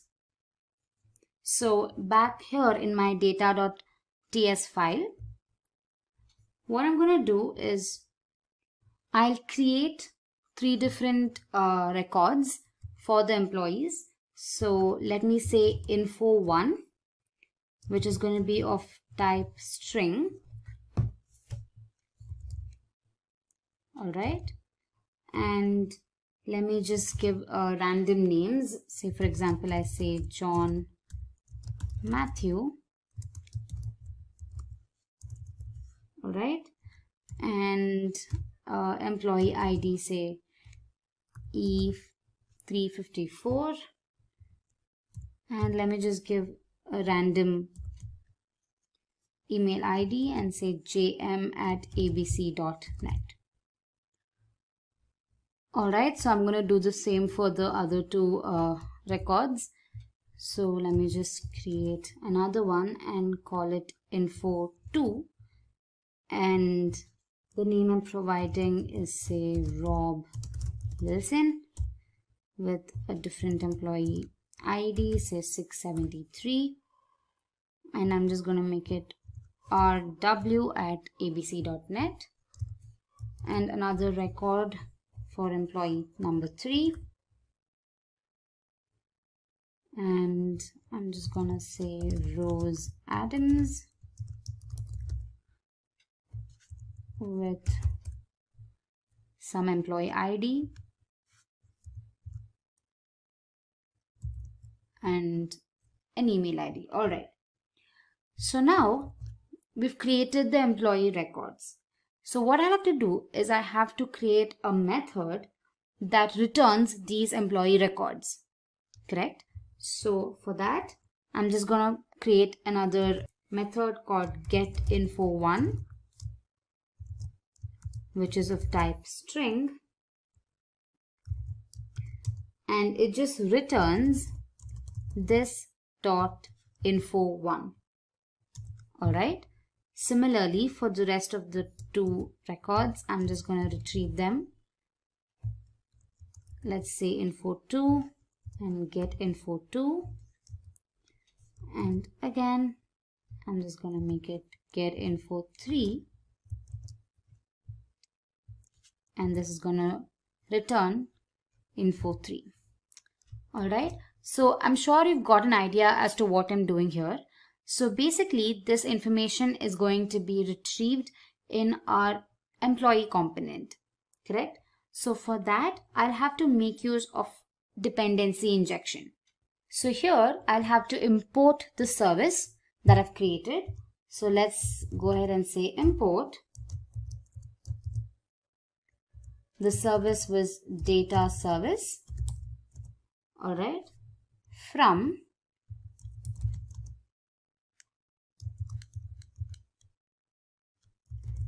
/data.service. Alright. Now the main reason we're doing this is to tell Angular that when the component is created, the service instance is also created, and this instance is being used to perform particular tasks. And for that, we'll also have to include this in our providers array. So here, let me just say providers, and let's say data service. Now to access this instance of service that is created, we make use of a property. So this property basically allows us to access all the methods that are defined in the service class. Alright, so here in my constructor method, I'm just going to say private, and you can give any name for your property, and here I'm just giving the name dService, alright, and which is of type data service. All right. So now with the help of this property, I can retrieve information from the service class. So here I'm just going to say this dot info received equals this dot d service dot get info 1. All right. So what it basically does is that it calls the get info 1 method in our service, which returns the information of the first employee. And this information is being stored in the array that is info received 1. So similarly for the next two methods, I'm just going to use the same piece of code. Let me just change it here.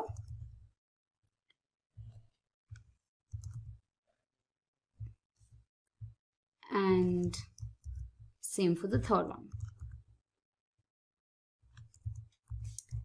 All right. So now that we have the logic behind what is being displayed, let's go ahead and create the UI for it.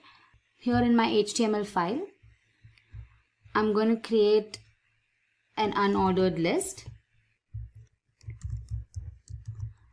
And now I'm going to make use of the ng for directive to basically loop over the record and display everything. So for that, I have to make use of a particular variable. So I'll just say let info of info received. So you can check here in our TS file, the array is info received, correct? So I'm going to make use of the same array here. And since it's displaying the first employee record, I'm just going to say info received 1. All right. And let me just create a class, a bootstrap class of list group item of list group info. And we're just going to have to interpolate info. All right, that is basically going to display what the information holds, what the info variable holds. All right, and here as well, let me create a bootstrap class called list group. All right, I hope this was clear to you. So basically here, the information is being retrieved with the help of this method, right? That is get info from service 1. So in order to call this method, we'll have to bind it with a button. All right, so that's what we're going to do. Let's just copy this, and here I'm going to create a button.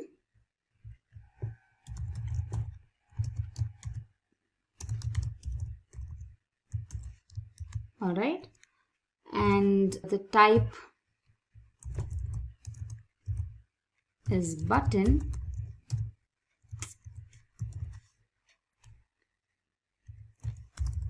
With name button again. All right, so I'm going to bind it with the click event. So what happens is that when I click on it, this particular method gets called. All right, I'm just pasting the method here. And finally, let's just provide the name employee1 for the button. All right.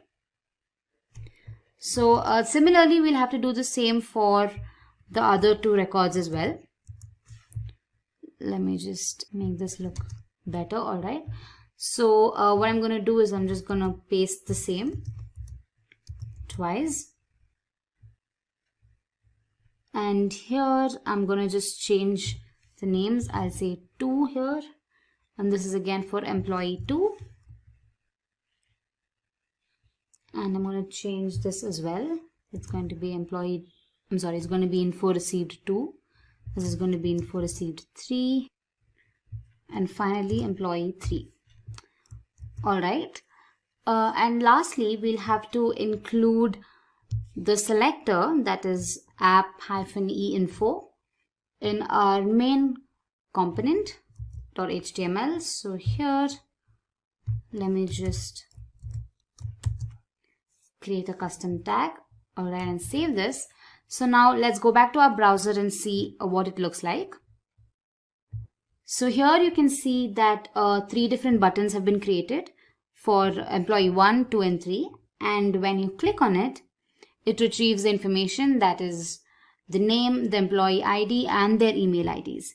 So we've successfully created an Angular service and injected it into our component to retrieve information. Alright, so now the last part of the use case that we discussed was to add another detail, that is the employee detail, in the record. Alright, so for that we'll have to take input from the user, and in our case we're taking the location.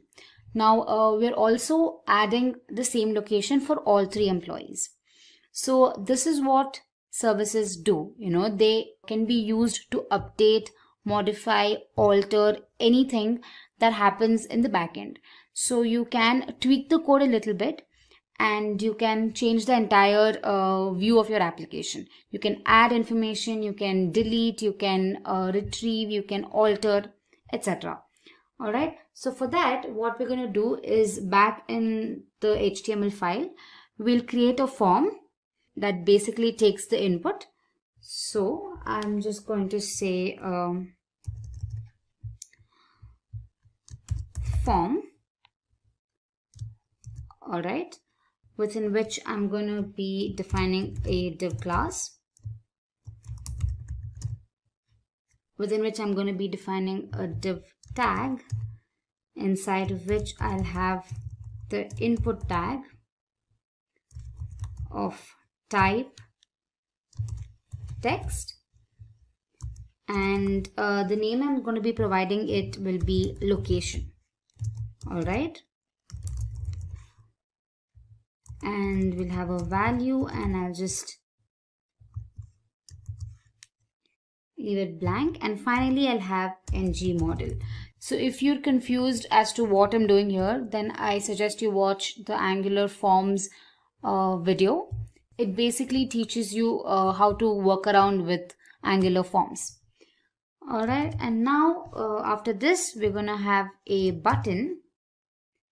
So let me say button.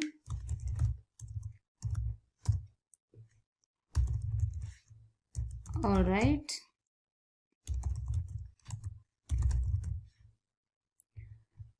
and I'm going to just say add info. Okay.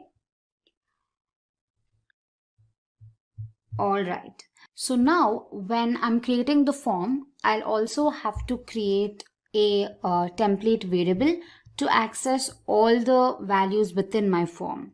So if I have to access the location, then I'll need a variable to access it. So here let me just go ahead and create a template variable. Let me call it frm, and I'm going to make use of the ng form directive. So this tells Angular that this variable can be used to access all the values within the form. And since I'm using form here, I'll have to import it in my module file. So here I just go ahead and say import forms module from Angular Forms, and here in my imports I'll just say forms module. Okay, so I've imported the forms module. So now back in my HTML file, what I'm going to do is that I'll have to make use of this template variable to update my information, correct? So I'll have to create another method that will update information into the records. So here in my component.ts file, I'll have to create another method, and I'm going to call this method update info method. Alright, and this basically takes in the template variable, that is form, and let me just specify any.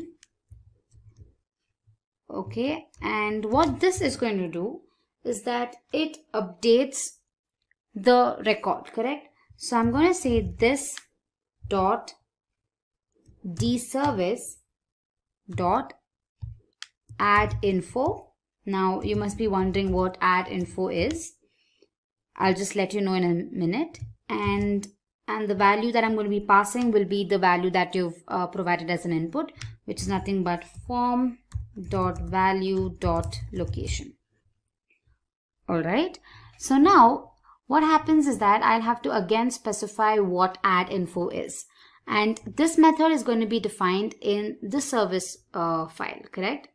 So here I'm going to create another method that's add info. And I'm going to pass info as a parameter. And what this method does is that it just pushes the information or the data into the arrays. So since I'm going to be pushing the same information into all of these arrays, that is info1, info2 and info3, I'm just going to say this dot info1 dot push of info. All right, and the same for the other two arrays as well. Let me just change these. All right. So what exactly I'm doing is that I have a method called add info, which gets information from the component.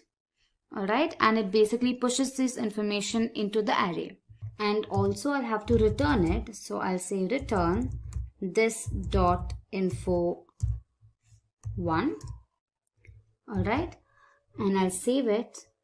And here we have another method called update info, which basically calls the add info method in our service and passes the value to it. And in my HTML file, also note that the button type here is submit and not button. So what happens is that now the value that we've received as an input has to be passed on to the method, that is update info. So here I'll say ng submit, and I'm going to call the method update info, and I'm going to pass frm as the argument. And now let's save this and execute. So all right, here you can see that we have an input field and a button saying add info. So now I can just go ahead and say type USA, and when I say add info, and when I check on my employee 1 details, USA has been added to the list, and same goes with employee 2 and employee 3. So I hope this simple demo on Angular services helped you understand the concept better. I highly recommend you play around and explore other possibilities. Let's understand what exactly is Bootstrap. Bootstrap is a powerful toolkit, basically a collection of HTML, CSS, and JavaScript tools for creating and building responsive web applications and pages. It is a free and open source project based on GitHub and originally created by Twitter. Now, to put it more easily, Bootstrap is a giant collection of handy, reusable bits of code written in HTML, CSS, and JavaScript. It's also a front-end development framework that enables developers and beginners to design quick and responsive websites. Now, there are several advantages to using Bootstrap. To name a few, Bootstrap comes with a responsive grid.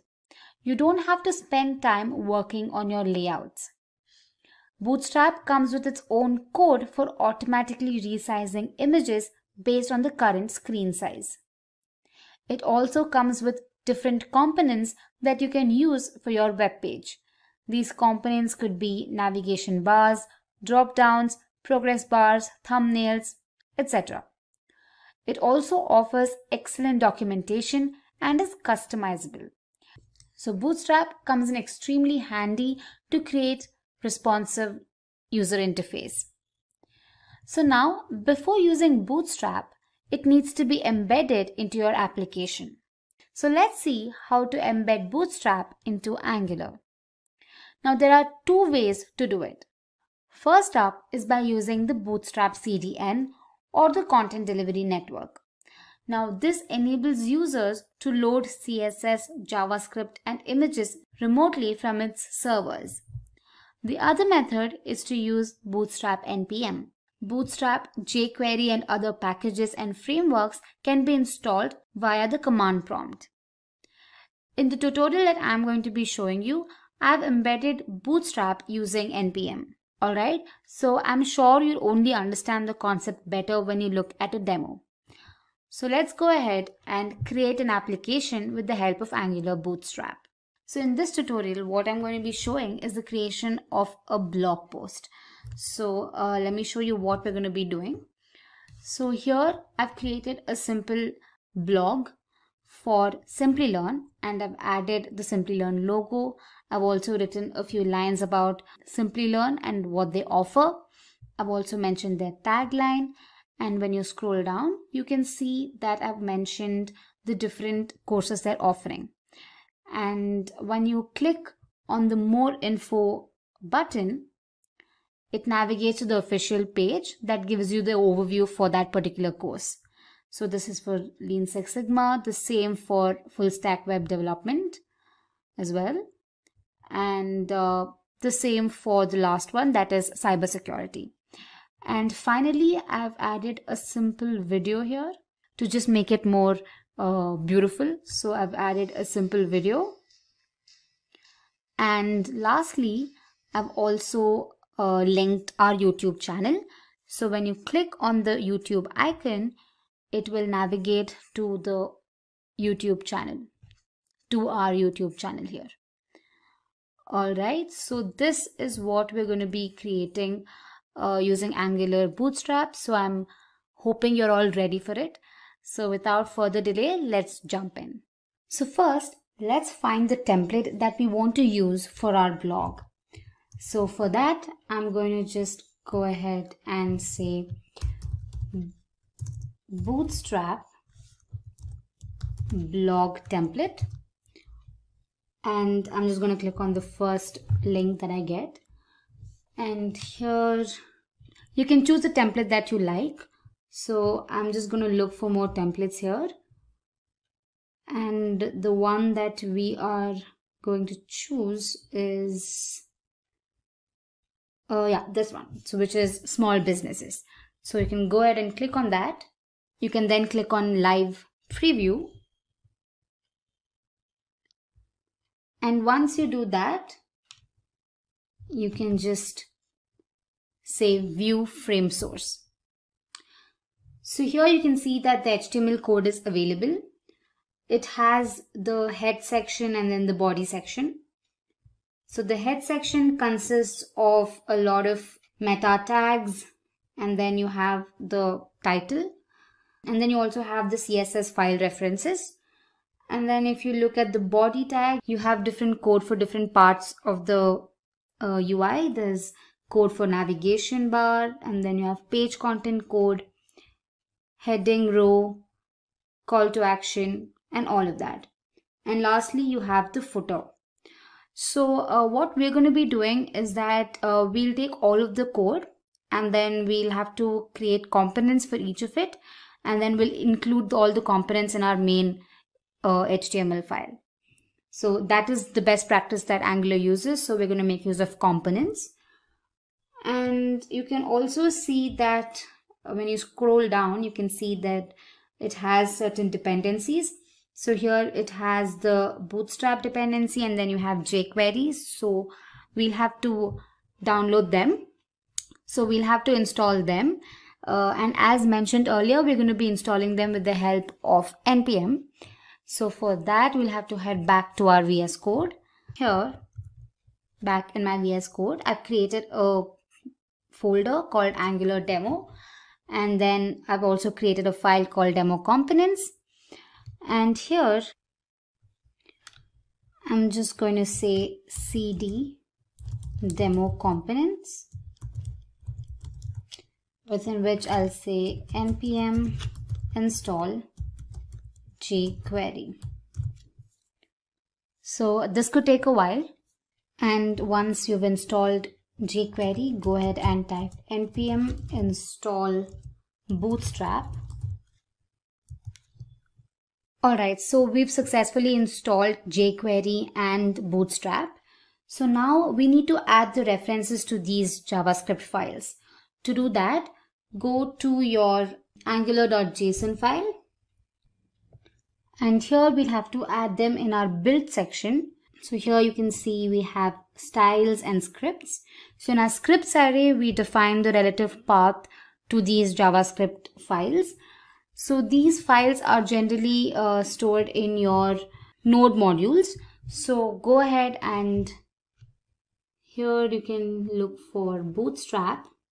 Here you go. And then in your dist file, and then click on JS. And then you can see you have bootstrap.min.js. Well, I'm sorry, we need bootstrap.bundle.min.js. So here you can just right click and say copy relative path. And back in my JSON file, in my scripts, I'm gonna just paste it here. And make sure to make it a path by providing //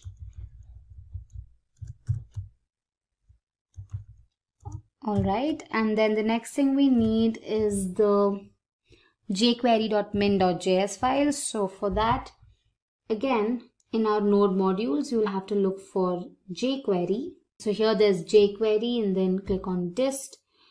And then we have jQuery.min.js.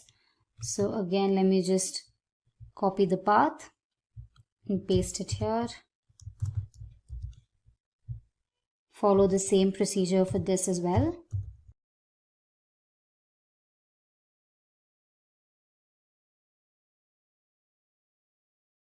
Alright, so we've embedded both our files in our angular.json file.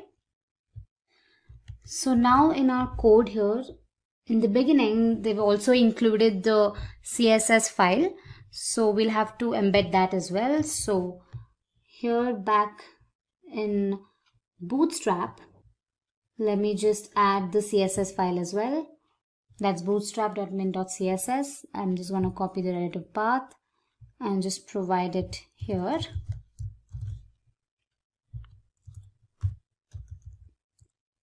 Let me just change these to /.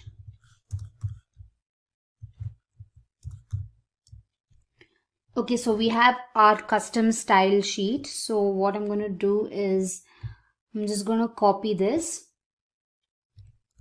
and just paste it in our, and then you can just paste it here. All right. So I think we've added all the dependencies and the custom style sheet and everything. So now let me just close all of these files. What we can do now is that we can go ahead and take the code from the source here. So I'm just going to copy the body tag. All right. So I'm going to copy this till the footer. And then I'm just going to paste it in my component.html file. So as mentioned earlier, I will create components and then place the code for specific parts of the UI in these components. So let me just see if I've got everything here. Okay. So I'll be creating 4 components. The first one will be for the navigation bar. The second will be for the introduction. And then the third one will be to display the courses that we're providing.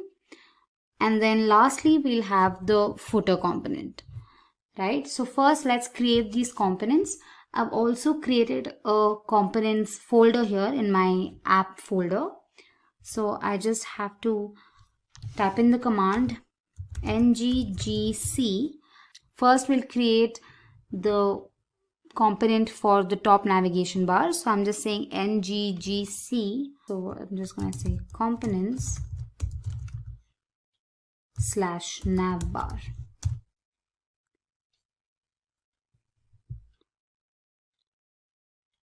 Alright, so the component has been created. So what I'm going to do is I'll just copy this and paste it here.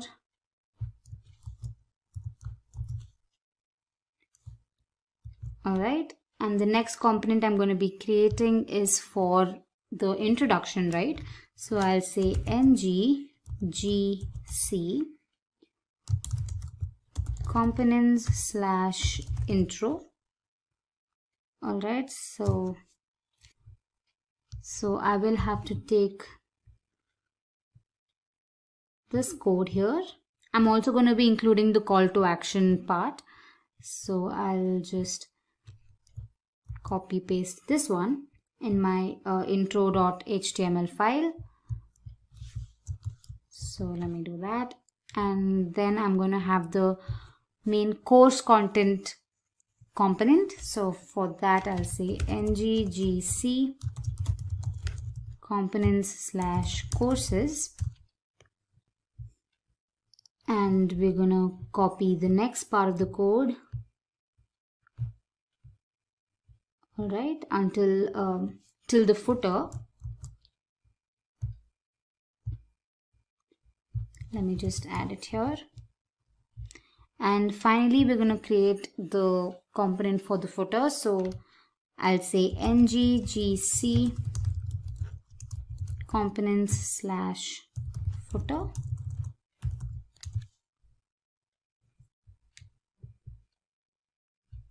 And the last part of the code, I'm just going to add it there.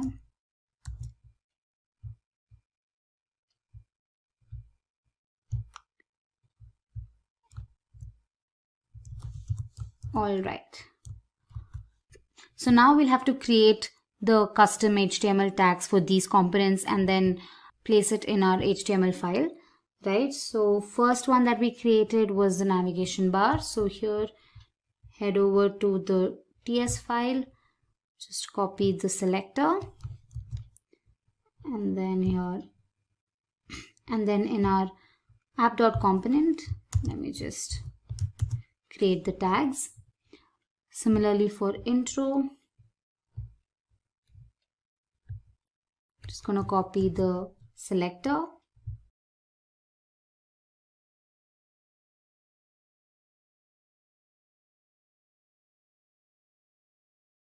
and then for courses, so we have app-courses, that as well.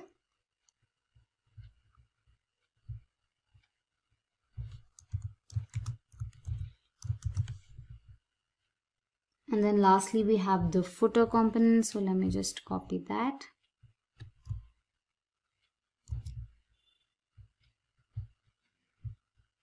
Paste it here. Alright, so we've included all the components. So let's just run this application and see if everything is displayed intact. So here, let me just say ng serve. So when you execute the command, you can see that the template is being displayed.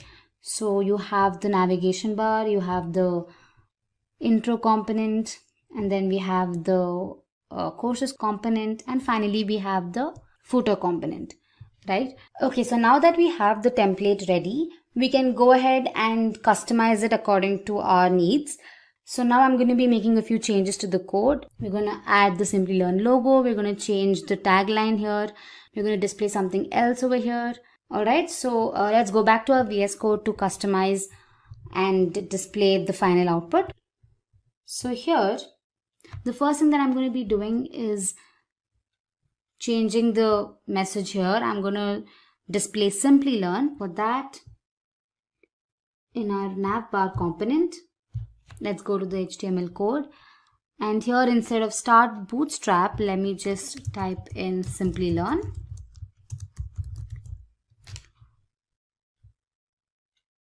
Alright, so when you save it and when you look at the browser, you can see that Simplilearn is displayed. And the next thing that I want to do is I want to add the image, right? A Simplilearn logo. So what I've done here is I've already added the logo .png file in my assets folder. So I'll just go ahead and provide the path to this. So that's going to be in our intro file. So here, image source is going to be assets slash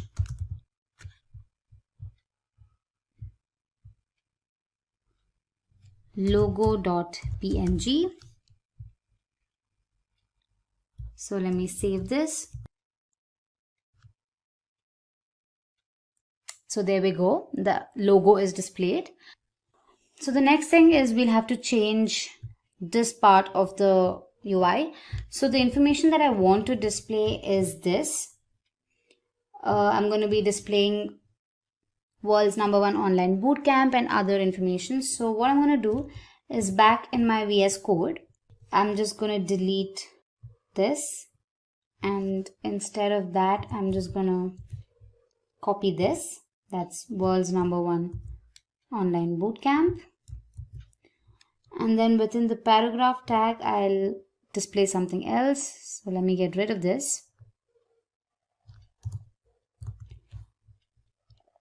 Let me just copy the information that I want to display, paste it here, and let me just give a line break.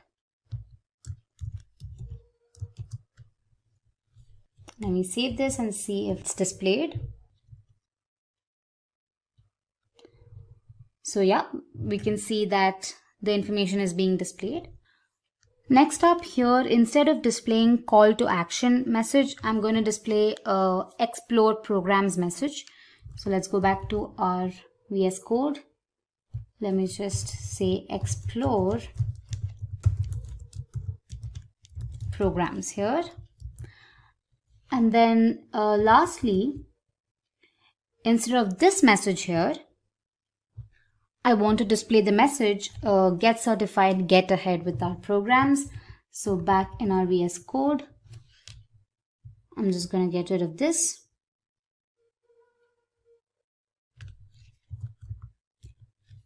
And paste this instead.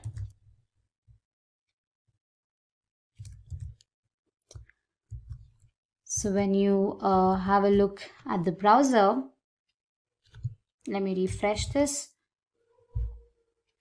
You can see it displays the message get certified, get ahead, and all of that. Well, now what I'm going to do is I'm really not happy with the font size and everything. So I'm just go ahead and add certain styling. You can customize this and provide your own font size and all of that. So here I'm just going to mention style and then say font size, and I'm going to make it XX large. All right, so let's see. Yeah. All right, so it's the font size has increased, so I think I'm happy with this. All right, so the next thing we have to do is add information here for our courses. So back in our VS Code, we'll have to go to the courses component. So here I'm going to just type in the code for the different courses. So I already have it here. So the first thing is this message that I want to display. Let me just copy that. And for our first tag, I'm just going to say postgraduate program in Lean Six Sigma. And the next information I'm going to be providing is the duration. So here, let me just get rid of this. Paste that here. Let me just break the line to beautify the code. And here for our reference link, I already have the link here. So I'm just going to paste that. So once you click on the more info button, it will automatically navigate to this page. All right. So let me save this. Next up, I'm going to do the same for the other two courses as well. So it says postgraduate program in full stack development. And then we're going to mention the duration and the cohort. So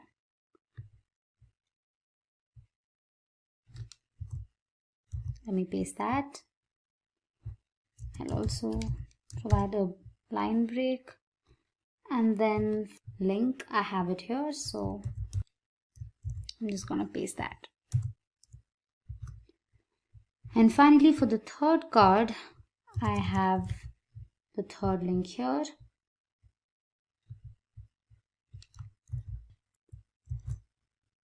Let me get rid of this extra code and paste this instead.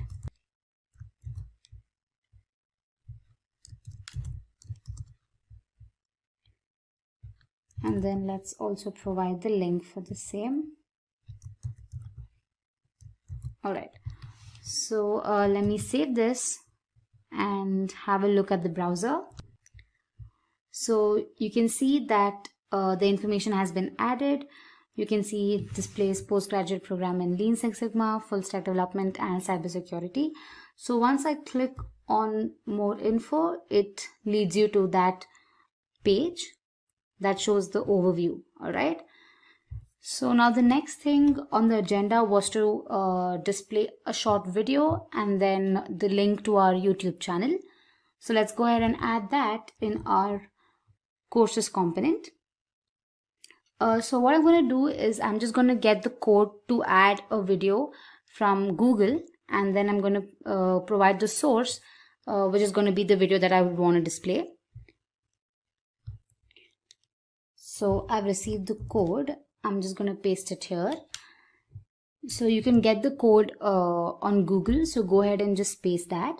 Also for the source, I have a video in my assets folder, which I have provided here. So when I save it and look at the browser, here we go. You can see the video here. All right. And once clicked, it starts playing. All right. And lastly, we'll have to provide the logo for YouTube and then the link to navigate to the YouTube page. So let's go ahead and do that. So here again, I've pasted the code for the YouTube logo. So here you can see that I've added the image that is youtube.png in my assets folder, and I've provided the source. And accordingly, I've also added the styling. I've provided a white background and I've also aligned the text to the center of the page. Alright, and I've also displayed the message saying check out our YouTube channel for technical videos and tutorials. And then I provided the link to our channel on YouTube. So let me just save this and head back to the browser. And here you can see that we have the YouTube logo and we have the message displayed. So once you click on the logo, it navigates to the Simplilearn channel on YouTube. Alright, so if you want, you can also change the message here for the footer. So here in footer.html, I can just remove this and paste this. I say Simplilearn Solutions and all rights reserved. When I save it and look at the browser, it must get updated. So yeah, there we go. So with the help of Bootstrap, we have successfully created a website, which is basically a blog. And we've also added the reference links and images and logos to customize it according to our requirements. So yeah, this is it. This is how you make use of Bootstrap and embed it into your Angular for more responsive and better user interface. Let's have a look at the basics of routing. Now I'm sure that you've observed that the URL changes every time you click on a particular link or on an icon on the user interface, correct? Now this basically indicates that you are navigating throughout the application. Now to achieve this navigation, we use a mechanism called routing. Routing is essentially used to navigate through a website or a web application. But how is it achieved in Angular? Especially in Angular, routing plays a major role. It is used to create single-page applications.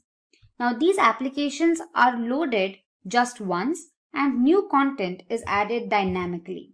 Applications like Google, Facebook, Twitter, and Gmail are a few examples of single-page applications. The best part of using single-page applications is that it provides an excellent user experience and you don't even have to wait for new pages to load, which by extension makes single-page applications extremely fast. But how is this new content loaded? Enter routing. Now, routing is the mechanism that, as discussed earlier, that is used to navigate through the application and load new content. Routing helps Angular configure the route and the component that needs to be displayed. Now, I'm sure you're going to understand the concept of routing better when you work on it hands-on. So in the demo, we're going to be navigating to the login and the home pages of a web application with the help of routing. So let's head to our Visual Studio Code. So basically, the objective of our application is to navigate to home and the login pages.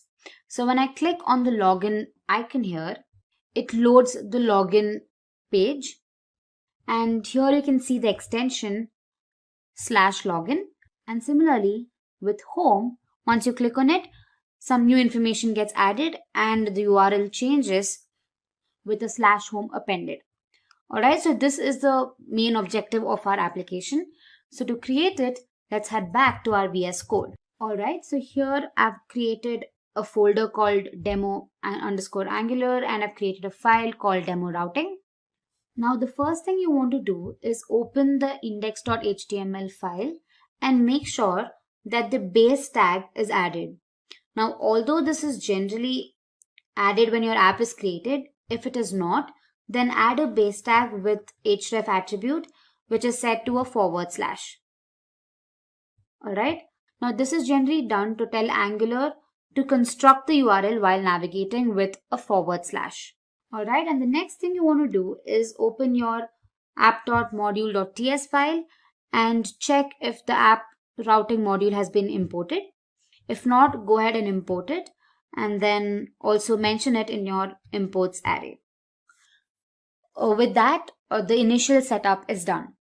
Now to create the nav bar, the code that I'm going to be using is already explained in the previous video, that is Angular Bootstrap. I highly suggest you go through that video before watching this.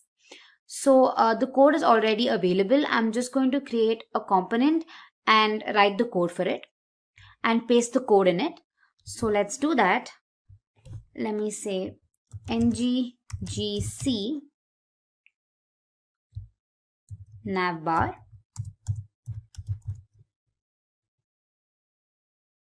Alright, so this component is now created. Now here in my HTML file, I'll just get rid of this and paste the code for the navbar. So here we go. I've pasted the code for the navigation bar.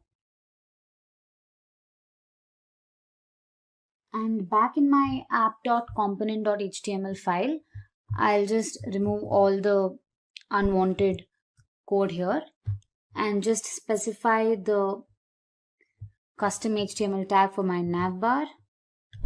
So let me just create one here. Alright, let me save this. Let me just run the application and see if it's displaying correctly. Alright, so when I open the browser, the navigation bar has been created along with these different options, that's home, about, services and login. Alright, and we also have the Simplilearn icon here. Alright, now the next step is to generate the components to display the login page content and the home page content. Now again, I have used Bootstrap to define the user interface for these files. You can easily find the code online. Just search for Bootstrap login templates, and depending on your requirements, you can choose the appropriate one. So first, let's create the components for my two files, that is for the home component and the login component. So let's go ahead and do that. ngGC, I'm just going to call it login for my login component. Alright, and then I'm going to say ngGC home for the home component. Alright. So I'm just going to copy the code for the login component. So back in my login.html file,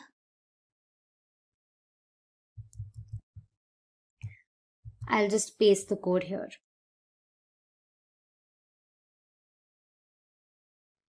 Okay. Also note that I've added the Simplilearn logo in my assets folder and then just provided the source for it here in my login component. Alright. So next up is the home component. And if you've seen the previous video, that is Angular Bootstrap, you might have seen that we created 3 different components, that is intro, courses and footer, which included the content for the intro message, for the courses and the footer message, correct? So here we're going to just paste the code for all of these 3 and then just display it when the home button is clicked. Alright, so what I'm going to do is I'll just paste it here. So this basically has all the content.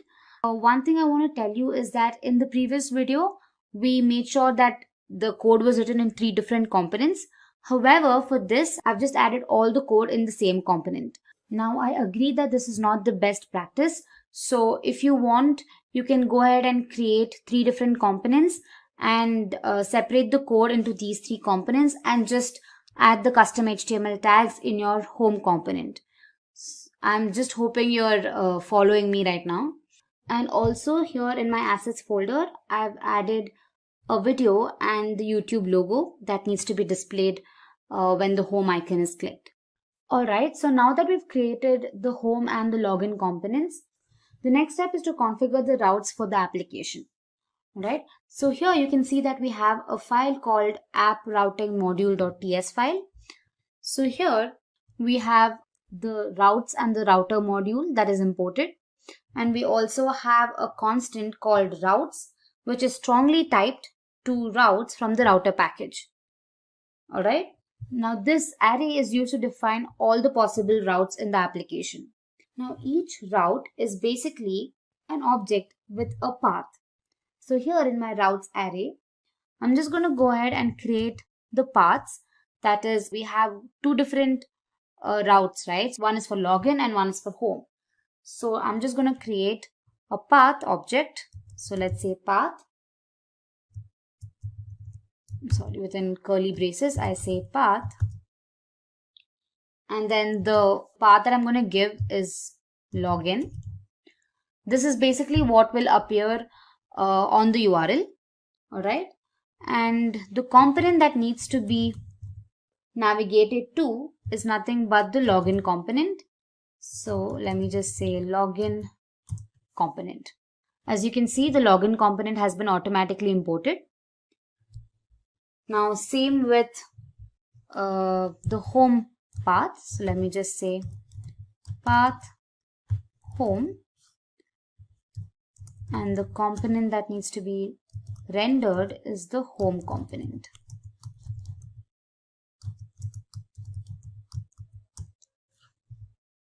Alright. Now the next step is to link these routes to a button in the nav bar, that is the home and the login button, right? So we're going to make use of the nav tag and an anchor tag for this. You can see that we have a nav tag and an anchor tag which encloses the login and the home components. Alright. Now we're going to make use of 2 directives from the router package called router link and router link active. Now these are specified within the anchor tag. The router link basically holds the path to the page, and the latter, that is the router link active, specifies 1 or more CSS classes that will be applied when the router link is active. Alright, so to do that, let me just add router link. Alright, in our case it is home here, and we're going to have another directive called router link active, and we're just going to say active here. Alright. Same for the login icon here. Let me just copy this. And instead of home, the path we created for this was login. Alright. So this is how you can bind the route to your specific button on your UI. Now, despite of all this, how are we specifying where these components are to be displayed? Right? The answer to this is using the router outlet directive. Now again, this directive is available in the router package. So we have to add that in our app component.html file. The background. So here, just go ahead and type router outlet. Alright, so with that, we've created a simple navigation bar which has different options, that is home, about, services and link. And once the user clicks on the home icon, it displays the content that is in the home component.html file. And once the user clicks on the login component, it displays the content in the login.html file. Alright, it's as simple as that. So now let's go to the browser and see if it executes correctly. So alright, we have the navigation bar. And once I click on the home icon here, alright, yes, we see that all the content has been loaded. You can see we have the intro section, we have the courses section and the footer section as discussed. And the most important part is that here in our URL, you can see that /home has been appended. This shows that a route has been created that navigates to the home component. So we've successfully created a route here. And for login component, when I click on this icon, you can see that the path changes here and the login component gets displayed. Alright, so this is how routing is achieved in Angular. In this session, we will learn about the database and the need for a database. Then we will transition to SQL and see some basic SQL queries. After knowing what a SQL query is, we will see the features and applications of SQL query. And then we will have a hand on some of the basic SQL queries. So hey everyone, I'm Abhisar Ahuja from Simplilearn and welcome to this video on SQL Basics for Beginners. But before we begin, if you love watching tech videos, subscribe to our channel and hit the bell icon to never miss an update. Let's start with database. A database is a vast collection of data that is stored and retrieved electronically from a system. In today's world, data has become the new oil, which has mandated companies and businesses to rely on an excellent database to store their vast amounts of data. Every millisecond, the tech giants are accumulating vast amounts of data that need to be stored. The database comes with features to update and effortlessly manipulate data, and not only that, these database provider companies ensure the data to be safe and secure. They also provide tools to extract useful information to help the companies make meaningful decisions. After knowing about the database, let's see how SQL communicates with the database to get desired results. SQL stands for Structured Query Language. The structured query language is the standard language used by database operators and developers to carry out different operations, from manipulating, updating, and retrieving data from relational databases. Now let us see how we write a basic query. There's a customer table with columns, customer ID, customer name, age, gender, date of purchase, address, item, and price. And we need to extract the customer ID and customer name from this table. So we will write a query, select customer ID, customer name from customers, semicolon. When we will execute the query in MySQL Workbench, we will get the desired result, that is the output table, with customer ID and customer name. This is how we write a query to extract the information from the database. We'll see some more queries as the session proceeds. Now we'll see what the features of SQL are. SQL lets you access any information stored in a relational database. With SQL queries, data is extracted from the database in a very efficient way. The structured query language is compatible with all database systems from Oracle, IBM to Microsoft. and it doesn't require much coding to manage databases. Now we will see applications of SQL. SQL is used to create a database, define its structure, implement it, and lets you perform many functions. SQL is also used for maintaining an already existing database. SQL is a powerful language for entering data, modifying data, and extracting data in a database. SQL is extensively used as a client-server language to connect the front end with the back end, thus supporting the client-server architecture. SQL, when deployed as Data Control Language (DCL), helps protect your database from unauthorized access. After knowing SQL with its features and applications, let's go through some basic queries in SQL. That is DDL, Data Definition Language, DML, Data Manipulation Language, DCL, Data Control Language, TCL, Transaction Control Language. DDL or Data Definition Language consists of the SQL commands that can be used to define the database schema. Let's see DDL commands. Create command is used to create the database or its objects like table, index, function, views, store procedure, and triggers. Drop is used to delete objects from the database. Truncate is used to remove all records from a table. Alter is used to alter the structure of the database. DML or Data Manipulation Language consists of the SQL commands that deals with the manipulation of data present in the database. Insert into command is used to insert data into a table. Update is used to update existing data within a table. Delete is used to delete records from a database table. Select. This command helps you to select the attribute based on the condition described by the where clause. TCL or Transaction Control Language. These commands deals with the transaction within the database. Commit commands commit a transaction. Rollback command rollbacks a transaction in case of any error occurs. Save point. It sets a save point within a transaction. Set transaction. It specifies characteristics for the transaction. DCL or Data Control Language.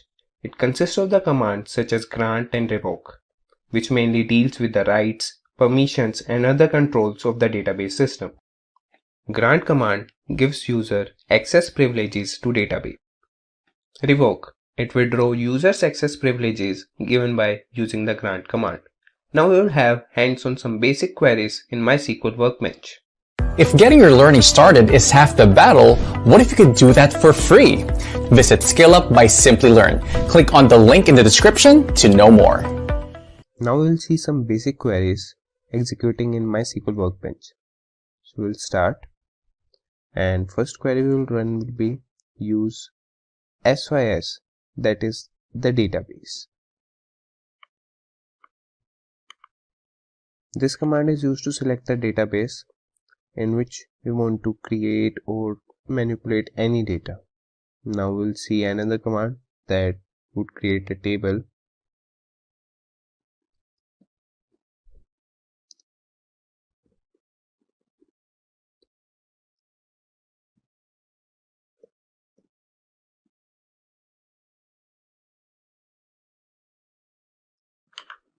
Now we will add attributes to the customer table. That would be the columns. First would be the customer ID, and we will act at it as a primary key.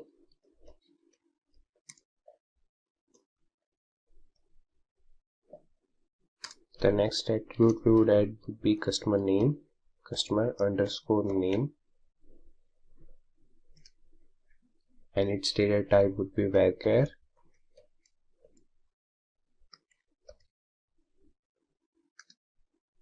Next attribute we would add would be age with int data type.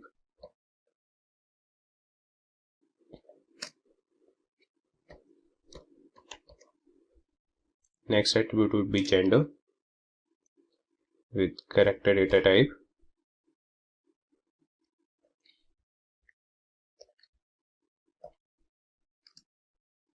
Next we will add as date of purchase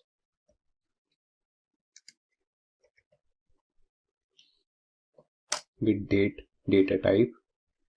Now we'll add another attribute that would be address with data type varchar.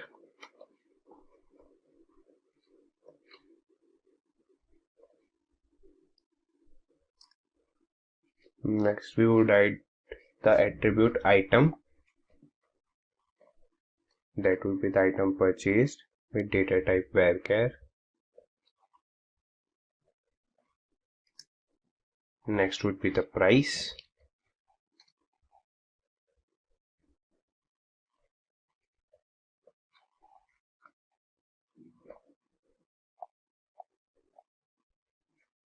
Okay, for price we will make it as float.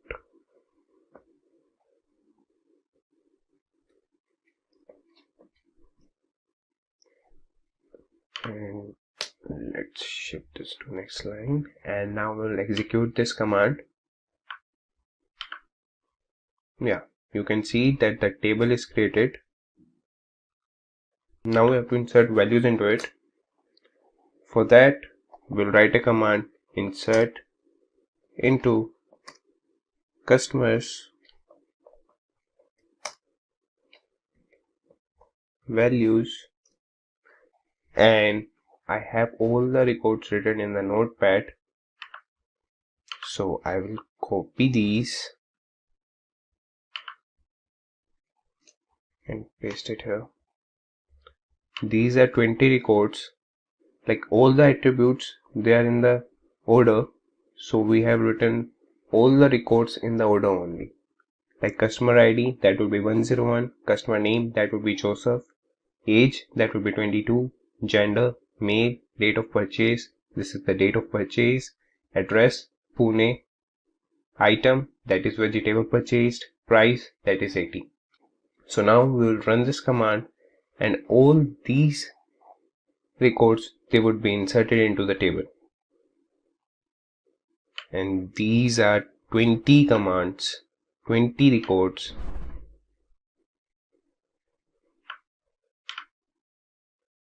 You can see insert into customer values. The command has been executed and they have been inserted into the table. Now we'll see the table. For that we'll write the command select star from customers.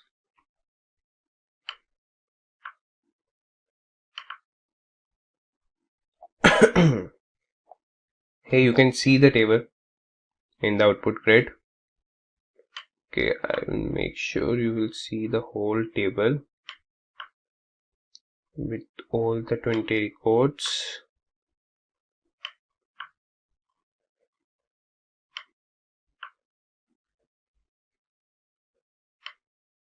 Yeah, you can see all the 20 records, they have been inserted.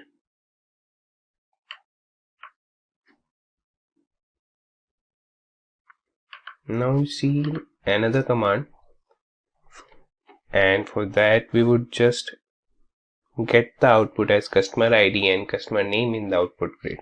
For that we'll write the command select customer ID, comma,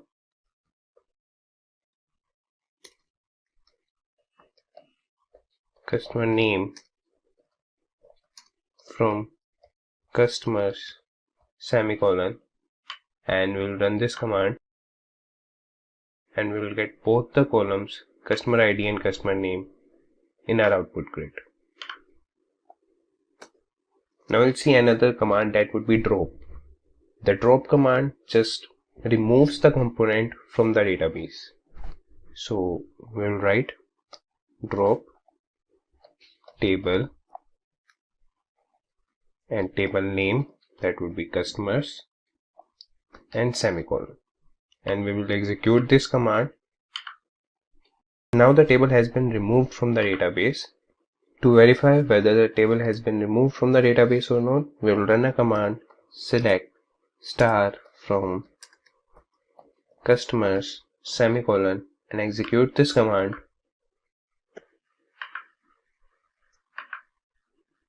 And what we will get is select star from customers, error code, table says customers doesn't exist.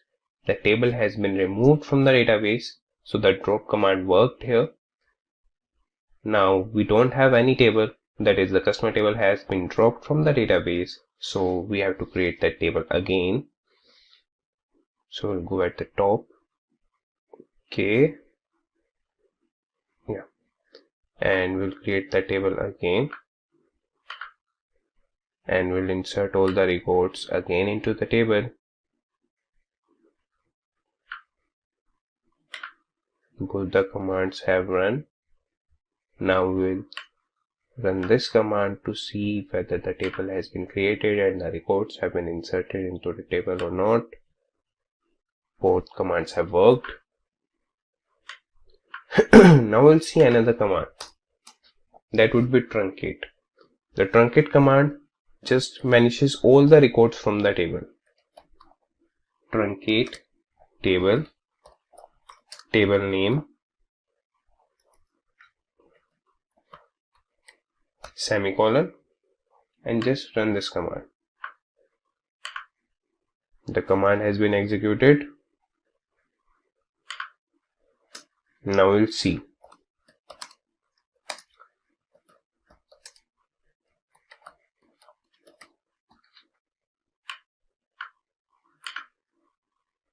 Yeah, you can see that all the records from the table has been vanished. So the truncate command worked here. Now to carry other operations, we have to insert all the records again into the table. We'll do that. We'll again go upwards and run this command. Insert into customers values and all the records, and we'll execute this command, and that command has been executed and all the records are again in the table. We'll run this command and check it. Yeah, you can see all the records are inserted into the table. Now we'll see another command, that would be alter. Alter command is used to update any record into the table. We'll see alter table, table name, that is customers. And now what we should do, okay, we'll drop the column age from the table. So we'll write command drop column age semicolon. Now we'll run this command. The command has been executed, and now we'll check whether the age column has been dropped or not. Select star from customers semicolon, and we will execute this command. Yeah, you can see the age column has been dropped off the table. So the alter command has been executed successfully. Okay, so now we'll see another thing. Like if you want to comment something during the execution, you can do that. Just write 2 minus signs and the text. This would be the comment. And you can also use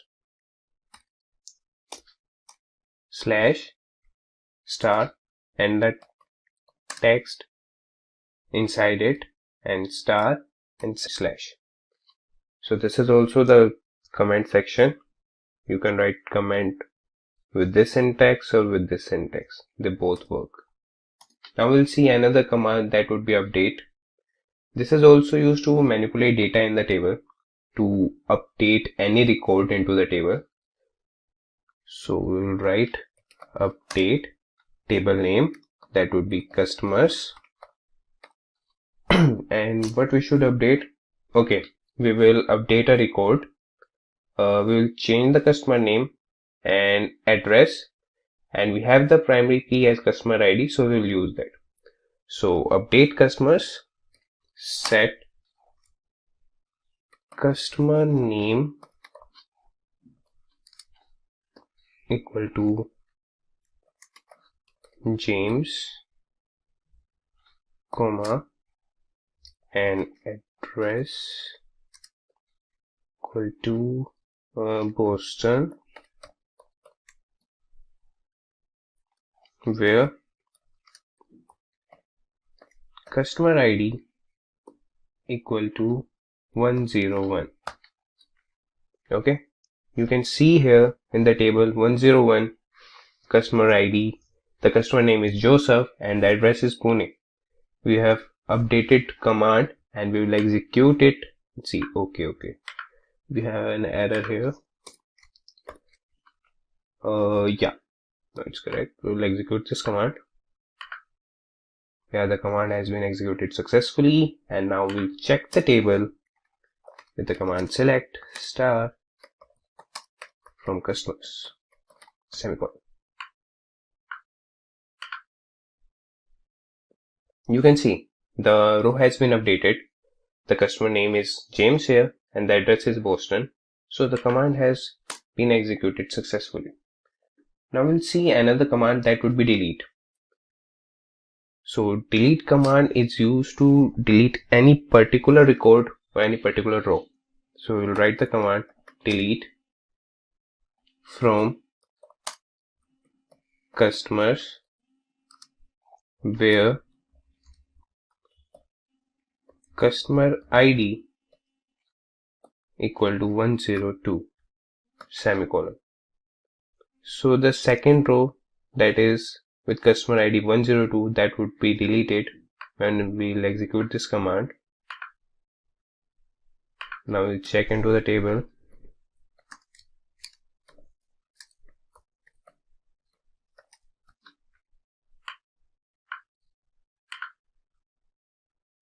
Yeah, you can see the record has been deleted. Now we'll see distinct command, that is used to return different values. So we will write command select distinct and the column name for which we want different values to be in the output grid. We would select address from customers, and we will execute this command. Yeah, these are the address, or these are the cities in the address which are different and which are unique, and we have get that through the distinct command. Now we will see minimum command. Minimum command is used to get the records or get the data that is minimum of all the data.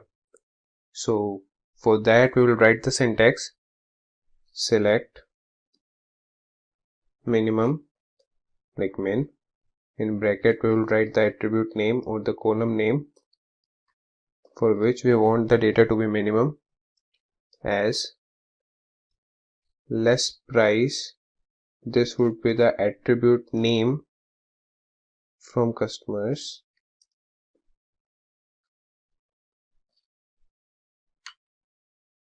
So we will execute this command, and what we would see is that 60 would be the less price.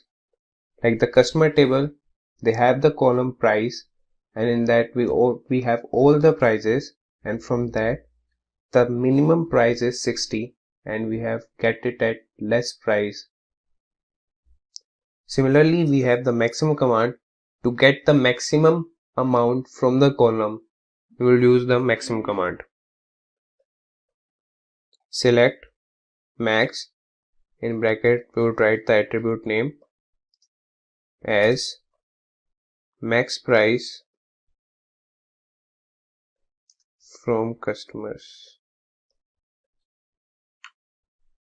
and we will execute this command, and what we get is 3400 is the maximum price from the price column. Now we'll see another command, that would be count. Count command, it returns the number of rows according to the query. So we'll run the query and see like how it works. We'll write select count and the attribute name, that would be customer ID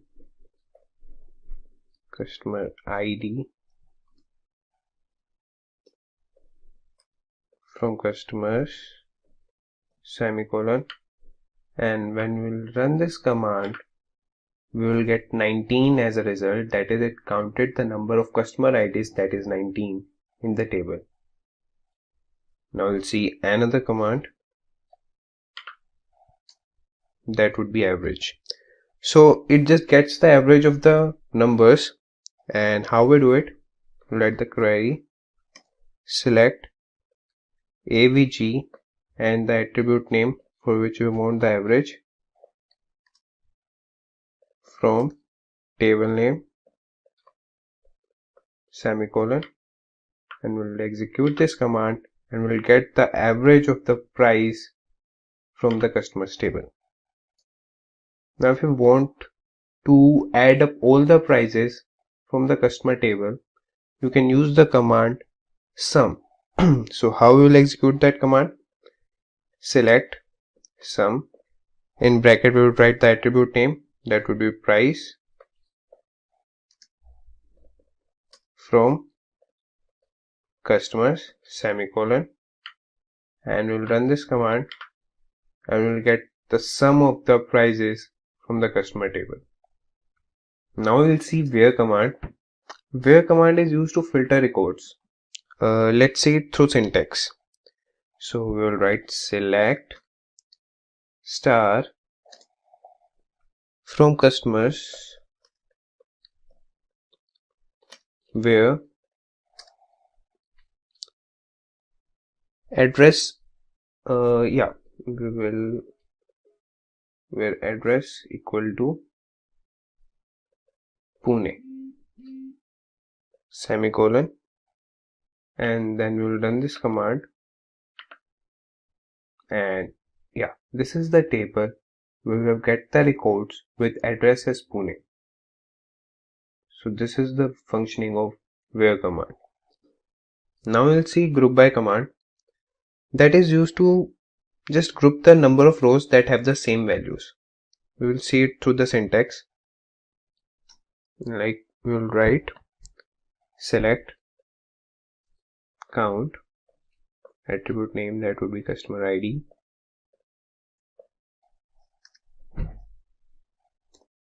comma, address from table name,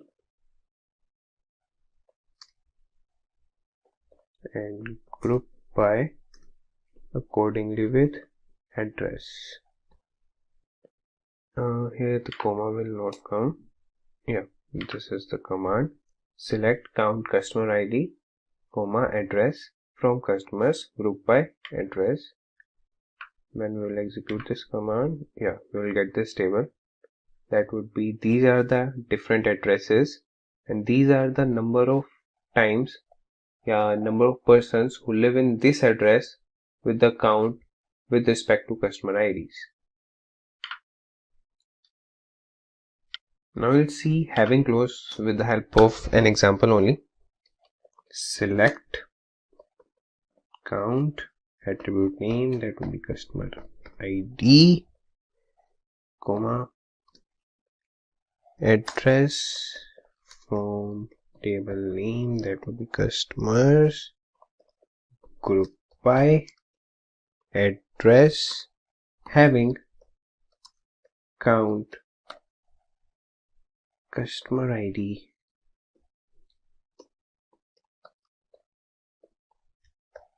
greater than 3 we have 4 4 3 to 3 only semicolon, and then we will execute this command, and you can see the output we have got through this command, that is group by command, was this. And when we have added having close, having count customer ID greater than 3, we just got the customer ID count with 4. Now we'll see another command, that is order by.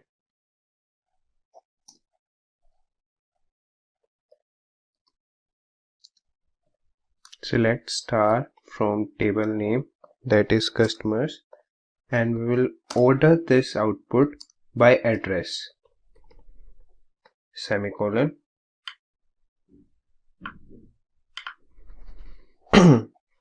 We have got the output with respect to the address.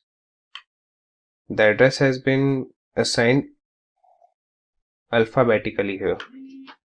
This particular topic which we have already decided to work on, it is very interesting in this current scenario, because if you see carefully, lot many companies are moving towards NoSQL database and there is a reason behind this why MongoDB is very popular.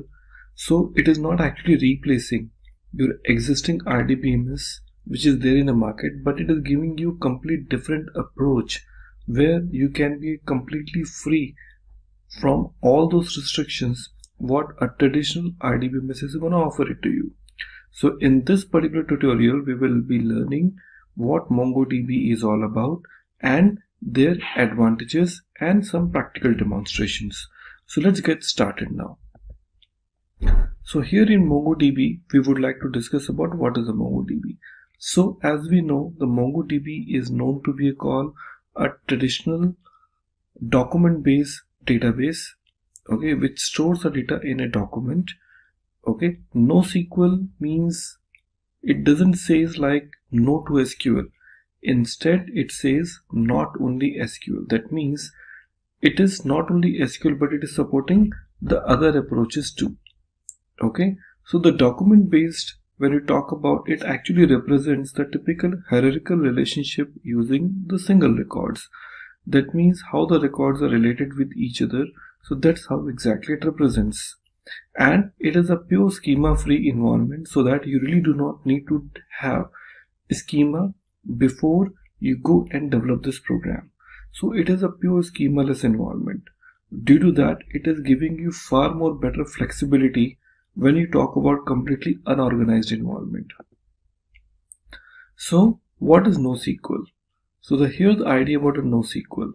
So it is completely into the non-relational database. Like traditionally, if you see any non-relational database, you talk about typical NoSQL, it's purely into the document base. Here NoSQL does not use any tables like in rows and columns. A traditional RDB based approach, if you see, there they are using a complete table structure, like they talk about columns, they talk about rows and all about. So here in NoSQL it stores the relationship data in the documents. So the different type of NoSQL databases are available, like you talk about document based, you talk about key value based, you talk about white column based and graph based. Different options are available for the NoSQL, but the one which we are using at MongoDB, it is a purely document based database. Now here we would like to go ahead with some demonstrations, like talking about like how MongoDB installation works and the other aspects. Okay everyone, so now we're going to start working on the first option called MongoDB installation. Okay, see, MongoDB installation is very simple. If you open on a website and go for this website name called MongoDB download. If we talk about MongoDB download, you're going to see the official website called MongoDB community download is available. When you click here, so you can see it is taking the current version to 4.4.6. macOS, it by default detected my platform. However, you can select, depends on which platform you have it, and after that you will be clicking on this download. Okay, so it will get ready for. If you are from Windows, I would say in this Windows you can select appropriate option. Like two options are available. You can talk about MSI or talk about zip. My recommendation is you can stick to the zip portion, because it won't start any MongoDB services behind the scene. That is really helpful, because you really do not want the MongoDB to be there running unnecessary, even if it is not required. My suggestion is to stick to the zip file. So here, once the MongoDB is there, so you will be seeing there are two files available inside the MongoDB folder inside the bin. So once you download the zip, you will find two different type of files are available. Let me mention those. So inside the bin folder, you will see two files. One is called MongoD. Okay, the other file which is available called Mongo. MongoD is to basically start the MongoD server, and the Mongo is actually the client which will connect with the MongoD. Clear? So if you are in Windows environment, so once you are inside this bin folder of your zip file, you will get the MongoDB. So you have to double click on this. It'll start a new command prompt. So you do not need to do anything further. Just minimize this command prompt and go inside the bin folder again and click on the another binary file called Mongo. So it will get start as a client. Okay, since I am using the MacBook, here the concept is little different about how MongoDB can be used. Okay, so this is just a basic way of how the Mongo is being used into your code. Okay everyone, so now as we are in the MacBook, so here to start MongoDB we have a very special way to start with. So here I'll start with my terminal, and here I would like to paste one very simple command to start my MongoDB database, that is called MongoDB.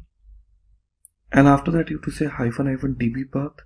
It is the place where your database will be starting. And one more important thing I forgot to mention, like MongoDB would not start automatically inside your Windows machine unless inside your C drive you have to create a new folder name called data, and under this you have to create a new folder name called db, because automatically when the MongoDB starts, it looks inside the C drive data inside a db folder. There your all records will get stored. So do not forget, whenever you're trying to use the MongoDB, so you must have this particular folder structure in place in your local machine. Otherwise this is not gonna start. Every time you start your MongoDB without this location, it automatically terminates. So to avoid those, make sure that you have this DataDB folder ready with you. However, you can also change the location of this particular folder structure, for which we will discuss it little later on. But as of now, we can see I'm giving my location that is called --db path /datadb. I hit enter. You can see now my MongoDB is starting now, and since it's stuck, so I have to start the new terminal now. So here I open the another tab and type Mongo, and the moment I type Mongo, now you can see it is now connected with my MongoDB, and now it is ready. That's the first thing you need to remember. Okay, now to check which other databases are available to you, so you can just type show DBS. So it will show you the number of databases which are already there inside your existing newly installed MongoDB. But you can go back and create new database too. Here you can see some databases are already present. However, you go back and create the new databases into your system. And to create this database, we have a very simple option available here, name called use SimpliDB. If I say use SimpliDB, it automatically creates this database and take you inside. Let's see. Now you can see you say use SimpliDB, it automatically creates, though it is not there, but automatically takes you in while creating those. Okay, so that means you are in current database name called SimpliDB. So if you're not sure which database you are in, so you can just type DBS or DB, and it will show you that your current database is SimpliDB. That's it. So your database is set, and we are all good to go ahead with our next level development. Hello everybody and welcome back. In the previous videos you have seen like how to create a database and how to identify whether my database is there or not. So if you remember, previously we have created our database using use keyword. So if I just see my databases which we have created last time, so how we can check this out? We can say show space DBS. Okay, so you can see we have got database list, but we do not have any database which we have created last time is registered here. That's quite surprising, because when we have created our database, it should be listed here, but it is not. Let's do one more time. I'm saying use SLDB, and I'm saying switch to SLDB. Now when I say once again show DBS So I still don't see my databases listed here. There is a reason. The reason is, according to the MongoDB rule, unless we have minimum one record or collection stored inside my MongoDB, it really can't show in the list. Now I want to tell you about a few important things.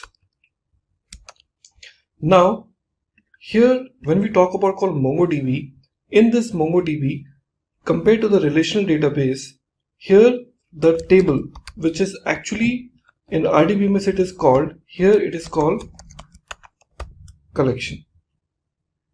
Okay, DB is still called DB here. Okay, that means the database will be still called database, but row, what you use this word in a traditional RDBMS, here it is known as called document. If you remember, I told you like it is a document based database. So here every single record what you try to insert, it is not called a typical row, it is instead called a document. So every table is called collection and every single row it is called document. That's what exactly the difference is. Okay, now here once it is ready, we will go ahead and talk about our next feature now. Well, we have to basically go and create a new collection. Okay, so what you can say, db dot create collection, and here I can pass my collection name. I can say demo collection. So once it is done, I can see it is collection is created. In typical language, I can say the table is created, and now when I try to see same show dbs, I can see my database is now listed.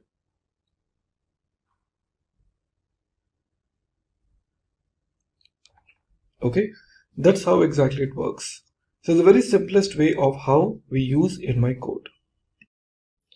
Well, in our previous examples, we have seen like how we can create a collection and we can give the name, and I can see the details are listed when I say show dbs. But there's again another alternative option available where you can just do that without even saying db.create collection.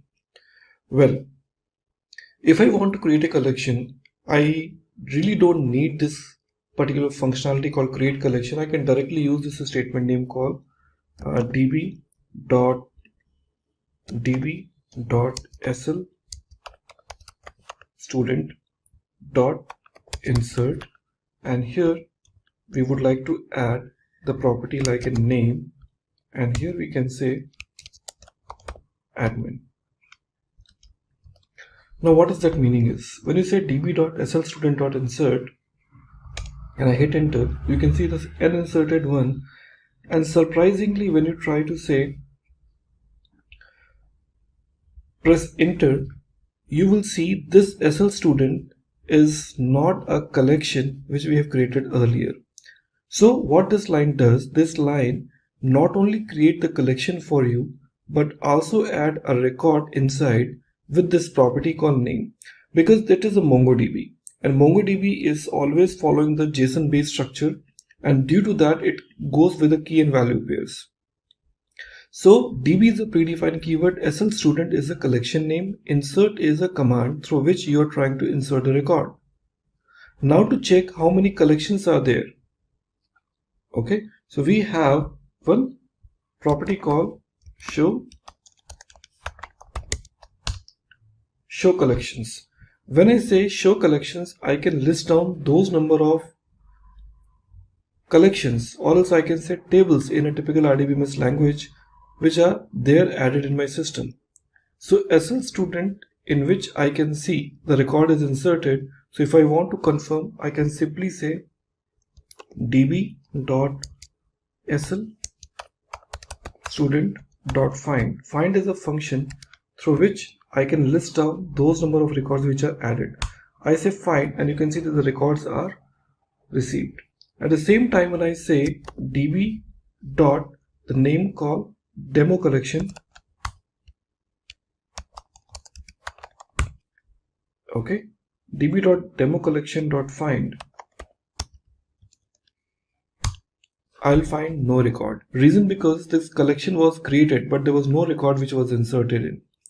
But you will see when I write this command called slstudent.insert, it not only create a new collection for me but also insert the record into my table, also called a collection. That's where exactly it is giving you the advantage when you want the collections to be created along with the data. This is the way how you can really do this. Clear? But whenever you talk about db.createCollection, many people always think about what is the significance of having this db.createCollection. Look, db.createCollection is having its own significance. We never recommend this technique, okay, to create a collection, because when you create a collection you always bring some restrictions, some terminology which missed out whenever you talk about this line. So having this db.createCollection, you can also offer some additional capping which is not possible when you use db.collectionName.insert. So you might be thinking what those cappings you're talking about. Let me try to brief you. When I say db.createCollection, and here we are providing the first name called suppose student. Okay, when I say student, so after this is student, additional parameters what we can pass is this. When I say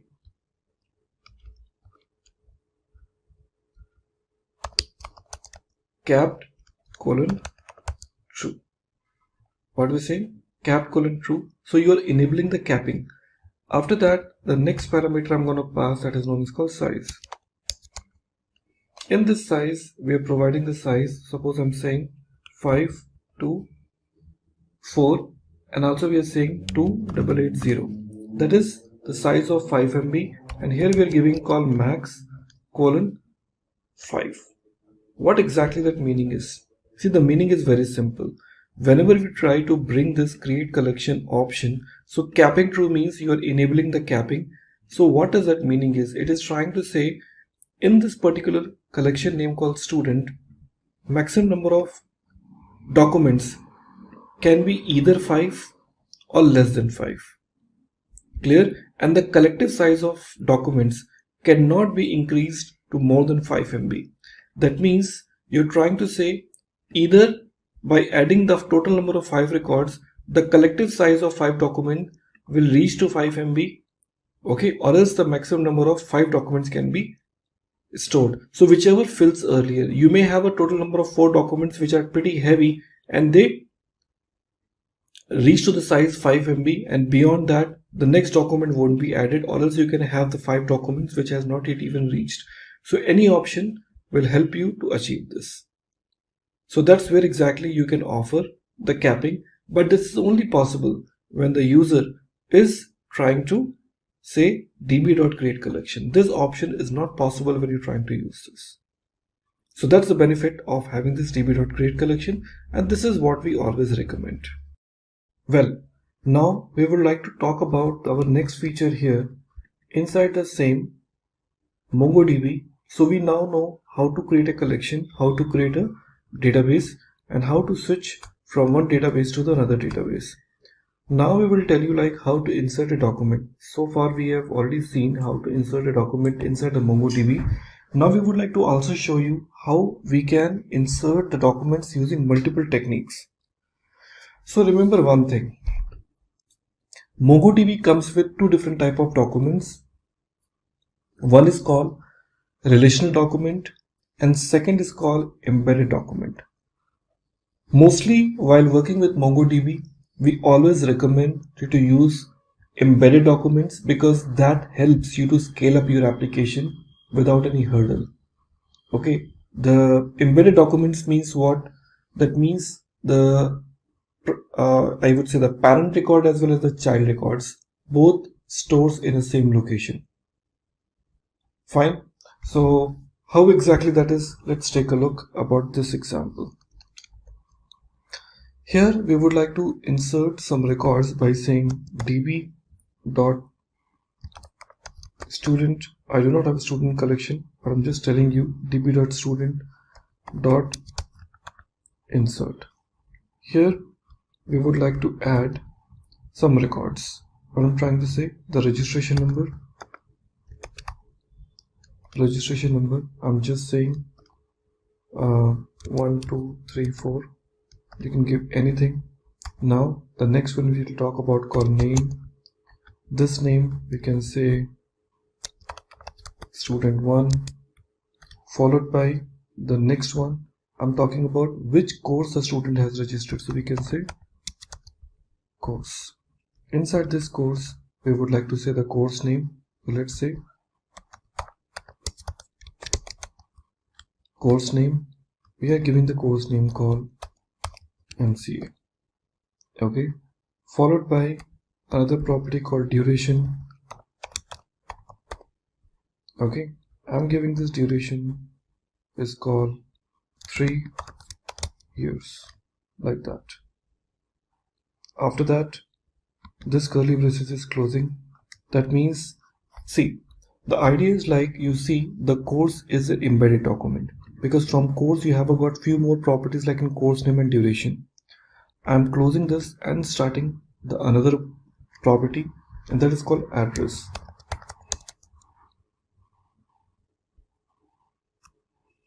Okay, sorry, let me remove from here and from address. And address we can say one more curly braces, and inside this address we can say city. I'm giving the name called what? Bangalore. The another one we are using that is called state. Let me remove this state colon KE. Okay, and the third property we are using that is known as called country. Here we are saying IE, that is called India. So it is closing here. Okay, and it is closing here. So the inner document and outer document both are closed. Hit enter, and now you can see the records are inserted. One thing you might notice, the course and the address, these two are embedded documents and they do not have any primary key of its own. Instead, the course and address both are directly dependent on the student object or the student database. So I will say student have the registration number, fine, and the primary key. So the primary key will be associated with the most outer document, and the inner documents are directly associated with them. And now when I try to say db dot student dot find, you can see now the records are fetched. I can understand many of you are thinking every time while adding the record we do not add any object ID, and here you might have observed and there also you have observed. Then what exactly that ID is? Now let me brief you.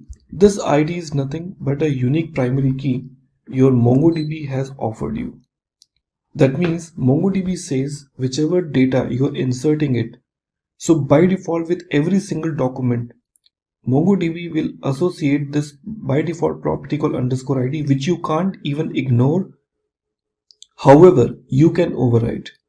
I haven't provided any underscore ID as a property because this is a predefined property associated with every single MongoDB document.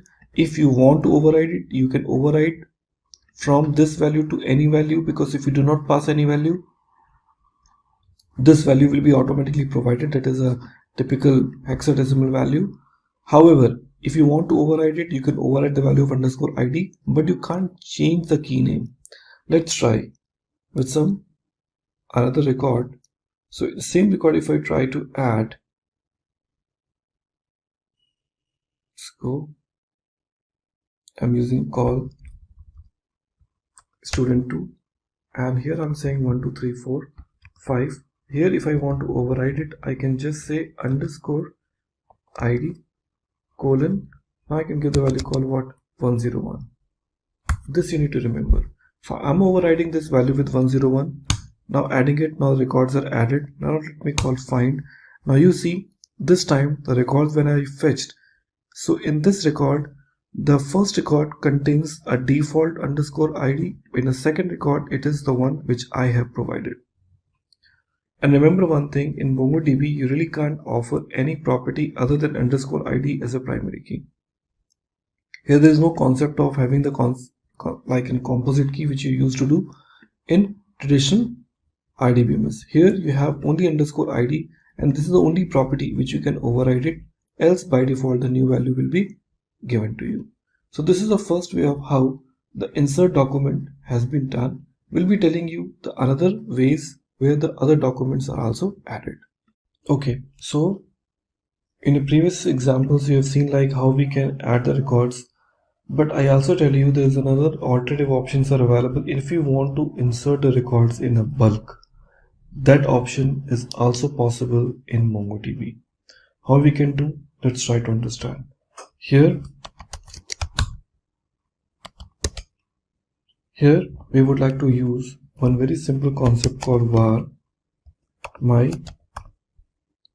emp equal to, now starting with a typical object like this, and after that I'm adding this, and within this I'm adding the first property called emp id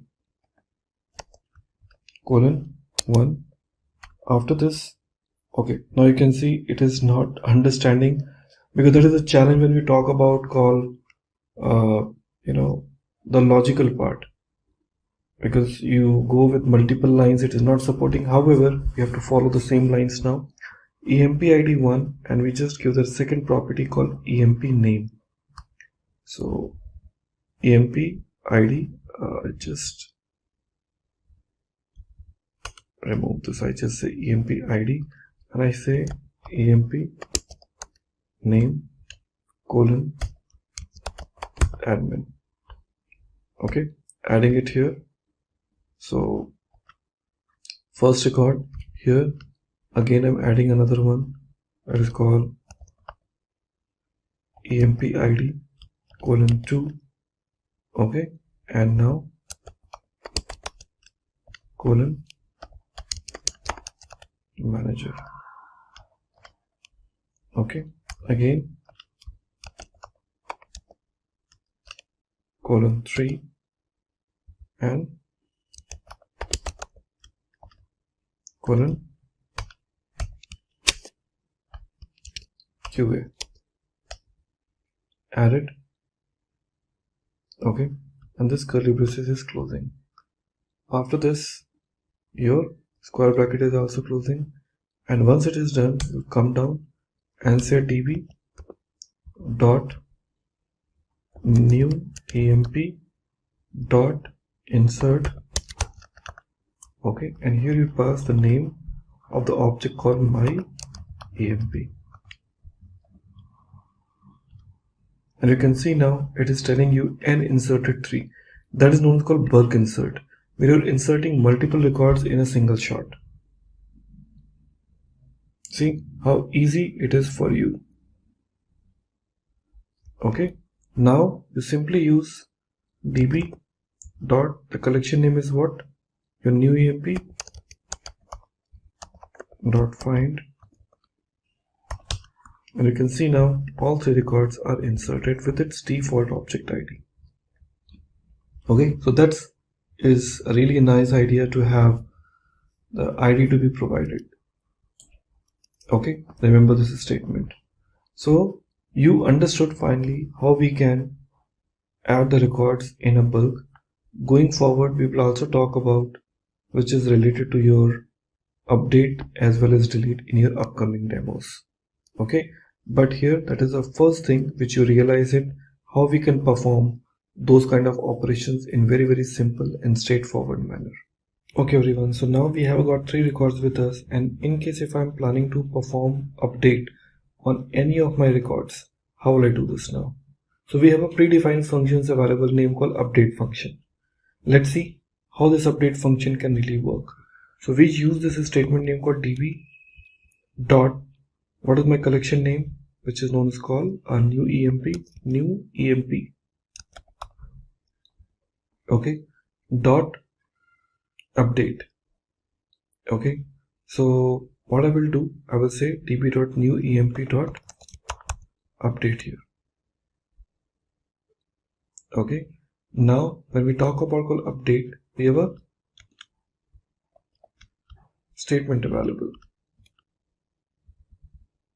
Okay, what is that? That is called emp id. We have a called emp name. So we say wherever the emp id is this, I want to change what? The name. How can I do this now? Very simple. To perform this, what I would like to do now, I want to basically add few more records to give you some more better idea. You can see now here we have a call admin id name. So I just do one thing, I just change the IDs 1 2 3, I just say 4, I say 5, I say 6. Okay, and I call this again. The 3 records are inserted. Now let me try to call find. Now we have total number of 6 records are available, where admin is repeated, manager is repeated, QA is repeated. Now let me try to update the record. Okay, now I want to say db dot new emp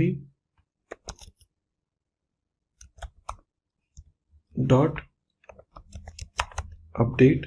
Here I would like to perform the property like in what? Name, I say emp name colon, I say admin. Okay, so I just close that and I use another curly braces with dollar set. Set means you want to set the new value. Here we are giving emp name. Okay, what I want to do, I say wherever the name is admin, change to what? Admin new. That name I want to change it. Close this, and run. Now you can see it is saying n match to 1 and the record fields are updated like this. Let me check. Well, here I will see the value called admin new is updated, but I have one more admin called admin. It is not changed, and that is something which you need to notice. What you need to notice is like when you try to perform update. So what MongoDB does, it starts from the top, find the first record, change the value or modify the value, and come out from the loop. It doesn't carry forward its search process for the next level of results, and that is something which is I really want to do that. So in case if you are planning to change those values multiple times, so what you need to do, let's take a look. Here in the similar example, here we have a call name admin, second property we have a call manager. Let's try to say managers are repeated twice, so we just want to change to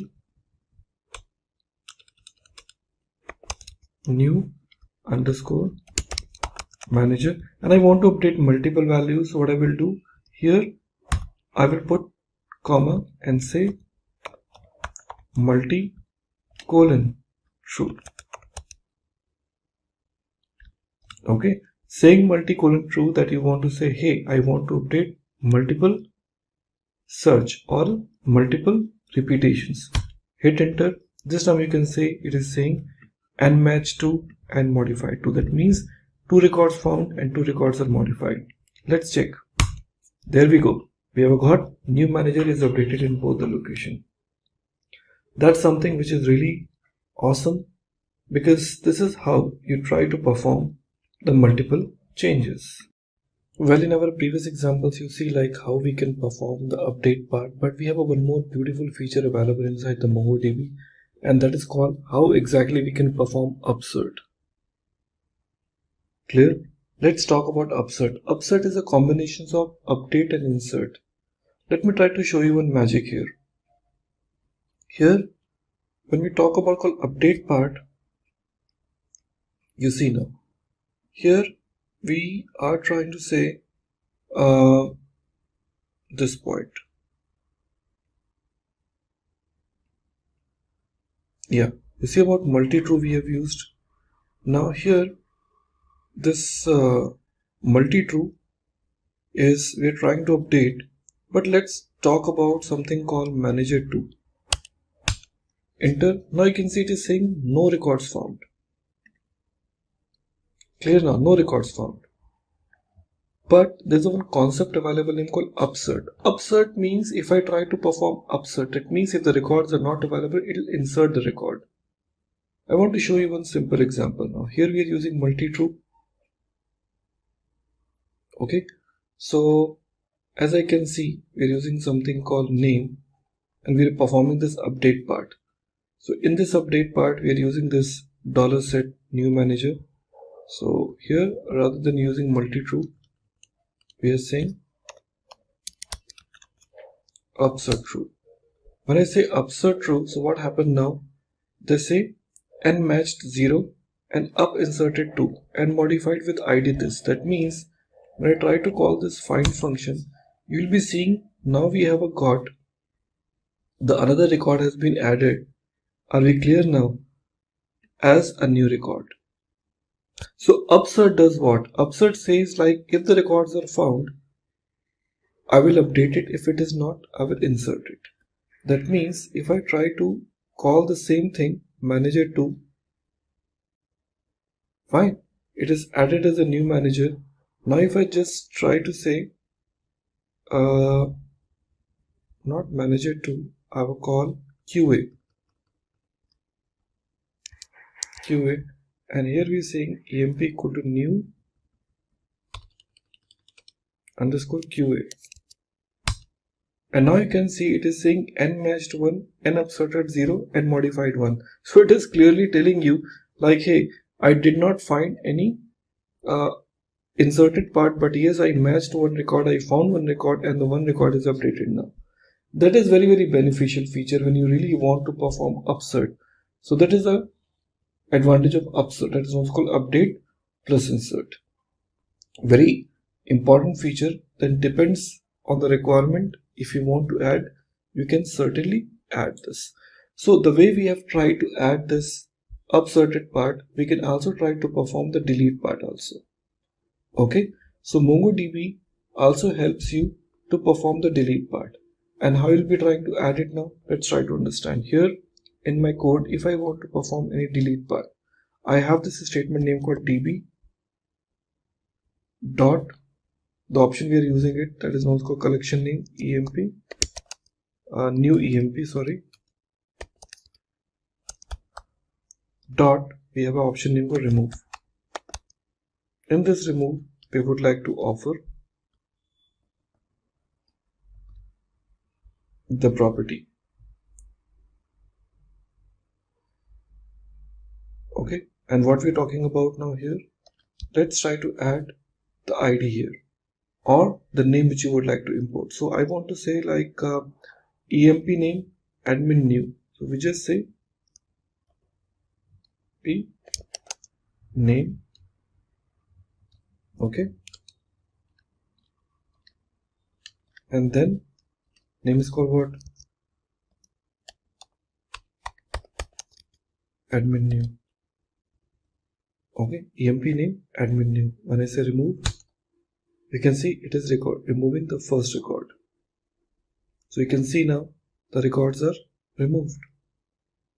Fine, because there is only one admin new is available. Okay, now in a similar way, if I try to remove the property called new underscore manager, new underscore manager, hit enter. Now you can see the 3 records are removed. So it's not like update which removes update only one record. It can also eliminate more than one records at the same time. That's the benefit of remove. So now you can see we have already implemented some records. As I seen earlier, like we have performed the delete part now. Now when I try to say db dot new emp dot find, 3 records are available with me, 3, 4 and 6. Now when it comes to insert part we have seen, update part we have seen, delete part we have seen. Now it's time to basically fetch the records. So find function we've already seen, but in find function we also have some conditions, so-called queries. So in case if you want to limit the number of records into your application, you can also do that. Let's see, db dot new emp dot find. Clear now? So in find you can also pick up the specific records too, like when I'm saying dot find, and here we can just say name colon admin.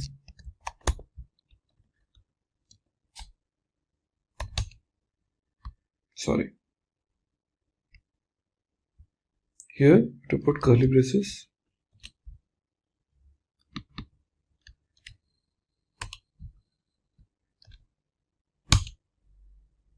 it says there is no record with a name called admin because it is an emp name, not a name. So let me change back to, now I can see it finds one record. So like that you can also apply a condition, okay, into your code. Now in a similar line, if you really don't want to offer any condition, okay, but you want to limit the number of records to be shown, so you have this function available name called limit 2. 2 means only 2 records. Now you can see, though I have 3 records, but it is only showing me 2 records because I have limit those number of records into my code. Also, we can perform sorting in case if you want to perform the sorting in ascending and descending order, that also you can also do.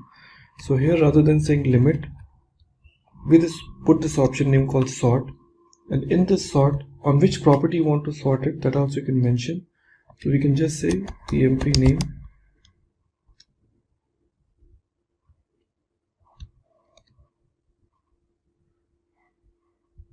okay, and using ascending order or descending order, so you can just say -1, that is called descending order. Hit. Now you can see it is showing in a descending order.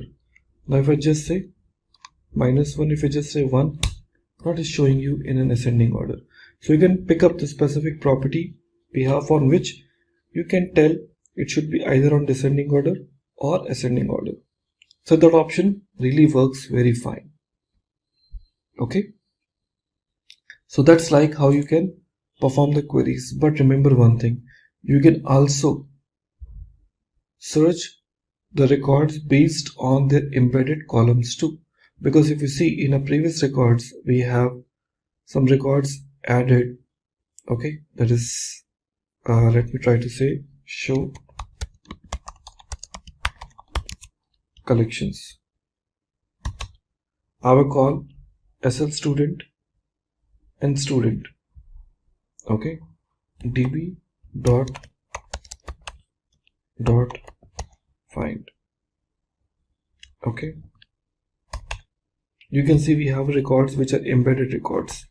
Now if you want to search the records based on their embedded properties, like I'm talking about address, there's one property name called city. Fine, so if you would like to pick up those records, these are also possible. So how you can do this? Very simple. So you say db dot student dot find. Okay, so inside this find you can provide the specific properties, like my outermost property name is called what? Address. So we are using this option called address dot city. So we say city. Are we clear? Colon. I'm giving the city name called what? Bangalore. Clear? Let me close this. And that's it. Okay. So we have to start passing another curly braces here. Hit enter and you can see now I find 2 records. Because both the records belong to what? Bangalore. So I'm getting this city Bangalore with me. That's really awesome. Like you can also pass the city accordingly. A part of that, we also have the other details also, okay, in which you can have the conditions based on less than, greater than, or whatever values you would like to make it is available and possible. Okay, so that's how the conditions are satisfied. So suppose if you would like to pick the users, are we clear, where the range which you would like to consider, so those are also possible. Like you can see we have this property name called what? EMP ID 3 and 6. I just want to pick up only those records whose ID is greater than what?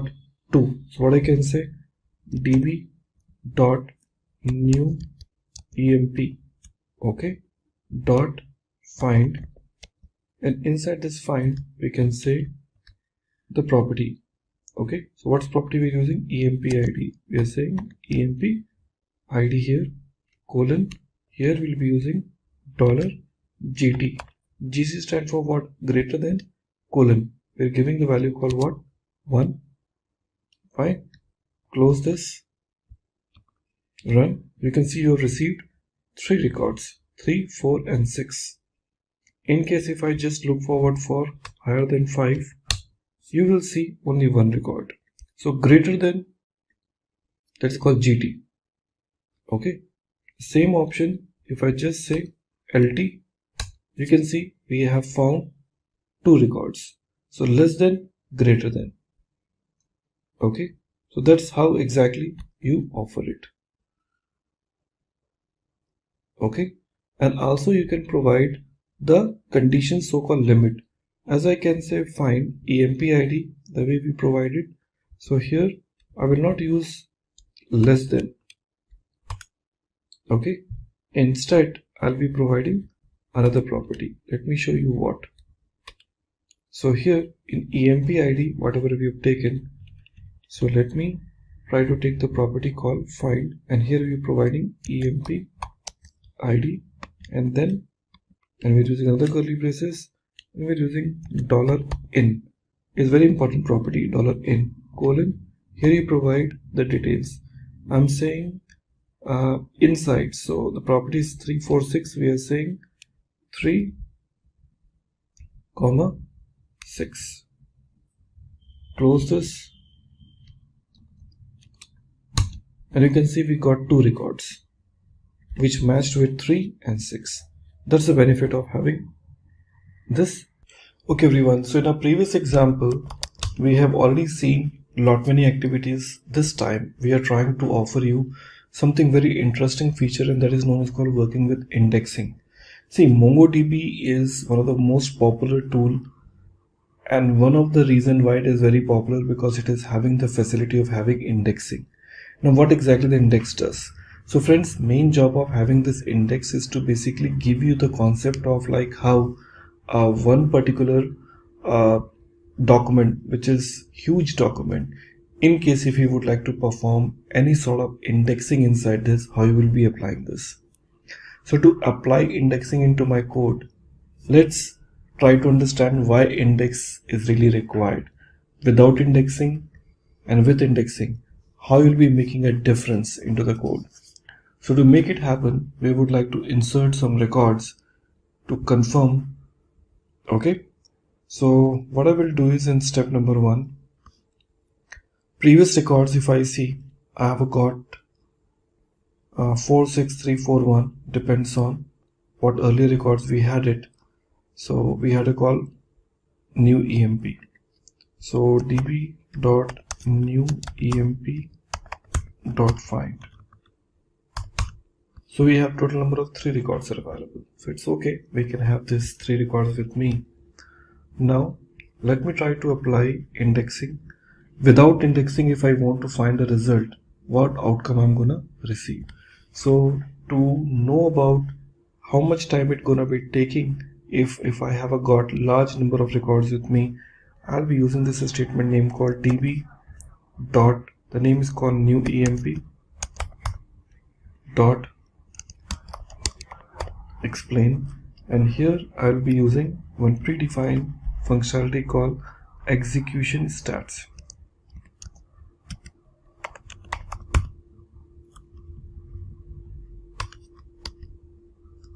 Execution stats. Okay, now here after this execution stats we'll be using dot find. We'll be using the first property here. Okay, and what user would like to find it, that you need to basically offer it. So we are giving the name called emp name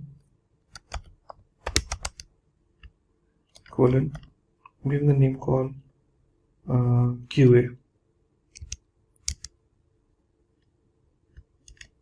Okay, let's close. Okay, now when I hit enter, execution stats is a predefined functionalities which will tell me when the query was executed, what exactly the query plan was. Hit enter, and now you can see a lot of details are available with me. Like you can see parse query, winning plan and everything.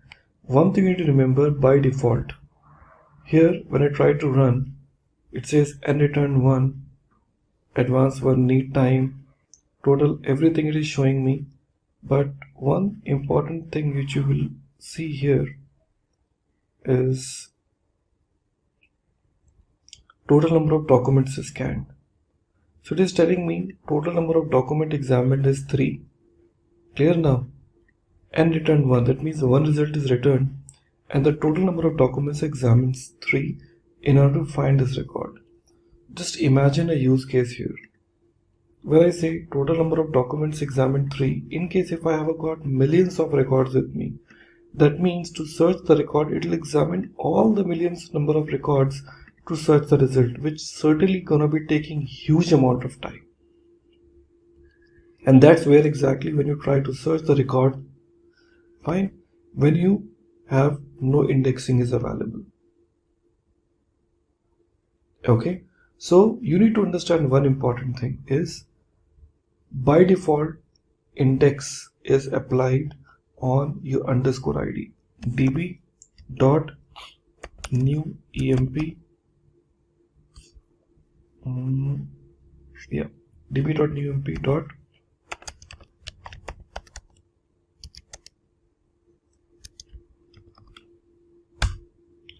when I say db.newemp.getIndex is a predefined function, it tells me like, hey, by default index is applied on underscore id. That's a fact because by default index is applied on underscore id, not on the other properties. So I need to identify which other properties are required to be get indexes. MongoDB advantage is it is supporting multi-column indexes. And that's what exactly we would like to see.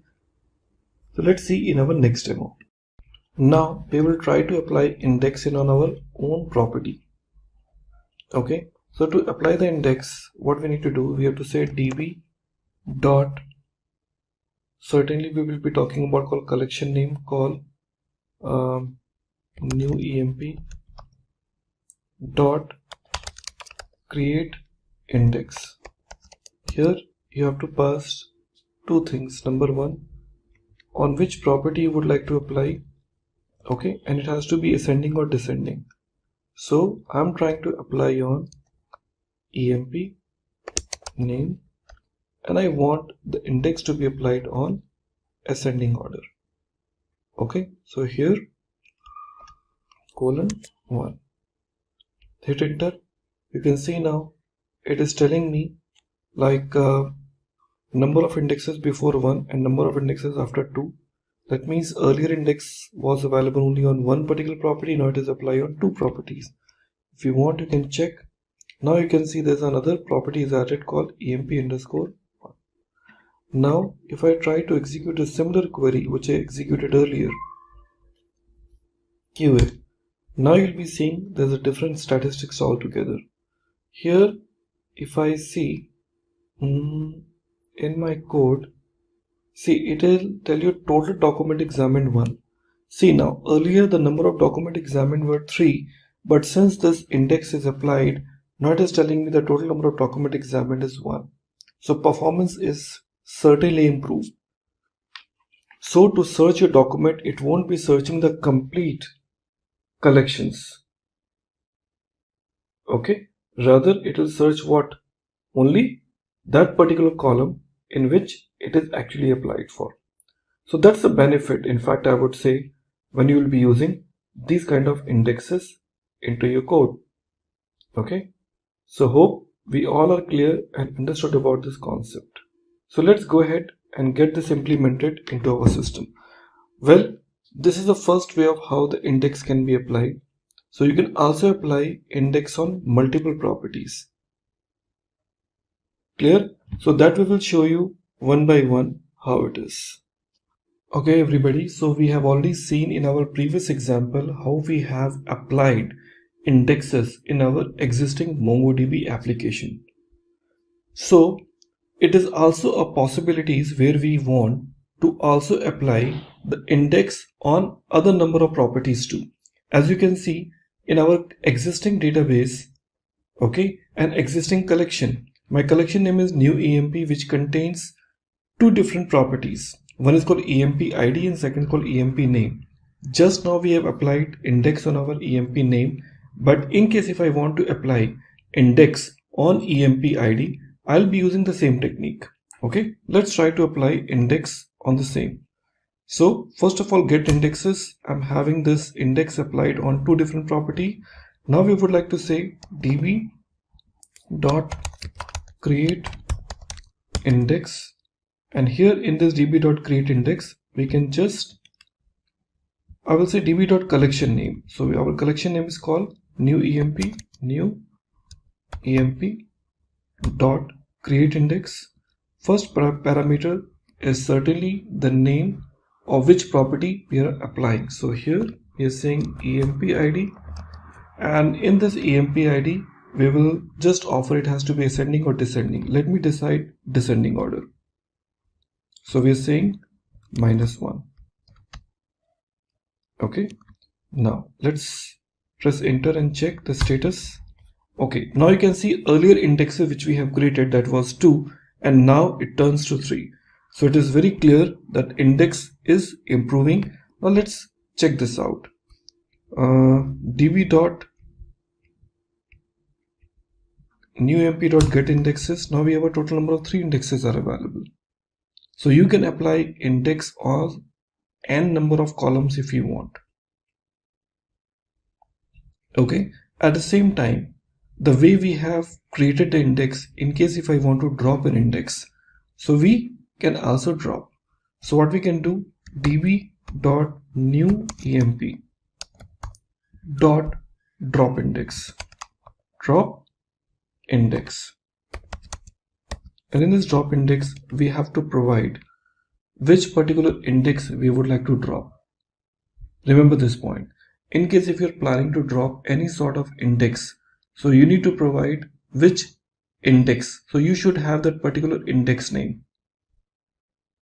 Okay, so here we are providing my index name. So it should not be I would say the traditional name called EMP ID. No, it has to be EMP ID underscore -1 or EMP name underscore 1. So this should be the name. I'm saying EMP name.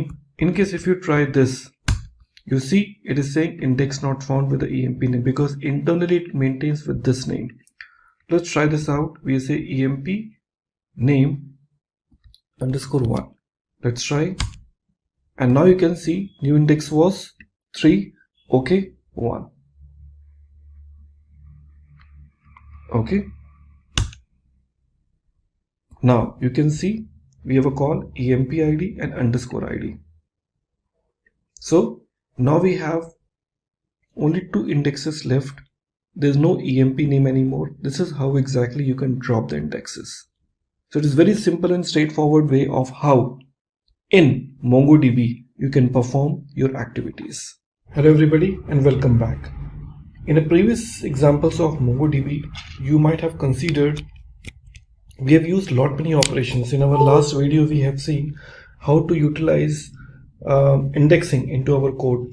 Now in our next journey of our MongoDB, we will see how aggregation works. See, in MongoDB, aggregation plays a vital role, and aggregation comes with so many handy functions with MongoDB which will help you to perform and to apply some very simple code snippets into your ongoing I would say the requirement, which can make your query so much seamless.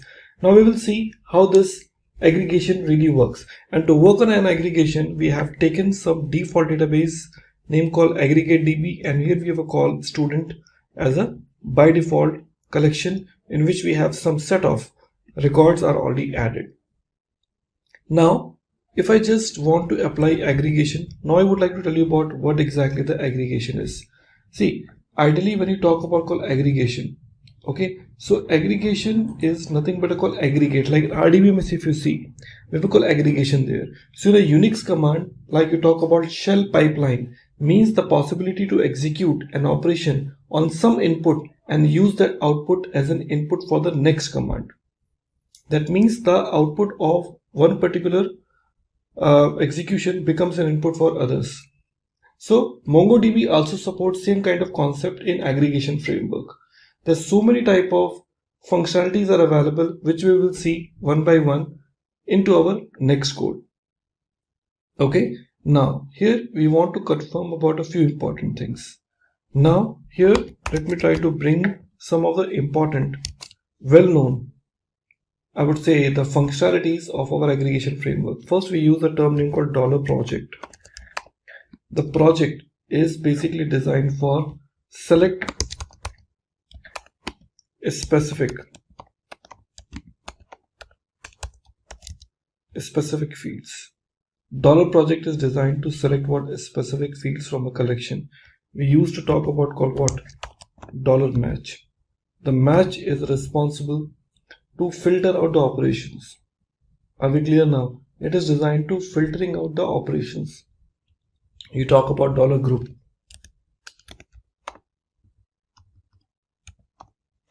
Talk about $group. So it does the actual aggregation. Fine. We talk about call $sort. Okay, it basically sort the document. Okay, like that there's so many operations that are available which we will see one by one in our aggregation behavior. Now my first example, the one which I want to execute, I have a call student record with me which contains the student name, okay, the section and the marks and the subject, on which subject the person or the student is appeared. Now here my first requirement is we want to filter data based on a section A, because students belong to the different sections. As you can see now, they belong to the different sections, section A, B, C, D. So I just want to filter the data based on a section A. Okay, so for filter out, I would like to use $match. Let's see how it works. So I just would like to filter out only those students who belong to the section A. So how we would like to use it now? I will say db dot student dot aggregate, and inside this we would like to use this square brackets and then curly braces and then use $match. With this I would like to use another curly braces and I say section A.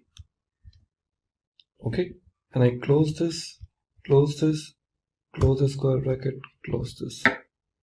Okay, so db.student.aggregate should be always associate. Match is known as the aggregate functionality section A. hit enter, and you can see now it lists down all those students who belong to the section A. Okay, very simple and straightforward example. Now we would like to use the second example. So we want to find out all the records where the section is A and we are using AND operator. Marks is greater than 80. There are so many students who have a different marks like 70, 90 and whatever. So we want to use both the conditions together. So how are you going to be using this now? Remember, not only the section A but also marks who are greater than 80. So similar thing, we have a call match. Okay, after this match we are starting this curly braces. Okay, so after this match we would like to bring AND. We say dollar and again colon. Again we are starting this square bracket now. Okay, we talk about what?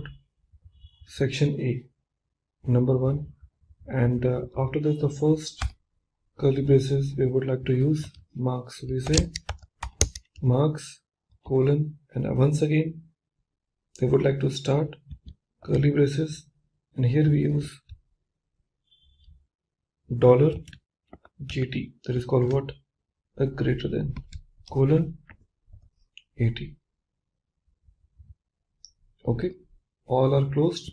So you see, like here we have got this square bracket and round brackets. So what else is left? So we have a call 80. We are using another curly braces needs to be closed here, and then square bracket. Okay, and followed by again curly braces, again curly braces, again square bracket, again round brackets. Okay, let's see where it has gone wrong. So we are using this db.student.aggregate. We are use this square bracket, then curly braces, then we use dollar match.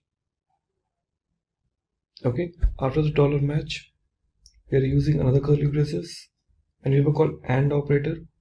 After this AND we have a call this square bracket, then curly braces, section A. After section A is getting closed, we are using another curly braces, marks colon dollar GT. Okay, and we are using what? Colon 80. After that we are closing this and using two more curly braces, square bracket in this. Okay, so this where exactly you can utilize that. So db.student.aggregate, and like this it will be able to get it now.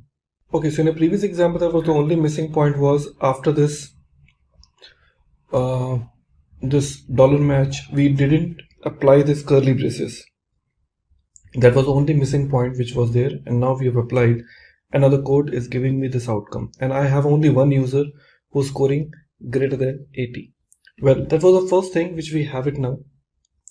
Along with this, I would like to go ahead and talk about few more things. Now I just would like to bring selective fields, not all the fields. Like as you can see, we have a call student name, section, marks, everything. I'm getting it. So I really don't want to bring all the properties from this document. I would like to selectively take specific property. So let's talk about how we can use this. So we'll be using project. You remember about project is responsible to select the specific record.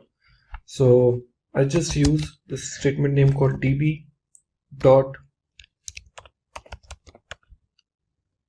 student, okay, dot aggregate. We are using it now. After that, now square bracket, then curly braces. Now we are trying to say dollar project. What we would like to use? Dollar project, and colon we are trying to use student name, okay, colon. Okay, remember one thing, 1 means I want those, 0 means I don't want. So whichever property will be enabling it by giving the 1 as a digit, that means it is expected to be displayed. So I'm saying 1, comma, I'm saying section colon 1. Okay, and I'm also looking forward for marks colon 1. That's it. So now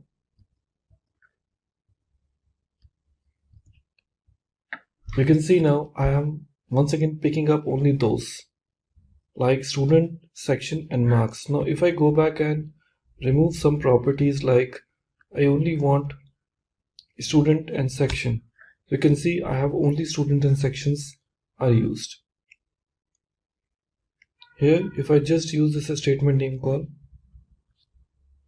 underscore id colon 0, now you can see only the names and sections are visible, id is not, because I really don't want id. By default id is shown, but if I say it's 0, that means the id will not be visible here. So like that you can select the columns or the properties accordingly. That was the one way. Now the other thing I would like to use, what if you want to find out the student name, section and marks from student? Once again, we want to find out the student name, section and marks from the student collection where the section is A. Okay, so here it will be the combinations of match as well as the project. How we can use this? Let's take a look towards my implementation. If you see the previous one what we have used here, you remember about we have used this statement called aggregate match. Okay, so now we would like to go back and utilize after this $match. This is a curly braces. I'm giving section colon A. Okay, section colon A, and after this I'll close this. Okay, and close this again. Again I'm opening it up by using this option called project $project. We're picking up the project right now, and here with this colon symbol we can use again and say student name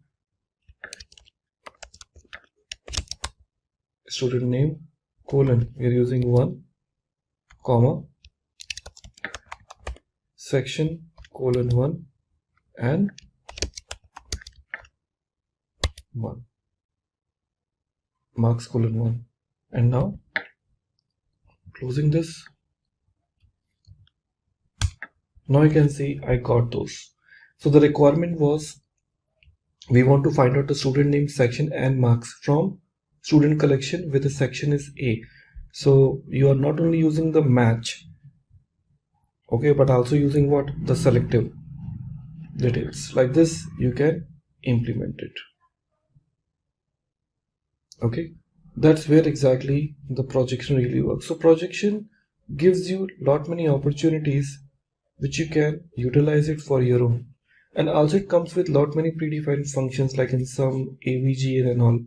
So let's talk about those functionalities too. So this is the first thing which we have seen, aggregations are taken place. Now in case if you would like to perform the group, like if I want to find out the total marks, group by, okay, section, like each and every section I would like to confirm the total marks in every section, then how will I basically do that? So let's try to get this example also. So here let me try to go back, and we will not be using match here because I would like to use the group part. So after this curly braces we want to use $group. Okay, that is called group by in RDBM is how you use it. Here we use this curly braces. Again here we are passing this underscore ID. Okay, you have to provide underscore ID in a group because you cannot skip it. That part you need to be always remember. You really can't skip $ID whenever you're trying to talk about called group. This is a compulsory field, you need to have it. After that I'm using this section in this section we are saying dollar section, because we would like to make it on a section basis. After this, closing, and here we are using what? Total marks, colon, here curly braces, again dollar sum, okay, colon, on which behalf I want to use in marks, so I can say dollar marks. Naming convention is very important because it is a JavaScript, so it is a case sensitive. Okay, then, and you can see now section wide I'm able to get all the marks. Isn't it amazing? That's where exactly the aggregations are playing very important role while retrieving such kind of records. So hope you are clear about how we utilize this together. So in a previous example we got it like how we are basically taking this marks in my application. Fine. So we are clear about how we are picking that up. But what in case if I would like to take marks for the specific section? So it is also possible. So we'll be using the same group, but the only thing is what we'll be bringing the match between, because here we are trying to get all the section marks, but if you would like to bring it only for the specific section, we know it very well what we need to do. So here, before I talk about called dollar group, we can use one more curly braces here. Okay, so we can use this option called dollar match. Okay, and here we are using this option called section A. Sorry, here in dollar match we are giving this call section colon, here we are giving A. So closing this, followed by the other areas like in group which you want to start now. So you can start with this curly braces, hit enter, and you can see now only the specific section you're able to receive the records, and that's very simple now. Okay, so that's where exactly you would like to perform. And there's another option, like in case if you would like to perform an average, suppose if you want to fetch the count of students in each section and total marks and average marks as well as, so total marks as well as the average marks we want to get it.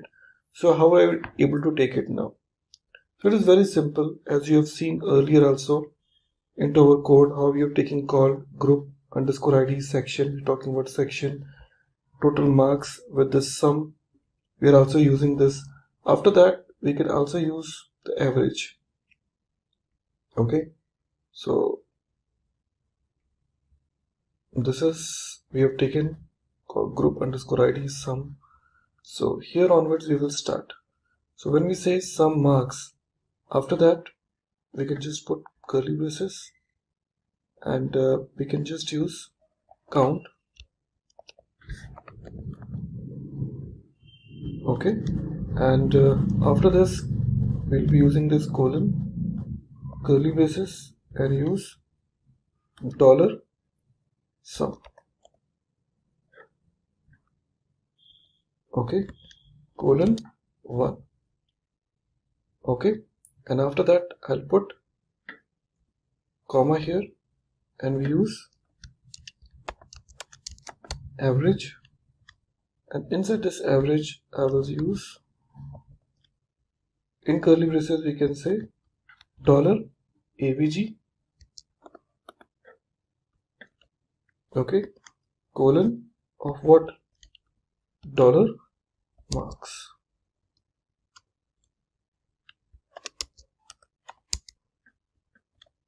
Very simple. So curly braces is closed. Okay, so total how many? 3 curly braces will be closed, 1 square bracket and round brackets. And now you can see you got the average markings in each and every section. So just imagine how easy it is for you to deal with the aggregations. So aggregation seems to be a very simple approach provided by MongoDB that really create a difference of how the aggregation changes the way how you react to. Okay everybody, so after going through the idea of like how we can utilize the concept of aggregation, it's time to talk about like how when it works with MongoDB. MongoDB is properly known for, I will say, for replication, that is called high availability, and that feature comes by default with MongoDB. You really don't need to install any software for this because it is a built-in feature for the MongoDB. So when you download that, it comes along with this, so no additional configuration setup is really required when it comes to the MongoDB part. Okay, so let's get started and talk about how MongoDB can offer the replication. See, the idea behind the replication is what? The idea behind the replication is like you are replicating it. Okay, so when you talk about replication, you are replicating your data to where? To the multiple childs. So here in MongoDB, we have one concept available. Okay, that is known as called master. Okay, and slaves. Okay, master is one and there will be multiple slaves. Okay, so these slaves where your records are actually stored, and this is a master which will be responsible to replicate the data to all its childs when the request comes. Due to that, in case if one particular node fails, so automatically the data will be taken from the other nodes. That's the beauty of having this master and node slave process. So to make this possible, we have a very simple option available. In MongoDB, we have one concept like called MongoDB Atlas. So there we can go and get our cluster ready. So here we start with the concept name called MongoDB Atlas. Let's search for MongoDB Atlas, and here I see MongoDB Atlas Database as a Service. See, this is a free tool. It's the cloud environment where you really don't need to install MongoDB in your local machine. It is a cloud-based MongoDB support which is free to use with a limited amount of space, but yes, for the testing purpose it is the best suitable. So I can start with the start free, or else I can say the login here.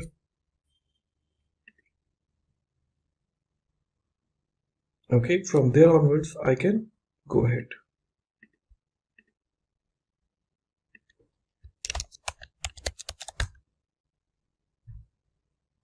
Now it is getting ready. Now, this is the place from where you can start working on your cluster. See, as I've told you, like initially when you will be working on this MongoDB, it will ask you to create a cluster initially. Okay, since I already have a cluster with me, okay, so I really don't need to create it, and as a free tier, it will not allow me to have more than one cluster setup ready. So if I say create a new cluster, okay, and I say by default AWS, okay, and let me close down this notification. AWS, you can select any other cloud provider, and 8 GB RAM, cloud backup, cluster name. You can see now it is taking me 0.54 per hour. Reason being because I already have a cluster with me. Hence, more than one cluster is not allowed in a free tier cluster. So I have to cancel this. But you can go and create a cluster the way it was offered there. So if you want to create, you can just go ahead and do nothing. Just select by default AWS, select your location. Okay, give the name of the cluster. You want to give anything, you can give it here. Otherwise, let it be the by default name cluster and say create cluster. It will take a while, minimum 2 to 3 minutes, depends on the availability. It creates a cluster for you, and your cluster, once it is ready, it looks like that. Okay, so here in this application, you have to go back and understand what is there in a cluster. So when I click on cluster 0, you can see now here we have got 3 nodes available. One is called primary node, which is called master, as I suggested earlier. And now we have a call slaves. Automatically when the clusters are created inside this MongoDB, by default it will be 3-node cluster where the 1 will be the primary and 2 will be secondary. Based on your package, whichever you have taken it, you can increase the number of nodes later on, but as a free I will be receiving total number of 3 nodes available here. So records whichever will be stored, it will get stored automatically in both the nodes, secondary nodes. And from the primary I can insert the record, and secondaries I can read the records. Remember, you can't insert the records into the secondaries. You can only insert the record only in your primary record. Secondaries are not allowed to insert.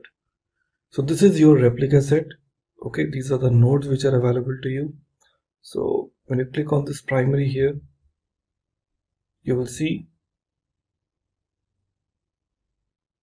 it is telling you no data available. Nothing is there because I haven't stored any records as such. So I just go back to my cluster. So initially I would like to go back and create few things now. Okay, I would like to go back and set up few initial things at a time of creating the cluster, because when a cluster is created, clear now, so in that point of time no setting is configured. You have to do few settings now. First setting is you have to put it, remember the steps. First step will be your network access. So in network access you have to go and you have to say add IP address, and in this add IP address you have to select this option from which location you would like to accept. Only those IP addresses will be whitelisted. Otherwise what you can do, you can see here in my options I have given 0.0.0. that means all IP addresses are acceptable. So all IP addresses are used. Okay, so this you have to enable it, otherwise you won't be able to get this network access from any third-party locations. Next you have to talk about call database access, which is required for you to create a new user. There are already some new users are created, but it is recommended that you to go and create a new users here. Okay, so you can go back and add a new user. So by default it is username and password is given. So you can go back and create a new user. When I say add user, you can give the username as well as the password as per your own convenience. So new user I'm going to create it, that is known as called SL. Okay, user, and here we're giving call admin 123. So SL user admin 123. Remember this will be the username and password. I'm saying add user. New user is automatically added. SL user admin 123. So once you have provided this network access, database access, next you have to create a new data.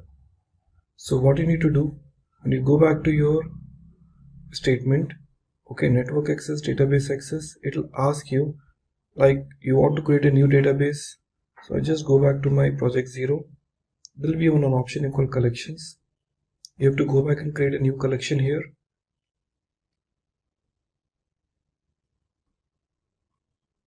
Now it is retrieving the list of databases. Now you can see there are already some collections are there. AmarDB is one of the database which is there. DemoDB is there. Lot many databases are there. So you can go back and create some new database and connect through. So if I just create database, I already have a Simplilearn DB with me. User app is already one collections I've created. So creating a database in collection is very easy.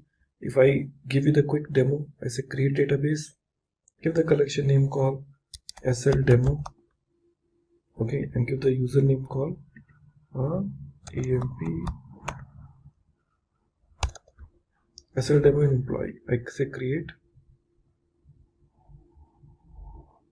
Now you can see SL demo and create. It is there with me. So there is no record right now, and once it is there ready, so remember SL demo and employee. I'll go back to my code again, project 0, and from here I can say connect because I want to connect it. So to connect it from, because your MongoDB is already there, so you want to connect it through. So to connect it through, we have a very simple option available. You can just click on this connect option. Multiple options are there. Through Mongo Shell, connect your third-party application with the MongoDB Compass. So since I already have a Mongo Shell with me, so Mac OS, I have this Mac OS with me, so you can just use this line. Okay, so if you have a window, you can select your window. Since I have this Mac OS, I'm selecting this line, but I need to replace with this, you can see this username. Okay, and you have to give the username here. I'll select this. I'll open my terminal. Okay, and this is, I'm just closing this and opening up another terminal here. Since I want to connect with the Mongo shell now, so what I need to do here in this, I'll just paste that, the command which I have it now. Username is, you remember I told you, you call some users which you have already created. Let's check.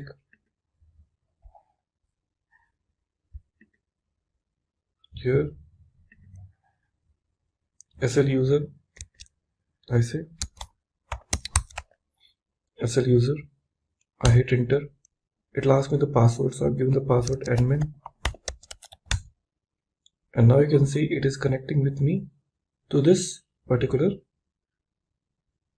it is connecting me to this particular replica set. You can see in a logs it is telling you very clearly, okay, saying that it is a username 4.2, and you can see it is connecting with your shard cluster, the cluster which is created, and this is where exactly I have it with me. So I'm connecting with this environment. So primary is there. So if I just want to go back and say show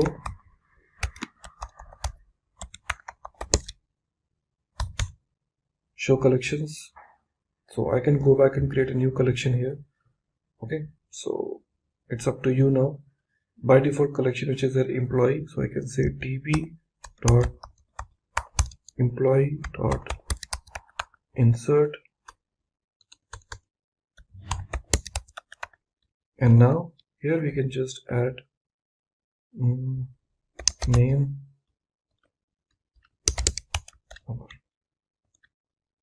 Okay, now you can see some exception is raised. So you understand.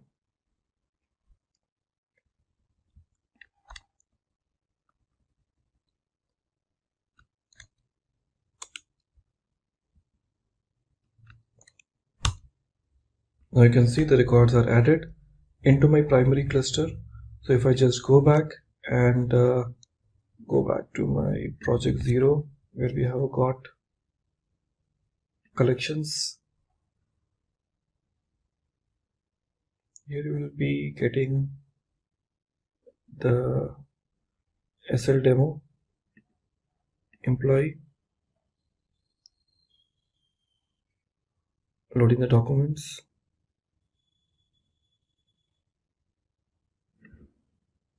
So it takes time to get this, but this is where exactly you see the records will be stored. Okay, so that's where exactly it works fine for all of you. So we have this record. Okay, so when I say show collection, so we have a call employee, and I say db dot employee dot find. So I can see we have got new collection name called. This is added right now. Okay, so like this you have got the first connection established and the records has been inserted. So with this, we have come to the end of this full stack Java Developer Bootcamp. I hope this session was informative and interesting. If you have any queries regarding any of the topics covered in this bootcamp, or if you require the resources like PPT, code documents, or anything, then please feel free to let us know in the comment section below, and our team of experts will be happy to resolve all your queries at the earliest. Until next time, thank you, stay safe, and keep learning.